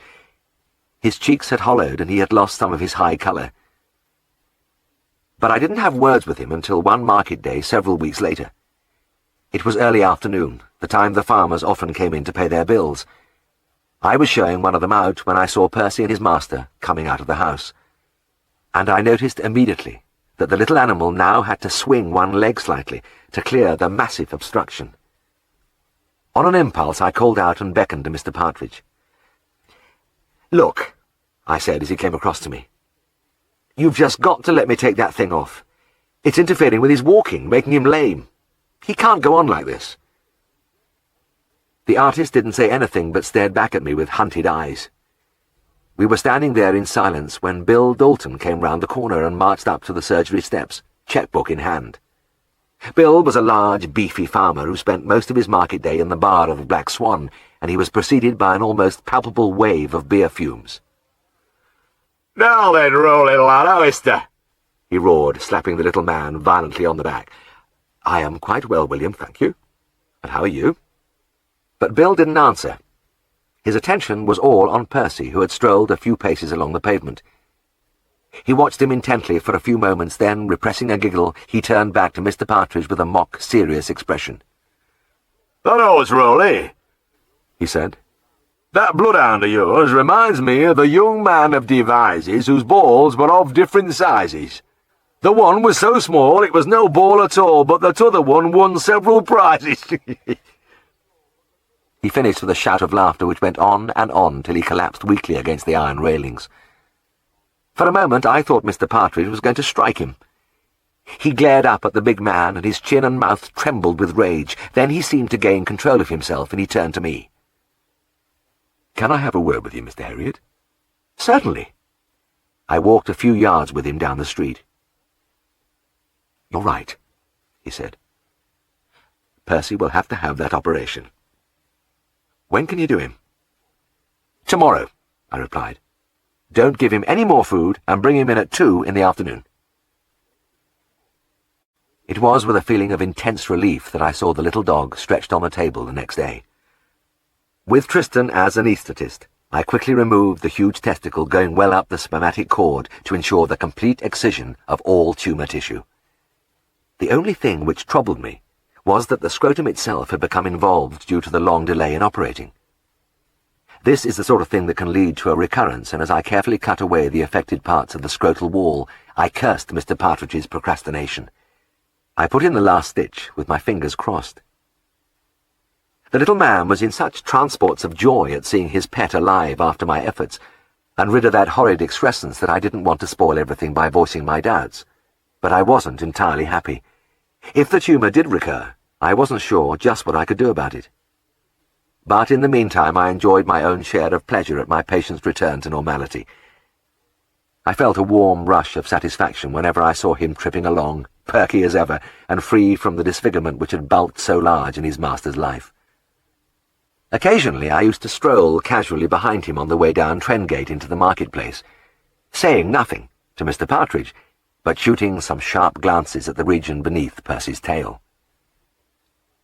In the meantime I had sent the removed organ off to the pathology department at Glasgow Veterinary College, and their report told me that it was a sertoli cell tumour. They also added the comforting information that this type was usually benign, and that metastasis into the internal organs occurred only in a very small proportion of cases. Maybe this lulled me into a deeper security than was warranted, because I stopped following Percy around, and in fact, in the non-stop rush of new cases, forgot all about his spell of trouble. So that when Mr. Partridge brought him round to the surgery, I thought it was for something else, and when his master lifted him onto the table and turned him round to show his rear end, I stared uncomprehendingly for a moment.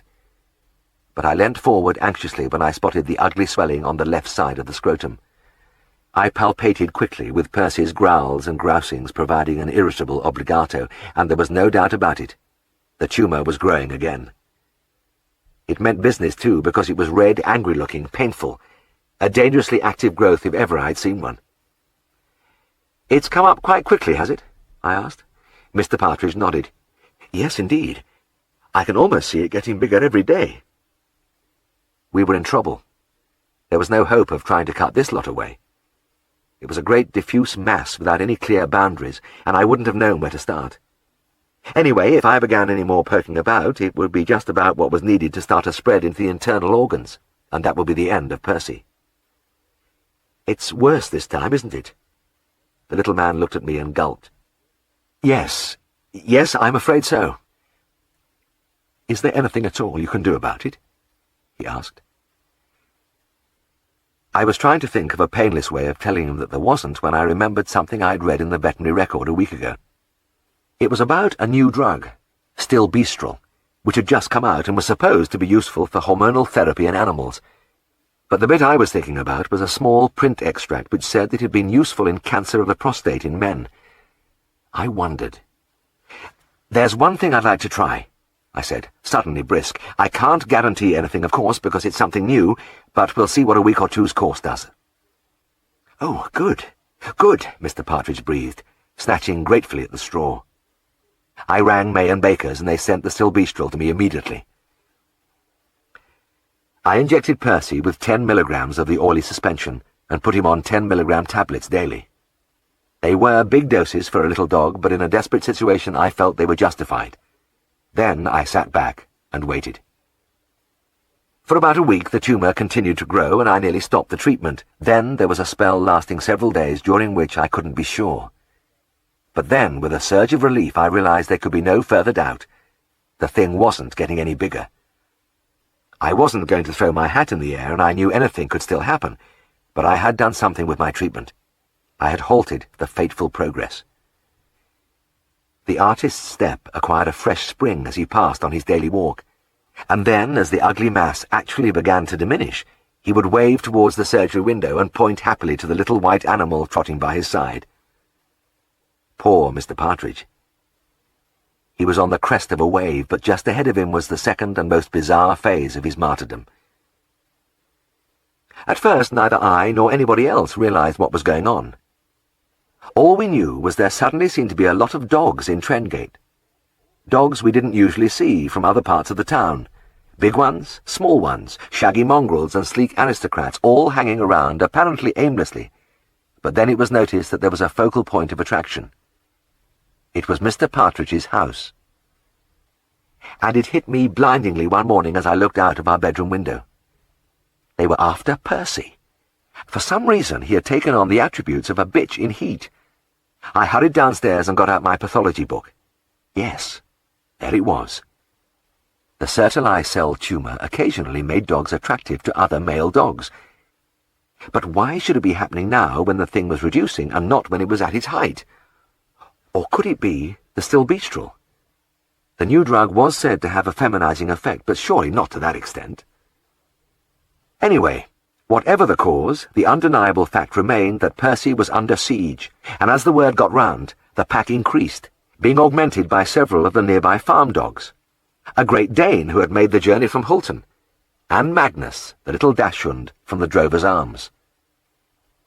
The queue started forming almost at first light, and by 10 o'clock there would be a milling throng almost blocking the street.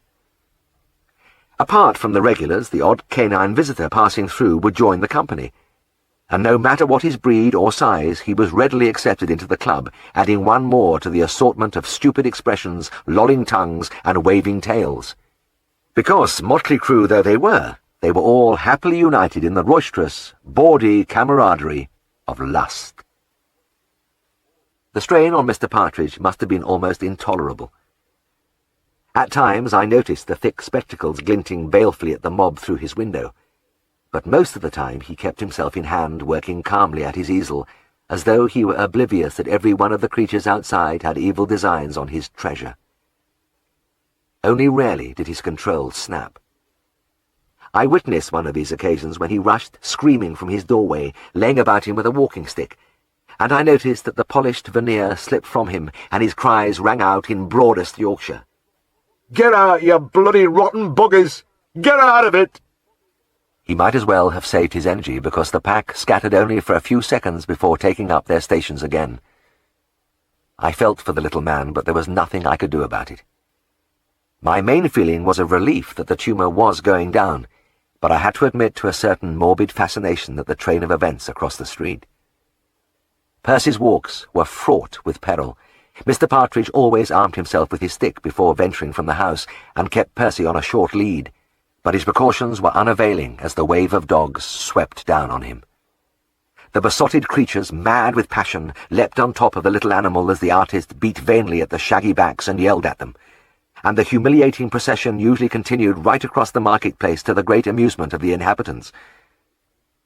At lunchtime most of the dogs took a break, and at nightfall they all went home to bed, but there was one little brown spaniel type who, with the greatest dedication, never left his post.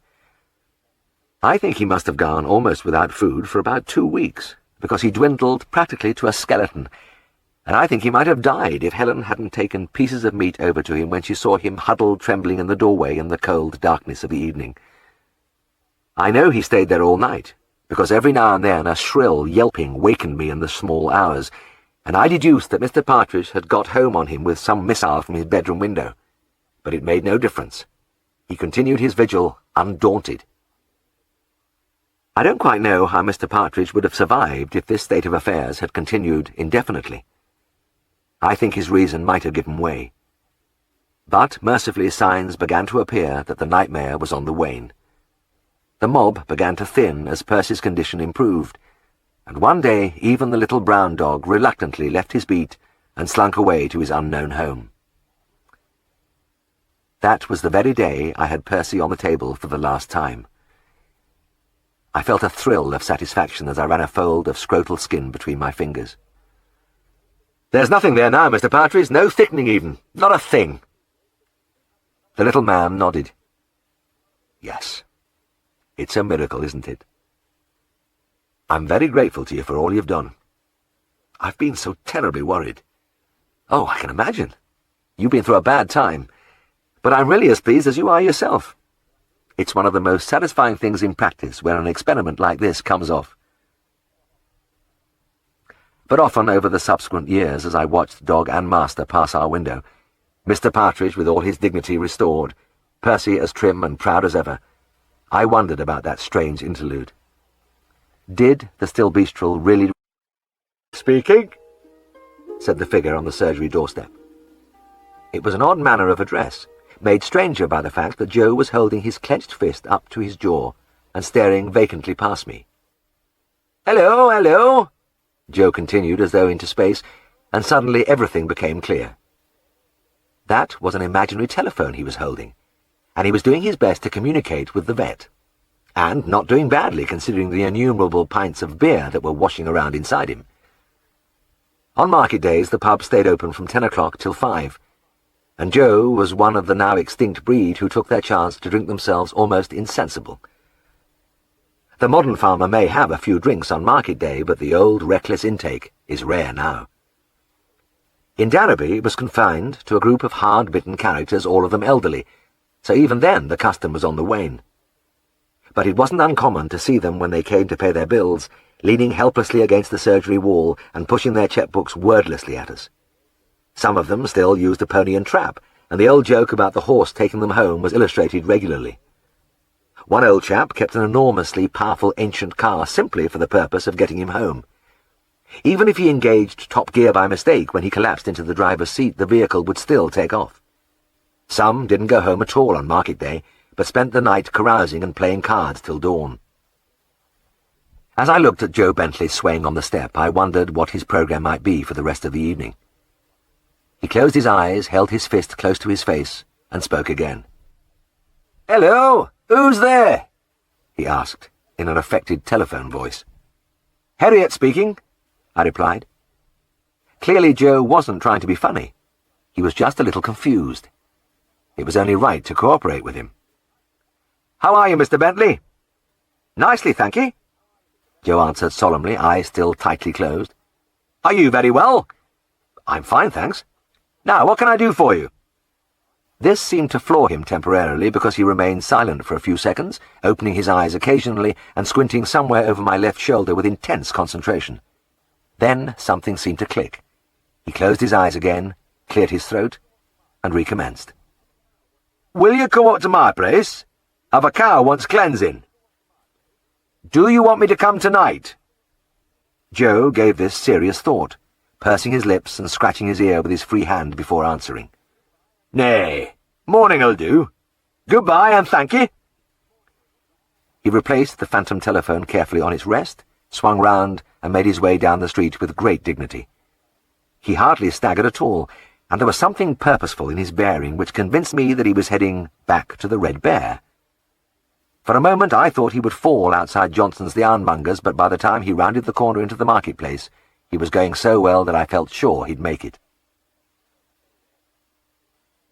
And I can remember Mr. Biggin standing by the desk in our office, hands deep in his pockets, chin thrust forward stubbornly. "Have a cow grunting a bit." "Oh, right. We'll have a look at her." I reached for a pen to write the visit in the book. He shuffled his feet. "Well, I don't know. She's maybe not as bad as all that." "Well, whatever you say." "No," he said. "It's what you say. You're vet." "It's a bit difficult," I replied. "After all, I haven't seen her. Maybe I'd better pay you a visit." "Aye, that's all very fine, but it's a big expense. It's 10 bob every time you fellas walk onto my place, and that's before you start. There's all that medicines and everything on top." "Yes, I understand, Mr. Biggins. Well, would you like to take something away with you? A tin of stomach powder, perhaps?" "How do you know it's stomach?" "Well, I don't actually, but it might be somewhat else."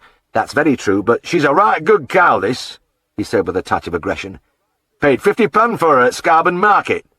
yes, I'm sure she is, and consequently I really think she'd be worth a visit. I could come out this afternoon." There was a long silence. "Aye, but it wouldn't be just one visit, would it? You'd be coming again next day, and maybe the day after that, and before we know, we'd have a clonking great bill." "Yes, I'm sorry, Mr. Biggins, everything is so expensive these days." "Yes, by God!"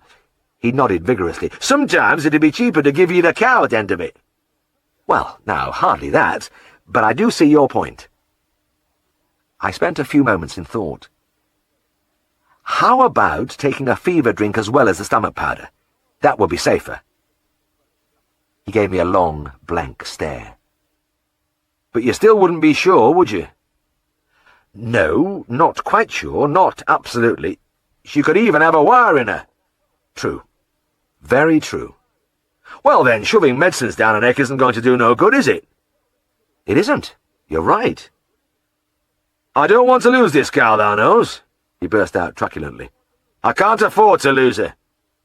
I realise that, Mr. Biggins. That's why I feel I should see her. I did suggest that, if you remember. He did not reply immediately, and only the strain in his eyes and a faint twitching of a cheek muscle betrayed the inner struggle which was raging. When he finally spoke, it was in a hoarse croak. Aye, well, it might be best, but... Or we could maybe leave her till morning and see how she is then. That's a good idea. I smiled in relief.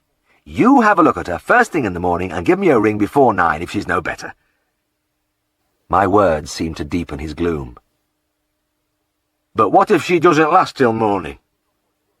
Well, of course there is that risk. Not much good ringing you if she's dead, is it? That's true, of course. I'd be ringing Mallet the knacker man, wouldn't I? Afraid so, yes. Well, that's no bloody use to me, getting 5 quid from Mallet for a good cow. No, I can see how you feel. I think a lot about this cow. I'm sure you do. It'd be a big loss for me. Quite. Mr. Biggins hunched his shoulders and glared at me belligerently. Well then, what are you going to do about it? Let's see. I ran my fingers through my hair. Perhaps you could wait till tonight and see if she recovers, and if she isn't right by, say, 8 o'clock, you could let me know and I'd come out. You'd come out then, would you? He said slowly, narrowing his eyes. I gave him a bright smile. That's right. Aye, but last time you came out at night you charged extra, I'm sure you did. Well, probably, I said, spreading my hands. That's usual in veterinary practices. So we're worse off than before, aren't we? When you look at it like that, I suppose so. I'm not a rich man, you knows. I realise that. It takes me all my time to pay ordinary bills without extras. Oh, I'm sure. So that idea's a bad egg, isn't it? Seems like it, yes. I lay back in my chair, feeling suddenly tired. Mr. Biggins glowered at me morosely, but I wasn't going to be tempted into any further gambits. I gave him what I fancied was a neutral stare, and I hoped it conveyed the message that I was open to suggestions, but wasn't going to make any myself. The silence which now blanketed the room seemed to be of a durable nature. Down at the end of the street, the church clock tolled the quarter hour. Far off in the marketplace, a dog barked. Miss Dobson, the grocer's daughter, glided past the window on her bicycle, but no word was uttered. Mr. Biggins, biting his lower lip, darting his eyes desperately from his feet to me and back again, was clearly at the end of his resources, and it came to me at last that I had to take a firm initiative. "Mr. Biggins," I said, "I've got to be on my way. I have a lot of calls, and one of them is within a mile of your farm, so I shall see your cow around 3 o'clock. I stood out to indicate that the interview was over. The farmer gave me a hunted look. I had the feeling that he had been resigned to a long period of stalemate, and this sudden attack had taken him out of his stride. He opened his mouth as though to speak, and then appeared to change his mind and turn to go. At the door he paused, raised his hand, and looked at me beseechingly for a moment. Then he sank his chin on his chest and left the room. I watched him through the window, and as he crossed the road he stopped halfway in the street in the same indeterminate way, muttering to himself and glancing back at the surgery. And as he lingered there I grew anxious that he might be struck by a passing car, but at length he squared his shoulders and trailed slowly out of sight. And sometimes it isn't easy to get a clear picture over the telephone. "This is Bob Fryer. Good morning. Herriot here. Now then, one of me sows is bad." "Oh, right. What's the trouble?" A throaty chuckle. "Ha ha, that's what I want you to tell me." "Oh, I see." I wouldn't be ringing you up if I knew what the trouble was, would I?" The fact that I'd heard this joke about 2,000 times interfered with my full participation in the merriment, but I managed a cracked laugh in return. "That's perfectly true, Mr. Fryer. Well, why have you rung me?" "Damn, I've told you to find out what the trouble is." Yes, I understand that, but I'd like some details. What do you mean when you say she's bad? Well, she's just a bit off it. Quite, but could you tell me a little more? A pause. She's dowly-like. Anything else? No, she's a right poorly pig, though. I spent a few moments in thought. Is she doing anything funny? Funny? Funny? No, there's naught funny about Job. I'll tell her it's no laughing matter. Well, let me put it this way. Why are you calling me out? I'm calling you out because you're a vet. That's your job, isn't it? I tried again. It would help if I knew what to bring with me. What are her symptoms? Symptoms? Well, she's just off colour like. Yes, but what is she doing? She's doing lout. That's what bothers me. Let's see. I scratched my head. Is she very ill? I reckon she's in bad fettle. But would you say it was an urgent matter? Another long pause. Well, she's not but muddling. She's not framing it at all. Yes, and how long has she been like this? Oh, for a bit. But how long exactly? For a good bit. But, Mr. Fryer, I want to know when she started these symptoms. How long has she been affected? Oh, ever since we got her. Ah, and when was that? Well, she came with the others. Chapter 28. I always liked having a student with us. These young men had to see at least 6 months' practice on their way through college, and most of their vacations were spent going round with a vet. We, of course, had our own resident student in Tristan, but he was in a different category. I often envied him his remarkable brain because he didn't have to be taught anything. He seemed to know things, to absorb knowledge without apparent effort, or indeed without showing interest. If you took Tristan to a case, he usually spent his time on the farm, sitting in a car, reading his Daily Mirror and smoking woodbines. There were all types among the others. Some from the country, some from the towns, some dull-witted, some bright. But as I say, I liked having them. For one thing, they were good company in the car. A big part of a country vet's life consists of solitary driving, and it was a relief to be able to talk to somebody. It was wonderful, too, to have a gate opener. Some of the outlying farms were approached through long, gated roads. One, which always struck terror into me, had 8 gates, and it's hard to convey the feeling of sheer luxury when somebody else leapt out and opened them. And there was another little pleasure, asking the students questions. My own days of studying and examinations were still fresh in my memory, and on top of that I had all the vast experience of nearly 3 years of practice. It gave me a feeling of power to drop casual little queries about the cases we saw and watch the lads squirm as I had so recently squirmed myself. I suppose that even in those early days I was forming a pattern for later life. Unknown to myself, I was falling into the way of asking a series of my own pet questions, as all examiners are liable to do, and many years later I overheard one youngster asking another, "Has he grilled you on the causes of fits in calves yet?" "Don't worry, he will." That made me feel suddenly old. But there was compensation on another occasion when a newly qualified ex-student rushed up to me and offered to buy me all the beer I could drink. You know what the examiner asked me in the final oral? The causes of fits in calves. By God, I paralysed him. He had to beg me to stop talking. The students were useful in other ways. They ran and got things out of the car boot, they pulled a rope at carvings, they were skilled assistants at operations, they were a repository for my worries and doubts.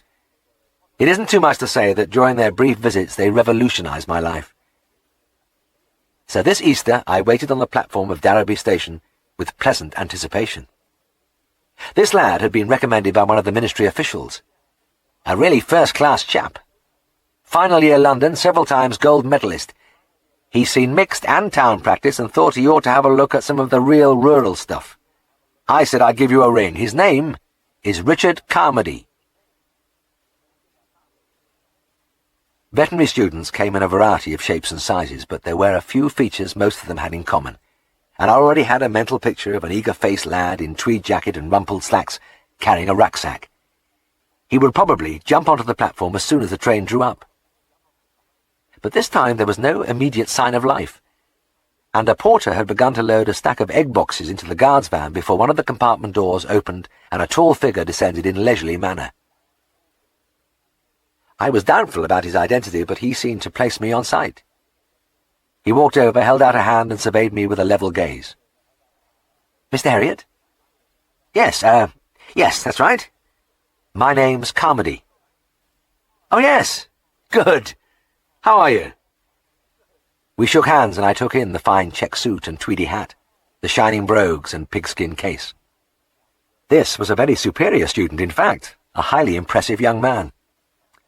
About a couple of years younger than myself, but with a mature air in the set of his broad shoulders, and the assurance on his strong, high-coloured face. I led him across the bridge out into the station yard. He didn't actually raise his eyebrows when he saw my car, but he shot a cold glance at the mud-spattered vehicle, at the cracked windscreen and smooth tyres. And when I opened the door for him, I thought for a moment he was going to wipe the seat before sitting down. At the surgery, I showed him round. I was only the assistant, but I was proud of our modest setup, and most people were impressed by their first sight of it. But Carmody said, in the little operating room. "Yes, I see," in the dispensary, and "quite" at the instrument cupboard. In the stockroom he was more forthcoming. He reached out and touched a packet of our beloved androvine worm medicine for horses. "Still using this stuff, eh?" he said with a faint smile. He didn't go into any ecstasies, but he did show signs of approval when I took him out through the French windows into the long, high-walled garden, where the daffodils glowed among the unkempt tangle, and the wisteria climbed high over the old bricks of the tall Georgian house. In the cobbled yard at the foot of the garden he looked up at the rooks making their high din in the overhanging elms, and he gazed for a few moments through the trees to where you could see the bare ribs of the fells still showing the last white runnels of winter. "Charming," he murmured. "Charming." I was glad enough to see him to his lodgings that evening. I felt I needed time to readjust my thinking. When we started out next morning, I saw he had discarded his check suit, but was still very smart in a hacking jacket and flannels. "Haven't you any protective clothing?" I asked. "Well, I've got these." He indicated a spotless pair of Wellingtons in the back of the car. "Well, yes, but I mean an oilskin or a coat of some kind. Some of our jobs are pretty dirty." He smiled indulgently. "Oh, I'm sure I'll be all right. I've been around the farms before, you know." I shrugged my shoulders and left it at that. Our first visit was to a lame calf. The little animal was limping round its pen, holding up a foreleg and looking very woebegone. The knee was visibly swollen, and as I palpated it there seemed to be a lumpiness in the fluid within, as if there might be a flocculus of pus among it. The temperature was 104. I looked up at the farmer. "This is joint ill. He's probably got an infection through his navel soon after birth, and it's settled in his knee. We'll have to take care of him because his internal organs, such as the liver and lungs, can be affected. I'll give him an injection and leave you some tablets for him." I went out to the car, and when I came back, Carmody was bending over the car, feeling at the distended knee and inspecting the navel closely. I gave my injection, and we left. "You know," Carmody said as we drove out of the yard, "that wasn't joint ill." "Really?" I was a bit taken aback. I didn't mind students discussing the pros and cons of my diagnosis as long as they didn't do it in front of the farmer, but I had never had one tell me bluntly that I was wrong. I made a mental note to try to keep this fellow away from Siegfried. One remark like that and Siegfried would hurl him unhesitatingly out of the car, big as he was. "How do you make that out, then?" I asked him. "Well, there was only the one joint involved, and the navel was perfectly dry. No pain or swelling there. I should say he just sprained that knee." "Well, you might be right, but wouldn't you say the temperature was a bit high for a sprain?" Carmody grunted and shook his head slightly. Apparently he had no doubts. A few gates cropped up in the course of our next batch of calls, and Carmody got out and opened them just like any ordinary being, except that he did it with a certain leisurely elegance. Watching his tall figure as he paced across, his head held high, the smart hat set at just the right angle, I had to admit again he had enormous presence. It was remarkable at his age. Shortly before lunch I saw a cow that the farmer had said on the phone might have TB. "She's gone down Nick ever since she calved, governor," I doubt she's a screw, but you better have a look at her any road. As soon as I walked into the bar, I knew what the trouble was. I've been blessed with an unusually sensitive nose, and the sickly sweet smell of ketone hit me right away. It has always afforded me a childish pleasure to be able to say suddenly in the middle of a tuberculin test, "There's a cow in here about 3 weeks calved that isn't doing very well." And I watched the farmer scratch his head and ask how I knew. I had another little triumph today. "Started going off her cake first, didn't she?" And the farmer nodded assent. "And the flesh has just melted off her since then?" "That's right. I've never seen a cow go down as quick." "Well, you can stop worrying, Mr. Smith. She hasn't got TB. She's got slow fever, and we'll be able to put her right for you." Slow fever is the local term for acetonemia, and the farmer smiled in relief. "Damn, I'm glad. I thought she was dog meat. I nearly rang Mal up this morning." I couldn't reach for the steroids which we used today, but I injected 6 ounces of glucose and 100 units of insulin intravenously. It was one of my pet remedies and might make modern vets laugh, but it used to work. The cow, dead-eyed and gaunt, was too weak to struggle as the farmer held her nose. When I had finished, I ran my hand over the jutting bones, covered, it seemed, only by skin. "She'll soon fatten up now," I said, "but cut her down to once-a-day milking. That's half the battle, and if that doesn't work, stop milking her entirely for 2 or 3 days. "Yes, I reckon she's putting it in bucket instead of on her back." "That's it exactly, Mr. Smith." Carmody didn't seem to appreciate this interchange of homespun wisdom and fidgeted impatiently. I took my cue and headed for the car. "I'll see you in a couple of days," I cried as we drove away, and waved to Mrs. Smith, who was looking out from the farmhouse doorway. Carmody, however, raised his hat gravely and held it a few inches above his head till we'd left the yard, which was definitely better. I had noticed him doing that at every place we'd visited, and it looked so good that I was playing with the idea of starting to wear a hat so that I could try it too. I glanced sideways at my companion. Most of a morning's work done, and I hadn't asked him any questions. I cleared my throat. "By the way, talking about that cow we've just seen, can you tell me something about the causes of acetonemia?" Carmody regarded me impassively. "As a matter of fact, I can't make up my mind which theory I endorse at the moment. Stevens maintains it is the incomplete oxidation of fatty acids, Schollemer leans towards liver intoxication, and Janssen implicates one of the centers of the autonomic nervous system. My own view is that if we could only pinpoint the exact cause of the production of diacetic acid and beta-oxybutyric acid in the metabolism, we'd be well on the way to understanding the problem. Don't you agree?" I closed my mouth, which had begun to hang open.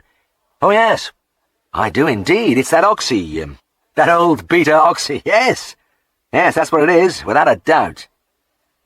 I slumped lower in my seat and decided not to ask Carmody any more questions. And as the stone walls flipped past the windows, I began to face up to the gradually filtering perception that this was a superior being next to me. It was depressing to ponder on the fact that not only was he big, good-looking, completely sure of himself, but brilliant as well.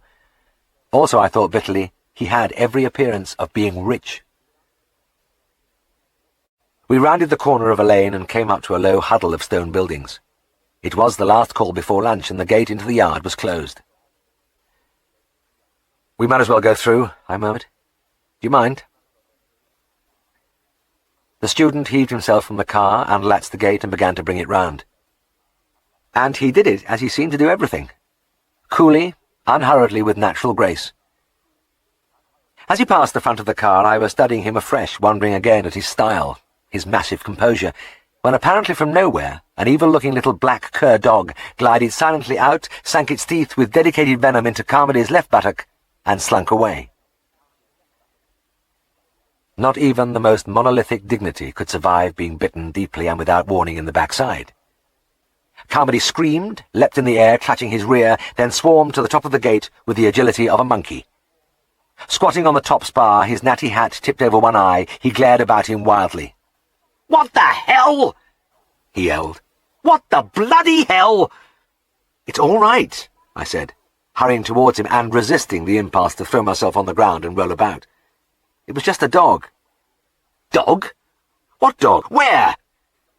Carmody's cries took on a frantic note. It's gone, disappeared. I only saw it for a couple of seconds, and indeed as I looked around it was difficult to believe that that flitting little black shadow had ever existed. Carmody took a bit of coaxing down from the top of the gate, and when he finally did reach ground level he limped over and sat down in the car instead of seeing the case. And when I saw the tattered cloth on his bottom I couldn't blame him for not risking a further attack. If it had been anybody else, I'd have told him to drop his pants so that I could slap on some iodine, but in this instance I somehow couldn't bring myself to do it. I left him sitting there. Chapter 29. When Carmody turned up for the afternoon round, he had completely recovered his poise. He had changed his flannels and adopted a somewhat lopsided sitting position in the car, but apart from that, the dog episode might never have happened.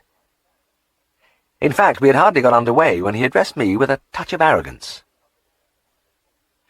"Look, I'm not going to learn much just watching you do things. Do you think I could carry out injections and the like?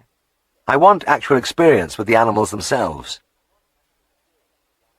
I didn't answer for a moment, but stared ahead through the maze of fine cracks on the windscreen. I couldn't very well tell him that I was still trying to establish myself with the farmers and that some of them had definite reservations about my capabilities. Then I turned to him. "Okay. I'll have to do the diagnosing, but whenever possible, you can carry on from there." He soon had his first taste of action. I decided that a litter of 10-week-old pigs might benefit from an injection of E. coli antiserum, and handed him the bottle and the syringe. And as he moved purposefully among the little animals, I thought with gloomy satisfaction that though I may not be au fait with all the small print in the textbooks, I did no better than to chase pigs into the dirty end of the pen to catch them.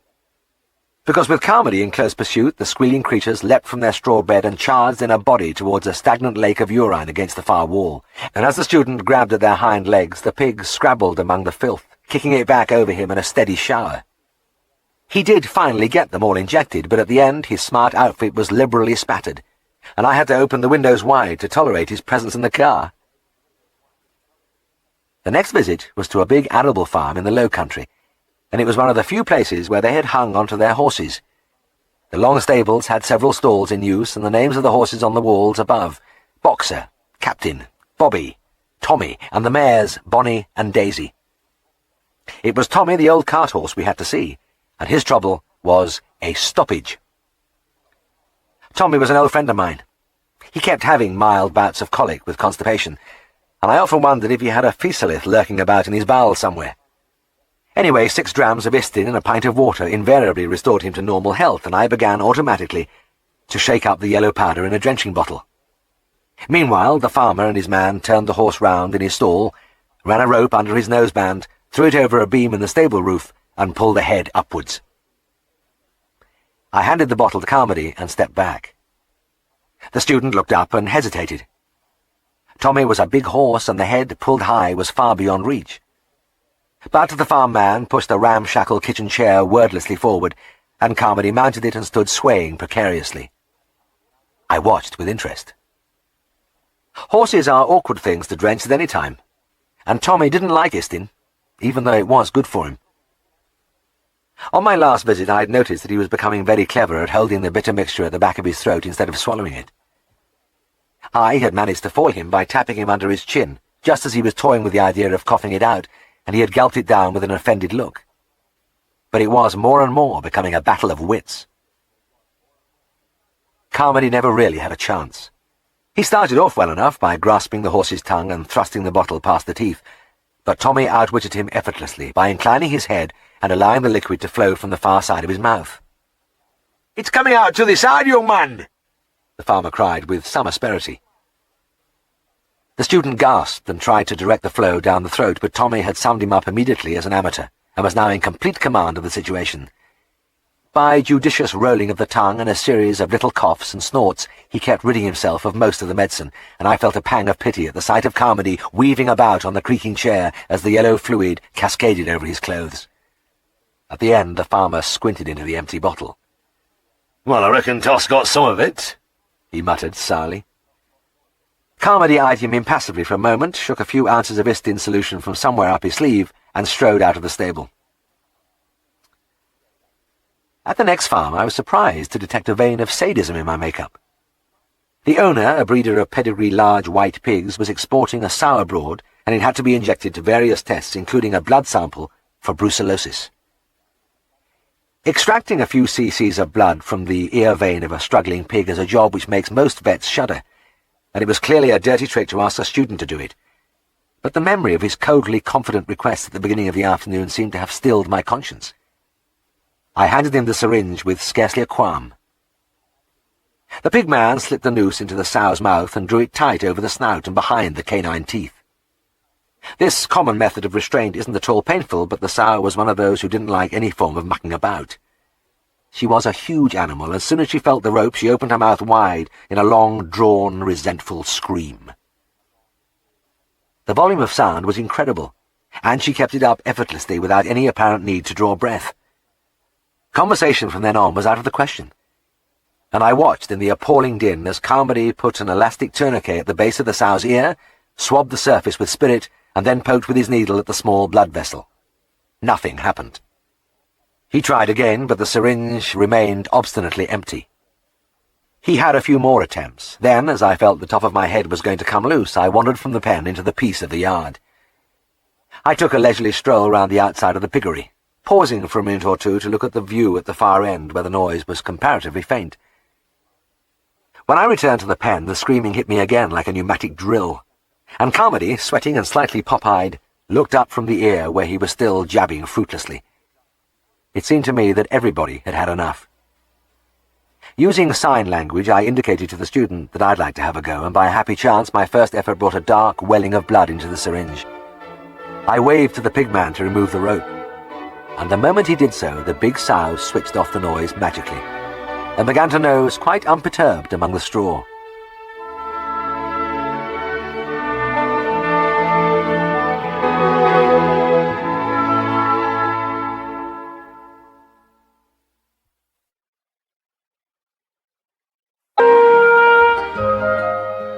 Nothing very exciting at the next place. I kept the triumph out of my voice as we drove away. Just a bullock with a tumour on its jaw. But it's an interesting herd. All Galloways. And this group we're going to see have been wintered outside. They're the toughest animals in the district. Carmody nodded. Nothing I said seemed to rouse much enthusiasm in him. For myself, this herd of untamed black cattle always held a certain fascination. Contacts with them were always coloured by a degree of uncertainty. Sometimes you could catch them to examine them. Sometimes you couldn't. As we approached the farm, I could see a bunch of about 30 bullocks streaming down the scrubby hillside on our right. The farm men were driving them down through the scattered gorse bushes and the sparse group of trees to where the stone walls met in a rough V at the front. One of them waved to me. "We're going to try to get a rope on him down in the corner while he's among his mates. He's a wick bugger. You'd never get near him in field." After a lot of shouting and waving and running about, the bullocks were finally cornered and they stood in a tight, uneasy pack, their shaggy black poles bobbing among the steam rising from their bodies. "There he is! You can see the thing on his face!" A man pointed to a big beast about the middle of the bunch and began to push his way towards him. My admiration for the Yorkshire farm worker rose another notch as I watched him squeezing between the plunging, kicking animals. "When I get the rope on his head, we'll all have to get to the end. One man'll never hold him," he gasped as he fought his way forward. He was obviously an expert, because as soon as he got within reach, he dropped the halter onto the bullock's head with practised skill. "Right!" he shouted. "Give me a hand with him. We have him now." But as he spoke, the beast gave a great bellow and began to charge from the pack. The man cried out despairingly and disappeared among the hairy bodies. The rope whipped free out of reach of everybody, except Carmody. As the bullock shot past him, he grabbed the trailing rope with a reflex action and hung on. I watched, fascinated, as man and beast careered across the field. They were travelling away from me towards the far slope, the animal head down, legs pistoning, going like a racehorse, the student also at full speed but very upright, both hands on the rope in front of him, a picture of resolution. The men and I were helpless spectators, and we stood in a silent group as the beast turned left suddenly and disappeared behind a clump of low trees. It was gone for only a few moments, but it seemed a long time, and when it reappeared it was going faster than ever, hurtling over the turf like a black thunderbolt. Carmody, incredibly, was still there on the end of the rope, and still very upright. but his strides had increased to an impossible length, till he seemed to be touching the ground only every 20 feet or so. I marvelled at his tenacity, but obviously the end was near. He took a last few soaring, swooping steps, then he was down on his face, but he didn't let go. The bullock, going better than ever, had turned towards us now, dragging the inert form apparently without effort, and I winced as I saw it was heading straight for a long row of cowpats.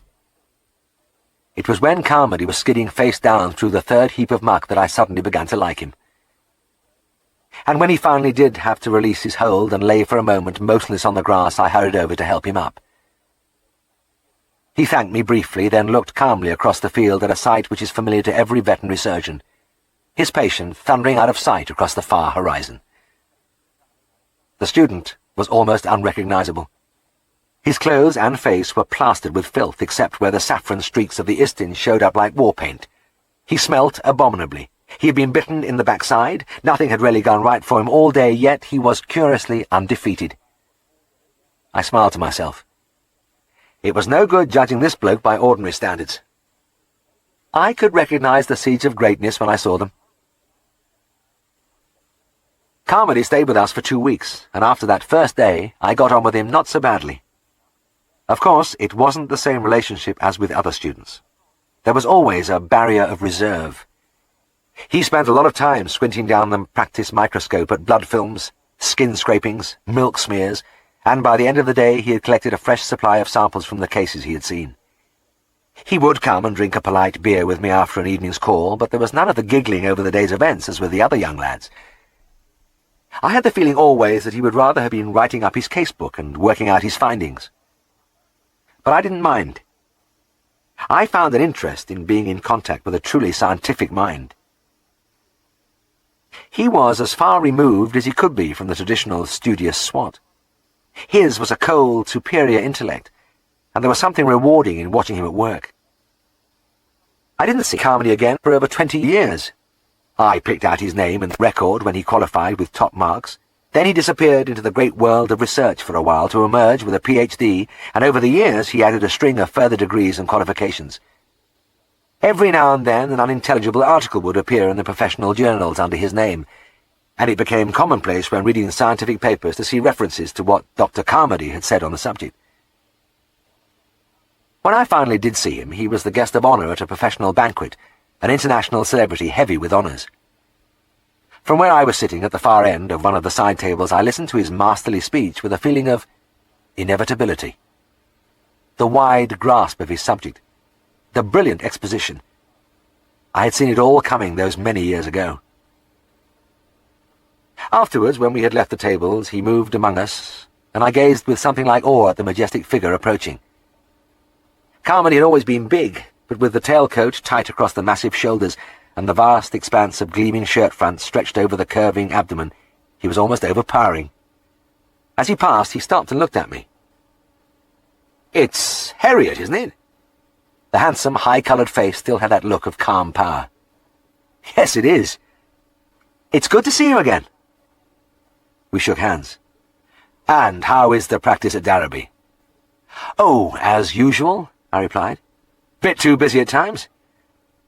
We could do with some help if you ever felt like it." Carmody nodded gravely. "I'd like that very much. It would be good for me." He was about to move on when he paused. "Perhaps you'd let me know any time you want a pig bled?" For a moment we looked into each other's eyes, and I saw a small flame flicker briefly in the frosty blue. Then he was gone. As I looked at the retreating back, a hand gripped my arm. It was Brian Miller, a happily obscure practitioner like myself. "Come on, Jim, I'll buy you a drink," he said. We went into the bar and ordered 2 beers. "That Carmody," Brian said. "The man's got a tremendous brain, but by God, he's a cold fish." I sipped at the beer and looked thoughtfully into my glass for a few seconds. "Oh, I don't know," I said. "He certainly gives that impression, but Carmody's all right." Chapter 30. No vet likes to have his job made more difficult. and as I worked inside the ewe I found a rising tide of irritation. "You know, Mr. Kitson," I said testily, "you should have got me out sooner. How long have you been trying to lamb this ewe?" The big man grunted and shrugged his shoulders. "Oh, for a bit. Not so long." "What, half an hour? An hour?" Nay, not but a few minutes." Mr. Kitson regarded me gloomily along his pointed nose. It was his habitual expression. In fact, I had never seen him smile, and the idea of a laugh ever disturbing those pendulous cheeks was unthinkable. I gritted my teeth and decided to say no more about it, but I knew it had taken more than a few minutes to cause the swelling of the vaginal wall, this sandpaper dryness of the little creatures inside. And it was a simple enough presentation. Biggish twins, one anterior, the other posterior, and, of course, as often happens, the hind legs of one were laid alongside the head of the other, giving the illusion that they belonged to the same lamb. I'd like to bet that Mr. Kitson had been guddling for ages inside her with his big rough hands in a dogged attempt to bring that head and those legs out together. If I had been there at the start, it would have been the work of a few moments. But instead, here I was without an inch of space, trying to push things around with one finger instead of my full hand, and getting nowhere. Fortunately, the present-day farmer doesn't often play this trick on us. The usual thing I hear at lambing is, "Nay, I just had a quick feel, I knew it wasn't job for me." Or something I heard from a farmer the other day, "2 men at one ew's no good." And I think that says it very well. But Mr. Kitson was of the old school. He didn't believe in getting the vet out until every other avenue had been explored, and when he did finally have to fall back on our services, he was usually dissatisfied with the result. "Oh, this is no good," I said, withdrawing my hand and swilling it quickly in the bucket. "I'll have to do something about this dryness." I walked the length of the old stable, which had been converted into temporary lambing pens, and lifted a tube of lubricating cream from the car boot. Coming in again, I heard a faint sound from my left. The stable was dimly lit, and an ancient door had been placed across the darkest corner to make a small enclosure. I looked inside, and in the gloom could just discern a ewe lying on her chest, head outstretched. Her ribs rose and fell with the typical quick, distressed respirations of a sheep in pain. Occasionally she moaned softly. "What's the trouble here?" I asked. Mr. Kitson regarded me impassively from the other side of the building. "She had a roughish time lambing yesterday." "How do you mean, roughish?" "Well, a big single lamb with a leg back, and I couldn't fetch it round." "So you just pulled it out as it was, with the leg back?" "Aye, naught else I could do." I leant over the door and lifted the ewe's tail, filthy with feces and discharge. I winced as I saw the tumefied, discoloured vulva and perineum. "She could do with a bit of attention, Mr. Kitson." The farmer looked startled. Nay, I don't want none of that. It's over with her. There's naught you can do." "You mean she's dying?" "That's right." I put my hand on the sheep's head, feeling the coldness of the ears and lips. He could be right. "Well, have you rung Malak to come and pick her up? She really should be put out of her pain as soon as possible." "Aye, I'll do that." Mr. Kitson shuffled his feet and looked away. I knew what the situation was. He was going to let the ewe take her chance. The lambing season was always a rewarding and fulfilling time for me, but this was the other side of the coin. It was a hectic time in the farming year, a sudden onslaught of extra work on top of the routine jobs, and in some ways it overwhelmed the resources of farmers and vets alike. The flood of new life left a pathetic debris behind, a flotsam and jetsam of broken creatures, ewes too old to stand a further pregnancy, some debilitated by diseases like liver fluke and toxemia, others with infected arthritic joints, and others who had just had a roughish time. You were inclined to find them lying half-forgotten in dark corners like the one in this stable. They had been left there to take their chance. I returned in silence to my original patient. My lubricating cream made a great difference, and I was able to use more than one finger to explore. I had to make up my mind whether to repel the posterior or anterior presentation, and since the head was well into the vagina, I decided to bring out the anterior first. With the farmer's help, I raised the ewe's hindquarters till they were resting on a straw bale. I could work downhill now, and gently push the two hind limbs away into the depths of the uterus. In the space which was left, I was able to hook a finger round the forelimbs which were laid back along the ribs of the anterior lamb and bring them into the passage. I only needed another application of the cream and a few moments' careful traction, and the lamb was delivered. But it was all too late. The tiny creature was quite dead, and the knell of disappointment sounded in me as it always did at the sight of a perfectly formed body which lacked only the spark of life. Hurriedly I greased my arm again and felt inside for the repelled lamb. There was plenty of room now, and I was able to loop my hand round the hocks and draw the lamb out without effort.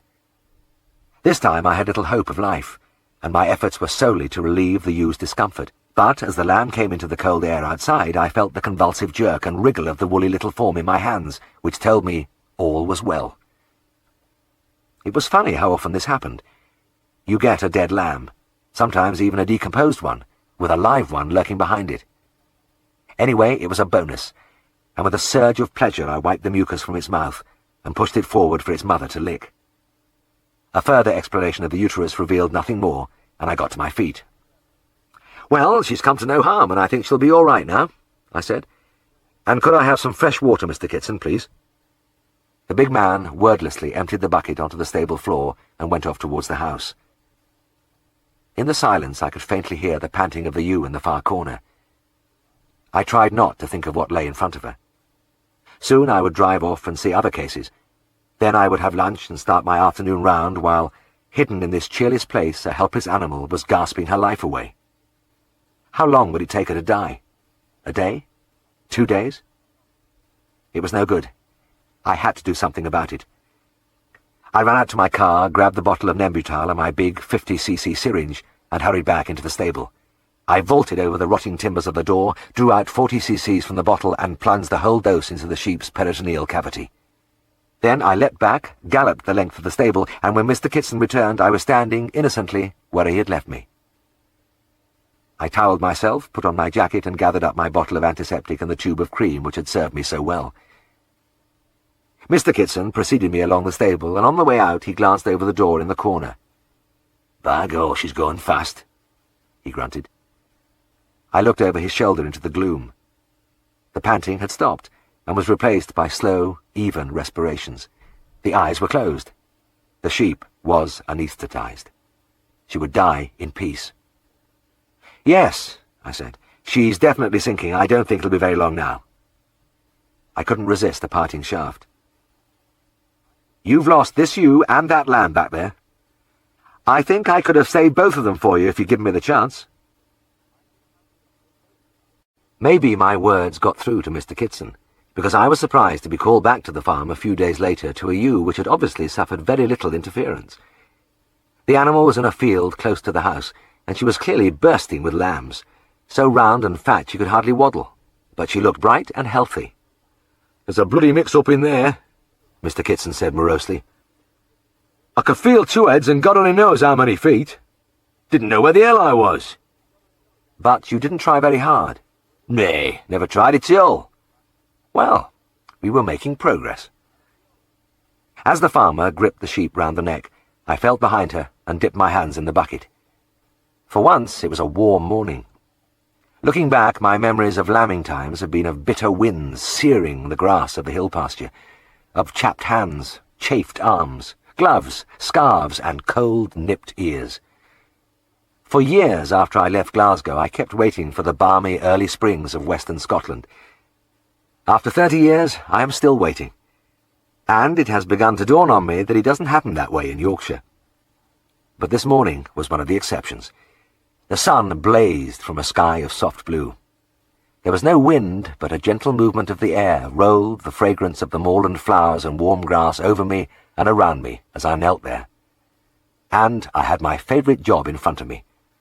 I almost chuckled as I fished around inside the ewe. There was all the room in the world. Everything was moist and fresh and unspoiled, and it was child's play to fit the various jigsaws together. In about 30 seconds I had a lamb wriggling on the grass. In a few moments more, a second, then a third, and finally, to my delight, I reached the way forward and found another little cloven foot and whisked it out into the world. "Quadruplets!" I cried happily. But the farmer didn't share my enthusiasm. "Nowt but a bloody nuisance," he muttered. "She'd be far better with just 2. He paused and gave me a sour look. Any road. I reckon there wasn't no need to call ye. I could have done that job myself. I looked at him sadly from my squatting position. Sometimes in our job you feel you just can't win. If you take too long, you're no good. If you're too quick, the visit wasn't necessary. I have never quite subscribed to the views of a cynical old colleague who once adjured me, "Never make a lambing look easy. Hold the buggers in for a few minutes if necessary." But at times, I felt he had a point. Anyway, I had my own satisfaction in watching the 4 lambs. So often I had pitied these tiny creatures in their entry into an uncharitable world, sometimes even of snow and ice, but today it was a joy to see them trying to struggle to their feet under the friendly sun, their woolly coats already drying rapidly. Their mother, magically deflated, was moving among them in a bemused manner as though she couldn't quite believe what she saw. As she nosed and licked them, her deep-throated chuckles were answered by the first treble quaverings of her family. I was listening enchanted to this conversation when Mr. Kitson spoke up. "There's the ewe lamb t'other day." I looked up, and there indeed she was, trotting proudly past, her lamb close at her flank. "Oh, yes, she looks fine," I said. That was good to see, but my attention was caught by something else. I pointed across the grass. "That ewe over there." As a rule, all sheep look alike to me, but there was something about this one I recognized. A loss of wool from her back, a bare strip of skin stretched over the jutting ridge of her spinal column. Surely I couldn't be mistaken. The farmer followed my pointing finger. "Aye, that's tired lass who was laid in the stable last time you were here." He turned an expressionless gaze on me. "The one you told me to get Malak to fetch." But she was dying," I blurted out. The corner of Mr. Kitson's mouth twitched upwards in what must have been the nearest possible approach to a smile. "Well, that's what you telt me, young fella." He hunched his shoulders. "Said she hadn't long to go, didn't you?" I had no words to offer. I just gaped at him. I must have been the picture of bewilderment, and it seemed the farmer was puzzled too, because he went on. "But I'll tell thou summat. I've been among sheep all my life, but I've never seen aught like it. That ewe just went to sleep." "Is that so?" "Aye, went to sleep, I tell you, and she stayed sleeping for 2 days." "She slept for 2 days?" "She did. I'm not joking nor jesting. I kept going into the stable, but she never altered. Lay there peaceful as you like all the first day, then all the second. Then, when I went in on the 3rd morning, she was standing there looking at me and ready for some grub." "Amazing." I got to my feet. I must have a look at her. I really wanted to see what had become of that mass of information and tumefaction under her tail, and I approached her carefully, jockeying her bit by bit into the bottom corner of the field. There we faced each other for a few tense moments as I tried a few feints, and she responded with nimble sidesteps. Then, as I made my final swoop to catch her fleece, she eluded me effortlessly and shot past me with a thundering of hooves. I gave chase for 20 yards, but it was too hot, and Wellingtons aren't the ideal gear for running.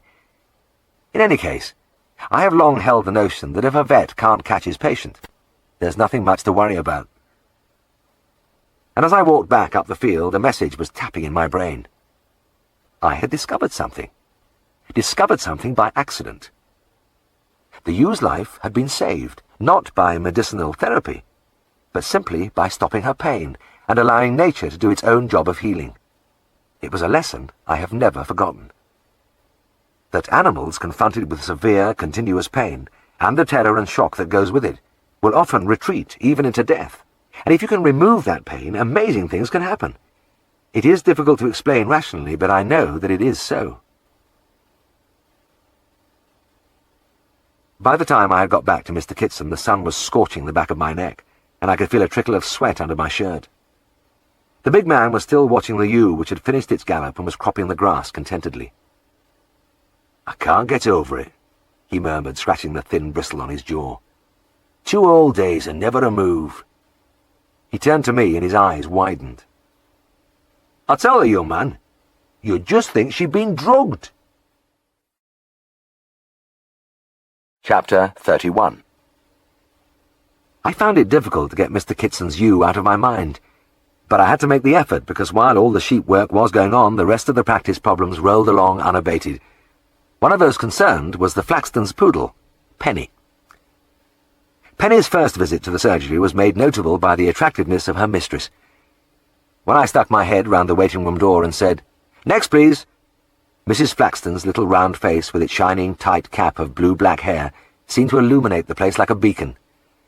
It is possible that the effect was heightened by the fact that she was sitting between 15-stone Mrs. Barmby, who had brought her canary in to have its claws clipped, and old Mr. Spence, who was nearly 90 and had called round for some flea powder for his cat. But there was no doubt she was good to look at. And it wasn't just that she was pretty. There was a round-eyed, innocent appeal about her, and she smiled all the time. Penny, sitting on her knees, seemed to be smiling, from under the mound of brown curls on her forehead. In the consulting room, I lifted the dog onto the table. "Well now, what's the trouble?" "She has a touch of sickness and diarrhea," Mrs. Flaxton replied. "It started yesterday." "I see." I turned and lifted the thermometer from the trolley. "Has she had a change of food?" "No, nothing like that." "Is she inclined to eat rubbish when she's out?" Mrs. Flaxton shook her head. "No, not as a rule. But I suppose even the nicest dog will have a nibble at a dead bird or something horrid like that now and then." She laughed, and Penny laughed back at her.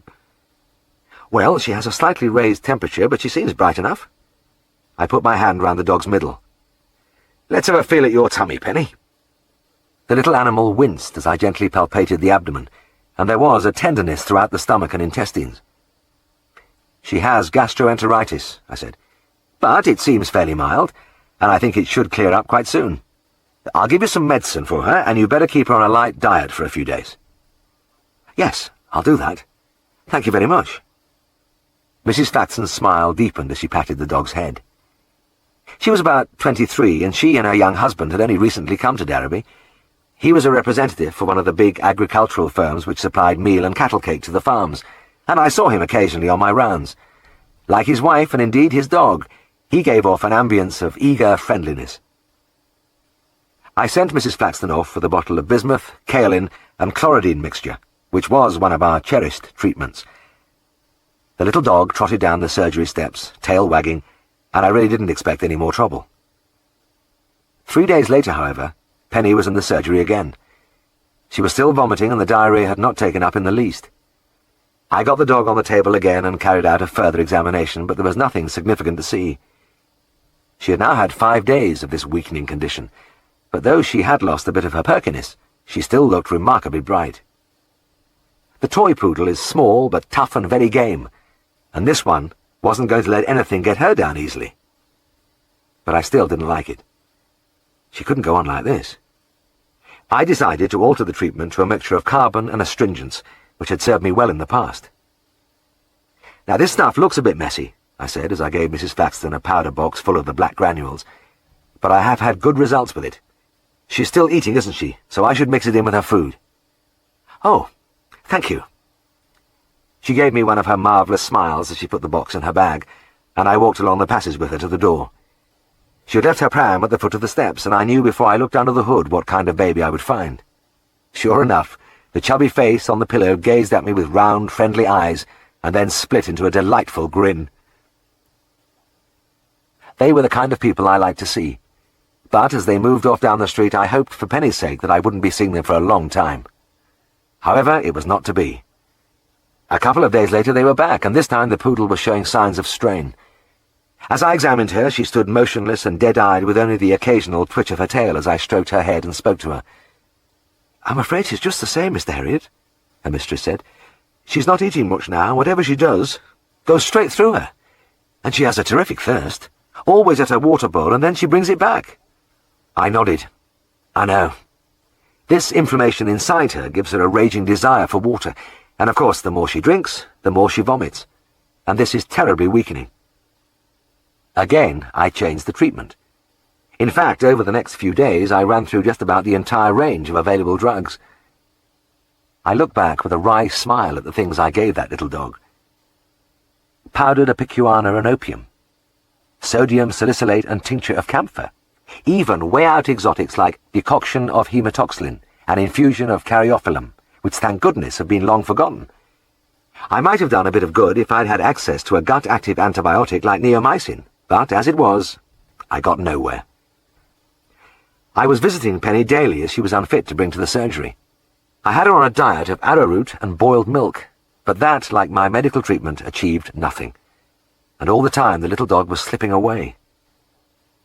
The climax came about 3 o'clock one morning. As I lifted the bedside phone, Mr. Flackton's voice, with a tremor in it, came over the line.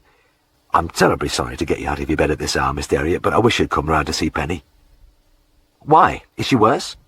"Yes, and she's, she's suffering now, I'm afraid. You saw her this afternoon, didn't you? Well, since then she's been drinking and vomiting, and this diarrhea running away from her all the time till she's about at the far end. She's just lying in her basket crying. I'm sure she's in great pain."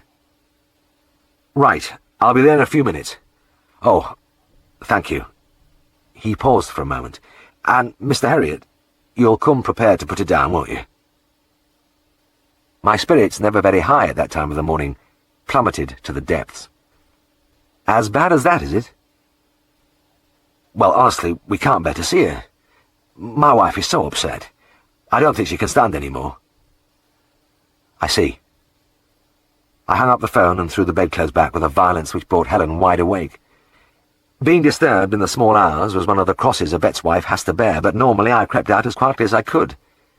This time, however, I stamped about the bedroom, dragging on my clothes and muttering to myself, and though she must have wondered what this latest crisis meant, she wisely watched me in silence until I turned out the light and left. I had not far to go. The Flaxtons lived in one of the new bungalows on the Broughton Road, less than a mile away. The young couple in their dressing gown led me into the kitchen, and before I reached the dog basket in the corner I could hear Penny's whimperings. She was not lying comfortably curled up, but on her chest, head forward, obviously acutely distressed. I put my hands under her and lifted her, and she was almost weightless. A toy poodle in its prime is fairly insubstantial, but after her long illness, Penny was like a bedraggled little piece of thistledown, her curly brown coat wet and soiled by vomit and diarrhea. Mrs. Flaxton's smile, for once, was absent. I could see she was keeping back the tears as she spoke. "It really would be the kindest thing." "Yes, yes." I replaced the tiny animal in her basket and crouched over her, chin in hand. "Yes, I suppose you're right." But still I didn't move, but stayed squatting there, staring down in disbelief at the evidence of my failure. This dog was only 2 years old. Head extended, mouth open, tongue longing as she panted. There was something there I had seen before somewhere, that posture, and the exhaustion, pain and shock. It slid almost imperceptibly into my sleepy brain that she looked exactly like Mr. Kitson's ewe in that dark corner. A different species, yes, but all the other things were there.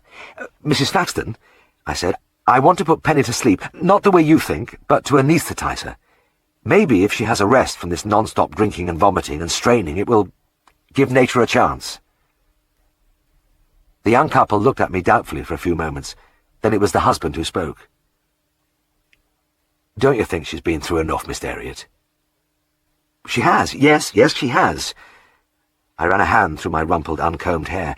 "But this won't cause her any more distress. She won't know a thing about it." When they still hesitated, I went on. "I would very much like to try it. It's just an idea I've got." They looked at each other. Then Mrs. Flaxton nodded.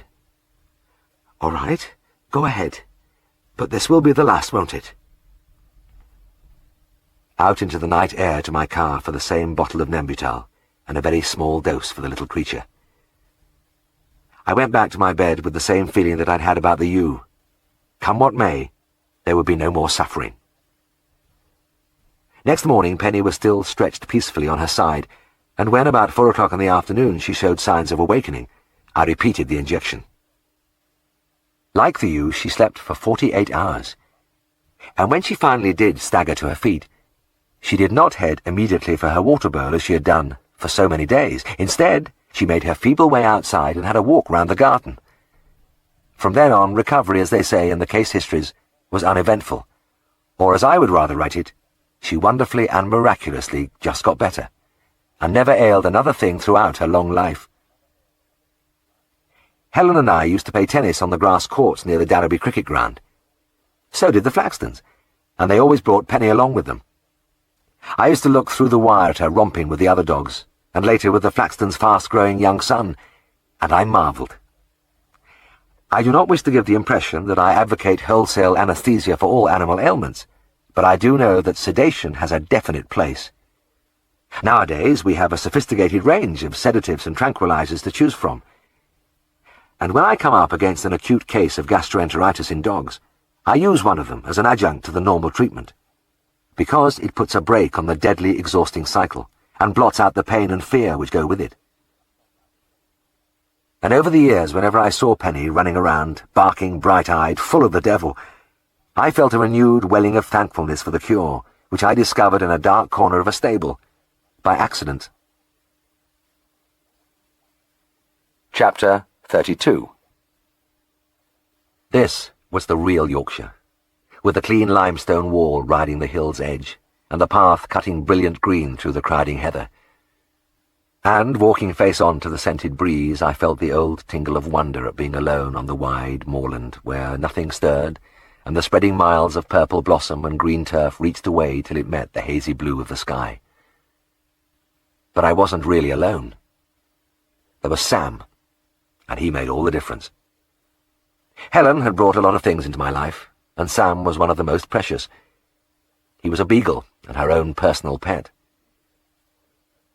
He would be about 2 years old when I first saw him, and I had no way of knowing that he was to be my faithful companion, my car dog, my friend who sat by my side through the lonely hours of driving till his life ended at the age of 14. He was the first of a series of cherished dogs whose comradeship had warmed and lightened my working life. Sam adopted me on sight.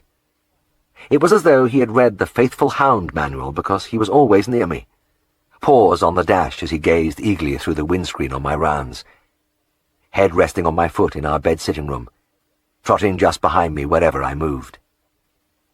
If I had a beer in a pub, he would be under my chair, and even when I was having a haircut, you only had to lift the white sheet to see Sam crouching beneath my legs. The only place I didn't dare take him was to the cinema, and on these occasions he crawled under the bed and sulked. Most dogs love car riding, but to Sam it was a passion which never waned, even in the night hours. He would gladly leave his basket when the world was asleep, stretch a couple of times and follow me out into the cold. He would be onto the seat before I got the car door fully open, and this action became so much a part of my life that for a long time after his death I still held the door open unthinkingly, waiting for him. And I still remember the pain I felt when he did not bound inside. And having him with me added so much to the intermissions I granted myself on my daily rounds. Whereas in offices and factories they had tea breaks, I just stopped the car and stepped out into the splendour which was always at hand, and walked for a spell down hidden lanes, through woods, or as today along one of the grassy tracks which ran over the high tops. This thing which I had always done had a new meaning now. Anybody who has ever walked a dog knows the abiding satisfaction which comes from giving pleasure to a loved animal, and the sight of the little form trotting ahead of me lent a depth which had been missing before. Round the curve of the path I came to where the tide of heather lapped thickly down the hillside on a little slope facing invitingly into the sun. It was a call I could never resist. I looked at my watch. Oh, I had a few minutes to spare, and there was nothing urgent ahead, just Mr. Dacre's tuberculin test. In a moment I was stretched out on the springy stems, the most wonderful natural mattress in the world. Lying there, eyes half closed against the sun's glare, the heavy heather fragrance around me, I could see the cloud shadows racing across the flanks of the fells, throwing the gullies and crevices into momentary gloom, but trailing a fresh, flaring green in their wake. Those were the days when I was most grateful I was in country practice. The shirt-sleeve days, when the bleak menace of the bald heights melted into friendliness, when I felt at one with all the airy life and growth about me, and was glad that I had become what I never thought I would be, a doctor of farm animals. My partner, Siegfried, would be out there somewhere, thrashing round the practice, and Tristan, his student brother, would probably be studying in Skeldale House. This latter was quite a thought, because I had never seen Tristan open a textbook until lately. He had been blessed with a kind of brain which made swatting irrelevant, but he would take his finals this year. and even he had to get down to it. I had little doubt he would soon be a qualified man, and in a way it seemed a shame that his free spirit should be shackled by the realities of veterinary practice. It would be the end of a luminous chapter. A long-eared head blotted out the sunshine as Sam came and sat on my chest. He looked at me, questioningly. He didn't hold with this laziness, but I knew that if I didn't move after a few minutes, he would curl up philosophically on my ribs and have a sleep until I was ready to go. But this time I answered the unspoken appeal by sitting up, and he leapt around me in delight as I rose and began to make my way to the car and Mr. Dacre's test. "Move over, Bill!" Mr. Dacre cried some time later as he tweaked the big bull's tail. Nearly every farmer kept a bull in those days, and they were all called Billy or Bill. I suppose it was because this was a very mature animal that he received the adult version. Being a docile beast, he responded to the touch on his tail by shuffling his great bulk to one side, leaving me enough space to push in between him and the wooden partition against which he was tied by a chain. I was reading a tuberculin test, and all I wanted to do was to measure the intradermal reaction. I had to open my calipers very wide to take in the thickness of the skin on the enormous neck. 30, I called out to the farmer. He wrote the figure down in the testing book and laughed. "By heck, he's got some pelt on him." "Yes," I said, beginning to squeeze my way out. "But he's a big fellow, isn't he?" Just how big he was brought home to me immediately because the bull suddenly swung round, pinning me against the partition. Cows did this regularly, and I moved them by bracing my back against whatever was behind me and pushing them away. But it was different with Bill. Gasping, I pushed with all my strength against the rolls of fat which covered the vast roan-coloured flank. But I might as well have tried to shift a house. The farmer dropped his book and seized the tail again, but this time the bull showed no response. There was no malice in his behaviour. He was simply having a comfortable lean against the boards, and I don't suppose he even noticed the morsel of puny humanity wriggling frantically against his ribcage. Still, whether he meant it or not, the end result was the same. I was having the life crushed out of me.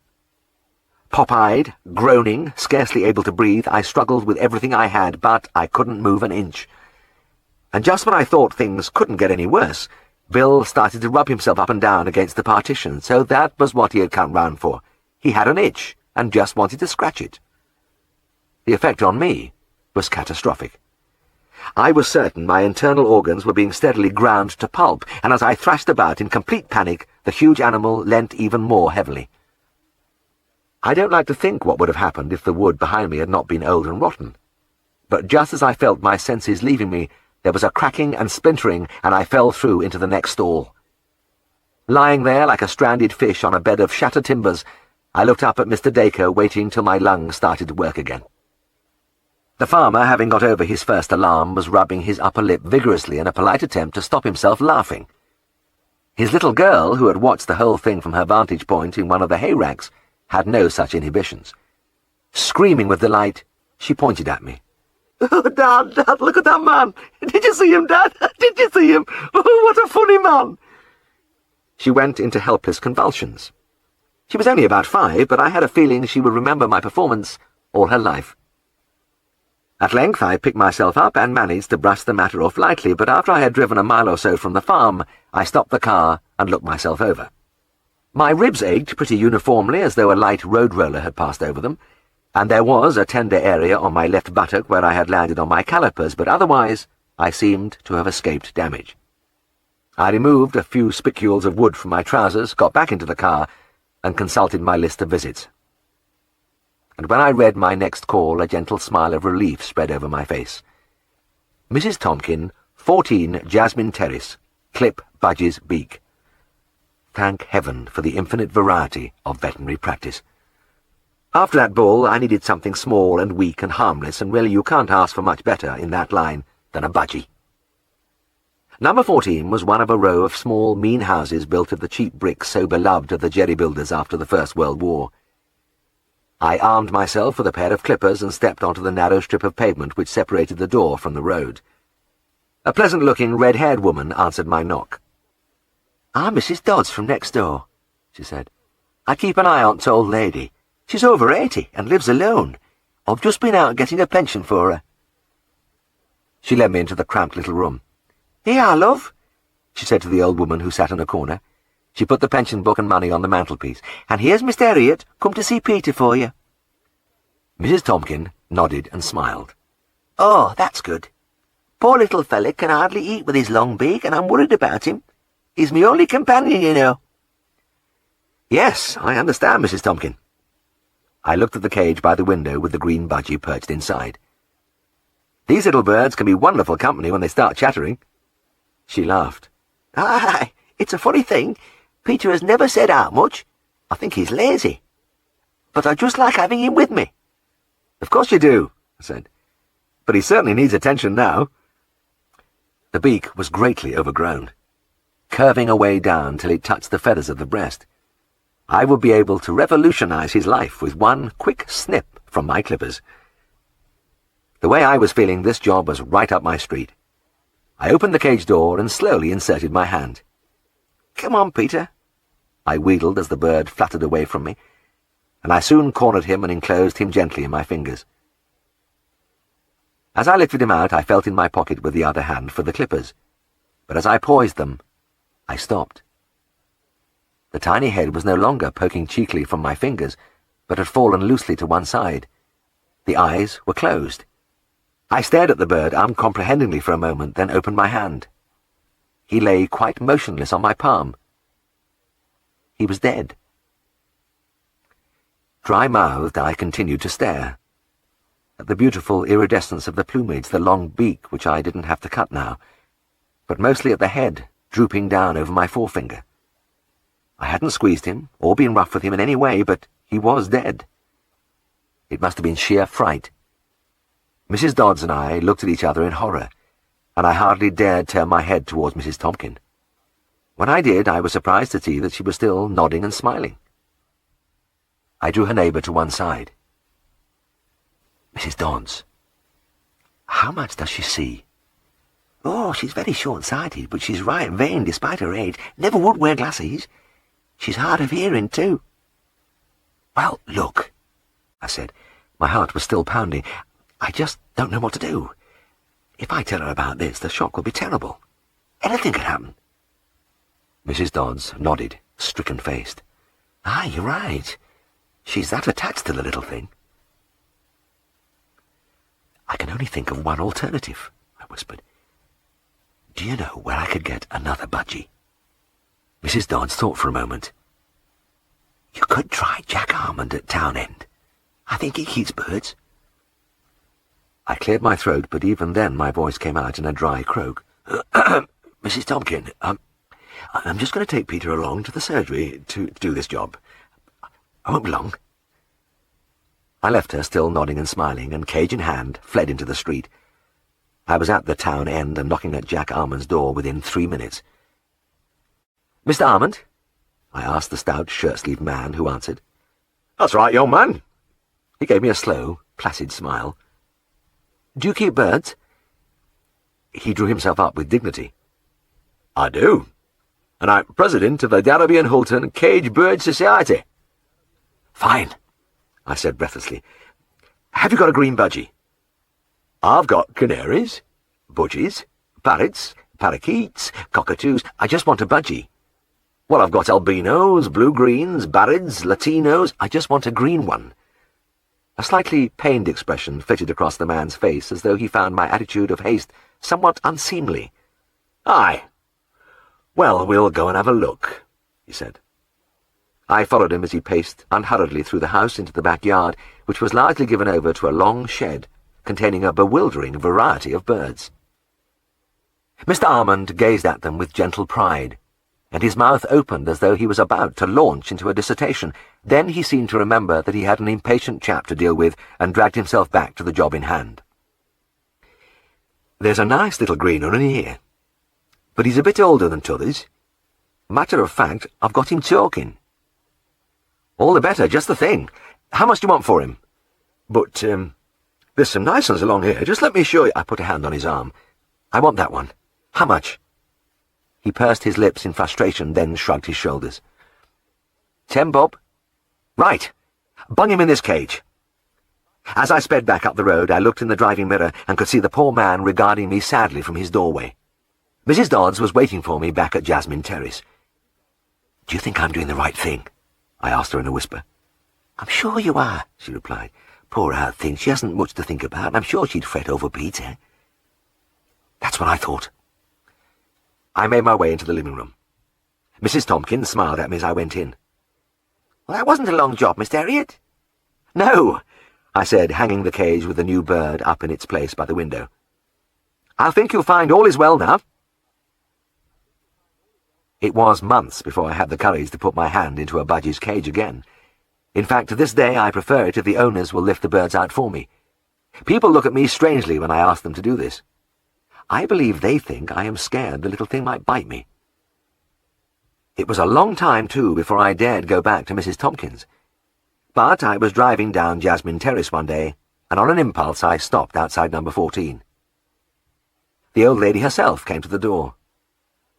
"How," I said, "how is, She peered at me closely for a moment and then laughed. "Oh, I see who it is now. You mean Peter, don't you, Miss Herriot? Oh, he's just grand. Come in and see him."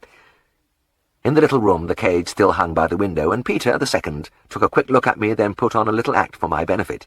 He hopped around the bars of the cage, ran up and down his ladder, and rang his little bell a couple of times before returning to his perch. His mistress reached up, tapped the metal, and looked lovingly at him. "You know, you wouldn't believe it," she said. "He's like a different bird." I swallowed. "Is that so? In what way?" "Well, he's so active now, lively as can be. You know, he chatters to me all day long. It's wonderful what cutting a beak can do." Chapter 33. The name was on the garden gate. Lilac Cottage. I pulled out my list of visits and checked the entry again. Cook, Lilac Cottage, Marston Hall, bitch overdue for whelping. This was the place all right, standing in the grounds of the Hall, a 19th-century mansion house whose rounded turrets reared above the fringe of pine trees less than half a mile away. The door was opened by a heavy-featured dark woman of about 60 who regarded me unsmilingly. "Good morning, Mrs. Cook," I said. "I've come to see your bitch." She still didn't smile. "Oh, very well. You'd better come in." She led me into the small living room, and as a little Yorkshire Terrier jumped down from an armchair, her manner changed. "Come here, Cindy, me darling," she cooed. "This gentleman's come to make you better." She bent down and stroked the little animal, her face radiant with affection. I sat down in another armchair. "Well, what's the trouble, Mrs. Cook?" "Oh, I'm worried to death." She clasped her hands anxiously. "She should have had her pups yesterday, and there's nothing happening. I couldn't sleep all night. I'd die if anything happened to this dog." I looked at the terrier, tail wagging, gazing up, bright eyes under his mistress's caress. "She doesn't seem distressed at all. Has she shown any signs of labour?" "What do you mean?" "Well, has she been panting or uneasy in any way? Is there any discharge?" "No, nothing like that." I beckoned to Cindy and spoke to her, and she came timidly across the lino till I was able to lift her up onto my lap. I palpated the distended abdomen. There were a lot of pups in there, but everything appeared normal. I took her temperature. Normal again. "Bring me some warm water and soap, Mrs. Cook, will you please?" I said. The terrier was so small that I had to use my little finger, soaped and disinfected, to examine her. And as I felt carefully forward, the walls of the vagina were dry and clinging, and the cervix, when I reached it, tightly closed. I washed and dried my hands. "This little bitch isn't anywhere near whelping, Mrs. Cook. Are you sure you haven't got your dates wrong?" "No, I haven't. It was 63 days yesterday." She paused in thought for a moment. "Now, I'd better tell you this, young man. Cindy's had pups before, and she did self-same thing, wouldn't get on with job.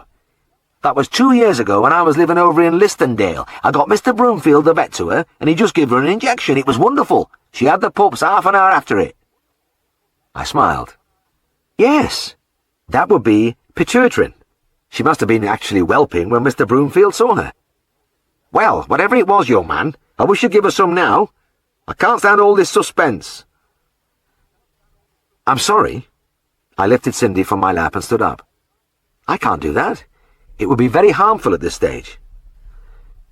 She stared at me, and it struck me that that dark face could look very forbidding. So you're not going to do anything at all?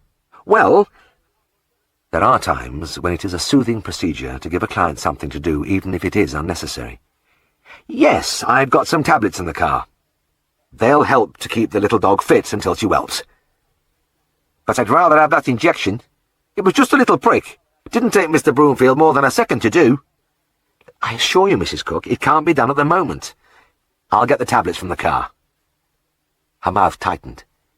I could see she was grievously disappointed in me. Oh, well, if you won't, so you better get them things. She paused. And me name isn't Cook. It isn't? No, it isn't, young man. She didn't seem disposed to offer further information, so I left in some bewilderment. Out in the road, a few yards from my car, a farm man was trying to start a tractor. I called over to him. Hey, the lady in there says her name isn't Cook. She's right, I know. She's the cook over at the Hall. You've gotten a bit mixed up. He laughed, heartily. It all became suddenly clear. The entry in the daybook, everything. What's her right name, then? Booby! He shouted, just as the tractor roared into life. Funny name, I thought, as I produced my harmless vitamin tablets from the boot and returned to the cottage. Once inside, I did my best to put things right with plenty of yes, Mrs. Booby, and no, Mrs. Booby, but the lady didn't thaw. I told her not to worry, and that I was sure nothing would happen for several days, but I could tell I wasn't impressing her. I waved cheerfully as I went down the path. Goodbye, Mrs. Booby, I cried. Don't hesitate to ring me if you're in doubt about anything. She didn't appear to have heard. Oh, I wish you'd do as I say, she wailed. It was just a little prick. The good lady certainly didn't hesitate to ring. She was at me again the next day, and I had to rush out to her cottage. Her message was the same as before. She wanted the wonderful injection that would make those pups pop out, and she wanted it right away. Mr. Broomfield hadn't messed about and wasted time like I had. And on the third and fourth and fifth mornings she had me out at Marston examining the little bitch and reciting the same explanations. Things came to a head on the sixth day. In the room at Lilac Cottage, the dark eyes held a desperate light as they stared into mine.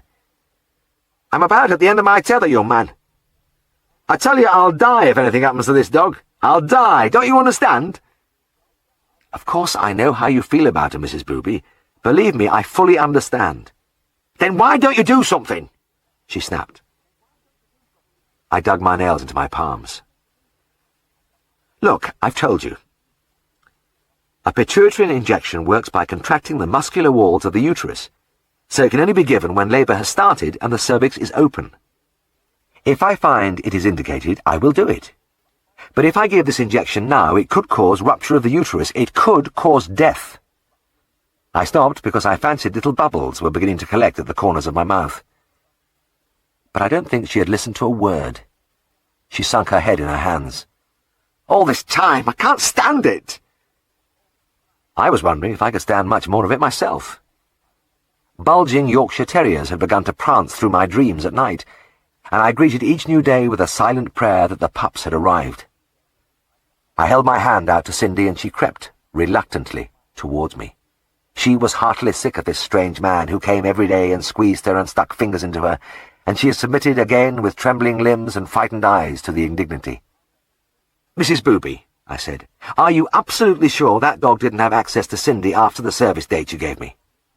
She sniffed. You keep asking me that, and I've been thinking about it. Maybe he did come a week after, now I think on. Well, that's it then. I spread out my hands. She's held to the second mating, so she should be due tomorrow. I would still far rather you would get it over with today like Mr. Broomfield did. It was just a little prick. But Mrs. Booby, and let me tell you another thing. Me name's not Booby. I clutched at the back of the chair. It's not? No. Well, what is it then? It's Dooley. Dooley. She looked very cross. Right. Right.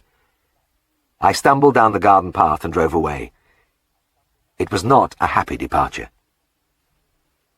Next morning I could hardly believe it when there was no call from Marston. Maybe all was well at last. but I turned cold when an urgent call to go to Lilac Cottage was passed on to one of the farms on my round. I was right at the far end of the practice area and was in the middle of a tough carving, and it was well over 3 hours before I got out to the now familiar garden gate. The cottage door was open, and as I ventured up the path, a little brown missile hurtled out at me. It was Cindy, but a transformed Cindy, a snarling, barking little bundle of ferocity, and though I recoiled, she fastened her teeth in my trouser cuff and hung on grimly. I was hopping around on one leg trying to shake off the growling little creature when a peal of almost girlish laughter made me look round. Mrs. Dooley, vastly amused, was watching me from the doorway. "My word, she's different since she's had them pups. Just shows what a good little mother she is, guiding them like that." She gazed fondly at the tiny animal dangling from my ankle. "Had the pups?" "Aye. When they said you'd be a long time, I rang Mr. Farnan. He came right away, and do you know, he gave Cindy that injection I've wanted all along? And I tell you, he wasn't right out of Garden Gate before the pup started. She's had 7. Beauties they are." "Ah, well, that's fine, Mrs. Dooley. Splendid."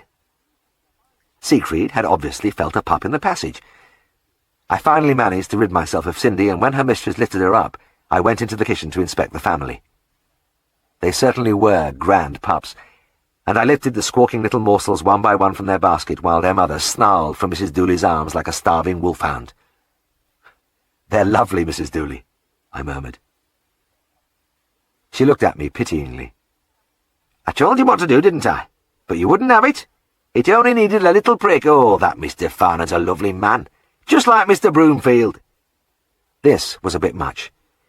"But you must realize, Mrs. Dooley, he just happened to arrive at the right time. Now, if I had come—" Now, young man, be fair. I'm not blaming you, but some people have had more experience. We all have to learn." She sighed reminiscently. "It was just a little prick. Mr. Farnell will show you how to do it. I tell you, he wasn't right out at Garden Gate." Enough is enough. I drew myself up to my full height. "Mrs. Dooley." "Madam," I said, frigidly. "Let me repeat, once and for all—" "Oh, hoity-toity, don't get on your high horse with me," she exclaimed. "We've managed very nicely without you, so don't complain." Her expression became very severe. "And one more thing. Me name's not Mrs. Dooley." My brain reeled for a moment. The world seemed to be crumbling about me. "What did you say?" "I said me name's not Mrs. Dooley." "It isn't?" "No!"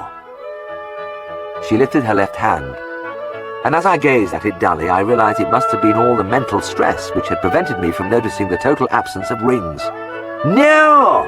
she said. "It's Miss."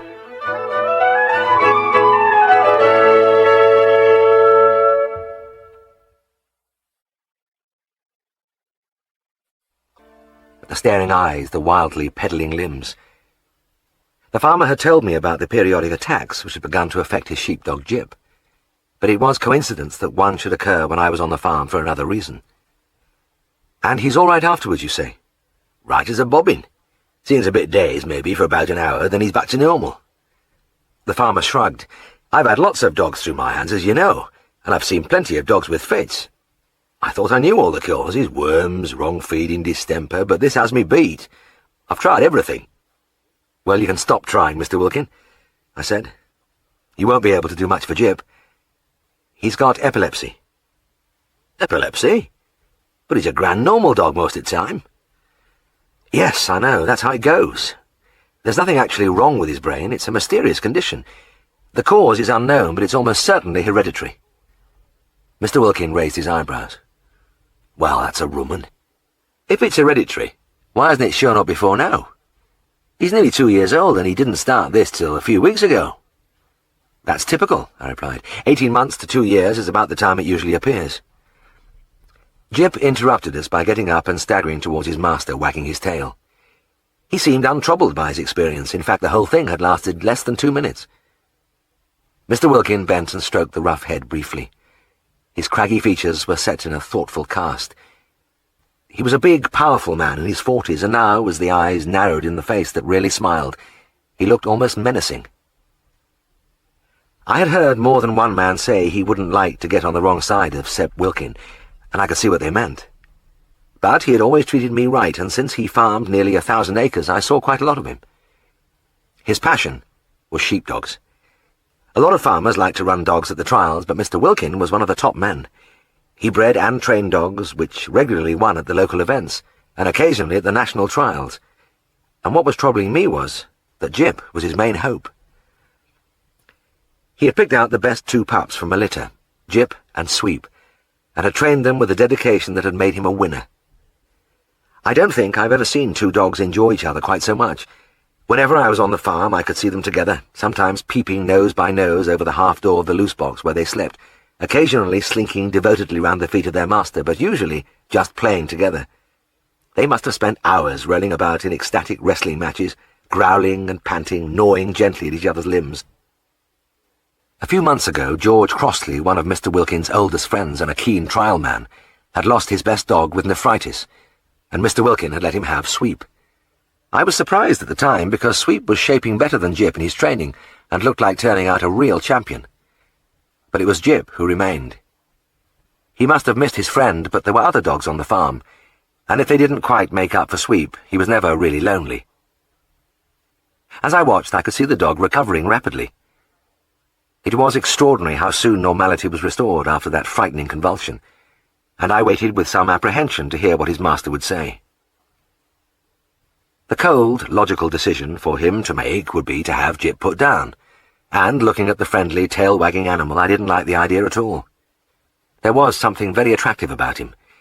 The big-boned, well-marked body was handsome, but his most distinctive feature was his head, where one ear somehow contrived to stick up while the other lay flat, giving him a lopsided comic appeal.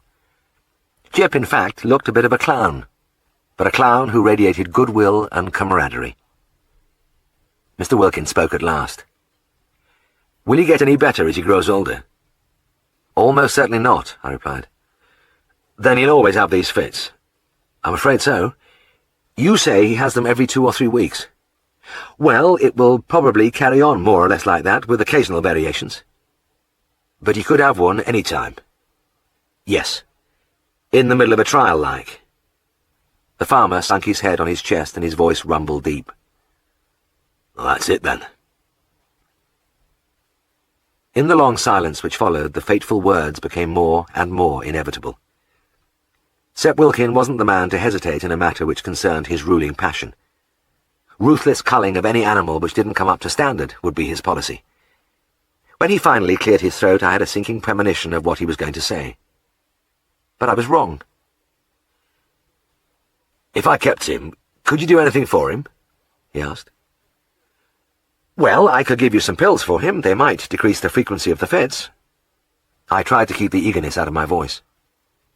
Right, I'll come into surgery and get some," he muttered. "Fine, but, you won't ever breed from him, will you?" I said. No. The farmer grunted with a touch of irritability, as though he didn't want to pursue the matter further. And I held my peace because I felt intuitively that he did not want to be detected in a weakness, that he was prepared to keep the dog simply as a pet. It was funny how events began to slot into place and suddenly make sense. That was why he had let Sweep, the superior dog, go. He just liked Jip. In fact, Sep Wilkin, hard man though he may be, had succumbed to that offbeat charm. So I shifted to some light chatter about the weather as I walked back to the car, but when I was about to drive off, the farmer turned to the main subject. "There's one thing about Jip I never mentioned," he said, bending to the window. "I don't know whether it was out to do with the job or not. He has never barked in his life." I looked at him in surprise. "You mean never? Ever?" "That's right. Not a single bark. Other dogs make a noise when strangers come onto the farm, but I never heard Jip utter a sound since he was born." "Well, that's very strange," I said. "But I can't see that it is connected with his condition in any way."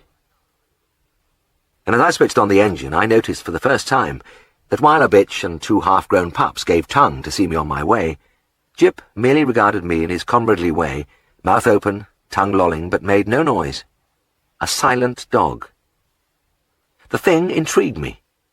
So much so that whenever I was on the farm over the next few months, I made a point of watching the big sheepdog at whatever he was doing. But there was never any change. Between the convulsions, which had settled down to around 3-week intervals, he was a normal, active, happy animal, but soundless. I saw him too in Darrowby when his master came into market. Jip was often seated comfortably in the back of the car, but if I happened to speak to Mr. Wilkin on these occasions, I kept off the subject because, as I said, I had the feeling that he, more than most farmers, would hate to be exposed in keeping a dog for more than working purposes.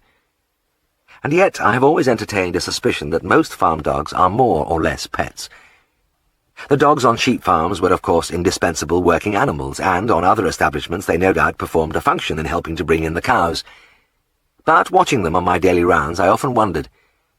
I saw them rocking along on carts at haytime, chasing rats among the stooks at harvest, pottering around the buildings or roaming the fields at the side of the farmer. And I wondered, what did they really do? My suspicions were strengthened at other times, as when I was trying to round up some cattle into a corner, and the dog tried to get into the act by nipping at a hock or tail. There was invariably a hoarse yell of, "Sit down, dog," or "Get out, dog." So, right up to the present day, I still stick to my theory. Most farm dogs are pets, and they are there mainly because the farmer just likes to have them around. You would have to put a farmer on the rack to get him to admit it, but I think I'm right. And in the process, those dogs have a wonderful time. They don't have to beg for walks, they are out all day long and in the company of their masters. If I want to find a man on a farm, I look for his dog, knowing the man won't be far away. I try to give my own dogs a good life, but it cannot compare with the life of the average farm dog. There was a long spell when Sepp Wilkins' stock stayed healthy, and I didn't see either him or Jip. Then I came across them both by accident at a sheepdog trial. It was a local event in conjunction with the Mellerton Agricultural Show, and since I was in the district, I decided to steal an hour off. I took Helen with me too, because these trials have always fascinated us. The wonderful control of the owners over their animals, the intense involvement of the dogs themselves, the sheer skill of the whole operation has always held us spellbound. She put her arm through mine as we went in at the entrance gate to where a crescent of cars was drawn up at one end of a long field. The field was on the river's edge, and through a fringe of trees the afternoon sunshine glinted on the tumbling water of the shallows and turned the long beach of bleached stones to a dazzling white. Groups of men, mainly competitors, stood around chatting as they watched. They were quiet, easy, bronzed men, and as they seemed to be drawn from all social strata, from prosperous farmers to working men, their garb was varied. Cloth caps, trilbies, deerstalkers, or no hat at all, tweed jackets, stiff, best suits, open-neck shirts, fancy ties, sometimes neither collar nor tie. Nearly all of them leant on long crooks with the handles fashioned from ram's horns. Snatches of talk reached us as we walked among them. "You got here then, Fred?" "Ah, that's a good gavy." "Nay, he's missed one, he'll get out for that." "Them sheets a bit flighty." "Aye, they're buggers." And above it all, the whistles of the man running a dog. Every conceivable level and pitch of whistle, with now and then a shout, "Sit! Get by!" Every man had his own way with his dog. The dogs waiting their turn were tied up to a fence with a hedge growing over it. There were about 70 of them, and it was rather wonderful to see that long row of waving tails and friendly expressions. They were mostly strangers to each other, but there wasn't even the semblance of disagreement, never mind a fight. It seemed that the natural obedience of these little creatures was linked to an amicable disposition. This appeared to be common to their owners, too. There was no animosity, no resentment at defeat, no unseemly display of triumph in victory. If a man overran his time, he ushered his group of sheep quietly in the corner and returned with a philosophical grin to his colleagues. There was a little quiet leg-pulling, but that was all. We came across Sepp Wilkin leaning against his car at the best vantage point about 30 yards away from the final pen. Jip, tied to the bumper, turned and gave me his crooked grin, while Mrs. Wilkin, on a camp stool by his side, rested a hand on his shoulder.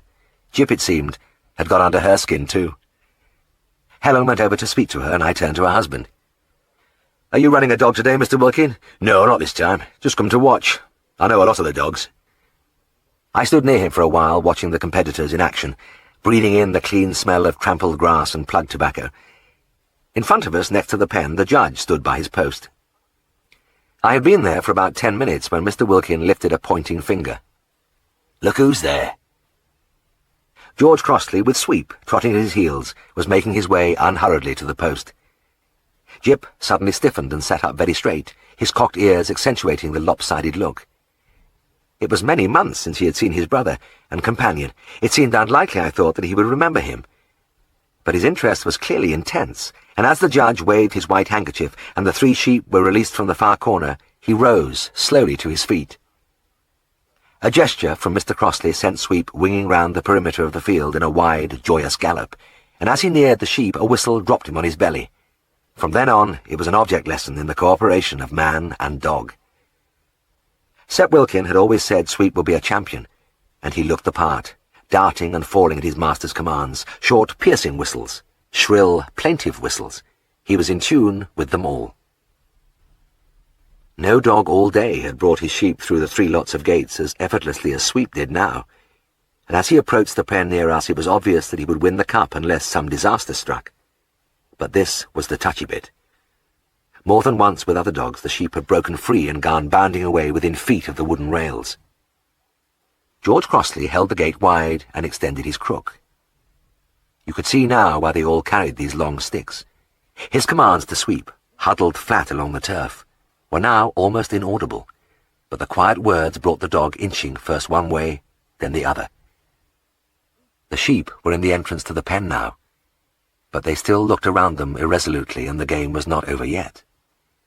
But as Sweep wriggled towards them, almost imperceptibly, they turned and entered, and Mr. Crossley crashed the gate behind them. As he did so, he turned to Sweep with a happy cry of, "Good lad!" and the dog responded with a quick jerking wag of his tail. At that, Jip, who had been standing very tall, watching every move with the most intense concentration, raised his head and emitted a single, resounding bark. "Row!" went Jip, as we all stared at him in astonishment. "Did you hear that?" gasped Mrs. Wilkin. "Well, by go!" her husband burst out, looking open-mouthed at his dog. Jip didn't seem to be aware that he had done anything unusual. He was too preoccupied by the reunion with his brother, and within seconds the 2 dogs were rolling around, chewing playfully at each other as of old. I suppose the Wilkins, as well as myself, had the feeling that this event might start Jip barking like any other dog, but it was not to be. 6 years later I was on the farm and went to the house to get some hot water. As Mrs. Wilkins handed me the bucket, she looked down at Jip, who was basking in the sunshine outside the kitchen window. "There you are, then, funny fella," she said to the dog. I laughed. "Has he ever barked since that day?" Mrs. Wilkins shook her head. "No, he hasn't. Not a sound. I waited a long time, but I know he's not going to do it now." "Oh, well, it's not important. But still, I'll never forget that afternoon at the trial," I said. "Nor will I." She looked at Jip again, and her eyes softened in reminiscence. Poor old lad. 8 years old and only 1 woof. Chapter 35. Clerical work has never been my strong point, and after an evening of writing letters it was a relief to trot down the stairs from our bed-sitter and stroll across the marketplace to the post office. I had just dropped the letters in the box when a burst of jazz music came over the cobbles from an open doorway, and in an instant I was back in my bachelor days, back to the night of that dance when my courtship of Helen had been progressing badly. The big room at Scaledale House had been full that night. It seemed to me that this room, with its graceful alcoves, high carved ceiling and French windows, lay at the centre of our life in Darrowby. It was where Siegfried, Tristan and I gathered when the day's work was done, toasting our feet by the white wood fireplace with the glass-fronted cupboard on top, talking over the day's events. It was the heart of our bachelor existence, sitting there in a happy stupor, reading, listening to the radio, Tristan usually flipping effortlessly through the Daily Telegraph crossword. It was where Siegfried entertained his friends, and there was a constant stream of them, old and young, male and female. But tonight it was Tristan's turn, and the pack of young people with drinks in their hands were there at his invitation, and they wouldn't need much persuasion. Though just about the opposite of his brother in many ways, he had the same attractiveness which brought the friends running at the crook of a finger. The occasion was the daffodil ball at the Drovers' Arms, and we were dressed in our best. This was a different kind of function from the usual village institute hop, with the farm lads in their big boots and music from a scraping fiddle and piano. It was a proper dance, with a popular local band, Lenny Butterfield and his Hot Shots, and it was an annual affair to herald the arrival of spring. I watched Tristan dispensing the drinks. The bottles of whiskey, gin and sherry which Siegfried kept in the fireplace cupboard had taken some severe punishment, but Tristan himself had been abstemious. An occasional sip from a glass of light ale perhaps, but nothing more. Drinking to him meant the bulk intake of draught bitter. All else was mere vanity and folly. Dainty little glasses were anathema, and even now when I see him at a party where everybody is holding small drinks, Tristan somehow contrives to have a pint in his hand. "Nice little gathering, Jim," he said, appearing at my elbow. "A few more blokes than girls, but that won't matter much." I eyed him coldly. I knew why there were extra men. It was so that Tristan wouldn't have to take the floor too often. It fitted in with his general dislike of squandering energy that he was an unenthusiastic dancer. He didn't mind walking a girl round the floor now and again during the evening, but he preferred to spend most of the time in the bar. So, in fact, did a lot of the Darrowby folk. When we arrived at the Drovers, the bar was congested, while only a dedicated few circled round the ballroom. But, as time went on, more and more couples ventured out, and by 10 o'clock the dance floor was truly packed. And I soon found I was enjoying myself. Tristan's friends were an effervescent bunch, likeable young men and attractive girls. I just couldn't help having a good time. Butterfield's famed band in their short red jackets added greatly to the general merriment. Lenny himself looked about 55, and indeed all four of the Hot Shots ensemble were rather elderly, but they made up for their grey hairs by sheer vivacity. Not that Lenny's hair was grey. It was dyed a determined black, and he thumped the piano with dynamic energy, beaming out at the company through his horn-rimmed glasses, occasionally bawling a chorus into the microphone by his side, announcing the dances, making throaty wisecracks. He gave value for money. There was no pairing off in our party, and I danced with all the girls in turn. At the peak of the evening, I was jockeying my way round the floor with Daphne, and the way she was constructed made it a rewarding experience. I never had been one for skinny women, but I suppose you could say that Daphne's development had strayed a little too far in the other direction. She wasn't fat, but lavishly endowed. Battling through the crush, colliding with exuberant neighbours, bouncing deliciously off Daphne with everybody singing as they danced and the Hot Shots pouring out an insistent boom-boom beat, I felt I hadn't a care in the world. And then I saw Helen. She was dancing with the inevitable Richard Edmondson, his shining gold head floating above the company like an emblem of doom. And it was uncanny how in an instant my cosy little world disintegrated, leaving a chill, gnawing emptiness. When the music stopped, I returned Daphne to her friends and went to find Tristan. The comfortable little bar in the Drovers was overflowing, and the temperature was like an oven. Through an almost impenetrable fog of cigarette smoke, I discerned my colleague on a high stool holding court with a group of perspiring revellers. Tristan himself looked cool and, as always, profoundly content. He drained his glass, smacked his lips gently as though it had been the best pint of bitter he'd ever tasted, and then, as he reached across the counter and courteously requested a refill, he spotted me struggling towards him. When I reached his stool, he laid an affable hand on my shoulder. "Oh, Jim, nice to see you. Splendid dance this, don't you think?" I didn't bring up the fact that I hadn't seen him on the floor yet, but making my voice casual, I mentioned that Helen was there. Tristan nodded benignly. "Yes, saw her come in. Why don't you go and dance with her?" "I can't do that. She's with a partner, young Edmondson." "Not at all." Tristan surveyed his fresh pint with a critical eye and took an exploratory sip. "She's with a party like us. No partner." "Well, how'd you know that?" "I watched all the fellas hang their coats out while the girls went upstairs. No reason at all why you shouldn't have a dance with her." "Oh, I see." I hesitated for a few moments, then made my way back to the ballroom. But it wasn't as easy as that. I had to keep doing my duty with the girls in our group, and whenever I headed for Helen, she was whisked away by one of her men friends before I got near her.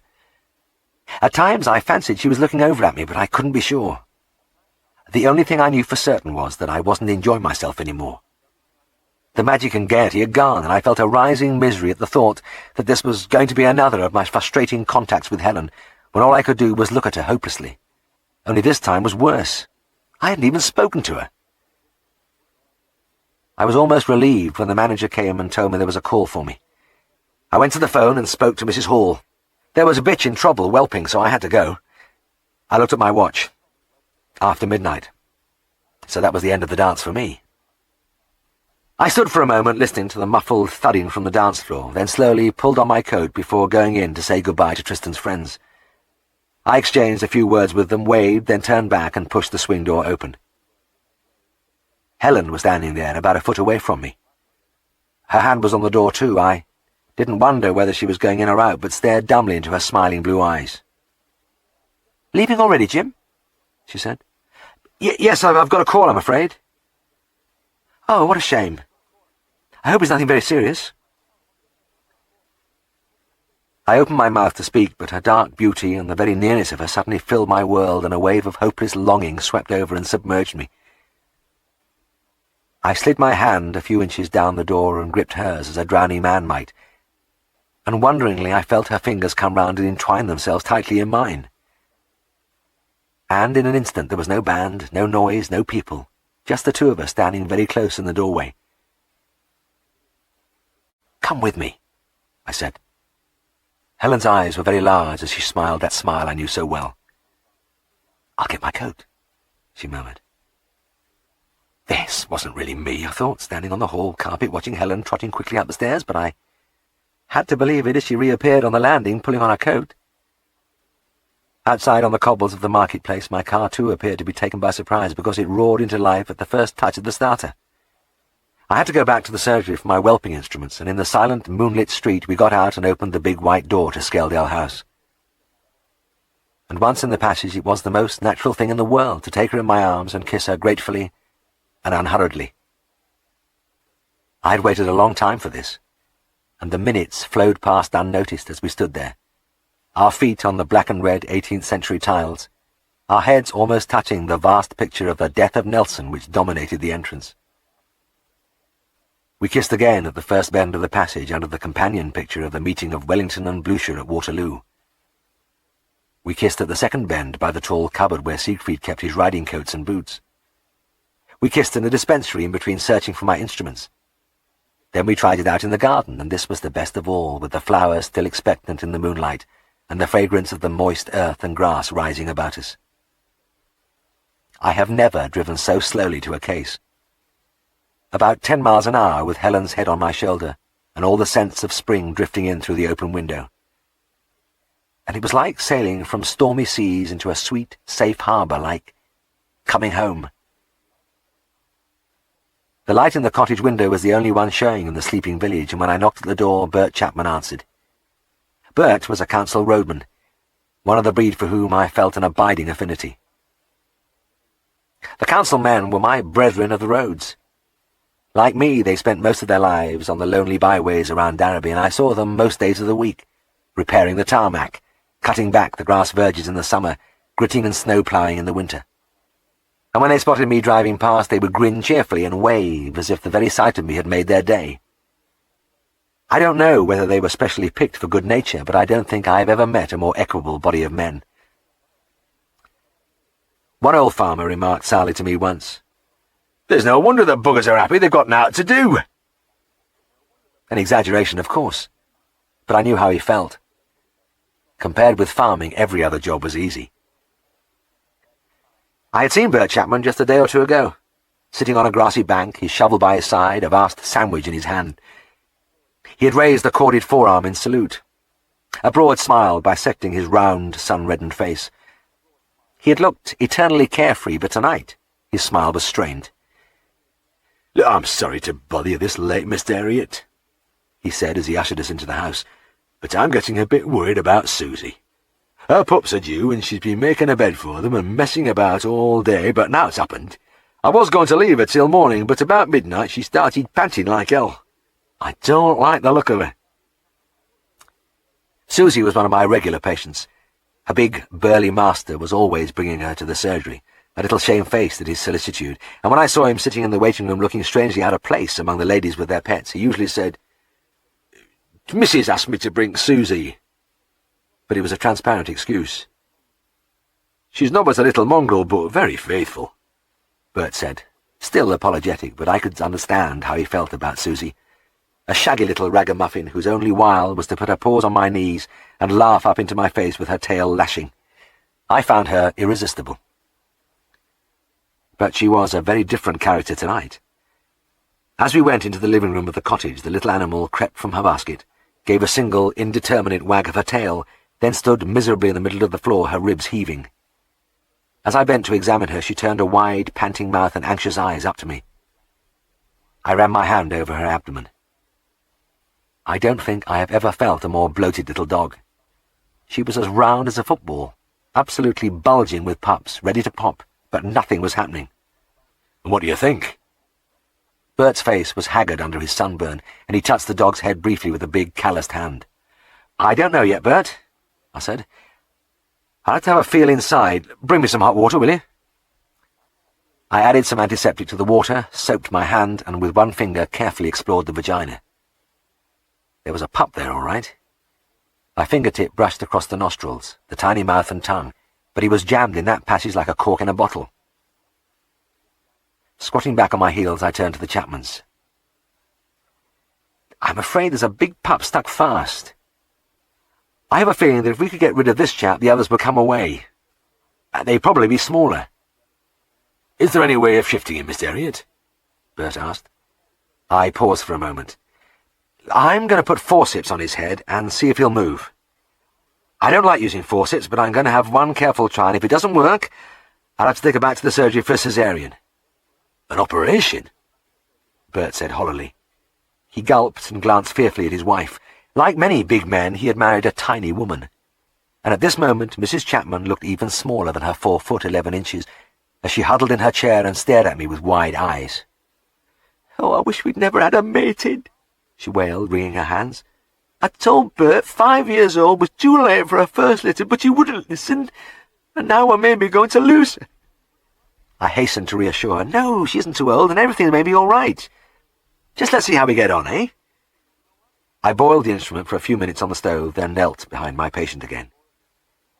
I poised the forceps for a moment, and at a flash of steel a grey tinge crept under Bert's sunburn, and his wife coiled herself into a ball in a chair.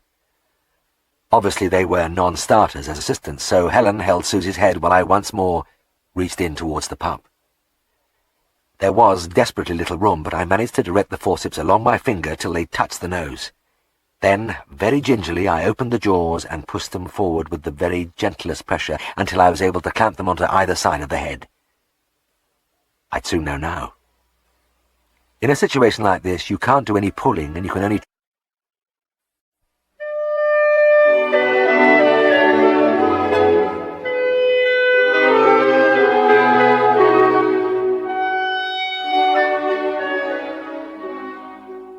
It was no trouble after that, and I was able to draw the pup forth almost without resistance.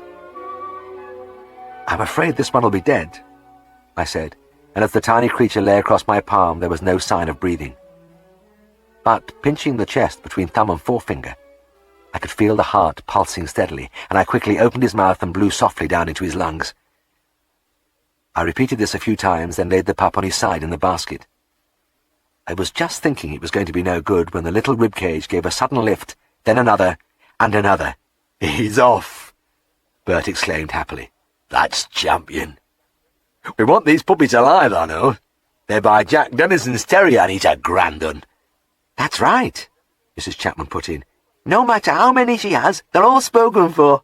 Everybody wants a pup out of Susie." "I can believe that," I said. But I smiled to myself. Jack Dennison's terrier was another hound of uncertain ancestry, so this lot would be a right mixture, but none the worse for that. I gave Susie half a cc of pituitrin. "I think she needs it after pushing against that fellow for hours. We'll wait and see what happens now." And it was nice waiting. Mrs. Chapman brewed a pot of tea and began to slap butter on to homemade scones.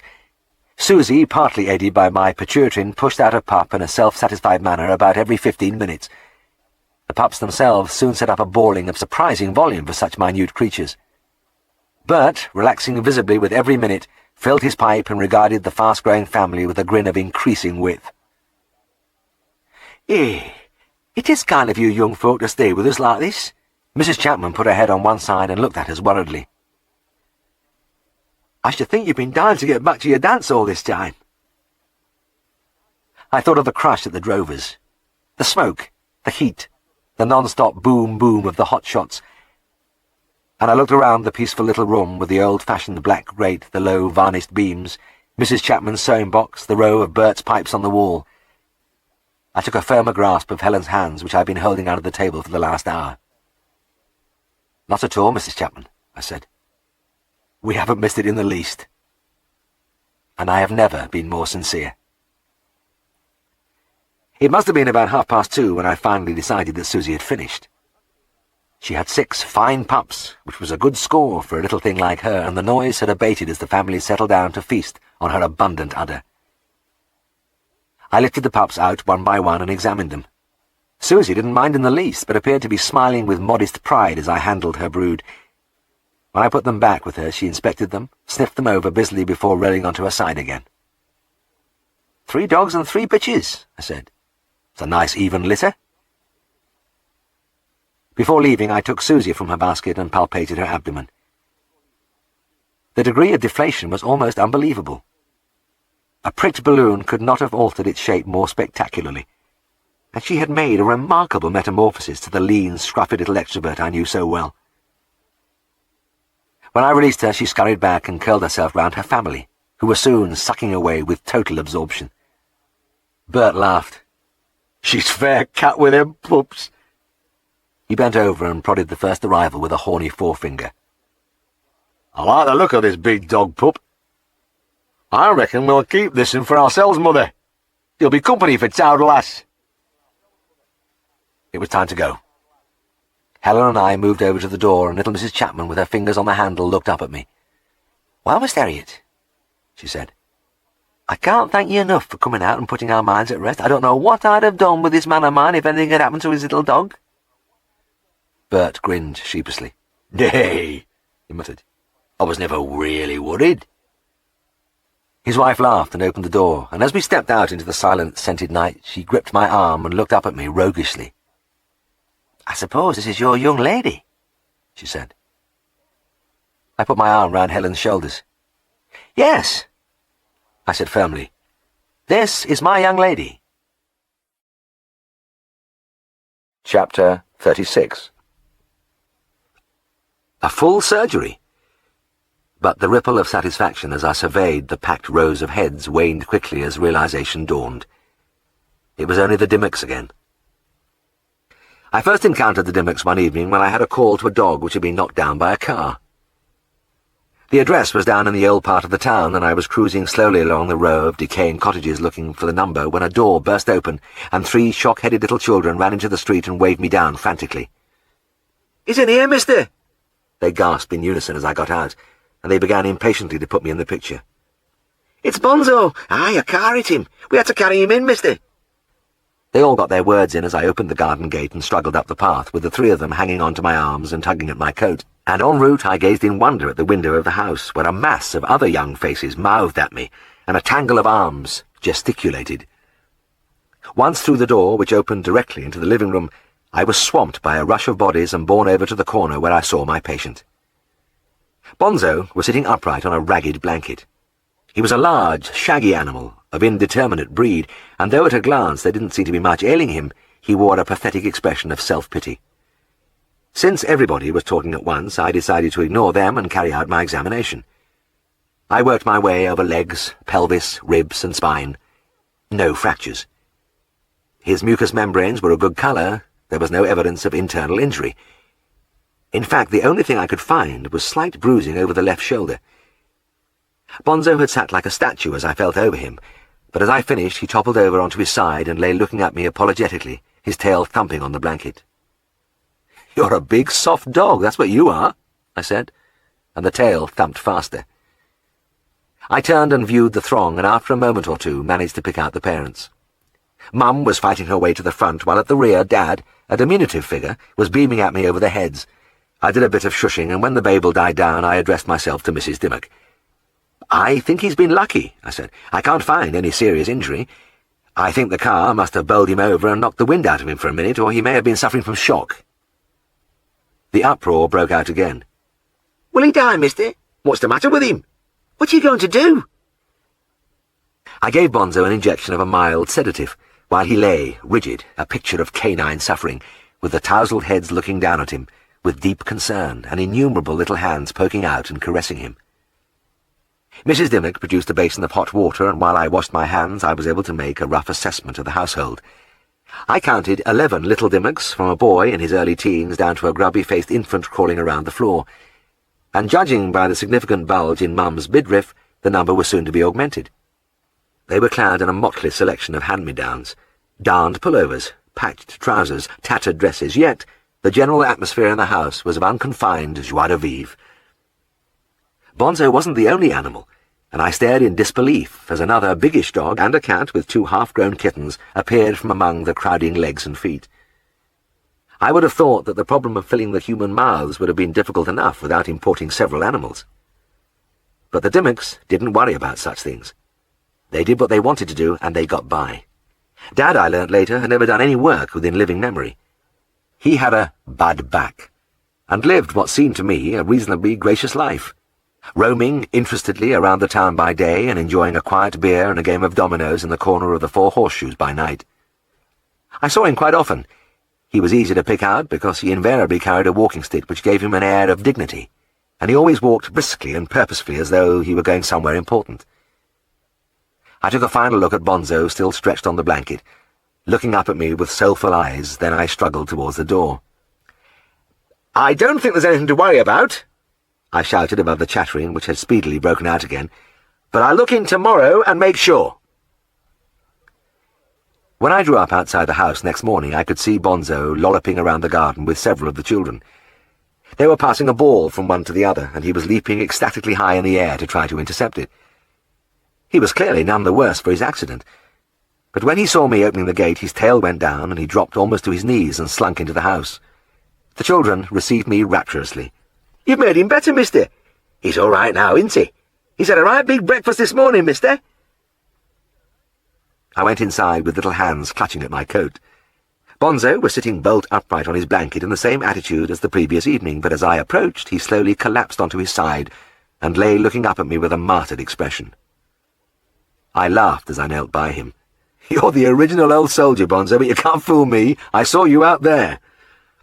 I gently touched the bruised shoulder, and the big dog tremblingly closed his eyes as he resigned himself to his fate. Then, when I stood up and he realized he wasn't going to have another injection, he leapt to his feet and bounded away into the garden. There was a chorus of delighted cries from the Dimmocks, and they turned and looked at me with undisguised admiration.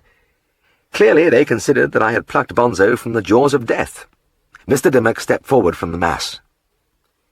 "You'll send me a bill, won't you?" he said, with the dignity that was peculiar to him.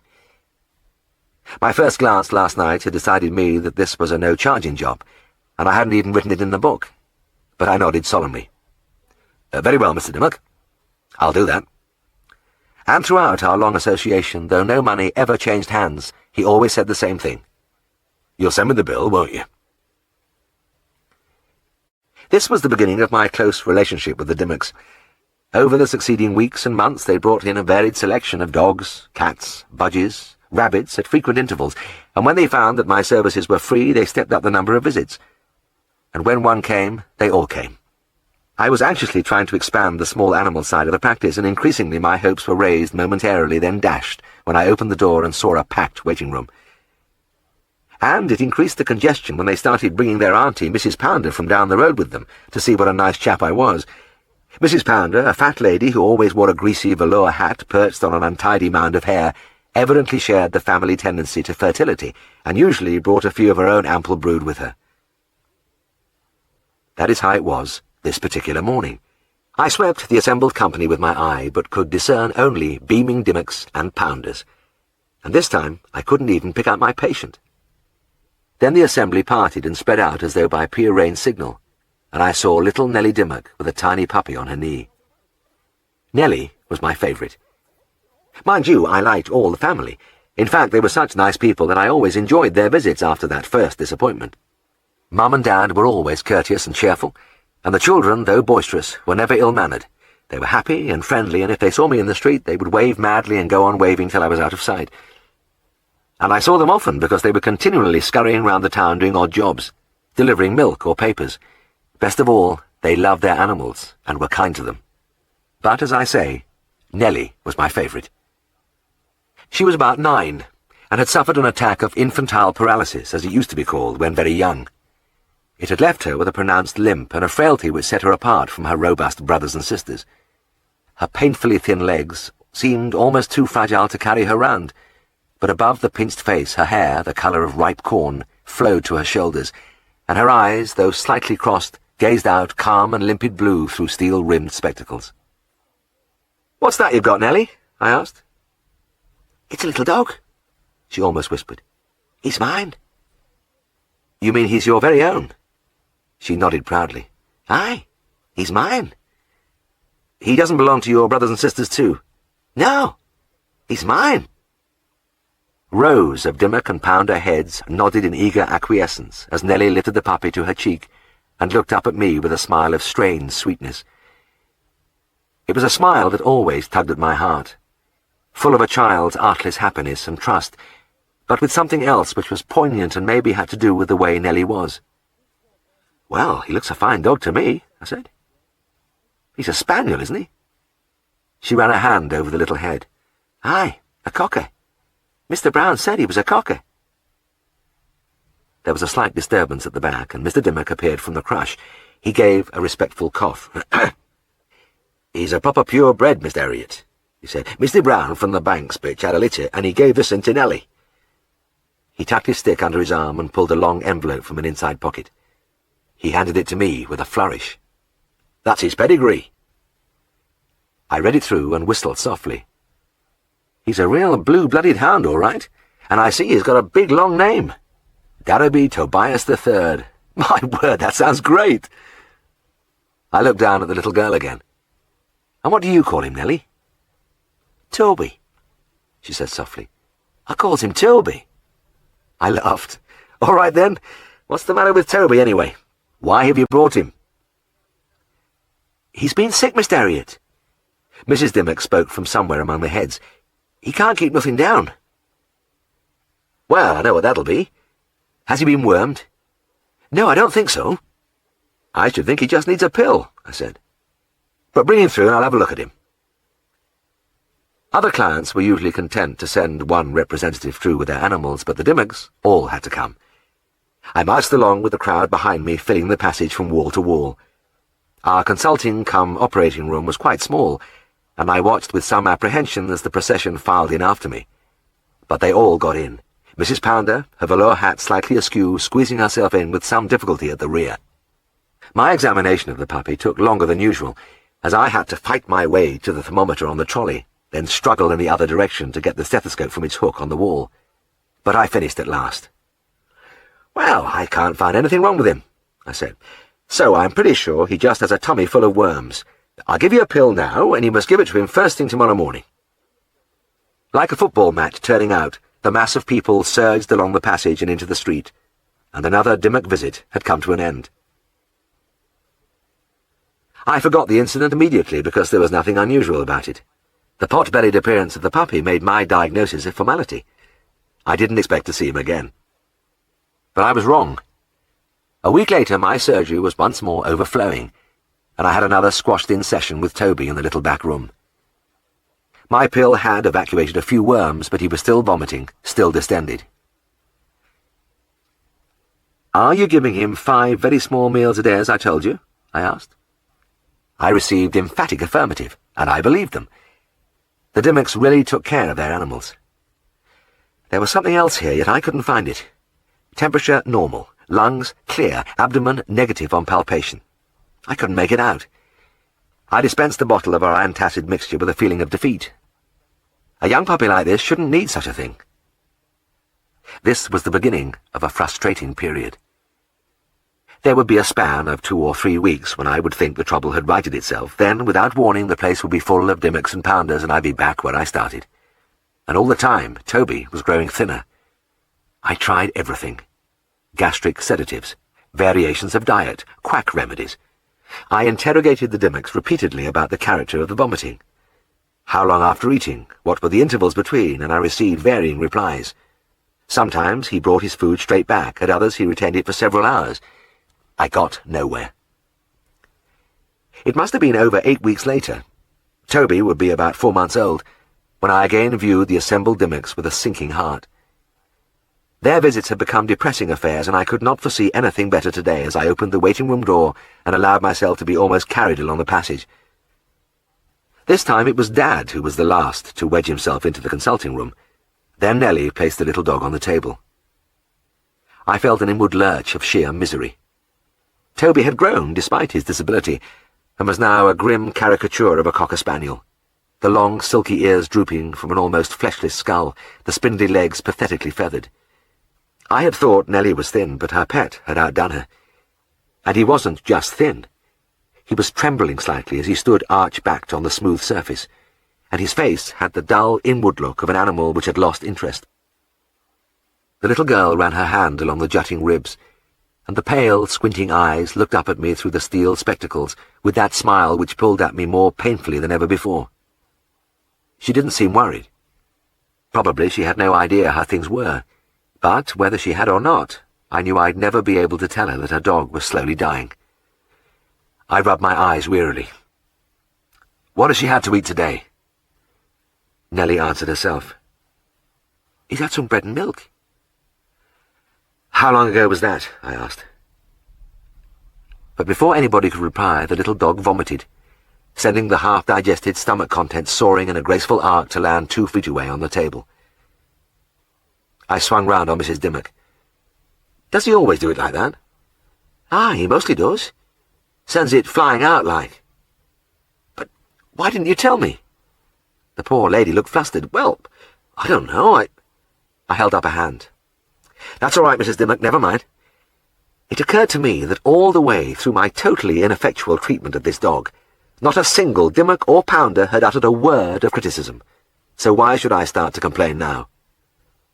But I knew what Toby's trouble was now. At last, at long last, I knew. And in case my present-day colleagues reading this may think I had been more than usually thick-headed in my handling of the case, I would like to offer in my defence that such limited textbooks as there were in those days made only a cursory reference to pyloric stenosis, narrowing of the exit of the stomach where it joins the small intestine, and if they did, they said nothing about treatment. But surely, I thought, somebody in England was ahead of the books. There must be people who were actually doing this operation, and if there were, I had a feeling one might be not too far away. I worked my way through the crush and trotted along the passage to the phone. "Is that you, Granville?" "Jim!" A bellow of pure, unalloyed joy. "How are you, laddie?" "Very well. How are you?" "Absolutely tip-top, old son. Never better." "Granville, I've got a 4-month-old spaniel pup I'd like to bring through to you. It's got pyloric stenosis." "Oh, lovely. I'm afraid the little thing's just about on its last legs. A bag of bones. Splendid, splendid. This is because I've been mucking about for 4 weeks in ignorance. Fine, just fine. And the owners are a very poor family. They can't pay anything, I'm afraid." "Wonderful." I hesitated a moment. "Granville, you have operated on these cases before." "Did 5 yesterday." "What?" A deep rumble of laughter. "I do but jest, old son, but you needn't worry. I've done a few, and it isn't such a bad job." "Well, that's great." I looked at my watch. "It's 9:30 now. I'll get Siegfried to take over my morning round, and I'll see you before 11. Chapter 37. Granville had been called out when I arrived, and I hung around his surgery till I heard the expensive sound of the Bentley purring into the yard. Through the window I saw yet another magnificent pipe glinting behind the wheel. Then my colleague, in an impeccable pinstripe suit which made him look like the director of the Bank of England, paced majestically towards the side door. "Good to see you, Jim," he exclaimed, wringing my hand warmly. Then, before removing his jacket, he took his pipe from his mouth and regarded it with a trace of anxiety for a second before giving it a polish with his yellow cloth and placing it tenderly in a drawer. It wasn't long before I was under the lamp in the operating room, bending over Toby's small, outstretched form, while Granville, the other Granville Bennett, worked with fierce concentration inside the abdomen of the little animal. "You see the gross gastric dilatation," he murmured. "Classical lesion." He gripped the pylorus and poised his scalpel. "Now I'm going through the serous coat." A quick, deft incision. A bit of blunt dissection here for the muscle fibres. Down, down, a little more. Ah! There it is, can you see it? The mucosa bulging into the cleft. Yes, yes. Just right. That's what you've got to arrive at. I peered down at the tiny tube which had been the site of all Toby's troubles. Is that all, then? That's all, laddie.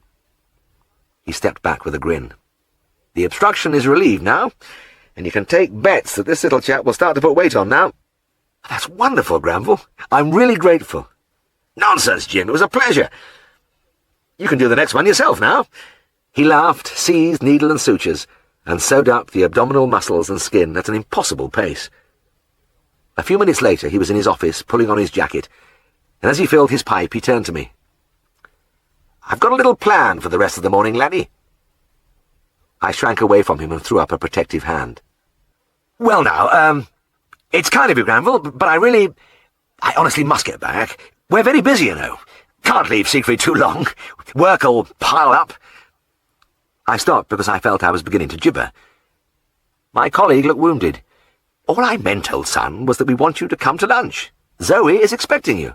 Oh, I see. Well, that's very kind. We're not going, anywhere else, then?" "Anywhere else?"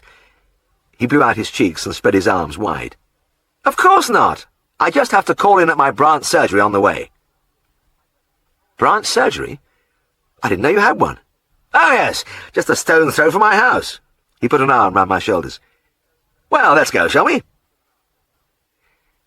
As I lay back, cradled in the Bentley's luxury, I dwelt happily at the thought that at last I was going to meet Zoe Bennet when I was my normal self. She would learn this time that I wasn't a perpetually drunken oaf. In fact, the next hour or two seemed full of rosy promise. An excellent lunch, illumined by my witty conversation and polished manners, then back with Toby, majestically resuscitated, to Darrowby. I smiled to myself when I thought of Nellie's face when I told her pet was going to be able to eat and grow strong and playful like any other pup. I was still smiling when the car pulled up on the outskirts of Granville's home village.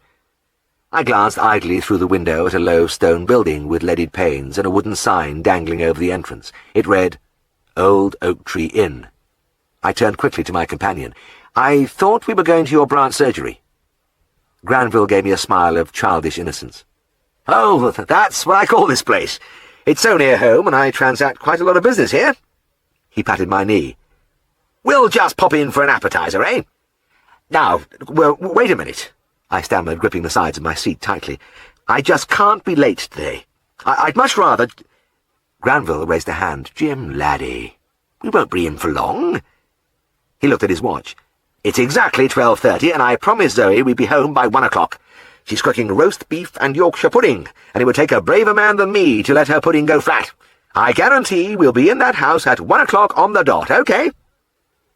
I hesitated. I couldn't come to much harm in half an hour. I climbed out of the car. As we went into the pub, a large man who had been leaning on the counter turned and exchanged enthusiastic greetings with my colleague. "Albert!" cried Granville. "Meet Jim Herriot from Darrowby. Jim, this is Albert Wainwright, the landlord of the Waggon and Horses over at Matterley. In fact, he's the president of the Licensed Victuallers Association this year, aren't you, Albert?" The big man grinned and nodded, and for a moment I felt overwhelmed by the two figures on either side of me. It was difficult to describe the hard, bulky tissue of Granville's construction, but Mr. Wainwright was unequivocally fat. A checked jacket hung open to display an enormous expanse of striped, shirted abdomen overflowing the waistband of his trousers. Above a gay bow tie, cheerful eyes twinkled at me from a red face, and when he spoke, his tone was rich and fruity. He embodied the rich ambiance of the term licensed victualler. I began to sip the half-pint of beer I had ordered, but when another appeared in 2 minutes I saw I was going to fall hopelessly behind, and switched to the whiskies and sodas which the others were drinking. And my undoing was that both my companions appeared to have a standing account here. They downed their drinks, tapped softly on the counter and said, "Yes, please, Jack," whereupon 3 more glasses appeared with magical speed. I never had a chance to buy a round. In fact, no money ever changed hands. It was a quiet, friendly little session, with Albert and Granville carrying on a conversation of the utmost good humour, punctuated by the almost soundless taps on the bar. and as I fought to keep up with the two virtuosos, the taps came more and more frequently, till I seemed to hear them every few seconds. Granville was as good as his word. When it was nearly 1 o'clock, he looked at his watch. "Got to be off now, Albert. Zoe's expecting us right now." And as the car rolled to a stop outside the house, dead on time, I realized with a dull despair that it had happened to me again. Within me a witch's brew was beginning to bubble, sending choking fumes into my brain. I felt terrible, and I knew for sure I would get rapidly worse. Granville, fresh and debonair as ever, leapt out and led me into the house. "Zoe, my love," he warbled, embracing his wife as she came through from the kitchen. When she disengaged herself, she came over to me. She was wearing a flowered apron which made her look, if possible, even more attractive. "Hello," she cried, and gave me that look which she shared with her husband as though meeting James Herriot was an unbelievable boon. "Lovely to see you again. I'll get lunch now." I replied with a foolish grin, and she skipped away. Flopping into an armchair, I listened to Granville poring steadily over at the sideboard. He put a glass in my hand and sat in another chair. Immediately the obese Staffordshire Terrier bounded onto his lap. "Feebles, my little pet," he sang joyfully. "Daddykins is home again." And he pointed playfully at the tiny Yorkie who was sitting at his feet, baring her teeth repeatedly in a series of ecstatic smiles. "And I see you, my little Victoria. I see you." By the time I was ushered to the table, I was like a man in a dream, moving sluggishly, speaking with slurred deliberation. Granville poised himself over a vast sirloin, stropped his knife briskly, then began to hack away ruthlessly. He was a prodigal server, and piled about 2 pounds of meat on my plate. Then he started on the Yorkshire puddings. Instead of a single big one, Zoe had made a large number of little round ones, as the farmers' wives often did, delicious golden cups, crisply brown round the sides. Granville heaped about 6 of these by the side of the meat as I watched stupidly. Then Zoe passed me the gravy boat. With an effort I took a careful grip on the handle, closed one eye, and began to pour. For some reason I felt I had to fill up each of the little puddings with gravy, and owlishly directed the stream into one, then another, till they were all overflowing. Once I missed, and spilled a few drops of the fragrant liquid on the tablecloth. I looked up guiltily at Zoe, and giggled. Zoe giggled back, and I had the impression that she felt that though I was a peculiar individual, there was no harm in me. I just had this terrible weakness that I was never sober day or night, but I wasn't such a bad fellow at heart. It usually took me a few days to recover from a visit to Granville, and by the following Saturday I was convalescing nicely. It happened that I was in the marketplace and saw a large concourse of people crossing the cobbles. At first I thought, from the mixture of children and adults, that it must be a school outing, but on closer inspection I realized it was only the Dimmocks and Pounders going shopping. When they saw me, they diverted their course, and I was engulfed by a human wave. "Look at him now, mister. He's eating like a hoss now. He's going to get fat soon, mister." The delighted cries rang around me. Nellie had Toby on a lead, and as I bent over the little animal I could hardly believe how a few days had altered him. He was still skinny, but the hopeless look had gone. He was perky, ready to play. It was just a matter of time now. His little mistress ran her hand again and again over the smooth brown coat. "You are proud of your little dog, aren't you, Nellie?" I said, and the gentle, squinting eyes turned on me. "Yes, I am." She smiled that smile again. "Because he's mine."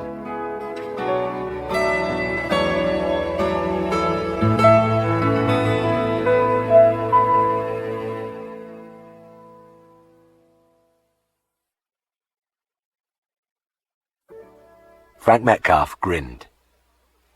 "Just what I was thinking myself. It's wonderful what a change of setting will do for livestock." It was the cows' first day in the new byre. Previously I had seen them only in the old place, a typical Dales cowhouse, centuries old, with a broken cobbled floor and gaping holes where the muck and urine lay in pools, rotting wooden partitions between the stalls, and slit windows as though the place had been built as a fortress. I could remember Frank sitting in it milking, almost invisible in the gloom, the cobwebs hanging in thick fronds from the low roof above him. In there the 10 cows had looked what they were, a motley assortment of ordinary milkers. But today They had acquired a new dignity and style. "You must feel it's been worth all your hard work," I said, and the young farmer nodded and smiled. There was a grim touch about the smile, as though he were reliving for a moment the hours and weeks and months of back-breaking labour he had put in there. Because Frank Metcalfe had done it all himself. The rows of neat concreted standings, the clean and level sweep of floor, the whitewashed cement-rendered walls, all bathed in light from the spacious windows, had been put there by his own 2 hands. "I'll show you the dairy," Frank said. We went into a small room which he had built at one end, and I looked admiringly at the gleaming milk cooler, the spotless sinks and buckets, the strainer with its neat pile of filter pads. "You know," I said, "this is how milk should be produced. All those mucky old places I see every day on my rounds, they nearly make my hair stand on end." Frank leant over and drew a jet of water from one of the taps. "Ah, you're right. It'll all be like this, and better one day. And it'll pay the farmers better too. I've got my TT licence now, and the extra 4p a gallon will make a hell of a lot of difference. I feel I'm ready to start." And when he did start, I thought, he'd go places. He seemed to have all the things it took to succeed at the hard trade of farming: intelligence, physical toughness, a love of the land and animals, and the ability to go slogging on endlessly when other people were enjoying their leisure. I felt these qualities would overcome his biggest handicap, which was simply that he didn't have any money. Frank wasn't a farmer at all to start with. He was a steel worker from Middlesbrough. When he had first arrived less than a year ago with his young wife to take over the isolated small holding at Bransett, I had been surprised to learn that he hailed from the city because he had the dark, sinewy look of the typical Dalesman, and he was called Metcalfe. He had laughed when I'd mentioned this. "Oh, me great-grandfather came from these parts, and I've always had a hankering to come back." As I came to know him better, I was able to fill in the gaps in that simple statement. He had spent all his holidays up here as a small boy, and though his father was a foreman in the steelworks, and he himself had served his time at the trade, the pull of the Dales had been like a siren song welling stronger, till he had been unable to resist it any longer. He had worked on farms in his spare time, read all he could about agriculture, and finally had thrown up his old life and rented the little place high in the fells at the end of a long, stony track. With its primitive house and tumble-down buildings, it seemed an unpromising place to make a living. And in any case, I hadn't much faith in the ability of townspeople to suddenly turn to farming and make a go of it. In my short experience, I'd seen quite a few try and fail. But Frank Metcalfe had gone about the job as though he had been at it all his life, repairing the broken walls, improving the grassland, judiciously buying stock on his shoestring budget. There was no sign of the bewilderment and despair I had seen in so many others. I had mentioned this to a retired farmer in Darrowby, and the old man chuckled. "Hi, you've got to have farming inside you. There's very few people as can succeed at it unless it's in their blood. It matters now that young Metcalfe's been brought up in the town. He's still got it in him. He's got it through the titty, don't you see? Through the titty." Maybe he was right. But whether Frank had it through the titty or through study and brains, he had transformed the holding in a short time. When he wasn't milking, feeding, mucking out, he was slaving at that little byre, chipping stones, mixing cement, sand and dust clinging to the sweat on his face. And now, as he said, he was ready to start. As we came out of the dairy, he pointed to another old building across the yard. "When I'm straightened out, I aim to convert that into another byre. I've had to borrow a good bit, but now I'm TT, I should be able to clear it off in a couple of years. Sometime in the future, if all goes well, I might be able to get a bigger place altogether." He was about my own age, and a natural friendship had sprung up between us. We used to sit under the low beams of his cramped living room with its single small window and sparse furniture, and as his young wife poured cups of tea, he liked to talk of his plans. And, listening to him, I always felt that a man like him would do well, not only for himself, but for farming in general. I looked at him now as he turned his head and gazed for a few moments round his domain. He didn't have to say, "I love this place. I feel I belong here." It was all there in his face, in the softening of his eyes as they moved over the huddle of grass fields cupped in a hollow of the fells.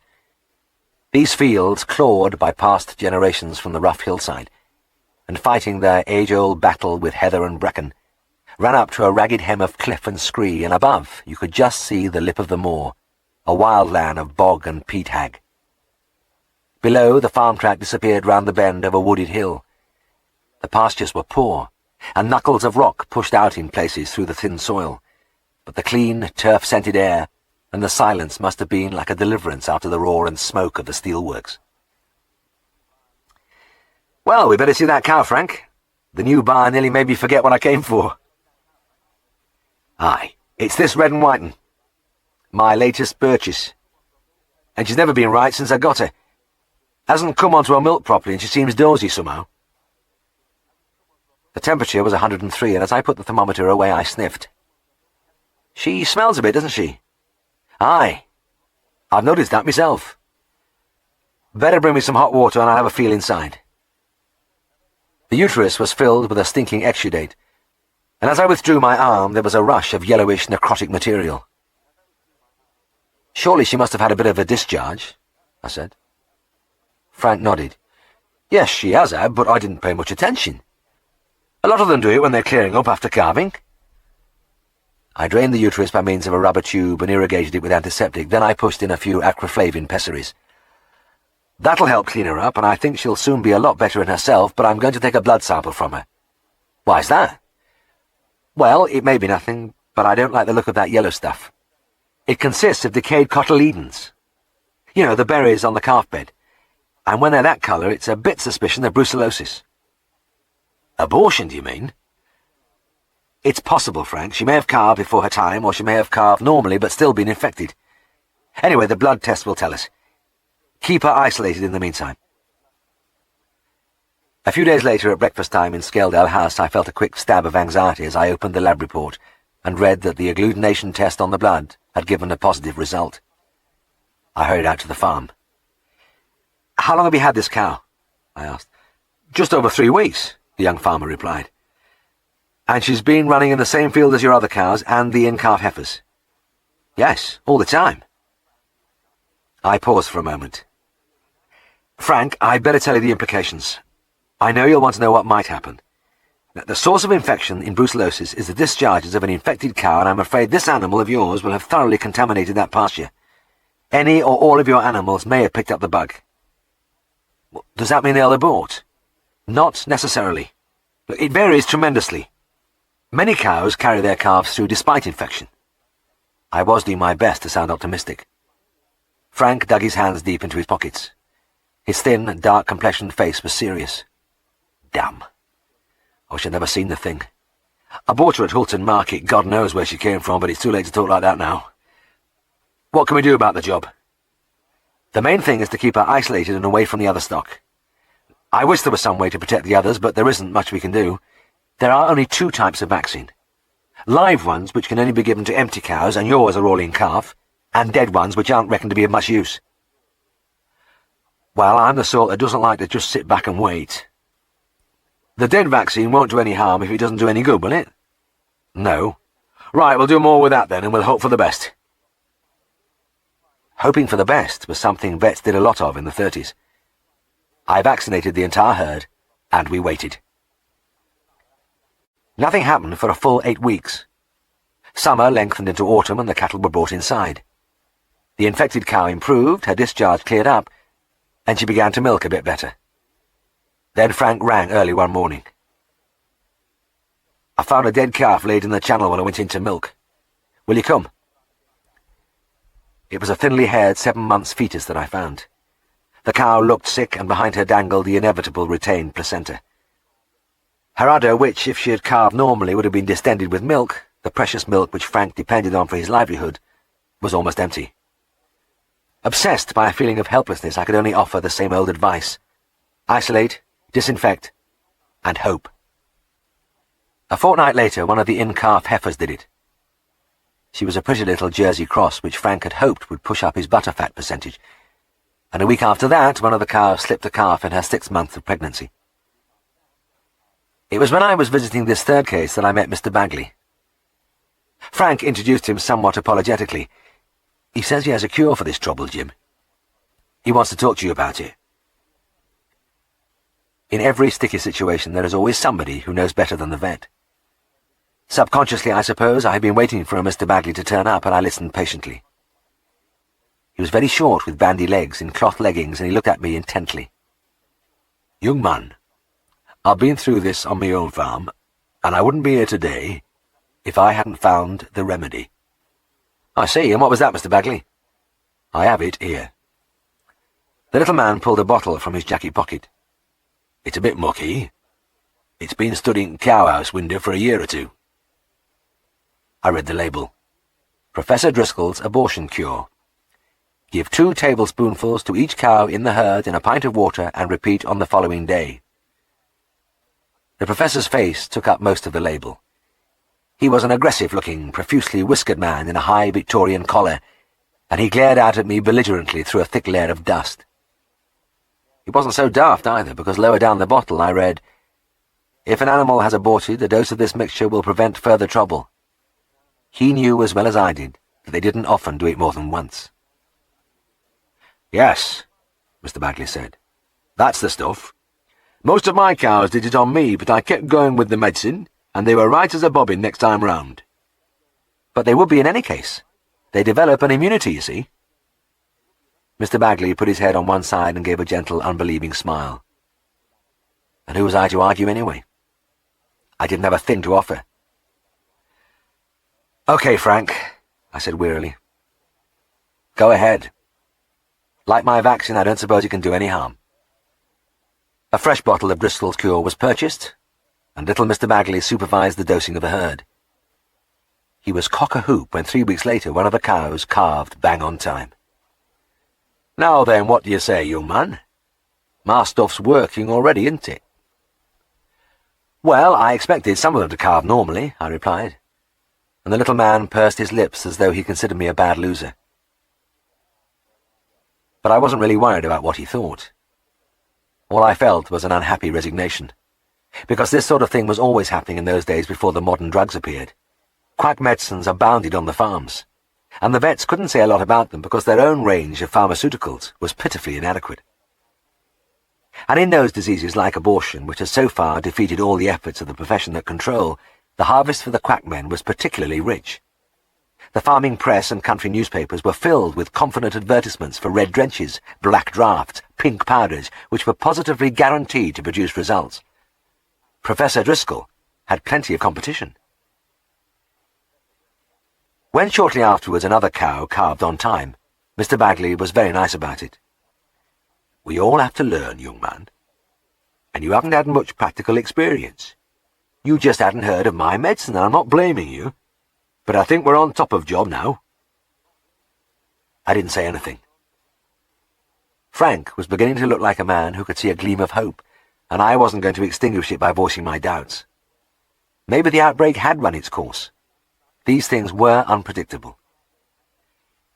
But the next time I heard Frank on the phone, all my gloomy forebodings were realized. "I want you to come out and cleanse 3 cows. 3, aye." They did it one after the other. Bang, bang, bang. And all before time. It's an absolute bugger, Jim. I don't know what I'm going to do. He met me as I got out of the car at the top of the track. He looked 10 years older, his face pale and haggard as though he hadn't slept. Mr. Bagley was there too, digging a hole in front of the bar door. "What's he doing?" I asked. Frank looked down at his boots expressionlessly. "He's burying one of the calves. He says it does a lot of good if you put it in front of the door." He looked at me with an attempt at a smile. "Science can do naught for me, so we might as well try a bit of black magic."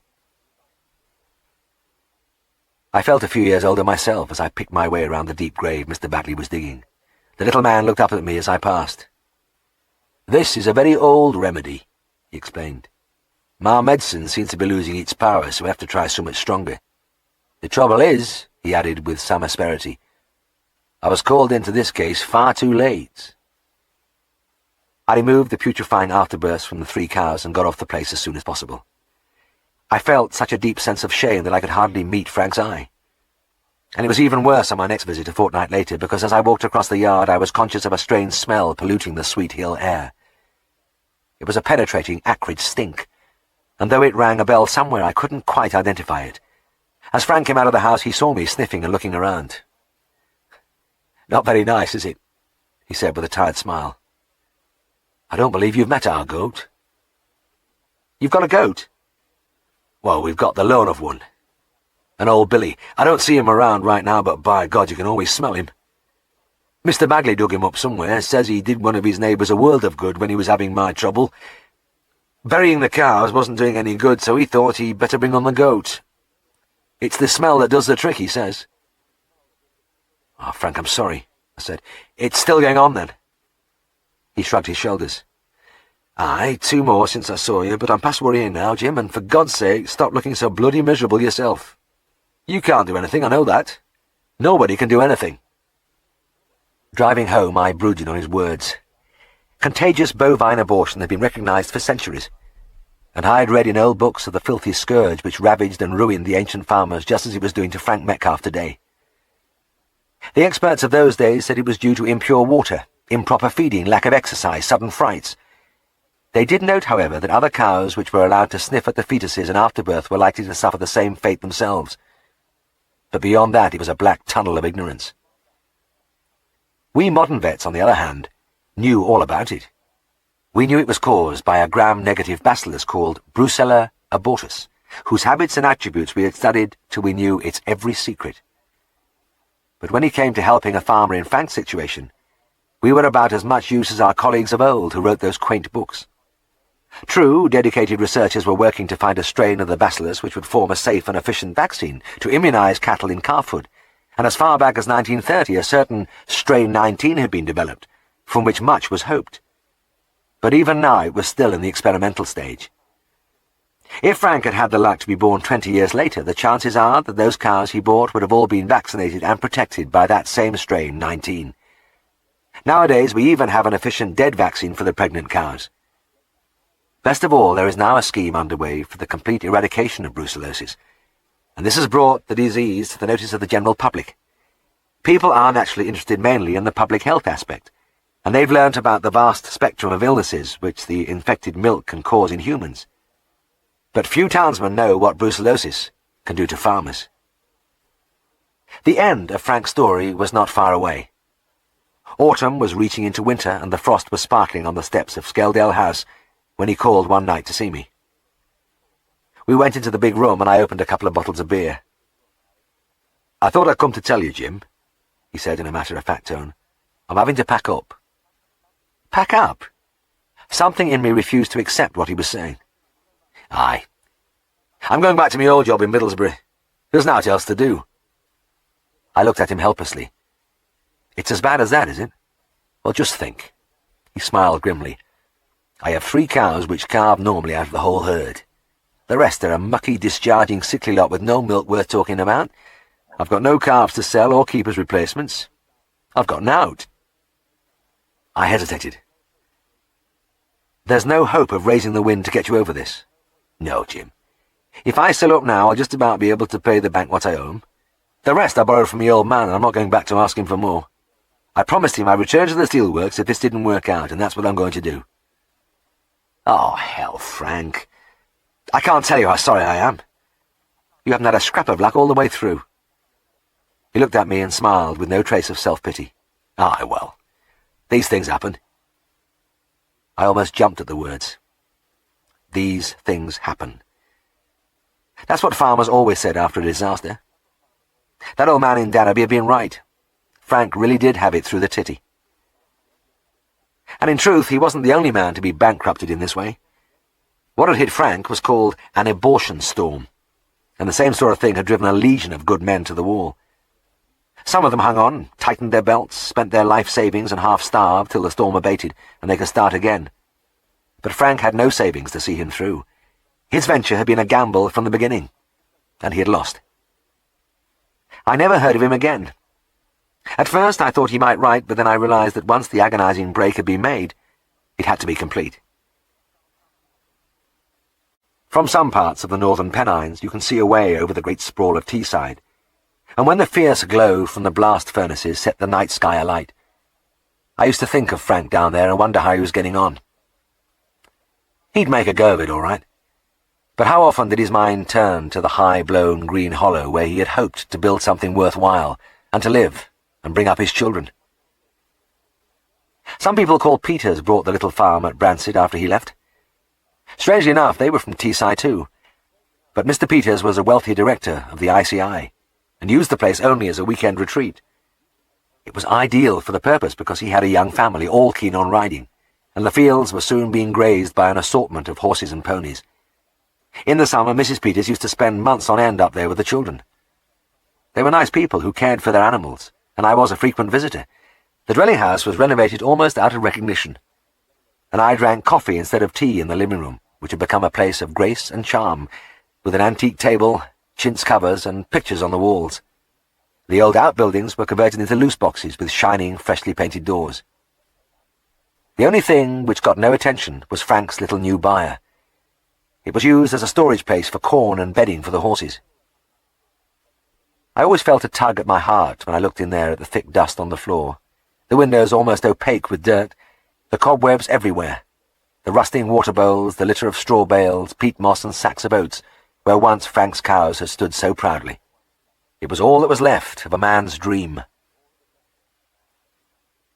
Chapter 39. I had never been married before, so there was nothing in my past experience to go by, but it was beginning to dawn on me that I was very nicely fixed. I am talking, of course, of material things. It would have been enough for me or anybody else to be paired with a beautiful girl whom I loved and who loved me. I hadn't reckoned on the other aspects. This business of studying my comfort, for instance. I thought such things had gone out of fashion, but not so with Helen. It was brought home to me again as I walked in to breakfast this morning. We had at last acquired a table. I had bought it at a farm sale and brought it home in triumph tied to the roof of my car, and now Helen had vacated the chair on which she used to sit at the bench and had taken over the high stool. She was perched away up there now, transporting her food from far below, while I was expected to sit comfortably in the chair. I don't think I am a selfish swine by nature, but there was nothing I could do about it. And there were other little things. The neat pile of clothing laid out for me each morning, the clean folded shirt and handkerchief, and socks, so different from the jumble of my bachelor days. And when I was late for meals, which was often, she served me with my food, but instead of going off and doing something else, she would down tools and sit watching me while I ate. It made me feel like a sultan. It was this last tray which gave me a clue to her behaviour. I suddenly remembered that I had seen her sitting by Mr. Alderson while he had had a late meal, sitting in the same pose, one arm on the table, quietly watching him. And I realized I was reaping the benefit of her lifetime attitude to her father. Mild little man though he was, she had catered gladly to his every wish in the happy acceptance that the man of the house was number one, and the whole pattern was rubbing off on me now. In fact, it set me thinking about the big question of how girls might be expected to behave after marriage. One old farmer, giving me advice about choosing a wife, once said, "Have a bloody good look at the mother first, lad." And I'm sure he had a point. But if I may throw in my own little word of counsel, it will be to have a passing glance at how she acts towards her father. Watching her now as she got down and started to serve my breakfast, the warm knowledge flowed through me, as it did so often, that my wife was the sort who just liked looking after a man, and that I was so very lucky. And I was certainly blooming under the treatment. A bit too much, in fact, and I was aware I shouldn't be attacking this plateful of porridge and cream, especially with all that material sizzling in the frying pan. Helen had brought with her to Skeldale House a delicious dowry in the shape of half a pig, and there hung from the beams of the topmost attic a side of bacon and a majestic ham, a constant temptation. Some samples were in the pan now, and though I had never been one for large breakfasts, I did not demur when she threw in a couple of big brown eggs to keep them company, and I put up only feeble resistance when she added some particularly tasty smoked sausage which she used to buy in a shop in the marketplace. When I had got through it all, I rose rather deliberately from the table, and as I put on my coat, I noticed it wasn't so easy to button up as it used to be. "Here are your sandwiches, Jim," Helen said, putting a parcel in my hand. I was spending a day in the Scarbon district, tuberculin testing for you and Ross, and my wife was always concerned lest I grow faint, from lack of nourishment on the long journey. I kissed her, made a somewhat ponderous descent of the long flights of stairs, and went out of the side door. Halfway up the garden I stopped as always and looked up at the window under the tiles. An arm appeared and brandished a dishcloth vigorously. I waved back and continued my walk to the yard. I found I was puffing a little as I got the car out and laid my parcel almost guiltily on the back seat. I knew what it would contain. Not just sandwiches, but meat and onion pie, buttered scones, ginger cake, to lead me into further indiscretions. There is no doubt that in those early days I would have grown exceedingly gross under Helen's treatment. But my job saved me. The endless walking between the stone barns scattered along the hillsides, the climbing in and out of calf pens, pushing cows around, and regular outbursts of hard physical effort in carving and foaling. So I escaped with only a slight tightening of my collar and the occasional farmer's remark, "By God, you've been on a good pasture, young man." Driving away, I marvelled at the way she indulged my little whims, too. I have always had a pathological loathing of fat, so Helen carefully trimmed every morsel from my meat. This feeling about fat, which almost amounted to terror, had been intensified since coming to Yorkshire, because back in the 30s the farmers seemed to live on the stuff. One old man, noticing my pop-eyed expression as I viewed him relishing his lunch of roast fat bacon, told me he had never touched lean meat in his life. "I like to feel grass running down my chin," he chuckled. He pronounced it grass, which made it sound even worse. But he was a ruddy-faced octogenarian, so it hadn't done him any harm, and this held good for hundreds of others just like him. I used to think that the day-in, day-out hard labour of farming burned it up in their system, but if I had to eat the stuff, it would kill me very rapidly. The latter was, of course, a fanciful notion, as was proved to me one day. It was when I was torn from my bed one morning at 6 a.m. to attend a calving heifer at old Mr. Horner's small farm, and when I got there I found there was no malpresentation of the calf, but that it was simply too big. I don't like a lot of pulling, but the heifer, lying on her bed of straw, was obviously in need of assistance. Every few seconds she strained to the utmost, and a pair of feet came into view momentarily, then disappeared as she relaxed. "Is she getting those feet out any further?" I asked. "Nay, there's been no change for over an hour," the old man replied. "And when did the water bag burst?" 2 hours since." There was no doubt the calf was well and truly stuck, and getting drier all the time, and if the labouring mother had been able to speak, I think she would have said, "For Pete's sake, get this thing away from me."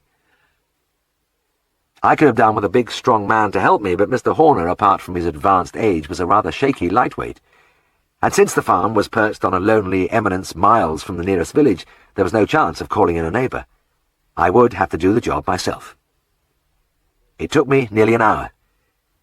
With a thin rope behind the calf's ears and through his mouth to stop the neck from telescoping, I eased the little creature inch by inch into the world. Not so much pulling, but rather leaning back and helping the heifer as she strained. She was a rather undersized little animal, and she lay patiently on her side, accepting the situation with the resignation of her kind. She could never have calved without help, and all the time I had the warm conviction that I was doing what she wanted and needed. I felt I should be as patient as she was, so I didn't hurry but let things come in their normal sequence. The little nose with the nostrils twitching reassuringly, then the eyes wearing a preoccupied light during the tight squeeze, then the ears, and with a final rush, the rest of the calf.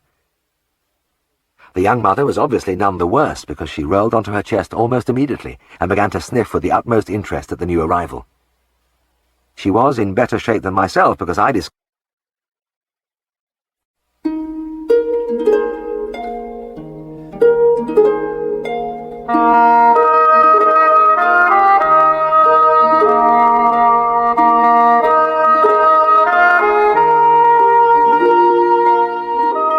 In the kitchen, Mrs. Horner placed a steaming mug on the table and smiled across at me. "Will you sit down along with me husband and have a bit of breakfast?" she asked. There is nothing like an early carving to whet the appetite, and I nodded readily. "Oh, that's very kind of you. I'd love to." It is always a good feeling after a successful delivery, and I sighed contentedly as I sank into a chair and watched the old lady set out bread, butter and jam in front of me. I sipped my tea, and as I exchanged a word with the farmer, I didn't see what she was doing next. Then my toes curled into a tight ball as I found 2 large slices of pure white fat lying on my plate. Shrinking back in my seat, I saw Mrs. Horner sawing at a great hunk of cold boiled bacon, but it wasn't ordinary bacon. It was 100% fat, without a strip of lean anywhere. Even in my shocked state, I could see it was a work of art, cooked to a turn, beautifully encrusted with golden crumbs and resting on a spotless serving dish. But fat. She dropped 2 similar slices on her husband's plate and looked at me expectantly. My position was desperate. I could not possibly offend this sweet old person, but, on the other hand, I knew beyond all doubt that there was no way I could eat what lay in front of me. Maybe I could have managed a tiny piece if it had been hot and fried crisp, but cold, boiled and clammy, never. And there was an enormous quantity. 2 slices about 6 inches by 4 and at least half an inch thick, with the golden border of crumbs down one side. The thing was impossible. Mrs. Horner sat down opposite me. She was wearing a flowered mob cap over her white hair, and for a moment she reached out, bent her head to one side, and turned the dish with the slab of bacon a little to the left to show it off better. Then she turned to me and smiled. It was a kind, proud smile. There have been times in my life when, confronted by black and hopeless circumstances, I have discovered in myself undreamt-of resources of courage and resolution. I took a deep breath, seized knife and fork, and made a bold incision in one of the slices, but as I began to transport the greasy white segment to my mouth, I began to shudder, and my hand stayed frozen in space. It was at that moment I spotted the jar of piccalilli. Feverishly, I scooped a mound of it onto my plate. It seemed to contain just about everything: onions, apples, cucumber, and other assorted vegetables jostling each other in a powerful mustard vinegar sauce. It was the work of a moment to smother my loaded fork with the mass. Then I popped it into my mouth, gave a couple of quick chews, and swallowed. It was a start, and I hadn't tasted a thing except the piccalilli. "Nice bit of bacon," Mr. Horner murmured. "Delicious," I replied, munching desperately at the second forkful. "Absolutely delicious." "And you like my piccalilli, too?" The old lady beamed at me. "I can tell by the way you're slapping it on." She gave a peal of delighted laughter. "Yes, indeed." I looked at her with streaming eyes. "Some of the best I've ever tasted." Looking back, I realized it was one of the bravest things I've ever done. I stuck to my task unwaveringly, dipping again and again into the jar, keeping my mind a blank, refusing grimly to think of the horrible thing that was happening to me. There was only one bad moment when the piccalilli, which packed a tremendous punch and was never meant to be consumed in large mouthfuls, completely took my breath away, and I went into a long coughing spasm. But at last I came to the end. A final heroic crunch and swallow, a long gulp at my tea, and the plate was empty. The thing was accomplished. And there was no doubt it had been worth it. I had been a tremendous success with the old folks. Mr. Horner slapped my shoulder. "By God, it's good to see a young feller enjoying his food. When I were a lad, I used to put it away sharpish like that, but I can't do it now." Chuckling to himself, he continued with his breakfast. His wife showed me the door. "Ah, it was a real compliment to me." She looked at the table and giggled. "You've nearly finished the jar." "Yes, I'm sorry, Mrs. Horner," I said, smiling through my tears and trying to ignore the churning in my stomach. "But I just couldn't resist it."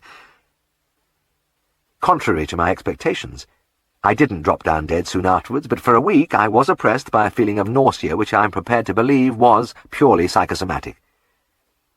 At any rate, since that little episode, I have never knowingly eaten fat again.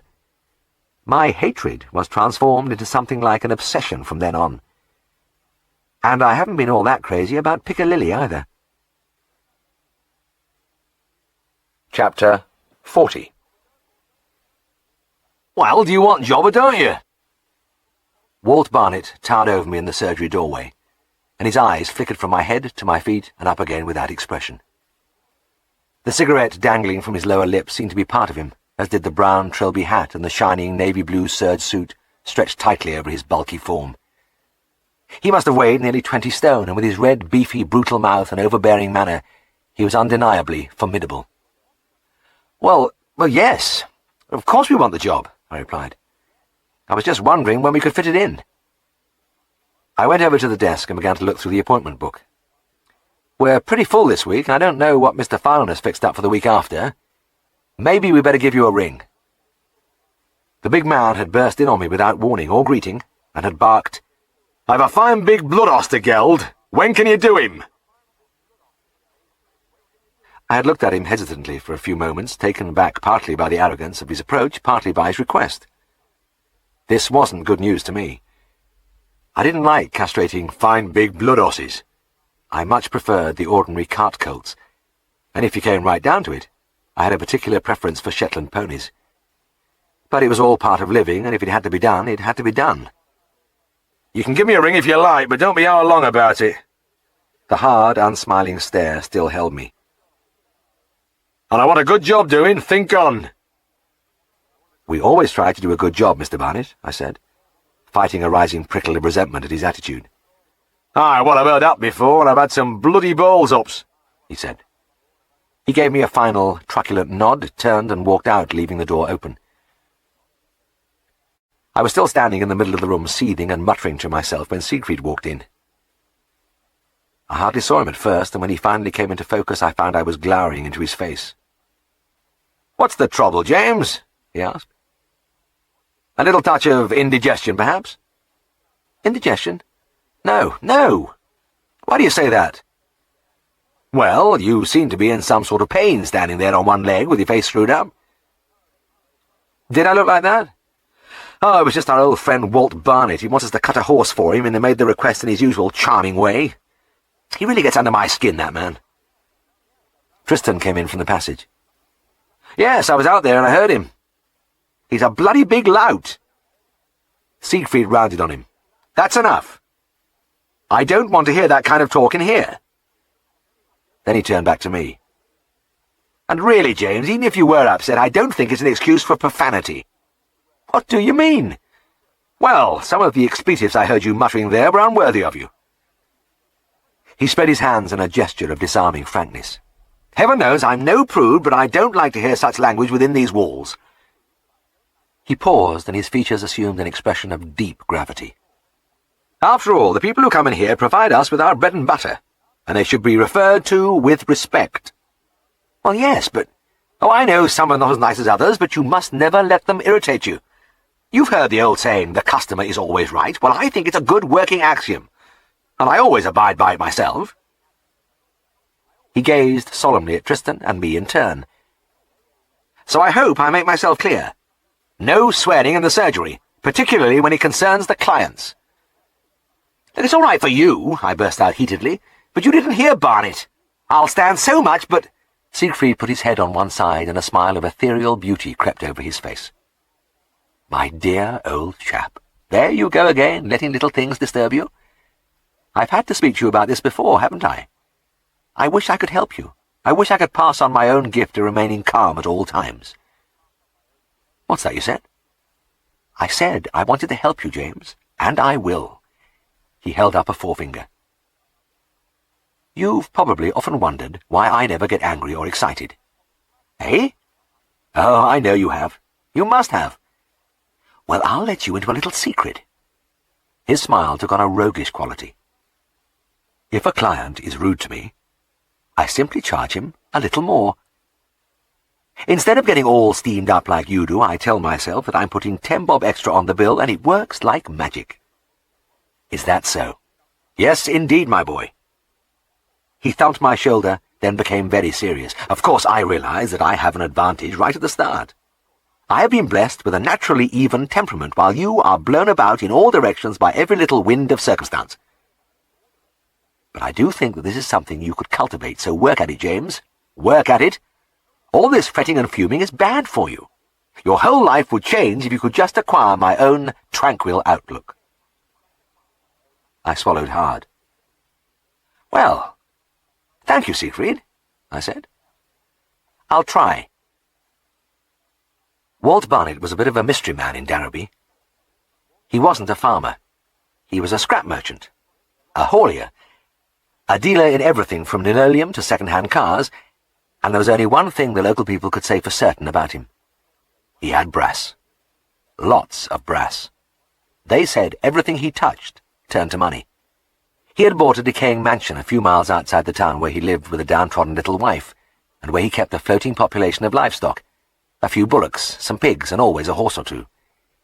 He employed all the vets in the district in turn, probably because he didn't think much of any of us, a feeling which, I may say, was mutual. He never seemed to do any physical work, and could be seen most days of the week shambling around the streets of Derby, hands in pockets, cigarette dangling, his brown trilby on the back of his head, his huge body threatening to burst through that shiny navy suit. After my meeting with him, we had a busy few days, and it was on the following Thursday that the phone rang in the surgery. Siegfried lifted it, and immediately his expression changed. From across the floor I could clearly hear the loud, hectoring tones coming through the receiver, and as my colleague listened, a slow flush spread over his cheeks, and his mouth hardened. Several times he tried to put in a word, but the torrent of sound from the far end was unceasing. Finally he raised his voice and broke in, but instantly there was a click, and he found himself speaking to a dead line. Siegfried crashed the receiver into its rest and swung round. That was Barnett, playing hell because we haven't rung him. He stood staring at me for a few moments, his face dark with anger. "The bloody bastard!" he shouted. "Who the hell does he think he is? Abusing me like that, then hanging up on me when I try to speak." For a moment he was silent, then he turned to me. "I'll tell you this, James. He wouldn't have spoken to me like that if he'd been in this room with me." He came over to me and held out his hands, fingers crooked menacingly. "I'd have wrung his bloody neck, big as he is. I would have, I tell you. I'd have strangled the bugger." "But Siegfried," I said, "what about your system?" "System? What system?" "Well, you know, the trick you have when people are unpleasant. You put something on the bill, don't you?" Siegfried let his hands fall to his sides and stared at me for some time, his chest rising and falling with his emotion. Then he patted me on the shoulder and turned away towards the window where he stood looking out at the quiet street. When he turned back to me, he looked grim, but calmer. "By God, James, you're right. That's the answer. I'll cut Barnett's horse for him, but I'll charge him a tenner." I laughed heartily. In those days, the average charge for castrating a horse was £1, or if you wanted to be more professional, a guinea. "What are you laughing at?" my employer inquired sourly. "Well, at your joke. I mean, £10. I'm not joking. I'm going to charge him a tenner." "Oh, come on, Siegfried, you can't do that." "You just watch me," he said. "I'm going to sort that bugger." 2 mornings later I was going through the familiar motions of preparing for a castration, boiling up the emasculator and laying it on the enamel tray along with the scalpel, the roll of cotton wool, the artery forceps, the tincture of iodine, the suture materials, the tetanus antitoxin, and the syringes. For the last 5 minutes, Siegfried had been shouting at me to hurry. "What the hell are you doing through there, James? Don't forget to put in an extra bottle of chloroform and bring the sidelines in case he doesn't go down. And where the hell have you hidden those spare scalpel blades, James?" The sunshine streamed across the laden tray, filtering through the green tangle of the wisteria which fell untidily across the surgery window, reminding me that it was May, and that there was nowhere a May morning came in with such golden magic as to the long garden at Scaledale House. The high brick walls with their crumbling mortar and ancient stone copings enfolding the sunlight in a warm clasp, and spilling it over the untrimmed lawns, the banks of lupins and bluebells, the masses of fruit blossom, and right at the top, the rooks cawing in the highest branches of the elms. Siegfried, chloroform muzzle looped over one shoulder, made a final check of the items on the tray, then we set off. In less than half an hour we were driving through the lodge gates of the old mansion, then along a mossy avenue which wandered among pine and birch trees up to the house which looked out from its wooded background over the rolling miles of fell and moor. Nobody could have asked for a more perfect place for the operation. A high-walled paddock, deep in lush grass. The 2-year-old, a magnificent chestnut, was led in by 2 characters who struck me as typical henchmen from Mr. Barnett. I don't know where he had dug them up, but you didn't see faces like that among the citizens of Dannerby. One was a brown goblin who, as he conversed with his companion, repeatedly jerked his head and winked an eye as though they were sharing some disreputable secret. The other had a head covered with ginger stubble surmounting a countenance of a bright, scrofulous red, which looked as though a piece would fall off it if you touched it, and deep in the livid flesh 2 tiny eyes darted. The 2 of them regarded us unsmilingly, and the dark one spat luxuriously as we approached. "It's a nice morning," I said. Ginger just stared at me, while Winker nodded knowingly and closed one eye, as if I had uttered some craftiness which appealed to him. The vast hunched figure of Mr. Barnett hovered in the background, cigarette drooping, the bright sunshine striking brilliant shafts of light from the tight sheen of the navy suit. I couldn't help comparing the aspect of the trio of humans with the natural beauty and dignity of the horse. The big chestnut tossed his head, then stood looking calmly across the paddock, the large, fine eyes alight with intelligence, the noble lines of the face and neck blending gently into the grace and power of the body. Observations I had heard about the higher and lower animals floated about in my mind. Siegfried walked around the horse, patting him and talking to him, his eyes shining with the delight of the fanatic. "He's a grand sort, Mr. Barnett," he said. The big man glowered at him.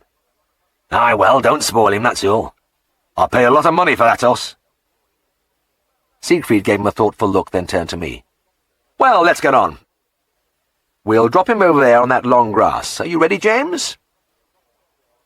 I was ready, but I'd be a lot more at ease if Siegfried would just leave me alone. In horsework, I was the anaesthetist, and my colleague was the surgeon.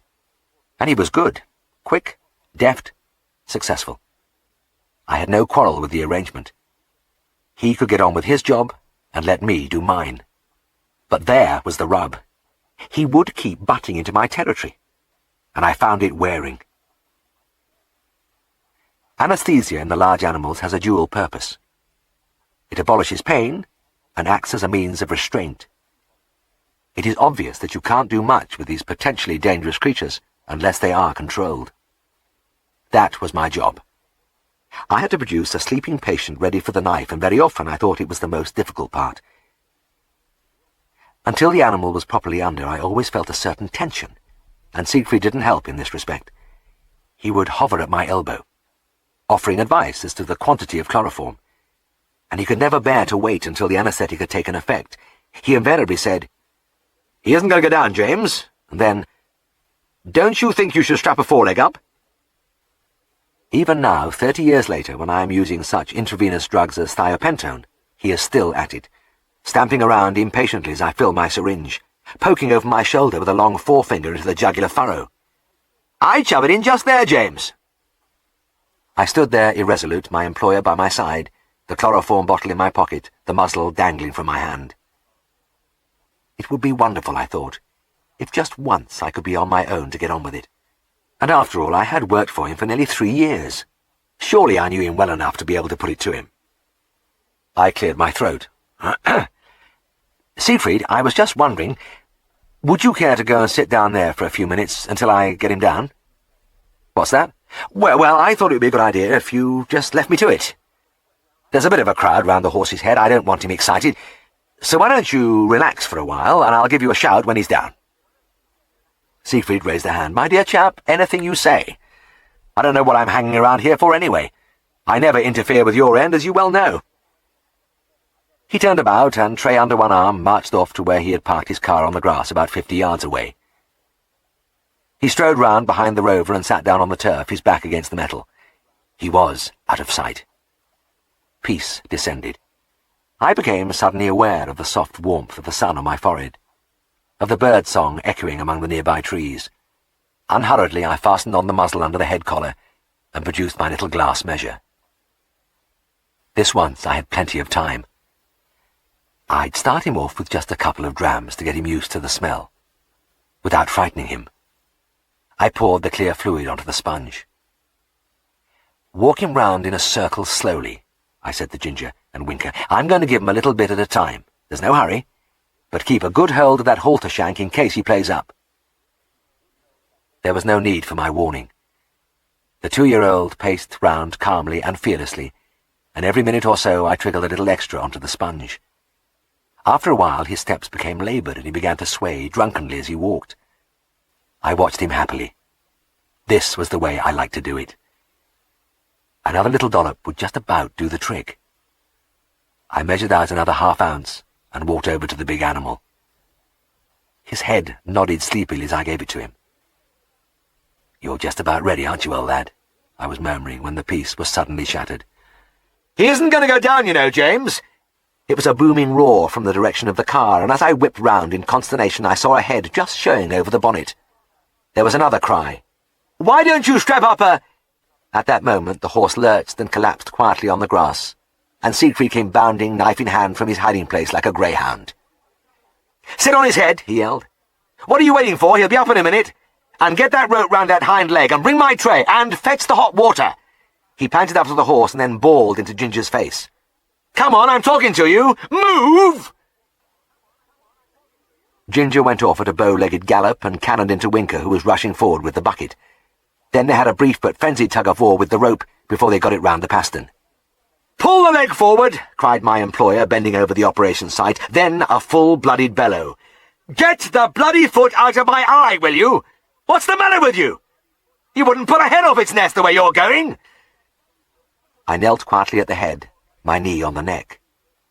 There was no need to hold him down. He was beautifully out, his eyes blissfully closed, as Siegfried worked with his usual lightning expertise. There was a mere few seconds of silence, broken only by the tinkling of instruments as they fell back on the tray. Then my colleague glanced along the horse's back. "Open the muzzle, James." The operation was over. I don't think I've ever seen an easier job. By the time we had washed our instruments in the bucket, the 2-year-old was on his feet, cropping gently at the grass. "Splendid anaesthetic, James," said Siegfried, drying off the emasculator. "Just right. And what a grand sort of horse." We had put our gear in the boot and were ready to leave when Walt Barnett heaved his massive bulk over towards us. He faced Siegfried across the bonnet of the car. "Well, that one out of a job," he grunted, slapping a checkbook down on the shining metal. "How much do you want?" There was an arrogant challenge in the words, and faced with the dynamic force, the sheer brutal presence of the man, most people who were about to charge a guinea would have changed their minds and said £1. "Well, I'm asking you," he repeated. "How much do you want?" "Ah, yes," said Siegfried lightly. "That'll be a tenner." The big man put a meaty hand on the checkbook and stared at my colleague. "What?" "That'll be a tenner," Siegfried said again. £10? Mr. Barnett's eyes opened wider. "Yes," said Siegfried, smiling pleasantly. "That's right. £10. There was a silence as the two men faced each other across the bonnet. The bird song and the noises from the wood seemed abnormally loud as the seconds ticked away, and nobody moved. Mr. Barnett was glaring furiously, and I looked from the huge, fleshy face, which seemed to have swollen even larger, across to the lean, strong-jawed, high-cheekboned profile of my employer. Siegfried still wore the remains of a lazy smile, but down in the grey depths of his eye, a dangerous light glinted. Just when I was at screaming point, the big man dropped his head suddenly and began to write. When he handed the cheque over, he was shaking so much that the slip of paper fluttered as though in a high wind. "Here you are, then," he said hoarsely. "Thank you so much." Siegfried read the cheque briefly, then stuffed it carelessly into a side pocket. "Isn't it grand to have some real May weather, Mr. Barnett? Does us all good, I'm sure." Walt Barnett mumbled something and turned away. As I got into the car, I could see the great expanse of navy-blue back moving ponderously towards the house. "He won't have us back anyway," I said. Siegfried started the engine and we moved away. "No, James, I should think he'd get his 12-bore out if we ventured down his drive again. But that suits me. I think I can manage to get through the rest of my life without Mr. Barnett." Our road took us through the little village of Bolden, and Siegfried slowed down outside the pub, a yellow-washed building standing a few yards back from the road, with a wooden sign reading "The Cross Keys," and a large black dog sleeping on the sunny front step. My boss looked at his watch. 12:15. They'll just have opened. A cool beer would be rather nice, wouldn't it? I don't think I've been in this place before. After the brightness outside, the shaded interior was restful, with only straw splinters of sunshine filtering through the curtains onto the flagged floor, the fissured oak tables, the big fireplace with its high settle. "Good morning to you, landlord," boomed my employer, striding over to the bar. He was in his most ducal mood, and I felt it was a pity he didn't have a silver-knobbed cane to rap on the counter. The man behind the counter smiled and knuckled a forelock in the approved manner. "Good morning to you, sir. And what can I get for you, gentlemen?" I half expected Siegfried to say, "2 stoops of your choicest brew, honest fellow." But instead he just turned to me and murmured, "I think 2 halves are bitter, eh, James?" The man began to draw the beer. "Won't you join us?" Siegfried inquired. "Well, thank you, sir. I'll have a brown ale with you." "And, possibly your good lady, too?" Siegfried smiled over at the landlord's wife, who was stacking glasses at the end of the counter. "Oh, that's very kind of you. I will." She looked up, gulped, and an expression of wonder crept over her face. Siegfried hadn't stared at her. It had only been a 5-second burst from his grey eyes, but the bottle rattled against the glass as she poured her small port, and she spent the rest of the time gazing at him dreamily. "That'll be 5 and 6pence, the landlord said. "Right." My employer plunged a hand into his bulging side pocket and crashed down on the counter an extraordinary mixture of crumpled banknotes, coins, veterinary instruments, thermometers, bits of string. He stirred the mass with a forefinger, flicking out a half-crown and 2 florins across the woodwork. "Wait a minute!" I exclaimed. "Aren't those my curved scissors? I lost them a few days." Siegfried swept the pile out of sight into his pocket. "Nonsense! What makes you think that?" "Well, they look exactly like mine. Unusual shape, lovely long flat blades. I've been looking everywhere." "James!" He drew himself up and faced me with frozen hauteur. "I think you've said enough. I may be capable of stooping to some pretty low actions, but I'd like to believe that certain things are beneath me, and stealing a colleague's curved scissors is one of them." I relapsed into silence.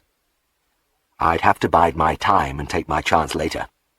I was fairly sure I'd recognized a pair of my dressing forceps in there, too. In any case, something else was occupying Siegfried's mind. He narrowed his eyes in intense thought, then delved into his other pocket and produced a similar collection which he proceeded to push around the counter anxiously. "What's the matter?" I asked. "That cheque I've just taken." "Did I give it to you?" "No, you put it in that pocket, I saw you." "That's what I thought." "Well, it's gone." "Gone?" "I've lost the bloody thing." I laughed. "Oh, you can't have. Go through the other pocket. It must be in there somewhere." Siegfried made a systematic search, but all was in vain. "Well, James," he said at length, "I really have lost it, but I've just thought of a simple solution. That I will stay here and have 1 more beer while you slip back to Walt Barnett and ask him for another cheque." Chapter 41. There is plenty of time for thinking during the long hours of driving, and now, as I headed home from a late call, my mind was idly assessing my abilities as a planner. I had to admit that planning was not one of my strong points.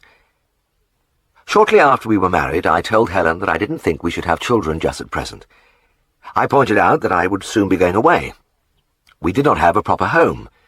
Our financial state was precarious, and it would be far better to wait till after the war.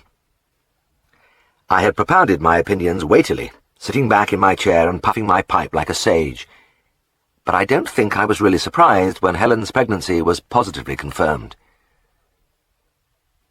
From the warm darkness, the grass smell of the dale stole through the open windows, and as I drove through the silent village, it was mingled briefly with the mysterious sweetness of wood smoke. Beyond the houses, the road curved, smooth and empty between the black enclosing fells. No, I hadn't organized things very well.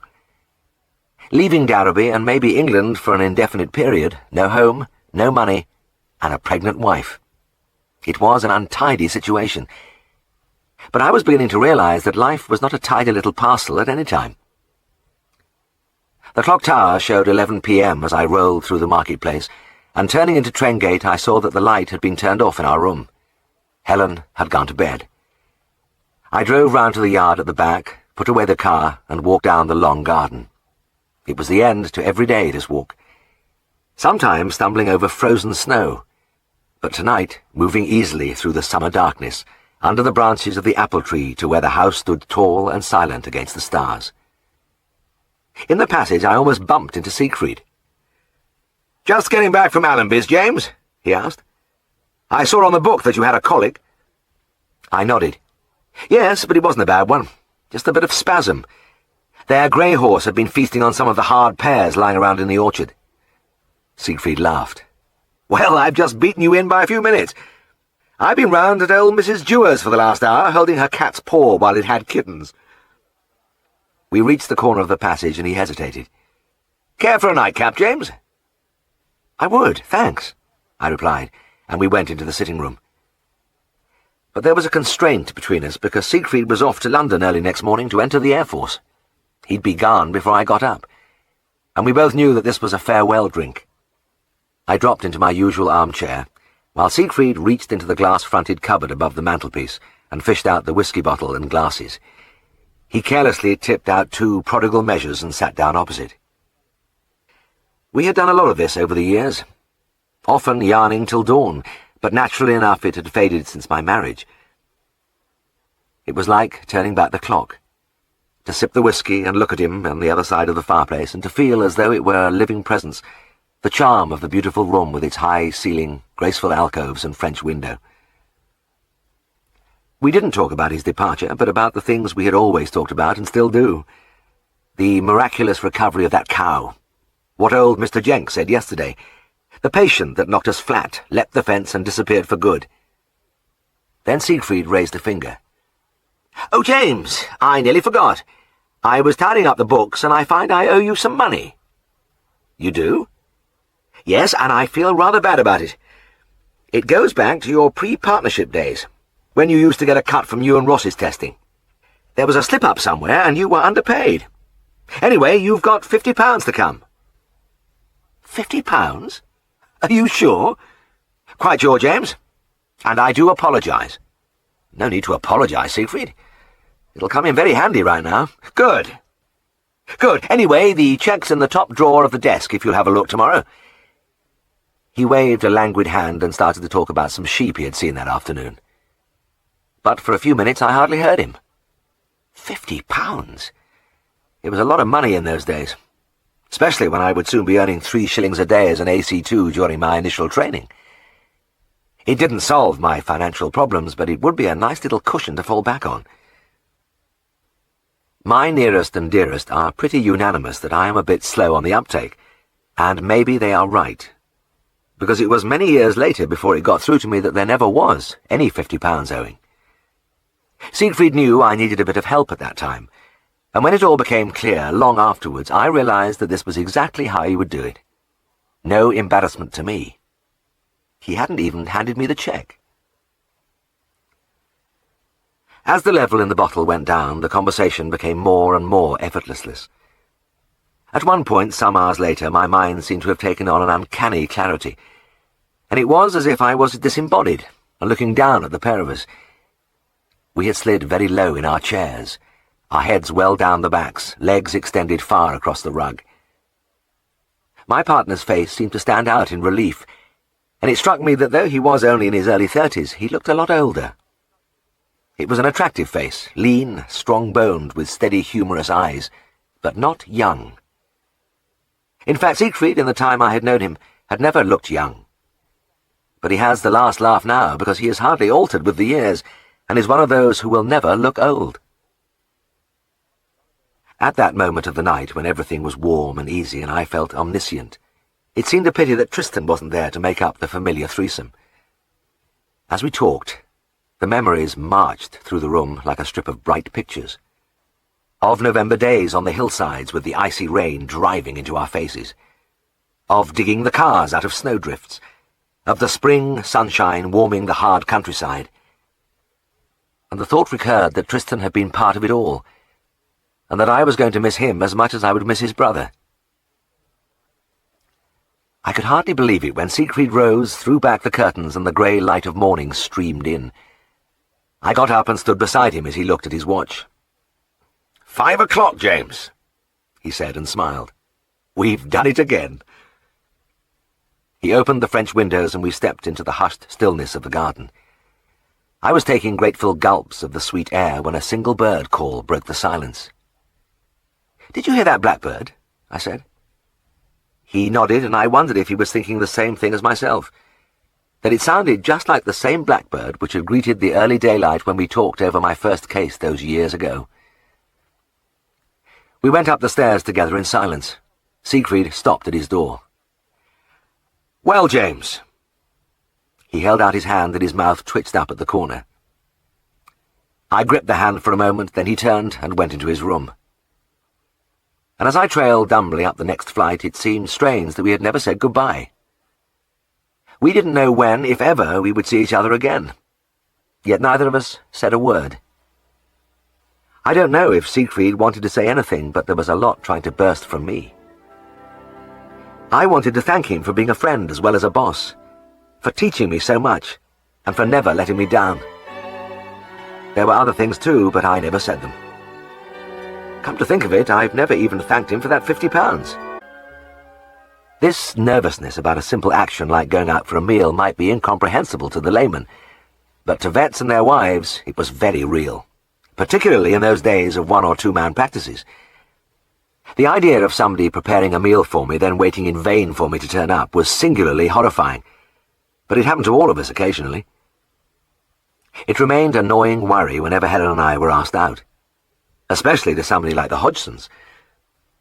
Mr. Hodgson was a particularly likeable old farmer, short-sighted to the point of semi-blindness, but the eyes which peered through the thick glasses were always friendly. His wife was just as kind, and she had looked at me quizzically when I had visited the farm 2 days ago. "Does it make you feel hungry, Mr. Herriot?" "It does indeed, Mrs. Hodgson. It's a marvellous sight."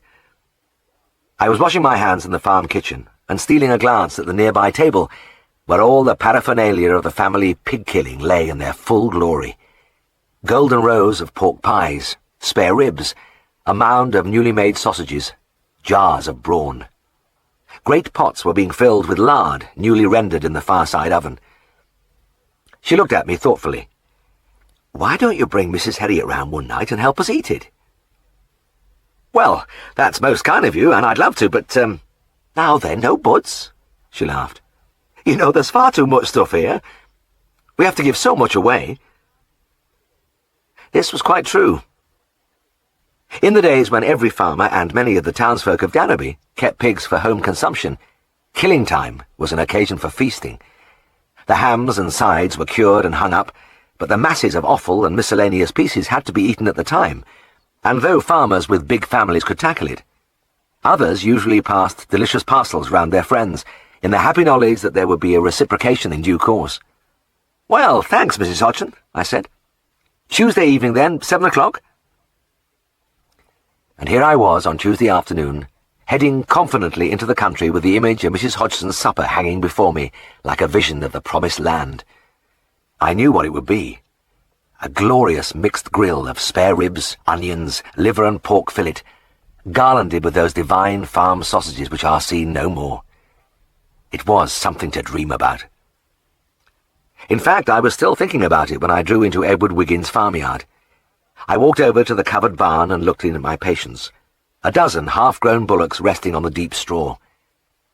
I had to inject these fellows with blackleg vaccine. If I didn't, it was a fair bet that one or more of them would be found dead, due to infection with the deadly Clostridium, which dwelt in the pastures of that particular farm. It was a common enough disease, and stockholders had recognized it for generations, and had resorted to some strange practices to prevent it, such as running a seton, a piece of twine or bandage, through the dewlap of the animal, but now we had an efficient vaccine. I was thinking I'd be here for only a few minutes, because Mr. Wiggins' man, Wilf, was an expert beast catcher. Then I saw the farmer coming across the yard and my spirits sank. He was carrying his lasso. Wilf, by his side, rolled his eyes briefly heavenwards when he saw me. He, too, clearly feared the worst. We went into the barn, and Mr. Wiggin began the painstaking process of arranging his long white rope while we watched him gloomily. He was a frail little man in his 60s and had spent some years of his youth in America. He didn't talk a lot about it, but everybody in time gained the impression that he had been a sort of cowboy over there, and indeed he talked in a soft Texan drawl and seemed obsessed with the mystique of the ranch and the open range. Anything to do with the Wild West was near to his heart, and nearest of all was his lasso. You could insult Mr. Wiggin with many things and he wouldn't turn a hair, but question his ability to snare the wildest bovine with a single twirl of his rope, and the mild little man could explode into anger. And the unfortunate thing was that he was no good at it. Mr. Wiggin had now got a long loop dangling from his hand, and he began to whirl it round his head as he crept towards the nearest bullock. When he finally made his cast, the result was as expected. The rope fell limply halfway along the animal's back and dropped onto the straw. "Tarnation," said Mr. Wiggin, and started again. He was a man of deliberate movements, and there was something maddening in the way he methodically assembled his rope again. It seemed an age before he once more advanced on the bullock with the rope whirring round his head. "Bugger it!" Wilf grunted, as the loop end lashed him across the face. His boss turned on him. "Keep out of the dad-blasted road, Wilf," he said querulously. "I gotta start again now." This time he didn't even make contact with the animal, and as he retrieved his lasso from the straw, Wilf and I leant wearily against the wall of the barn.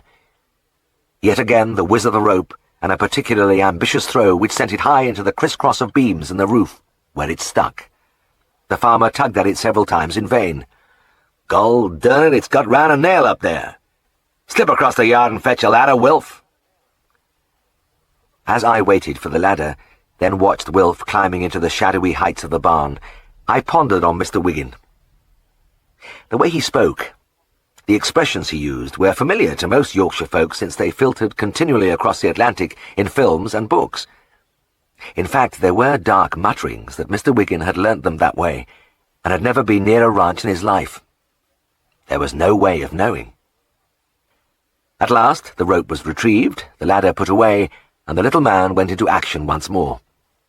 He missed again, but one of the bullocks got its foot in the loop, and for a few moments the farmer hung on with fierce determination as the animal produced a series of piston-like kicks to rid itself of the distraction. And as I watched the man's lined face set grimly, the thin shoulders jerking, it came to me that Mr. Wiggin wasn't just catching a beast for injection. He was roping a steer. The smell of the prairie was in his nostrils, the cry of a coyote in his ears. It didn't take long for the bullock to free itself, and with a grunt of "Ornery critter," Mr. Wiggin started again. And as he kept on throwing his rope ineffectually, I was uncomfortably aware that time was passing, and that our chances of doing our job were rapidly diminishing. When you have to handle a bunch of young beasts, the main thing is not to upset them. If Mr. Wiggin hadn't been there, we would have penned them quietly in a corner, and Wilf would have moved among them and caught their noses in his powerful fingers. They were thoroughly upset. They had been peacefully chewing the cud or having a mouthful of hay from the rack, but now, goaded by the teasing rope, were charging around like racehorses. Wilf and I watched in growing despair as Mr. Wiggin for once managed to get a loop round one of them, but it was too wide and slipped down and round the body. The bullock shook it off with an angry bellow, then went off at full gallop, bucking and kicking. I looked at the throng of frenzied creatures milling past. It was getting more like a rodeo every minute. And it was a disastrous start to the afternoon. I had seen a couple of dogs at the surgery after lunch, and it had been nearly 2:30 when I set out. It was now nearly 4 o'clock, and I hadn't done a thing. And I don't think I ever would have, if fate hadn't stepped in. By an amazing fluke, Mr. Wiggin cast his loop squarely over the horns of a shaggy projectile as it thundered past him. The rope tightened on the neck, and Mr. Wiggin on the other end flew gracefully through the air for about 20 feet till he crashed into a wooden feeding trough. We rushed to him and helped him to his feet. Badly shaken but uninjured, he looked at us. "Doggone, I just couldn't hold the blame thing," he murmured. "Reckon I better sit down in the house for a while. You'll have to catch that pesky lot yourselves." Back in the barn, Wilf whispered to me, "By God, it's an ill wind, governor. We can get on now. and maybe it'll make him forget that bloody lasso for a bit. The bullocks were too excited to be caught by the nose, but instead Wilf treated me to an exhibition of roping Yorkshire style. Like many of the local stocksmen, he was an expert with a halter, and it fascinated me to see him dropping it on the head of a moving animal so that one loop fell behind the ears and the other snared the nose. With a gush of relief, I pulled the syringe and bottle of vaccine from my pocket and had the whole batch inoculated within 20 minutes. Driving off, I glanced at my watch, and my pulse quickened as I saw it was 5:15. The afternoon had almost slipped away, and there were still 2 more calls. But I had till 7 o'clock, and surely I wouldn't come across any more Mr. Wiggins. And as the stone walls flipped past, I ruminated again on that mysterious little man. Had he once been a genuine cowboy, or was the whole thing fantasy? I recalled that one Thursday evening, Helen and I were leaving the Broughton Cinema where we usually finished our half-day. The picture had been a western, and just before leaving the dark interior, I glanced along the back row, and right at the far end I saw Mr. Wiggin, all on his own, huddled in the corner, and looking strangely furtive. Ever since then I have wondered. 5 o'clock saw me hurrying into the small holding belonging to the Mrs. Dunn. Their pig had cut its neck on a nail, and my previous experience of this establishment suggested that it wouldn't be anything very serious. These 2 maiden ladies farmed a few acres just outside Dollingsford village. They were objects of interest because they did most of the work themselves, and in the process they lavished such affection on their livestock that they had become like domestic pets. The little buyer held 4 cows, and whenever I had to examine one of them, I could feel the rough tongue of her neighbour licking at my back. Their few sheep ran up to people in the fields and sniffed round their legs like dogs. Calves sucked at your fingers. An ancient pony wandered around wearing a benign expression and nuzzling anyone within reach. The only exception among the amiable colony was the pig, Prudence, who was thoroughly spoilt. I looked at her now as she nosed around the straw in her pen. She was a vast sow, and the 4-inch laceration in her neck muscles was obviously posing no threat to her life, but it was gaping, and couldn't be left like that. "I'll have to put a few stitches in there," I said, and the big Miss Dunn gasped and put a hand to her mouth. "Oh, dear. Will it hurt her? I shan't be able to look, I'm afraid." She was a tall, muscular lady in her 50s with a bright red face, and often, as I looked at her wide shoulders and the great arms with their bulging biceps, I had the feelings that she could flatten me effortlessly with one blow if she so desired.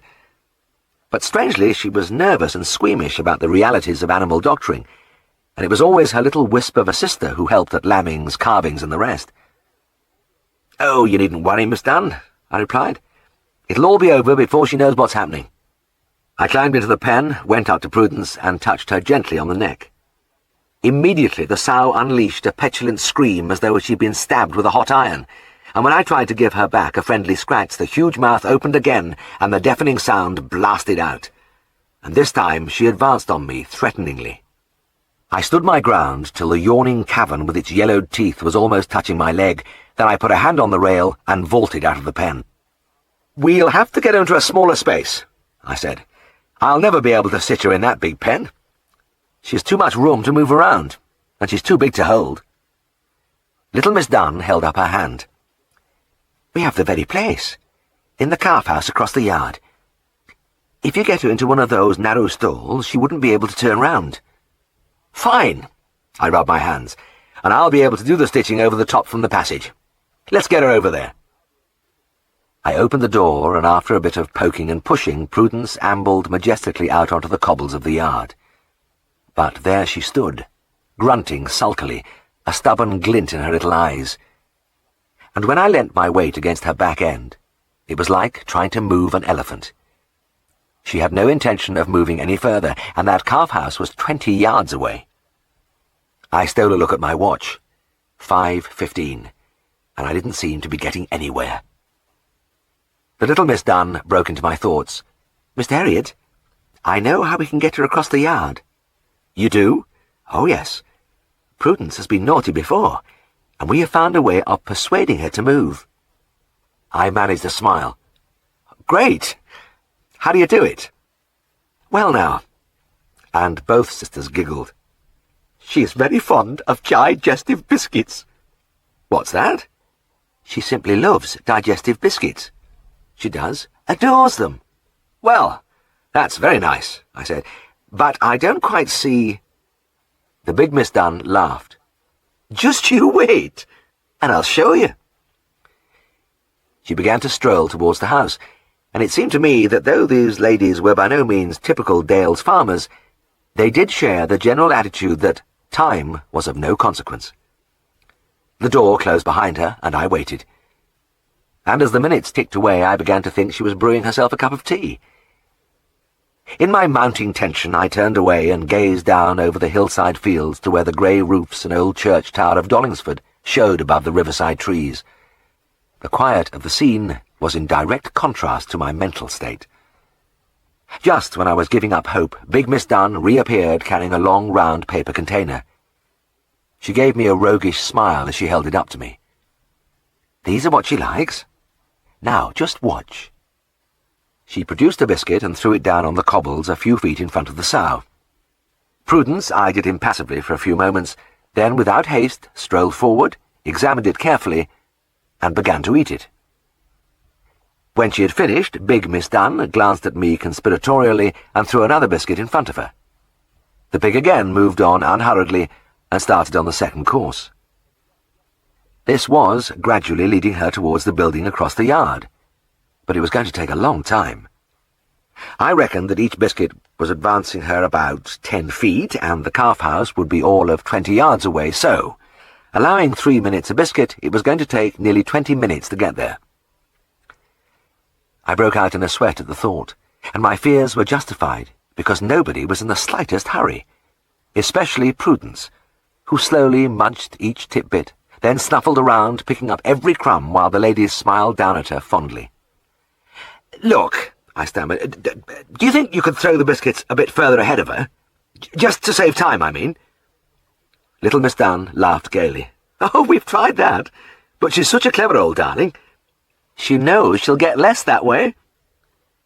To demonstrate, she threw the next biscuit about 15 feet away from the pig, but the massive animal surveyed it with a cynical expression and didn't budge until it was kicked back to the required spot. Miss Dunn was right. Prudence wasn't so daft. So I just had to wait, gritting my teeth as I watched the agonizing progress. I was almost at screening point at the end, though the others were thoroughly enjoying themselves. But at last the final biscuit was cast into the calf pen. The pig made her leisurely way inside, and the ladies, with triumphant giggles, closed the door behind her. I leapt forward with my needle and suture silk, and of course, as soon as I laid a finger on her skin, Prudence set up an almost unbearable non-stop squeal of rage.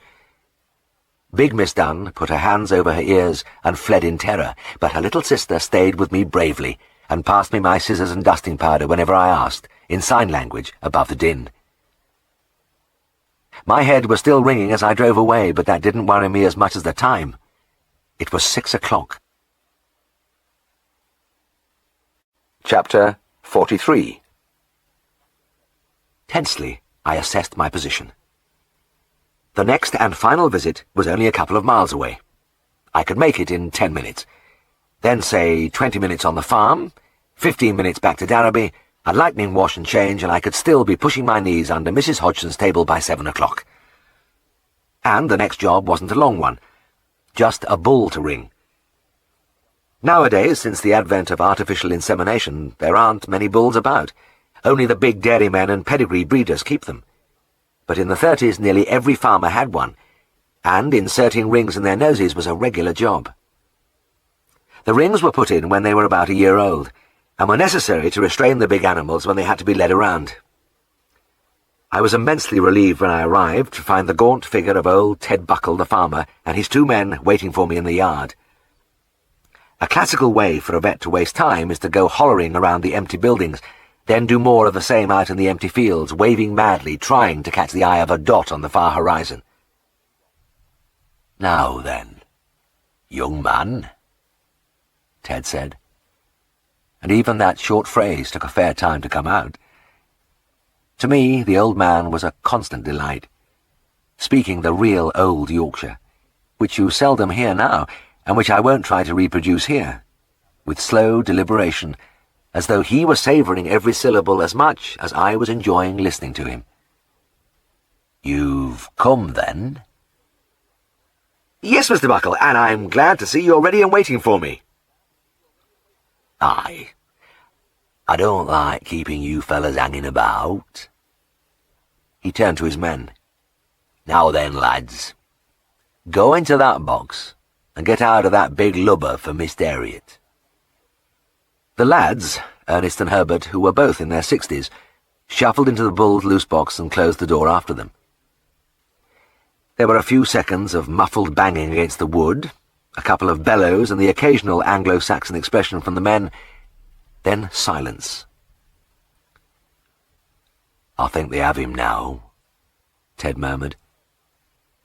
And not for the first time I looked wonderingly at his wearing apparel. I had never seen him in anything else but that hat and coat in the time I had known him. With regard to the coat, which countless years ago must have been some kind of mackintosh, two things puzzled me: why he put it on, and how he put it on. The long tatter of unrelated ribbons tied around the middle with binder twine could not possibly afford him any protection from the elements. And how on earth did he know which were the sleeve holes among all the other apertures?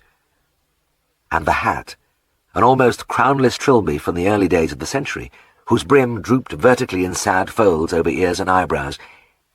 It seemed incredible that he actually hung the thing up on a peg each night and donned it again in the morning. Maybe the answer was to be found in the utterly serene, humorous eyes, which looked out from the skeleton-thin face. Nothing changed for Ted, and the passage of a decade was a fleeting thing.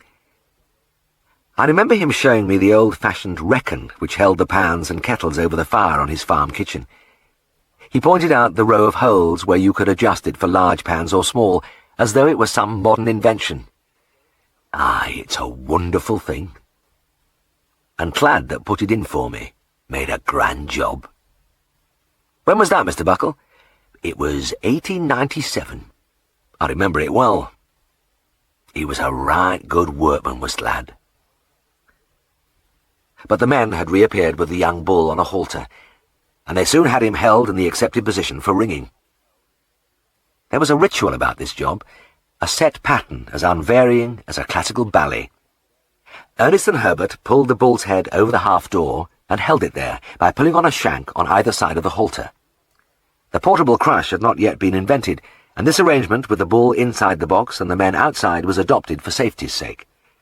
The next step was to make a hole through the tough tissue at the extremity of the nasal septum, with the special punch which I had ready in this box. But first there was a little refinement which I had introduced myself. Though it was the general custom to punch the hole without any preliminaries, I always had the feeling that the bull might not like it very much. So I used to inject a couple of cc's of local anaesthetic into the nose before I started. I poised my syringe now, and Ernest, holding the left shank, huddled back apprehensively against the door. "Thou standing middle to side, Ernest," Ted drawled. "Dost thou think he's going to jump on top of that?" "No, no." The man grinned sheepishly and took a shorter hold of the rope. But he jumped back to his former position when I pushed the needle into the gristle just inside the nostril, because the bull let loose a sudden deep-throated bellow of anger and reared up above the door. Ted had delayed ringing this animal. He was nearly 18 months and very big. "Hold him, lads," Ted murmured as the two men clung to the ropes. "That's right. He'll settle down shortly." And he did. With his chin resting on the top of the door, held by the ropes on either side, he was ready for the next act. I pushed my punch into the nose, gripped the handles, and squeezed. I never felt much like a professional gentleman when I did this, but at least my local had worked, and the big animal didn't stir as the jaws of the instrument clicked together, puncturing a small round hole in the hard tissue. The next stage in the solemn rite was unfolded as I unwrapped the bronze ring from its paper covering, took out the screw, and opened the ring wide on its hinge. I waited for the inevitable words. Ted supplied them. Take thy cap off, Herbert. Thou won't catch cold just for a minute. It was always a cap. A big bucket, a basin would have been more practical to hold that stupid tiny screw, an equally foolish little screwdriver, but it was always a cap. And a greasy old cap, such as Herbert now removed from his polished pate. The next step would be to slip the ring through the hole I had made, close it, insert the screw, and tighten it up. That was where the cap came in. It was held under the ring to guard against sudden movements, because if the screw fell and was lost in the dirt and straw, then all was lost. Then Ted would hand me the long rasp or file, which every farmer had around somewhere, and I would carefully smooth off the rim of the screw, whether it needed it or not. But this time there was to be a modification of the stereotyped little drama. As I stepped forward with my ring, the young bull and I stood face to face, and for a moment the wide-set eyes under the stubby horns looked into mine. And as I reached out, he must have moved slightly because the sharp end of the ring pricked him a little on the muzzle. The merest touch. But he seemed to take it as a personal insult, because his mouth opened in an exasperated bawl, and again he reared on his hind legs. He was a well-grown animal, and in that position he looked very large indeed, and when his forefeet clumped down on the half-door and the great rib-cage loomed above us, he was definitely formidable. "The bugger's coming over!" Ernest gasped, and released his hold on the halter shank. He had never had much enthusiasm for the job, and he abandoned it now without regret.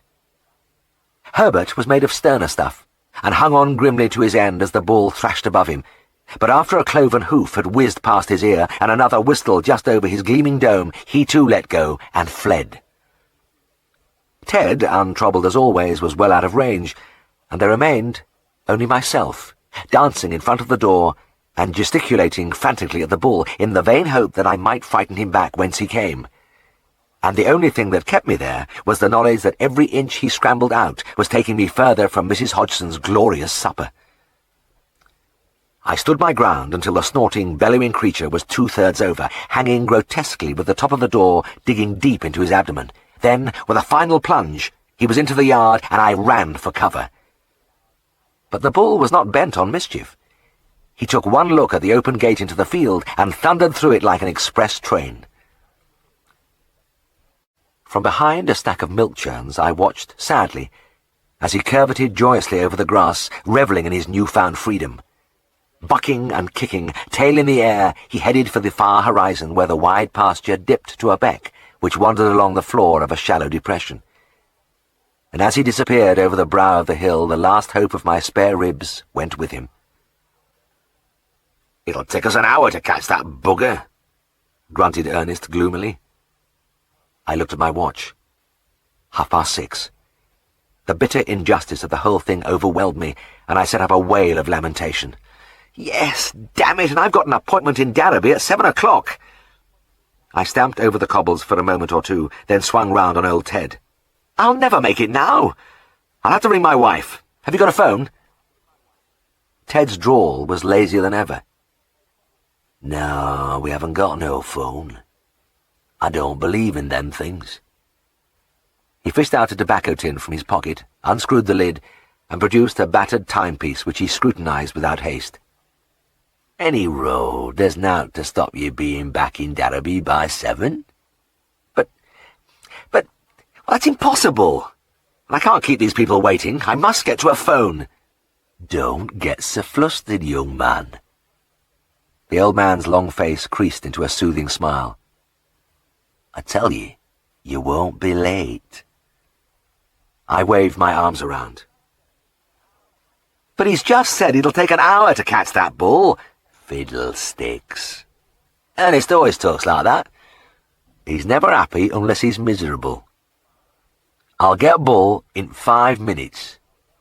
5 minutes? That's ridiculous. I'll drive down the road to the nearest phone box while you're catching him." "You'll do nowt of sort, lad." Ted pointed to a stone water trough against the wall. "Go and sit thyself down and think of summat else. I'll only be 5 minutes. Wearily I sank onto the rough surface and buried my face in my hands. When I looked up, the old man was coming out of the byre, and in front of him ambled a venerable cow. By the number of rings and the long, curving horn, she must have been well into her teens. The gaunt pelvic bones stood out like a hat stand, and underneath her a pendulous udder almost touched the ground. "Get out there, old lass," Ted said, and the old cow trotted into the field, her udder swinging gently at each step. I watched her until she had disappeared over the hill, then turned to see Ted throwing cattle cake into a bucket. He strolled through the gate, and as I gazed uncomprehendingly, he began to beat the bucket with a stick. At the same time, he raised his voice in a reedy tenor and called out across the long stretch of green. "Cush! Cush!" he cried. "Cush, pet! Cush!" Almost immediately the cow reappeared over the brow, and just behind her, the bull. I looked with wonder as Ted banged on his bucket and the cow broke into a stiff gallop with my patient close by her side. When she reached the old man, she plunged her head in among the cake, while the bull, though he was as big as she, pushed his nose underneath her and seized one of her teats in his great mouth. It was an absurd sight, but she didn't seem to mind as the big animal, almost on his knees, sucked away placidly. In fact, it was like a soothing potion, because when the cow was led inside, he followed, and he made no complaint as I slipped the ring in his nose and fastened it in with the screw, which mercifully had survived inside Herbert's cap. 7:15, I panted happily as I jumped into the driving seat. "I'll get there in time now." I could see Helen and me standing on the Hodgson step, and the door opening and the heavenly scent of the spare ribs and onions drifting out from the kitchen. I looked again at the scarecrow figure with the hat brim drooping over the calm eyes. "You did a wonderful job there, Mr. Buckle. I wouldn't have believed it if I hadn't seen it. It was amazing how that bull followed the cow in like that." The old man smiled, and I had a sudden, surging impression of the wisdom in that quiet mind. "There's nowt amazing about it, lad. It's most natural thing in world. That's his mother." Chapter 44. I slowed down and gazed along the farm lane. That was Tristan's car parked against the byre, and inside, behind that green door, he was carving a cow. Because Tristan's student days were over. He was a fully-fledged veterinary surgeon now, and the great world of animal doctoring with all its realities stretched ahead. Not for long, though, because like many others, he was bound for the army, and would leave soon after myself. But it wouldn't be so bad for Tristan, because at least he would be doing his own job. When Siegfried and I had volunteered for service, there had been no need for our profession in the army, so we had gone into the RAF aircrew, which was the only branch open to our reserved occupation. But when it came to Tristan's turn, the fighting had escalated in the Far East, and they were crying out for vets to doctor the horses, mules, cattle, camels. The timing suggested that the gods were looking after him as usual. In fact, I think the gods love people like Tristan, who sway effortlessly before the winds of fate and spring back with a smile, looking on life always with blithe optimism. Anyway, it seemed natural and inevitable that whereas Siegfried and I, as second-class aircraftsmen, pounded the parade ground for weary hours, Captain Tristan Farnan sailed off to war in style. But in the meantime, I was glad of his help. After my departure, he would run things with the aid of an assistant. Then, when he left, the practice would be in the hands of two strangers till we returned. It seemed strange, but everything was impermanent at that time. I drew up and looked thoughtfully at the car. This was Mark Dowson's place, and when I had rung the surgery from out in the country, Helen had told me about this carving. I didn't want to butt in and fuss, but I couldn't help wondering how Tristan was getting on, because Mr. Dowson was a dour, taciturn character who wouldn't hesitate to come down on the young man if things went wrong. Still, I hadn't anything to worry about, because since he qualified, Tristan was doing fine.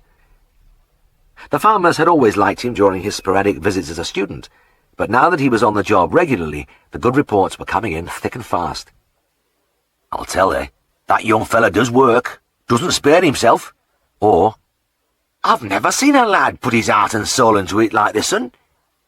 And one man drew me to one side and muttered, He makes some queer noises, but he does try. I think he'd kill himself before he'd give up. That last remark made me think.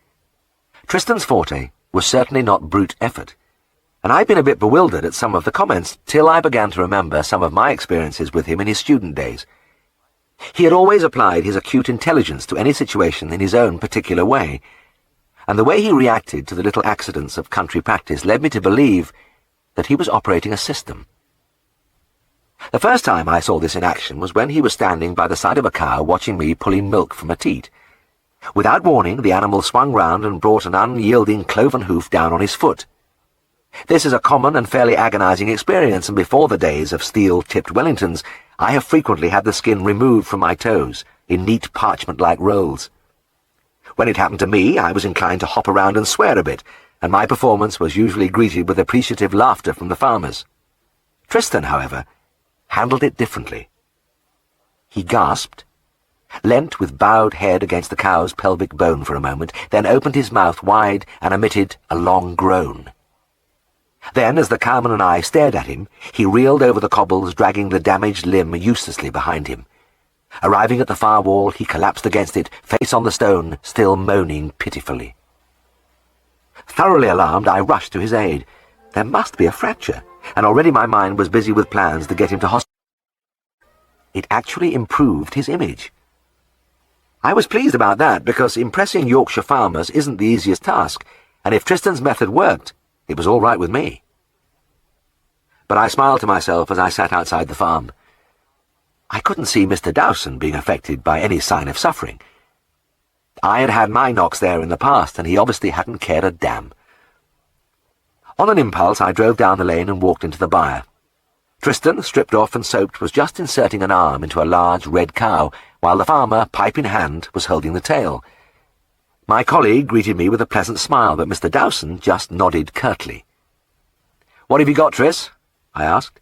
"Both legs back," he replied, "and they're a long way in. Look at the length of her pelvis." I knew what he meant. It wasn't a difficult presentation, but it could be uncomfortable in these long cows. I leant back against the wall. I might as well see how he fared.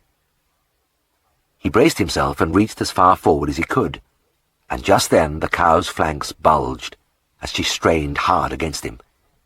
This is never very nice. The powerful contractions of the uterus squeeze the arms relentlessly between calf and pelvis, and you have to grit your teeth till it passes off. Tristan, however, went a little further. "Ooh, ouch!" he cried. Then, as the animal still kept up the pressure, he went into a gasping groan. When she finally relaxed, he stood there quite motionless for a few seconds, his head hanging down as though the experience had drained him of all his strength. The farmer drew on his pipe and regarded him impassively. Throughout the years I had known Mr. Dowson, I had never seen any particular emotion portrayed in those hard eyes and craggy features. In fact, it had always seemed to me that I could have dropped down dead in front of him, and he wouldn't even blink. My colleague continued his struggle, and the cow, entering into the spirit of the game, fought back with a will. Some animals will stand quietly and submit to all kinds of internal interference, but this was a strainer. Every movement of the arm within her was answered by a violent, expulsive effort. I had been through it 100 times, and I could almost feel the grinding pressure on the wrist, the helpless numbing of the fingers. Tristan showed what he thought about it all by a series of heart-rending sounds. His repertoire was truly astounding, and he ranged from long, harrowing moans, through shrill squeals, to an almost tearful whimpering. At first, Mr. Dowson appeared oblivious to the whole business, puffing smoke, glancing occasionally through the bar door, scratching at the bristle on his chin. But as the minutes passed, his eyes were dragged more and more to the suffering creature before him, until his whole attention was riveted on the young man. And in truth, it was worth watching, because Tristan added to his vocal performance an extraordinary display of facial contortions. He sucked in his cheeks, rolled his eyes, twisted his lips, did everything, in fact, but wiggle his ears. And there was no doubt he was getting through to Mr. Dowson. As the noises and grimaces became more extravagant, the farmer showed signs of growing uneasiness. He darted anxious glances at my colleague, and occasionally his pipe trembled violently. Like me, he clearly thought some dreadful climax was at hand. As if trying to bring matters to a head, the cow started to build up a supreme effort. She straddled her legs wide, grunted deeply, and went into a prolonged heave. As her back arched, Tristan opened his mouth wide in a soundless protest, then little panting cries began to escape him. This, I thought, was his most effective ploy yet. A long-drawn "ah, ah, ah," creeping gradually up the scale and building increasing tension in his audience. My toes were curling with apprehension when, with superb timing, he released a sudden, piercing scream. That was when Mr. Dowson cracked. His pipe had almost wobbled from his mouth, but now he stuffed it into his pocket and rushed to Tristan's side. "Is it all right, young man?" he inquired hoarsely. My colleague, his face a mask of anguish, did not reply. The farmer tried again. "Will I get you a cup of tea?" For a moment Tristan made no response. Then, eyes closed, he nodded dumbly. Mr. Dowson scampered eagerly from the byre and within minutes returned with a steaming mug. After that I had to shake my head to dispel the feeling of unreality. It couldn't be true. This vision of the hard-bitten farmer feeding the tea to the young man in sips, cradling the lolling head in a horny hand. Tristan was still inside the cow, still apparently semi-conscious with pain, but submitting helplessly to the farmer's ministrations. With a sudden lunge he produced one of the calf's legs, and as he flopped against the cow's rump he was rewarded with another long gulp of tea. After the first leg the rest wasn't so bad, and the second leg and the calf itself soon followed. As the little creature landed wriggling on the floor, Tristan collapsed on his knees beside it and extended a trembling hand towards a pile of hay, prepared to give the new arrival a rub down. Mr. Dowson would have none of it. "George!" he bellowed to one of his men in the yard. "Get in here and wisp this calf." Then, solicitously to Tristan, "You maun come into house, lad, and have a drop of brandy. You're about all in." The dream continued in the farm kitchen, and I watched disbelievingly as my colleague fought his way back to health and strength with the aid of several stiff measures of Martel 3-star. I had never had treatment like this, and a wave of envy swept over me as I wondered whether it was worth adopting Tristan's system. But I still have never found the courage to try it. Chapter 45. It was strange, but somehow the labels on the calves' backs made them look even more pathetic. The auction-marked labels stuck roughly with paste on the hairy rumps, stressing the little creature's role as helpless merchandise. As I lifted one sodden tail and inserted the thermometer, a thin, whitish diarrhea trickled from the rectum and streamed down the thighs and hocks. "It's the old story, I'm afraid, Mr. Clark," I said. The farmer shrugged and dug his thumbs under his braces. In the blue overalls and peaked porter's cap he always wore, he didn't look much like a farmer, and for that matter this place did not greatly resemble a farm. The calves were in a converted railway wagon, and all around lay a weird conglomeration of rusting agricultural implements, pieces of derelict cars, broken chairs. It's a beggar, isn't he? I wish I didn't have to buy calves in markets, but you can't always find them on farms when you want them. This lot looked all right when I got them 2 days since." "I'm sure they did." I looked at the 5 calves, arch-backed, trembling, miserable. But they've had a rough time, and it's showing now. Taken from their mothers at a week old, carted for miles in a draughty wagon, standing for most of the day at the mart, then the final journey here on a cold afternoon. They didn't have a chance. "Well, I gave them a good bellyful of milk as soon as they came. They looked a bit starved, and I thought it would warm them up." "Yes, you'd think it would, Mr. Clark, but really their stomachs weren't in a fit state to accept rich food like that when they were cold and tired. Next time, if I were you, I'd just give them a drink of warm water with maybe a little glucose, and make them comfortable till next day." White scour, they called it. It killed countless thousands of calves every year, and the name always sent a chill through me, because the mortality rate was depressingly high. I gave each of them a shot of E. coli antiserum. Most authorities said it did no good, and I was inclined to agree with them. Then I rummaged in my car boot and produced a packet of our astringent powders of chalk, opium, and catechu. "Here, give them one of these 3 times a day, Mr. Clark," I said. I tried to sound cheerful, but I'm sure my tone lacked conviction. Whiskered veterinary surgeons in top hats and tailcoats had been prescribing chalk, opium, and catechu 100 years ago. And though it might have been helpful in mild diarrhea, it was almost useless against the lethal bacterial enteritis of white scour. It was a waste of time just trying to dry up the diarrhea. What was wanted was a drug which would knock out the vicious bugs which caused it, but there wasn't such a thing around. However, there was one thing which we vets of those days used to do, which is sometimes neglected since the arrival of the modern drugs. We attended to the comfort and nursing of the animals. The farmer and I wrapped each calf in a big sack, which went right round its body and was fastened with binder twine round the ribs, in front of the brisket, and under the tail. Then I fussed round the shed, plugging up draught holes, putting up a screen of straw bales between the calves and the door. Before I left, I took a last look at them. But there was no doubt they were warm and sheltered now. They would need every bit of help, with only my astringent powders fighting for them. I didn't see them again until the following afternoon. Mr. Clark was nowhere around, so I went over to the railway wagon and opened the half door. This, to me, is the thing that lies at the very heart of veterinary practice. The wondering and worrying about how your patient is progressing. Then, the long moment when you open that door and find out.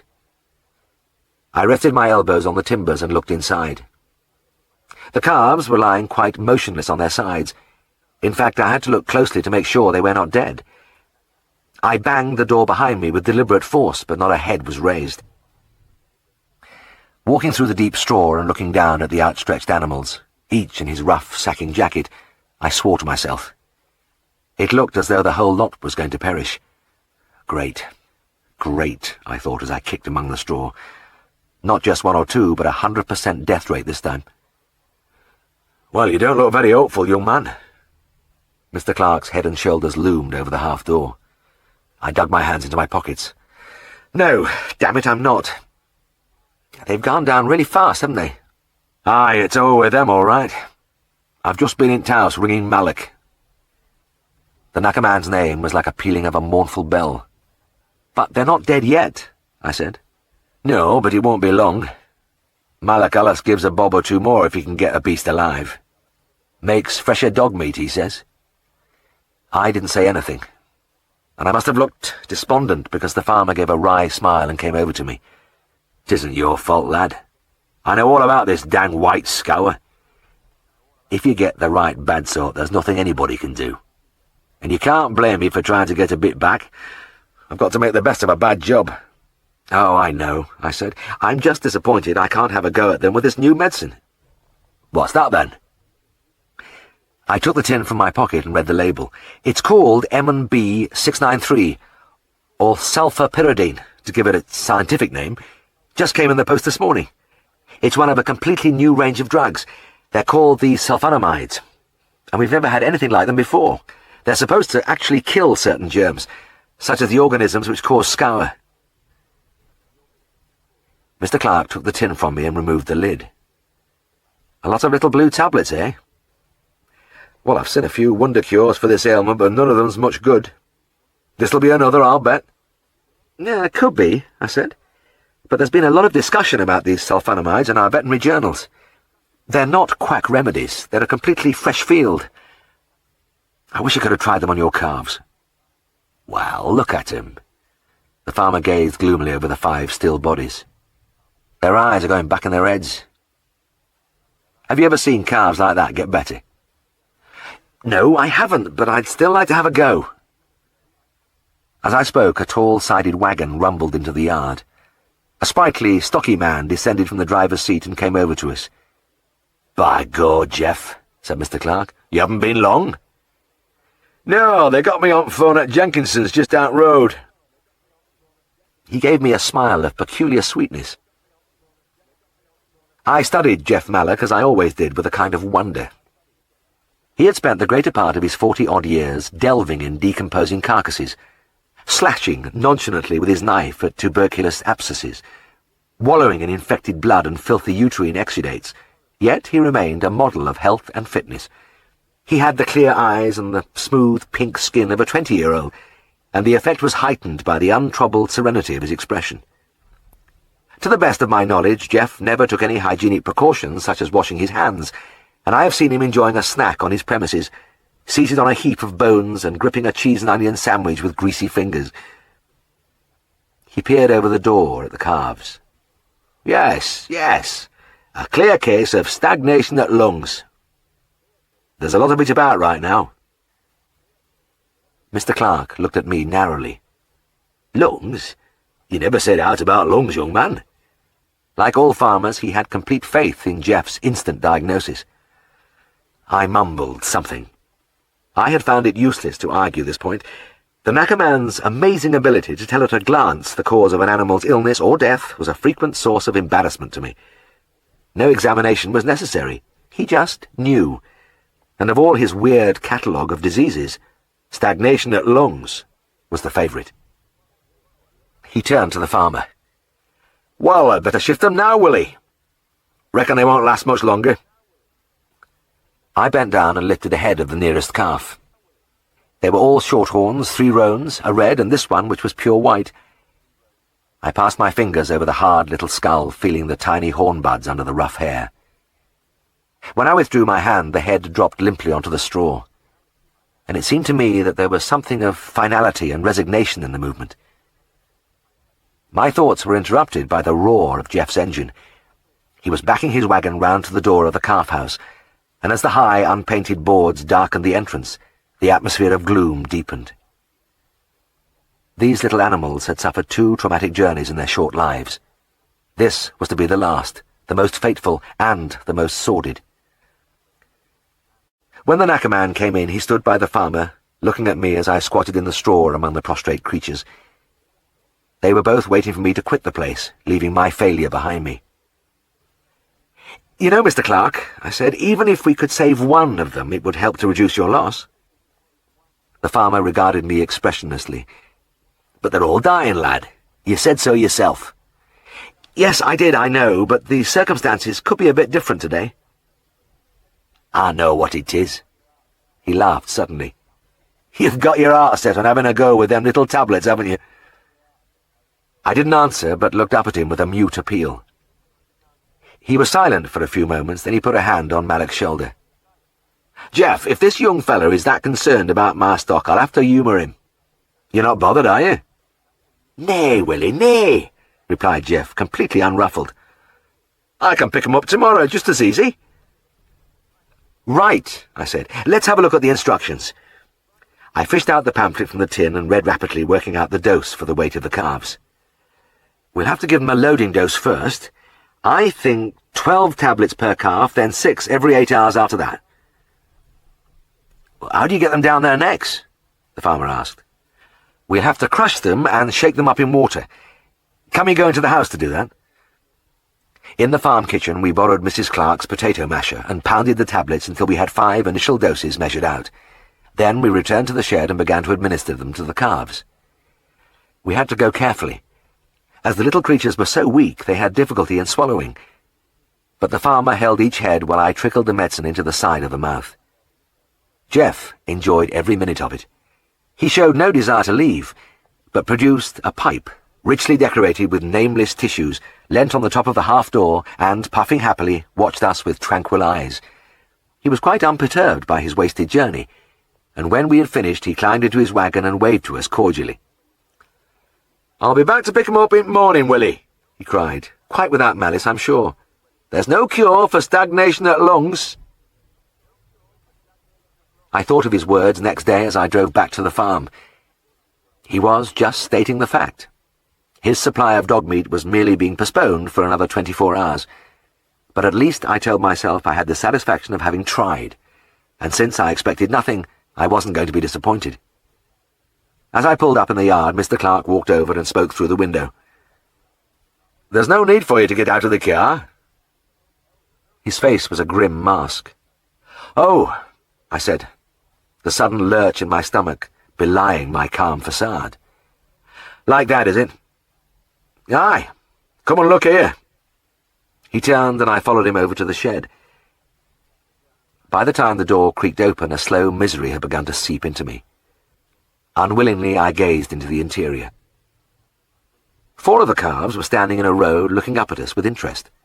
4 shaggy, rough-jacketed figures, bright-eyed and alert. The 5th was resting on the straw, chewing absently at one of the strings which held his sack. The farmer's weathered face split into a delighted grin. Well, I told you there was no need to get out of your car, didn't I? They didn't need no veterinary, they're back to normal. I didn't say anything. This was something which my mind, as yet, could not comprehend. As I stared unbelievingly, the 5th calf rose from the straw and stretched luxuriously. "He's waxing, do you see?" cried Mr. Clark. "There's not much wrong with 'em when they do that." We went inside and I began to examine the little animals. Temperatures were normal. The diarrhea had dried up. It was uncanny. As if in celebration, the white calf, which had been all but dead yesterday, began to caper about the shed, kicking up his legs like a mustang. "Look at that little bugger," burst out the farmer. "By God, I wish I was as fit myself." I put the thermometer back in its tube and dropped it into my side pocket. "Well, Mr. Clark," I said slowly, "I've never seen anything like this. I still feel stunned." "Beats hen racing, doesn't it?" the farmer said, wide-eyed. Then he turned towards the gate as a wagon appeared from the lane. It was the familiar doom-burdened vehicle of Jeff Mallock. The knacker man showed no emotion as he looked into the shed. In fact, it was difficult to imagine anything disturbing those pink cheeks and placid eyes. But I fancied the puffs of blue smoke from his pipe came a little faster as he took in the scene. The pipe itself showed some fresh deposits on his bowl, some fragments of liver, I fancied, since yesterday. When he had looked his fill, he turned and strolled towards his wagon. On the way, he gazed expansively around him, and then at the dark clouds piling in the western sky. "I think it'll turn to rain afore day's out, Willie," he murmured. I didn't know it at the time, but I had witnessed the beginning of a revolution. It was my first glimpse of the tremendous therapeutic breakthrough which was to sweep the old remedies into oblivion. The long rows of ornate glass bottles with their carved stoppers and Latin inscriptions would not stand on the dispensary shelves much longer, and their names, dearly familiar for many generations, sweet spirits of nitre, sal ammoniac, tincture of camphor, would be lost and vanish forever. This was the beginning, and just around the corner a new wonder was waiting. Penicillin, and the other antibiotics. At last we had something to work with. At last we could use drugs which we knew were going to do something. All over the country, probably all over the world at that time, vets were having these first spectacular results, going through the same experience as myself, some with cows, some with dogs and cats, others with valuable racehorses, sheep, pigs, in all kinds of environments. But for me it happened in that old converted railway wagon, among the jumble of rusting junk on Willie Clark's farm. Of course it didn't last, not the miraculous part of it anyway. What I had seen at Willie Clark's was the impact of something new on an entirely unsophisticated bacterial population, but it didn't go on like that. In time, the organisms developed a certain amount of resistance, and new and stronger sulfonamides and antibiotics had to be produced. And so the battle has continued. We have good results now, but no miracles. And I feel I was lucky to be one of the generation which was in at the beginning, when the wonderful things did happen. Those 5 calves never looked behind them, and the memory of them gives me a warm glow even now. Willie, of course, was overjoyed, and even Jeff Mallock gave the occasion his particular accolade. As he drove away, he called back to us. "Them little blue tablets must have good stuff in them. They're first things I've ever seen could cure stagnation at lungs." Chapter 46. There was one marvellous thing about the setup in Darrowby. I had the inestimable advantage of being a large animal practitioner with a passion for dogs and cats, so that although I spent most of my time in the wide outdoors of Yorkshire, there was always the captivating background of the household pets to make a contrast. I treated some of them every day, and it made an extra interest in my life. Interest of a different kind, based on sentiment instead of commerce. And because of the way things were, it was something I could linger over and enjoy. I suppose with a very intensive small animal practice, it would be easy to regard the thing as a huge sausage machine, an endless procession of hairy forms to prod with hypodermic needles, but in Darrowby we got to know them all as individual entities. Driving through the town, I was able to identify my ex-patients without difficulty. Rover Johnson recovered from his ear canker, coming out of the ironmonger's with his mistress. Patch Walker, whose broken leg had healed beautifully, balanced happily on the back of his owner's coal wagon.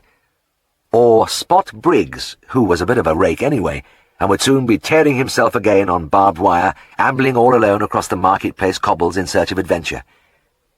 I got quite a kick out of recalling their ailments and mulling over their characteristics, because they all had their own personalities, and they were manifested in different ways. One of these was their personal reaction to me and my treatment. Most dogs and cats appeared to bear me not the slightest ill will, despite the fact that I usually had to do something disagreeable to them. But there were exceptions, and one of these was Magnus, the miniature dachshund from the Drover's Arms. He was in my mind now as I leant across the bar counter. "A pint of Smith's, please, Danny," I whispered. The barman grinned. "Coming up, Mr. Herriot." He pulled at the lever and the beer hissed gently into the glass, and as he passed it over, the froth stood high and firm on the surface. "This ale looks really fit tonight," I breathed, almost inaudibly. "Fit? It's beautiful." Danny looked fondly at the brimming glass. "In fact, it's a shame to sell it." I laughed, but pianissimo. "Well, it's nice of you to spare me a drop." I took a deep pull and turned to old Mr. Fairburn, who was, as always, sitting at the far corner of the bar with his own fancy flower-painted glass in his hand. "It's been a grand day, Mr. Fairburn," I murmured, sotto voce.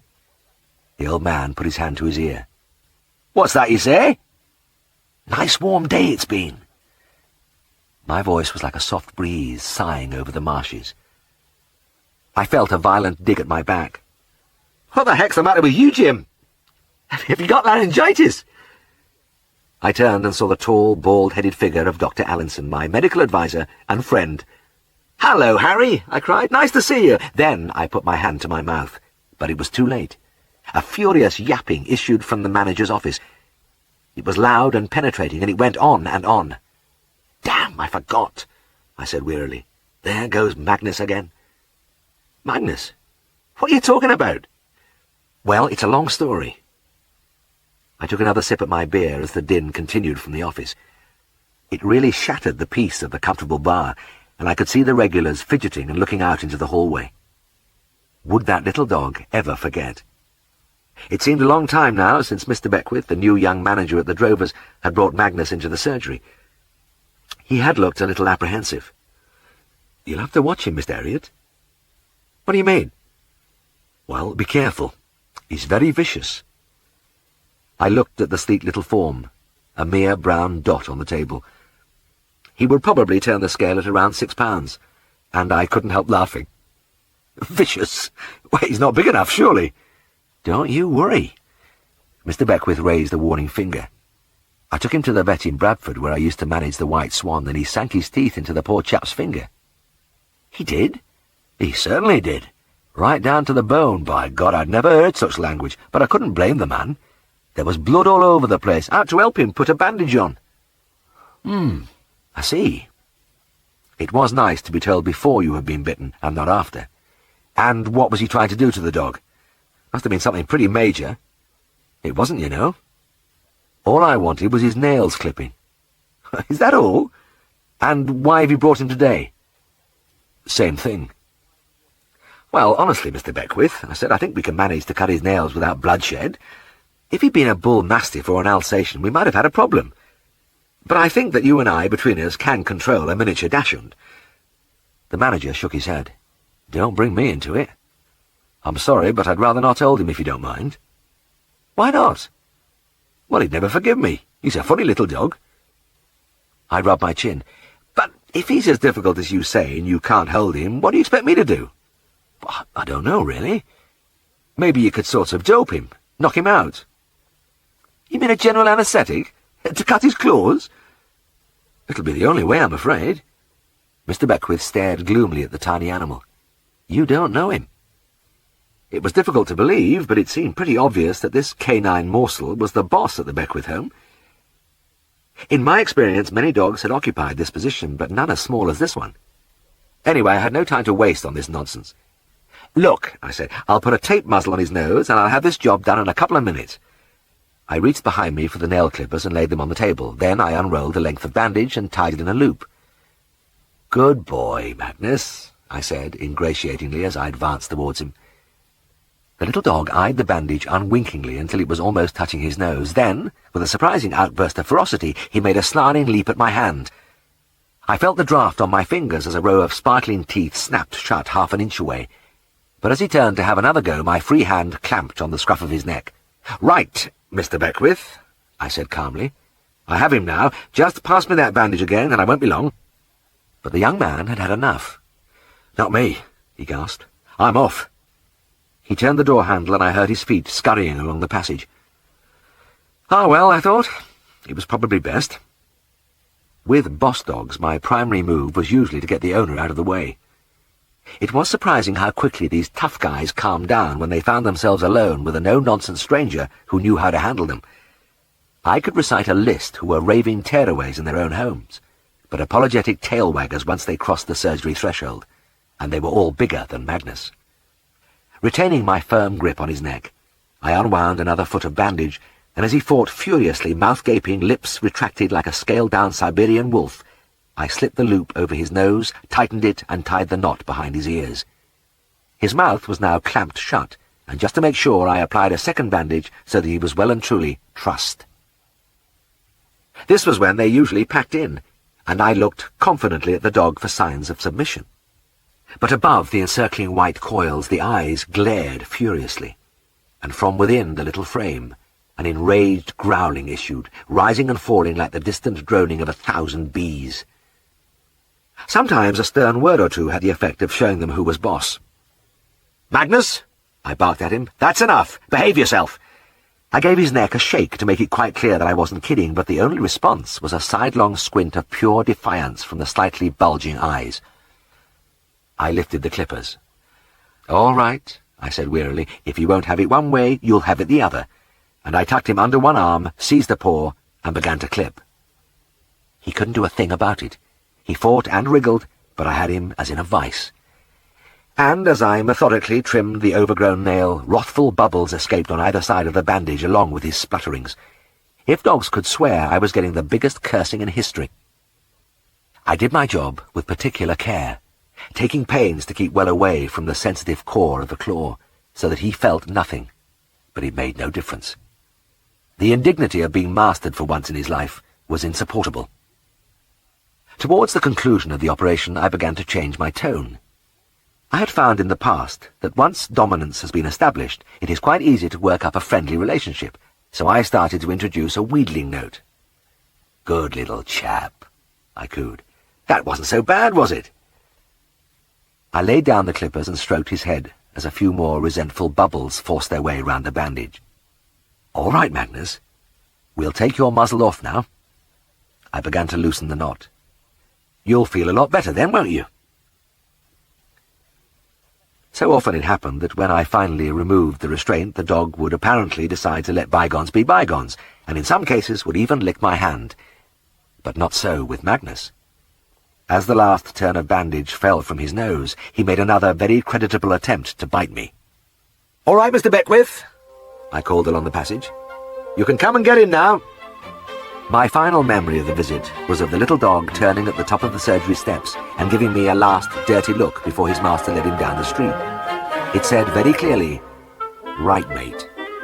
I won't forget you."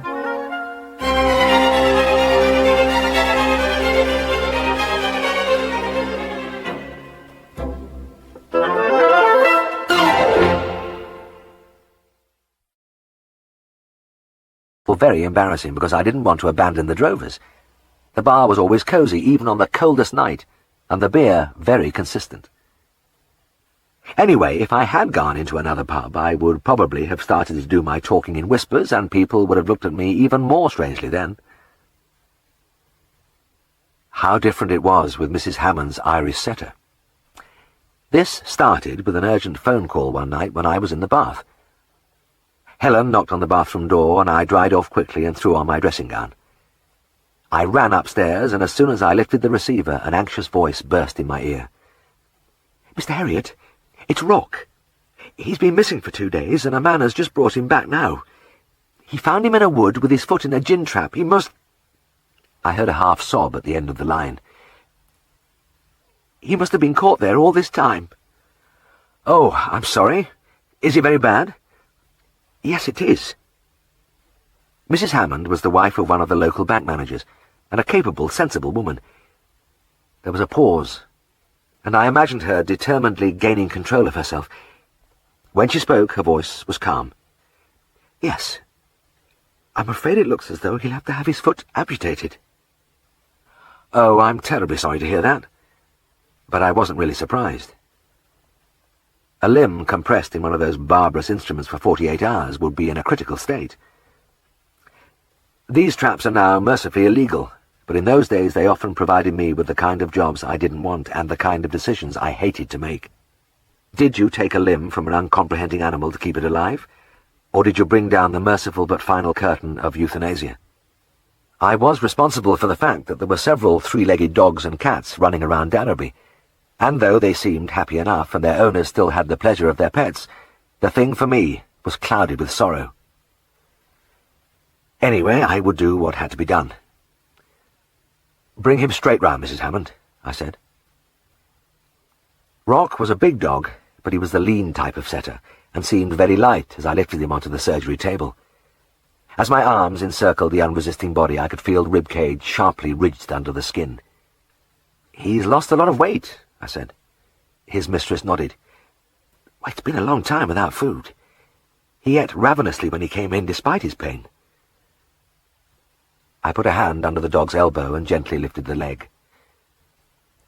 The vicious teeth of the trap had been clamped on the radius and ulna, but what worried me was the grossly swollen state of the foot. It was at least twice its normal size. "What do you think, Mr. Herriot?" Mrs. Hammond's hands twisted anxiously at the handbag, which every woman seemed to bring to the surgery irrespective of the circumstances. I stroked the dog's head. Under the light, the rich sheen of the coat glowed red and gold. "This terrific swelling of the foot, it's partly due to inflammation, but also to the fact that the circulation was pretty well cut off for the time he was in the trap. The danger is gangrene. That's when the tissue dies and decomposes." "I know," she replied. "I did a bit of nursing before I married." Carefully I lifted the enormous foot. Rock gazed calmly in front of him as I felt around the metacarpals and phalanges, working my way up to the dreadful wound. "Well, it's a mess," I said, "but there are two good things. First, the leg isn't broken. The trap has gone right down to the bone, but there is no fracture. And second, and more important, the foot is still warm." "That's a good sign?" "Oh, yes. It means there's still some circulation. If the foot had been cold and clammy, the thing would have been hopeless. I would have had to amputate." "You think you can save the foot, then?" I held up my hand. "I don't know, Mrs. Hammond. As I say, he still has some circulation, but the question is how much. Some of this tissue is bound to slough off, and things could look very nasty in a few days, but I'd like to try." I flushed out the wound with a mild antiseptic in warm water and gingerly explored the grisly depths. As I snipped away the pieces of damaged muscle and cut off the shreds and flaps of dead skin, the thought was uppermost that it must be extremely unpleasant for the dog. But Rock held his head high and scarcely flinched. Once or twice he turned his head towards me inquiringly as I probed deeply, and at times I felt his moist nose softly brushing my face as I bent over the foot, but that was all. The injury seemed like a desecration. There are few more beautiful dogs than an Irish setter, and Rock was a picture, sleek-coated and graceful, with silky feathers on legs and tail, and a noble, gentle-eyed head. As the thought of how he would look without a foot drove into my mind, I shook my head and turned quickly to lift the sulfanilamide powder from the trolley behind me. Thank heavens this was now available. one of the new revolutionary drugs, and I packed it deep into the wound with the confidence that it would really do something to keep down the infection. I applied a layer of gauze, then a light bandage with a feeling of fatalism. There was nothing else I could do. Rock was brought in to me every day, and every day he endured the same procedure. The removal of the dressing, which was usually adhering to the wound to some degree, then the inevitable trimming of the dying tissues and the rebandaging. Yet, incredibly, he never showed any reluctance to come. Most of my patients came in very slowly, and left at top speed, dragging their owners on the end of the leads. In fact, some turned tail at the door, slipping their collar, and sped down Trengate with their owners in hot pursuit. Dogs aren't so daft, and there is doubtless a dentist's chair's type of association about a vet's surgery. Rock, however, always marched in happily with a gentle waving of his tail. In fact, when I went into the waiting room and saw him sitting there, he usually offered me his paw. This had always been a characteristic gesture of his, but there seemed something uncanny about it when I bent over him and saw the white swathed limb outstretched towards me. After a week, the outlook was grim. All the time the dead tissue had been sloughing, and one night when I removed the dressing, Mrs. Hammond gasped and turned away. With her nursing training, she had been very helpful, holding the foot this way and that intuitively as I worked. But tonight, she didn't want to look. I couldn't blame her. In places, the white bones of the metacarpals could be seen like the fingers of a human hand, with only random strands of skin covering them. "Is it hopeless, do you think?" she whispered, still looking away. I didn't answer for a moment as I felt my way underneath the foot. "It does look awful, but do you know, I think we have reached the end of the road and are going to turn the corner soon." "How do you mean?" "Well, all the undersurface is sound and warm, his pads are perfectly intact, and do you notice, there's no smell tonight? That's because there is no more dead stuff to cut away. I really think this foot is going to start granulating." She stole a look. "And do you think those bones will be covered over?" "Yes, I do." I dusted on the faithful sulfanilamide. "It won't be exactly the same foot as before, but it will do." And it turned out just that way. It took a long time, but the new healthy tissue worked its way upwards as though determined to prove me right. And when, many months later, Rock came into the surgery with a mild attack of conjunctivitis, he proffered a courteous paw, as was his wont. I accepted the civility, and as we shook hands, I looked at the upper surface of the foot. It was hairless, smooth and shining, but it was completely healed. "You'd hardly notice it, would you?" Mrs. Hammond said. "That's right. Why, it's marvellous. Just this little bare patch, and he walked in without a limp." Mrs. Hammond laughed. "Oh, he's quite sound on that leg now. And you know, I really think he's grateful to you. Look at him." I suppose the animal psychologist would say it was ridiculous even to think that a big dog realized I had done him a bit of good. That lolling-tongued open mouth, warm eyes and outstretched paw didn't mean anything like that. Maybe they are right. But what I do know and cherish is the certainty that after all the discomforts I put him through, Rock didn't hold a thing against me. I have to turn to the other side of the coin to discuss Timmy Butterworth. He was a wire-haired fox terrier who resided in Gimber's Yard, one of the little cobbled alleys off Trengate, and the only time I had to treat him was one lunchtime. I had just got out of the car and was climbing the surgery steps when I saw a little girl running along the street, waving frantically as she approached. I waited for her, and when she panted up to me, her eyes were wide with fright. "I'm Wendy Butterworth," she gasped. "Me mam sent me. Will you come to our dog?" "What's wrong with him?" "Me mam says he's et summat." "Poison?" "I think so." It was less than 100 yards away, not worth taking the car. I broke into a trot with Wendy by my side, and within seconds we were turning into the narrow archway of the yard. Our feet clattered along the tunnel-like passage, then we emerged into one of the unlikely scenes which had surprised me so much when I first came to Derby. The miniature street with its tiny, crowded houses, strips of garden, bow windows looking into each other across a few feet of cobbles. But I had no time to gaze around me today, because Mrs. Butterworth, stout, red-faced, and very flustered, was waiting for me. "He's in here, Mr. Herriot," she cried, and threw wide the door of one of the cottages. It opened straight into the living room, and I saw my patient sitting on the hearthrug looking somewhat thoughtful. "What's happened then?" I asked. The lady clasped and unclasped her hands. "I saw a big rat run down across the yard yesterday, and I got some poison to put down for him." She gulped agitatedly. "I mixed it in a saucer full of porridge, then somebody came to the door, and when I came back, Timmy was just finishing it off." The terrier's thoughtful expression had deepened, and he ran his tongue slowly round his lips with the obvious reflection that that was the strangest porridge he had ever tasted. I turned to Mrs. Butterworth. "Have you got the poison tin there?" "Yes, here it is." With a violently trembling hand she passed it to me. I read the label. It was a well-known name, and the very look of it sounded a knell in my mind, recalling the many dead and dying animals with which it was associated. Its active ingredient was zinc phosphide, and even today with our modern drugs we are usually helpless once a dog has absorbed it. I thumped the tin down on the table. "We've got to make him vomit immediately.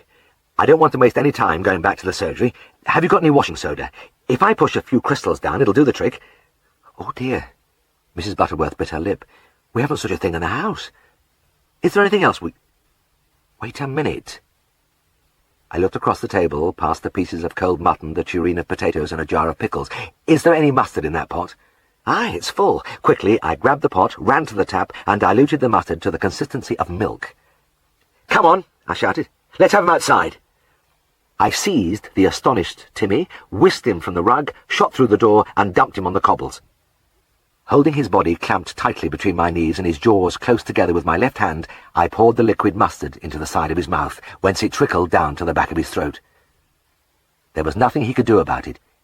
He had swallowed the disgusting stuff, and when about a tablespoon had gone down, I released him.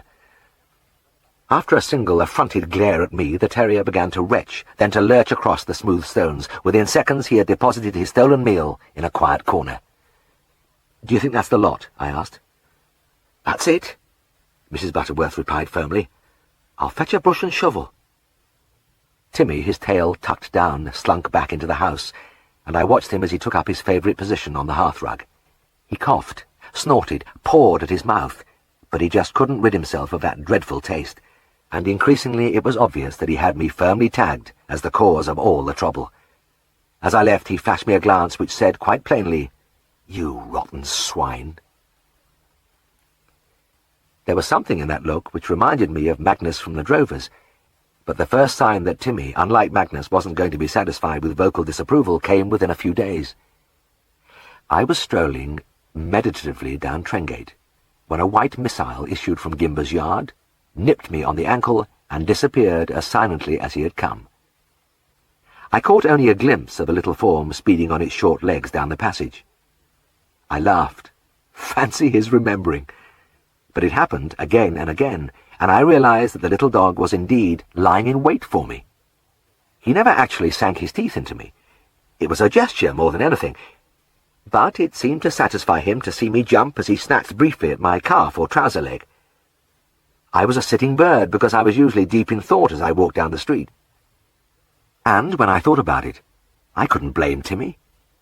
Looking at it from his point of view, he had been sitting by his fireside digesting an unusual meal and minding his own business when a total stranger had pounced on him, hustled him from the comfort of his rug, and poured mustard into him. It was outrageous, and he just wasn't prepared to let the matter rest there. For my part, there was a certain satisfaction in being the object of a vendetta waged by an animal who would have been dead without my services. And unpleasantly dead, because the victims of phosphorus poisoning had to endure long days and sometimes weeks of jaundice, misery, and creeping debility before the inevitable end. So I suffered the attacks with good grace. But when I remembered, I crossed to the other side of the street to avoid the hazard of Gimber's yard.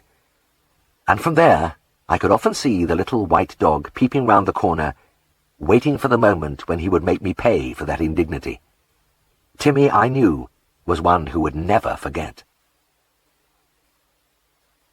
Chapter 47. I suppose there was a wry humour in the fact that my call-up papers arrived on my birthday, but I didn't see the joke at the time. The event is preserved in my memory in a picture which is as clear to me today as when I walked into our dining room that morning. Helen perched away up on a high stool at the end of the table, very still, eyes downcast. By the side of my plate, my birthday present, a tin of Dobie's blue square tobacco, and next to it, a long envelope. I didn't have to ask what it contained. I had been expecting it for some time, but it still gave me a jolt to find that I had only a week before presenting myself at Lord's Cricket Ground, St John's Wood, London. And that week went by at frightening speed as I made my final plans, tidying up the loose ends in the practice, getting my Ministry of Agriculture forms sent off, arranging for our few possessions to be taken to Helen's old home, where she would stay while I was away. Having decided that I would finish work at tea time on Friday, I had a call from old Arnold Summergill at about 3 o'clock that afternoon. And I knew that that would be my last job, because it was always an expedition rather than a visit to his small holding, which clung to a bracken-strewn slope in the depths of the hills. I didn't speak directly to Arnold, but to Miss Thompson, the postmistress in Hainby village. "Mr. Summergill wants you to come and see his dog," she said over the phone. "What's the trouble?" I asked. I heard a muttered consultation at the far end. "He says its leg's gone funny." "Funny? What do you mean, funny?" Again the quick babble of voices. "He says it's kind of sticking out." "All right," I said. "I'll be along very soon." It was no good asking for the dog to be brought in. Arnold had never owned a car, nor had he ever spoken on a telephone. All our conversations had been carried on through the medium of Miss Thompson. Arnold would mount his rusty bicycle, pedal to Hainby, and tell his troubles to the postmistress. And the symptoms.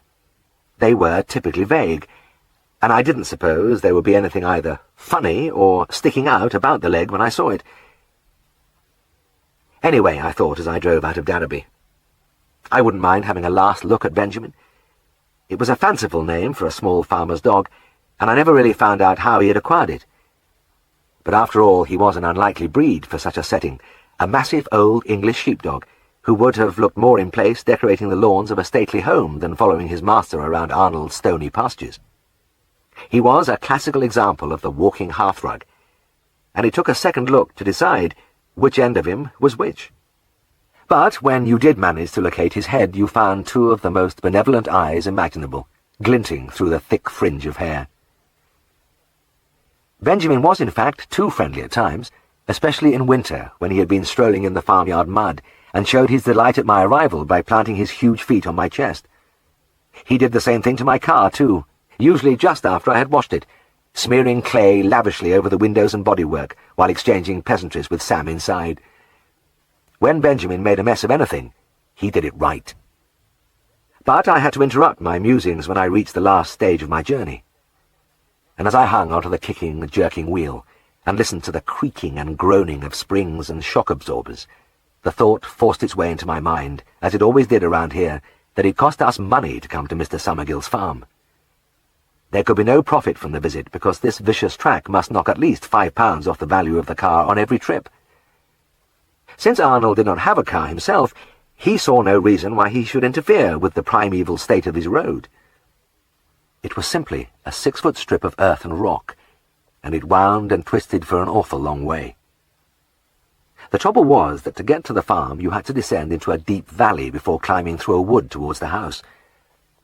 I think going down was worse, because the vehicle hovered agonizingly on the top of each ridge before plunging into the yawning ruts beyond, and each time, listening to the unyielding stone grating on sump and exhaust, I tried to stop myself working out the damage in pounds, shillings, and pence. And when at last, mouth gaping, eyes popping, tires sending the sharp pebbles flying, I ground my way upwards in bottom gear over the last few yards leading to the house, I was surprised to see Arnold waiting for me there alone. It was unusual to see him without Benjamin. He must have read my questioning look, because he jerked his thumb over his shoulder.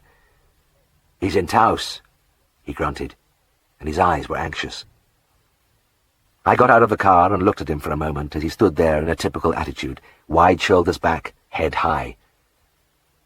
I have called him old, and indeed he was over 70, but the features beneath the woolen tammy, which he always wore pulled down over his ears, were clean and regular, and the tall figure lean and straight.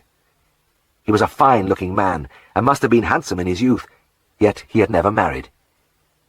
I often felt there was a story there, but he seemed content to live there alone, a bit of an hermit, as they said in the village. Alone, that is, except for Benjamin. As I followed him into the kitchen, he casually shooed out a couple of hens who had been perching on a dusty dresser. Then I saw Benjamin and pulled up with a jerk. The big dog was sitting quite motionless by the side of the table, and this time the eyes behind the overhanging hair were big and liquid with fright. He appeared to be too terrified to move, and when I saw his left foreleg, I couldn't blame him. Arnold had been right after all. It was indeed sticking out with a vengeance, at an angle which made my heart give a quick double thud. A complete lateral dislocation of the elbow, the radius projecting away out from the humerus at an almost impossible obliquity. I swallowed carefully. "When did this happen, Mr. Somergill?" "Just an hour since." He tugged worriedly at his strange headgear. "I was changing the cows into another field, and old Benjamin likes to have a nip at their heels when he's behind them. Well, he did it once hour often, and one of them lashed out and got him in the leg." I see. My mind was racing. This thing was grotesque. I had never seen anything like it. In fact, 30 years later, I still hadn't seen anything like it. How on earth was I going to reduce the thing away up here in the hills? By the look of it, I would need general anesthesia and a skilled assistant. "Poor old lad," I said, resting my hand on the shaggy head as I tried to think. "What are we going to do with you?" The tail whisked along the flags in reply, and the mouth opened in a nervous panting, giving a glimpse of flawlessly white teeth. Arnold cleared his throat. "Can you put him right?" Well, it was a good question. An airy answer might give the wrong impression, yet I didn't want to worry him with my doubts. It would be a mammoth task to get the enormous dog down to Darrowby. He nearly filled the kitchen, never mind my little car. And with that leg sticking out, and with Sam already in residence. And would I be able to get the joint back in place when I got there? And even if I did manage it, I would still have to bring him all the way back up here. It would just about take care of the rest of the day. Gently I passed my fingers over the dislocated joint, and searched my memory for details of the anatomy of the elbow. For the leg to be in this position, the processus anconeus must have been completely disengaged from the supracondyloid fossa where it normally lay, and to get it back, the joint would have to be flexed until the anconeus was clear of the epicondyles. "Now, let's see," I murmured to myself. "If I had this dog anesthetized and on the table, I would have to get hold of him like this." I grasped the leg just above the elbow and began to move the radius slowly upwards. Benjamin gave me a quick glance, then turned his head away, a gesture typical of good-natured dogs, conveying the message that he was going to put up with whatever I thought it was necessary to do. I flexed the joint still further until I was sure the anconeus was clear, then carefully rotated the radius and ulna inwards. "Yes, yes," I muttered again. "This must be about the right position." But my soliloquy was interrupted by a sudden movement of the bones under my hand, a springing, flicking sensation. I looked incredulously at the leg. It was perfectly straight. Benjamin, too, seemed to be unable to take it in right away, because he peered cautiously round through his shaggy curtain before lowering his nose and sniffing around the elbow.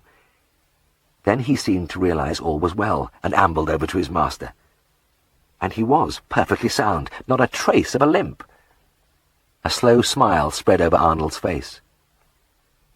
"You've mended him, then?" "Looks like it, Mr. Somergill." I tried to keep my voice casual, but I felt like cheering or bursting into hysterical laughter. I had only been making an examination, feeling things out a little, and the joint had popped back into place. A glorious accident. "Aye, well, that's grand," the farmer said. "Isn't it, old lad?" He bent and tickled Benjamin's ear.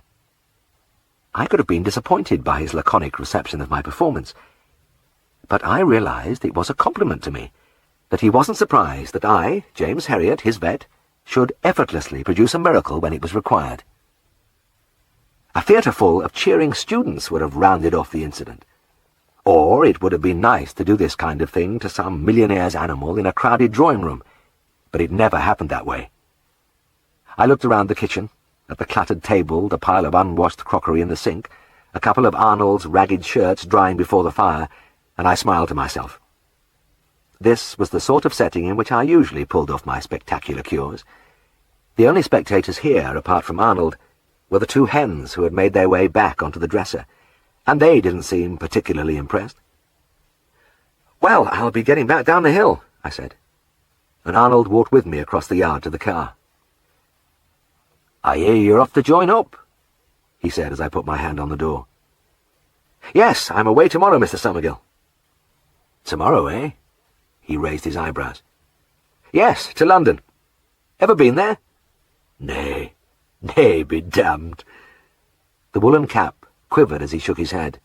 "That'd be no good to me." I laughed. "Why do you say that?" "Well, now, I'll tell you." He scratched his chin ruminatively. "I but once went to Broughton, and that was enough. I couldn't walk on street. Couldn't walk. Nay. There were that many people about. I had to take big steps and little uns, then big steps and little uns again. Couldn't get going." I had often seen Arnold stalking over his fields with the long, even stride of the hillman, with nothing in his way, and I knew exactly what he meant. Big steps and little uns. That put it perfectly. I started the engine and waved, and as I moved away, the old man raised a hand.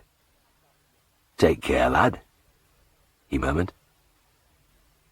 I spotted Benjamin's nose just peeping round the kitchen door. At any other time he would have been out with his master to see me off the premises, but it had been a strange day for him, culminating with my descending on him and mauling his leg about. He wasn't taking any more chances. I drove gingerly down through the wood, and before starting up the track on the other side, I stopped the car and got out, with Sam leaping eagerly after me. This was a little lost valley in the hills, a green cleft cut off from the wild country above. One of the bonuses in a country vet's life is that he sees these hidden places. Apart from old Arnold, nobody ever came down here, not even the postman, who left the infrequent mail in a box at the top of the track. And nobody saw the blazing scarlets and golds of the autumn trees, nor heard the busy clucking and murmuring of the beck among its clean-washed stones. I walked along the water's edge, watching the little fish darting and flitting in the cool depths. In the spring these banks were bright with primroses, and in May a great sea of bluebells flowed among the trees. But today, though, the sky was an untroubled blue, and the clean air was touched with the sweetness of the dying year. I climbed a little way up the hillside and sat down among the bracken, now fast turning to bronze. Sam, as was his way, flopped by my side, and I ran a hand over the silky hair of his ears. The far side of the valley rose steeply to where, above the gleaming ridge of limestone cliffs, I could just see the sunlit rim of the moor. I looked back to where the farm chimney sent a thin tendril of smoke from behind the brow of the hill, and it seemed that the episode with Benjamin, my last job in veterinary practice before I left Darrowby, was a fitting epilogue. A little triumph, intensely satisfying but by no means world-shaking, like all the other little triumphs and disasters which make up a veterinary surgeon's life, but go unnoticed by the world. Last night, after Helen had packed my bag, I had pushed Black's veterinary dictionary in among the shirts and socks. It was a bulky volume, but I had been gripped momentarily by the fear that I might forget the things I had learned, and conceived on an impulse the scheme of reading a page or two each day to keep my memory fresh. And here, among the bracken, the thought came back to me that it was the greatest good fortune not only to be fascinated by animals, but to know about them. Suddenly the knowing became a precious thing. I went back and opened the car door. Sam jumped onto the seat, and before I got in, I looked away down in the other direction from the house to the valley's mouth, where the hills parted to give a glimpse of the plain below.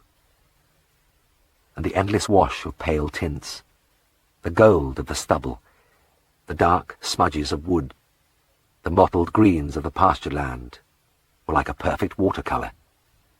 I found myself staring greedily, as if for the first time, at the scene which had so often lifted my heart, the great, wide, clean-blown face of Yorkshire. I would come back to it all, I thought as I drove away. Back to my work. How was it that book had described it? My hard, honest, and fine profession. But tomorrow I would be far from here, in London, pushing my way through the crowds. taking big steps and little uns. Chapter 48. I had to catch the early train, and Bob Cooper was at the door with his ancient taxi before 8 o'clock next morning. Sam followed me across the room expectantly as he always did, but I closed the door gently against his puzzled face. Clattering down the long flights of stairs, I caught a glimpse through the landing window of the garden, with the sunshine beginning to pierce the autumn mist, turning the dewy grass into a glittering coverlet, glinting on the bright colours of the apples and the last roses. In the passage I paused at the side door where I had started my day's work so many times since coming to Darrowby, but then I hurried past. This was one time I went out the front. Bob pushed open the taxi door, and I threw my bag in before looking up over the ivy-covered brick of the old house to our little room under the tiles. Helen was in the window. She was crying. When she saw me, she waved gaily and smiled, but it was a twisted smile as the tears flowed. And as we drove round the corner and I swallowed the biggest ever lump in my throat, a fierce resolve welled in me. Men all over the country were leaving their wives, and I had to leave Helen now. But nothing would ever get me away from her again. The shops were still closed, and nothing stirred in the marketplace. As we left, I turned and looked back. Audible hopes you have enjoyed this program.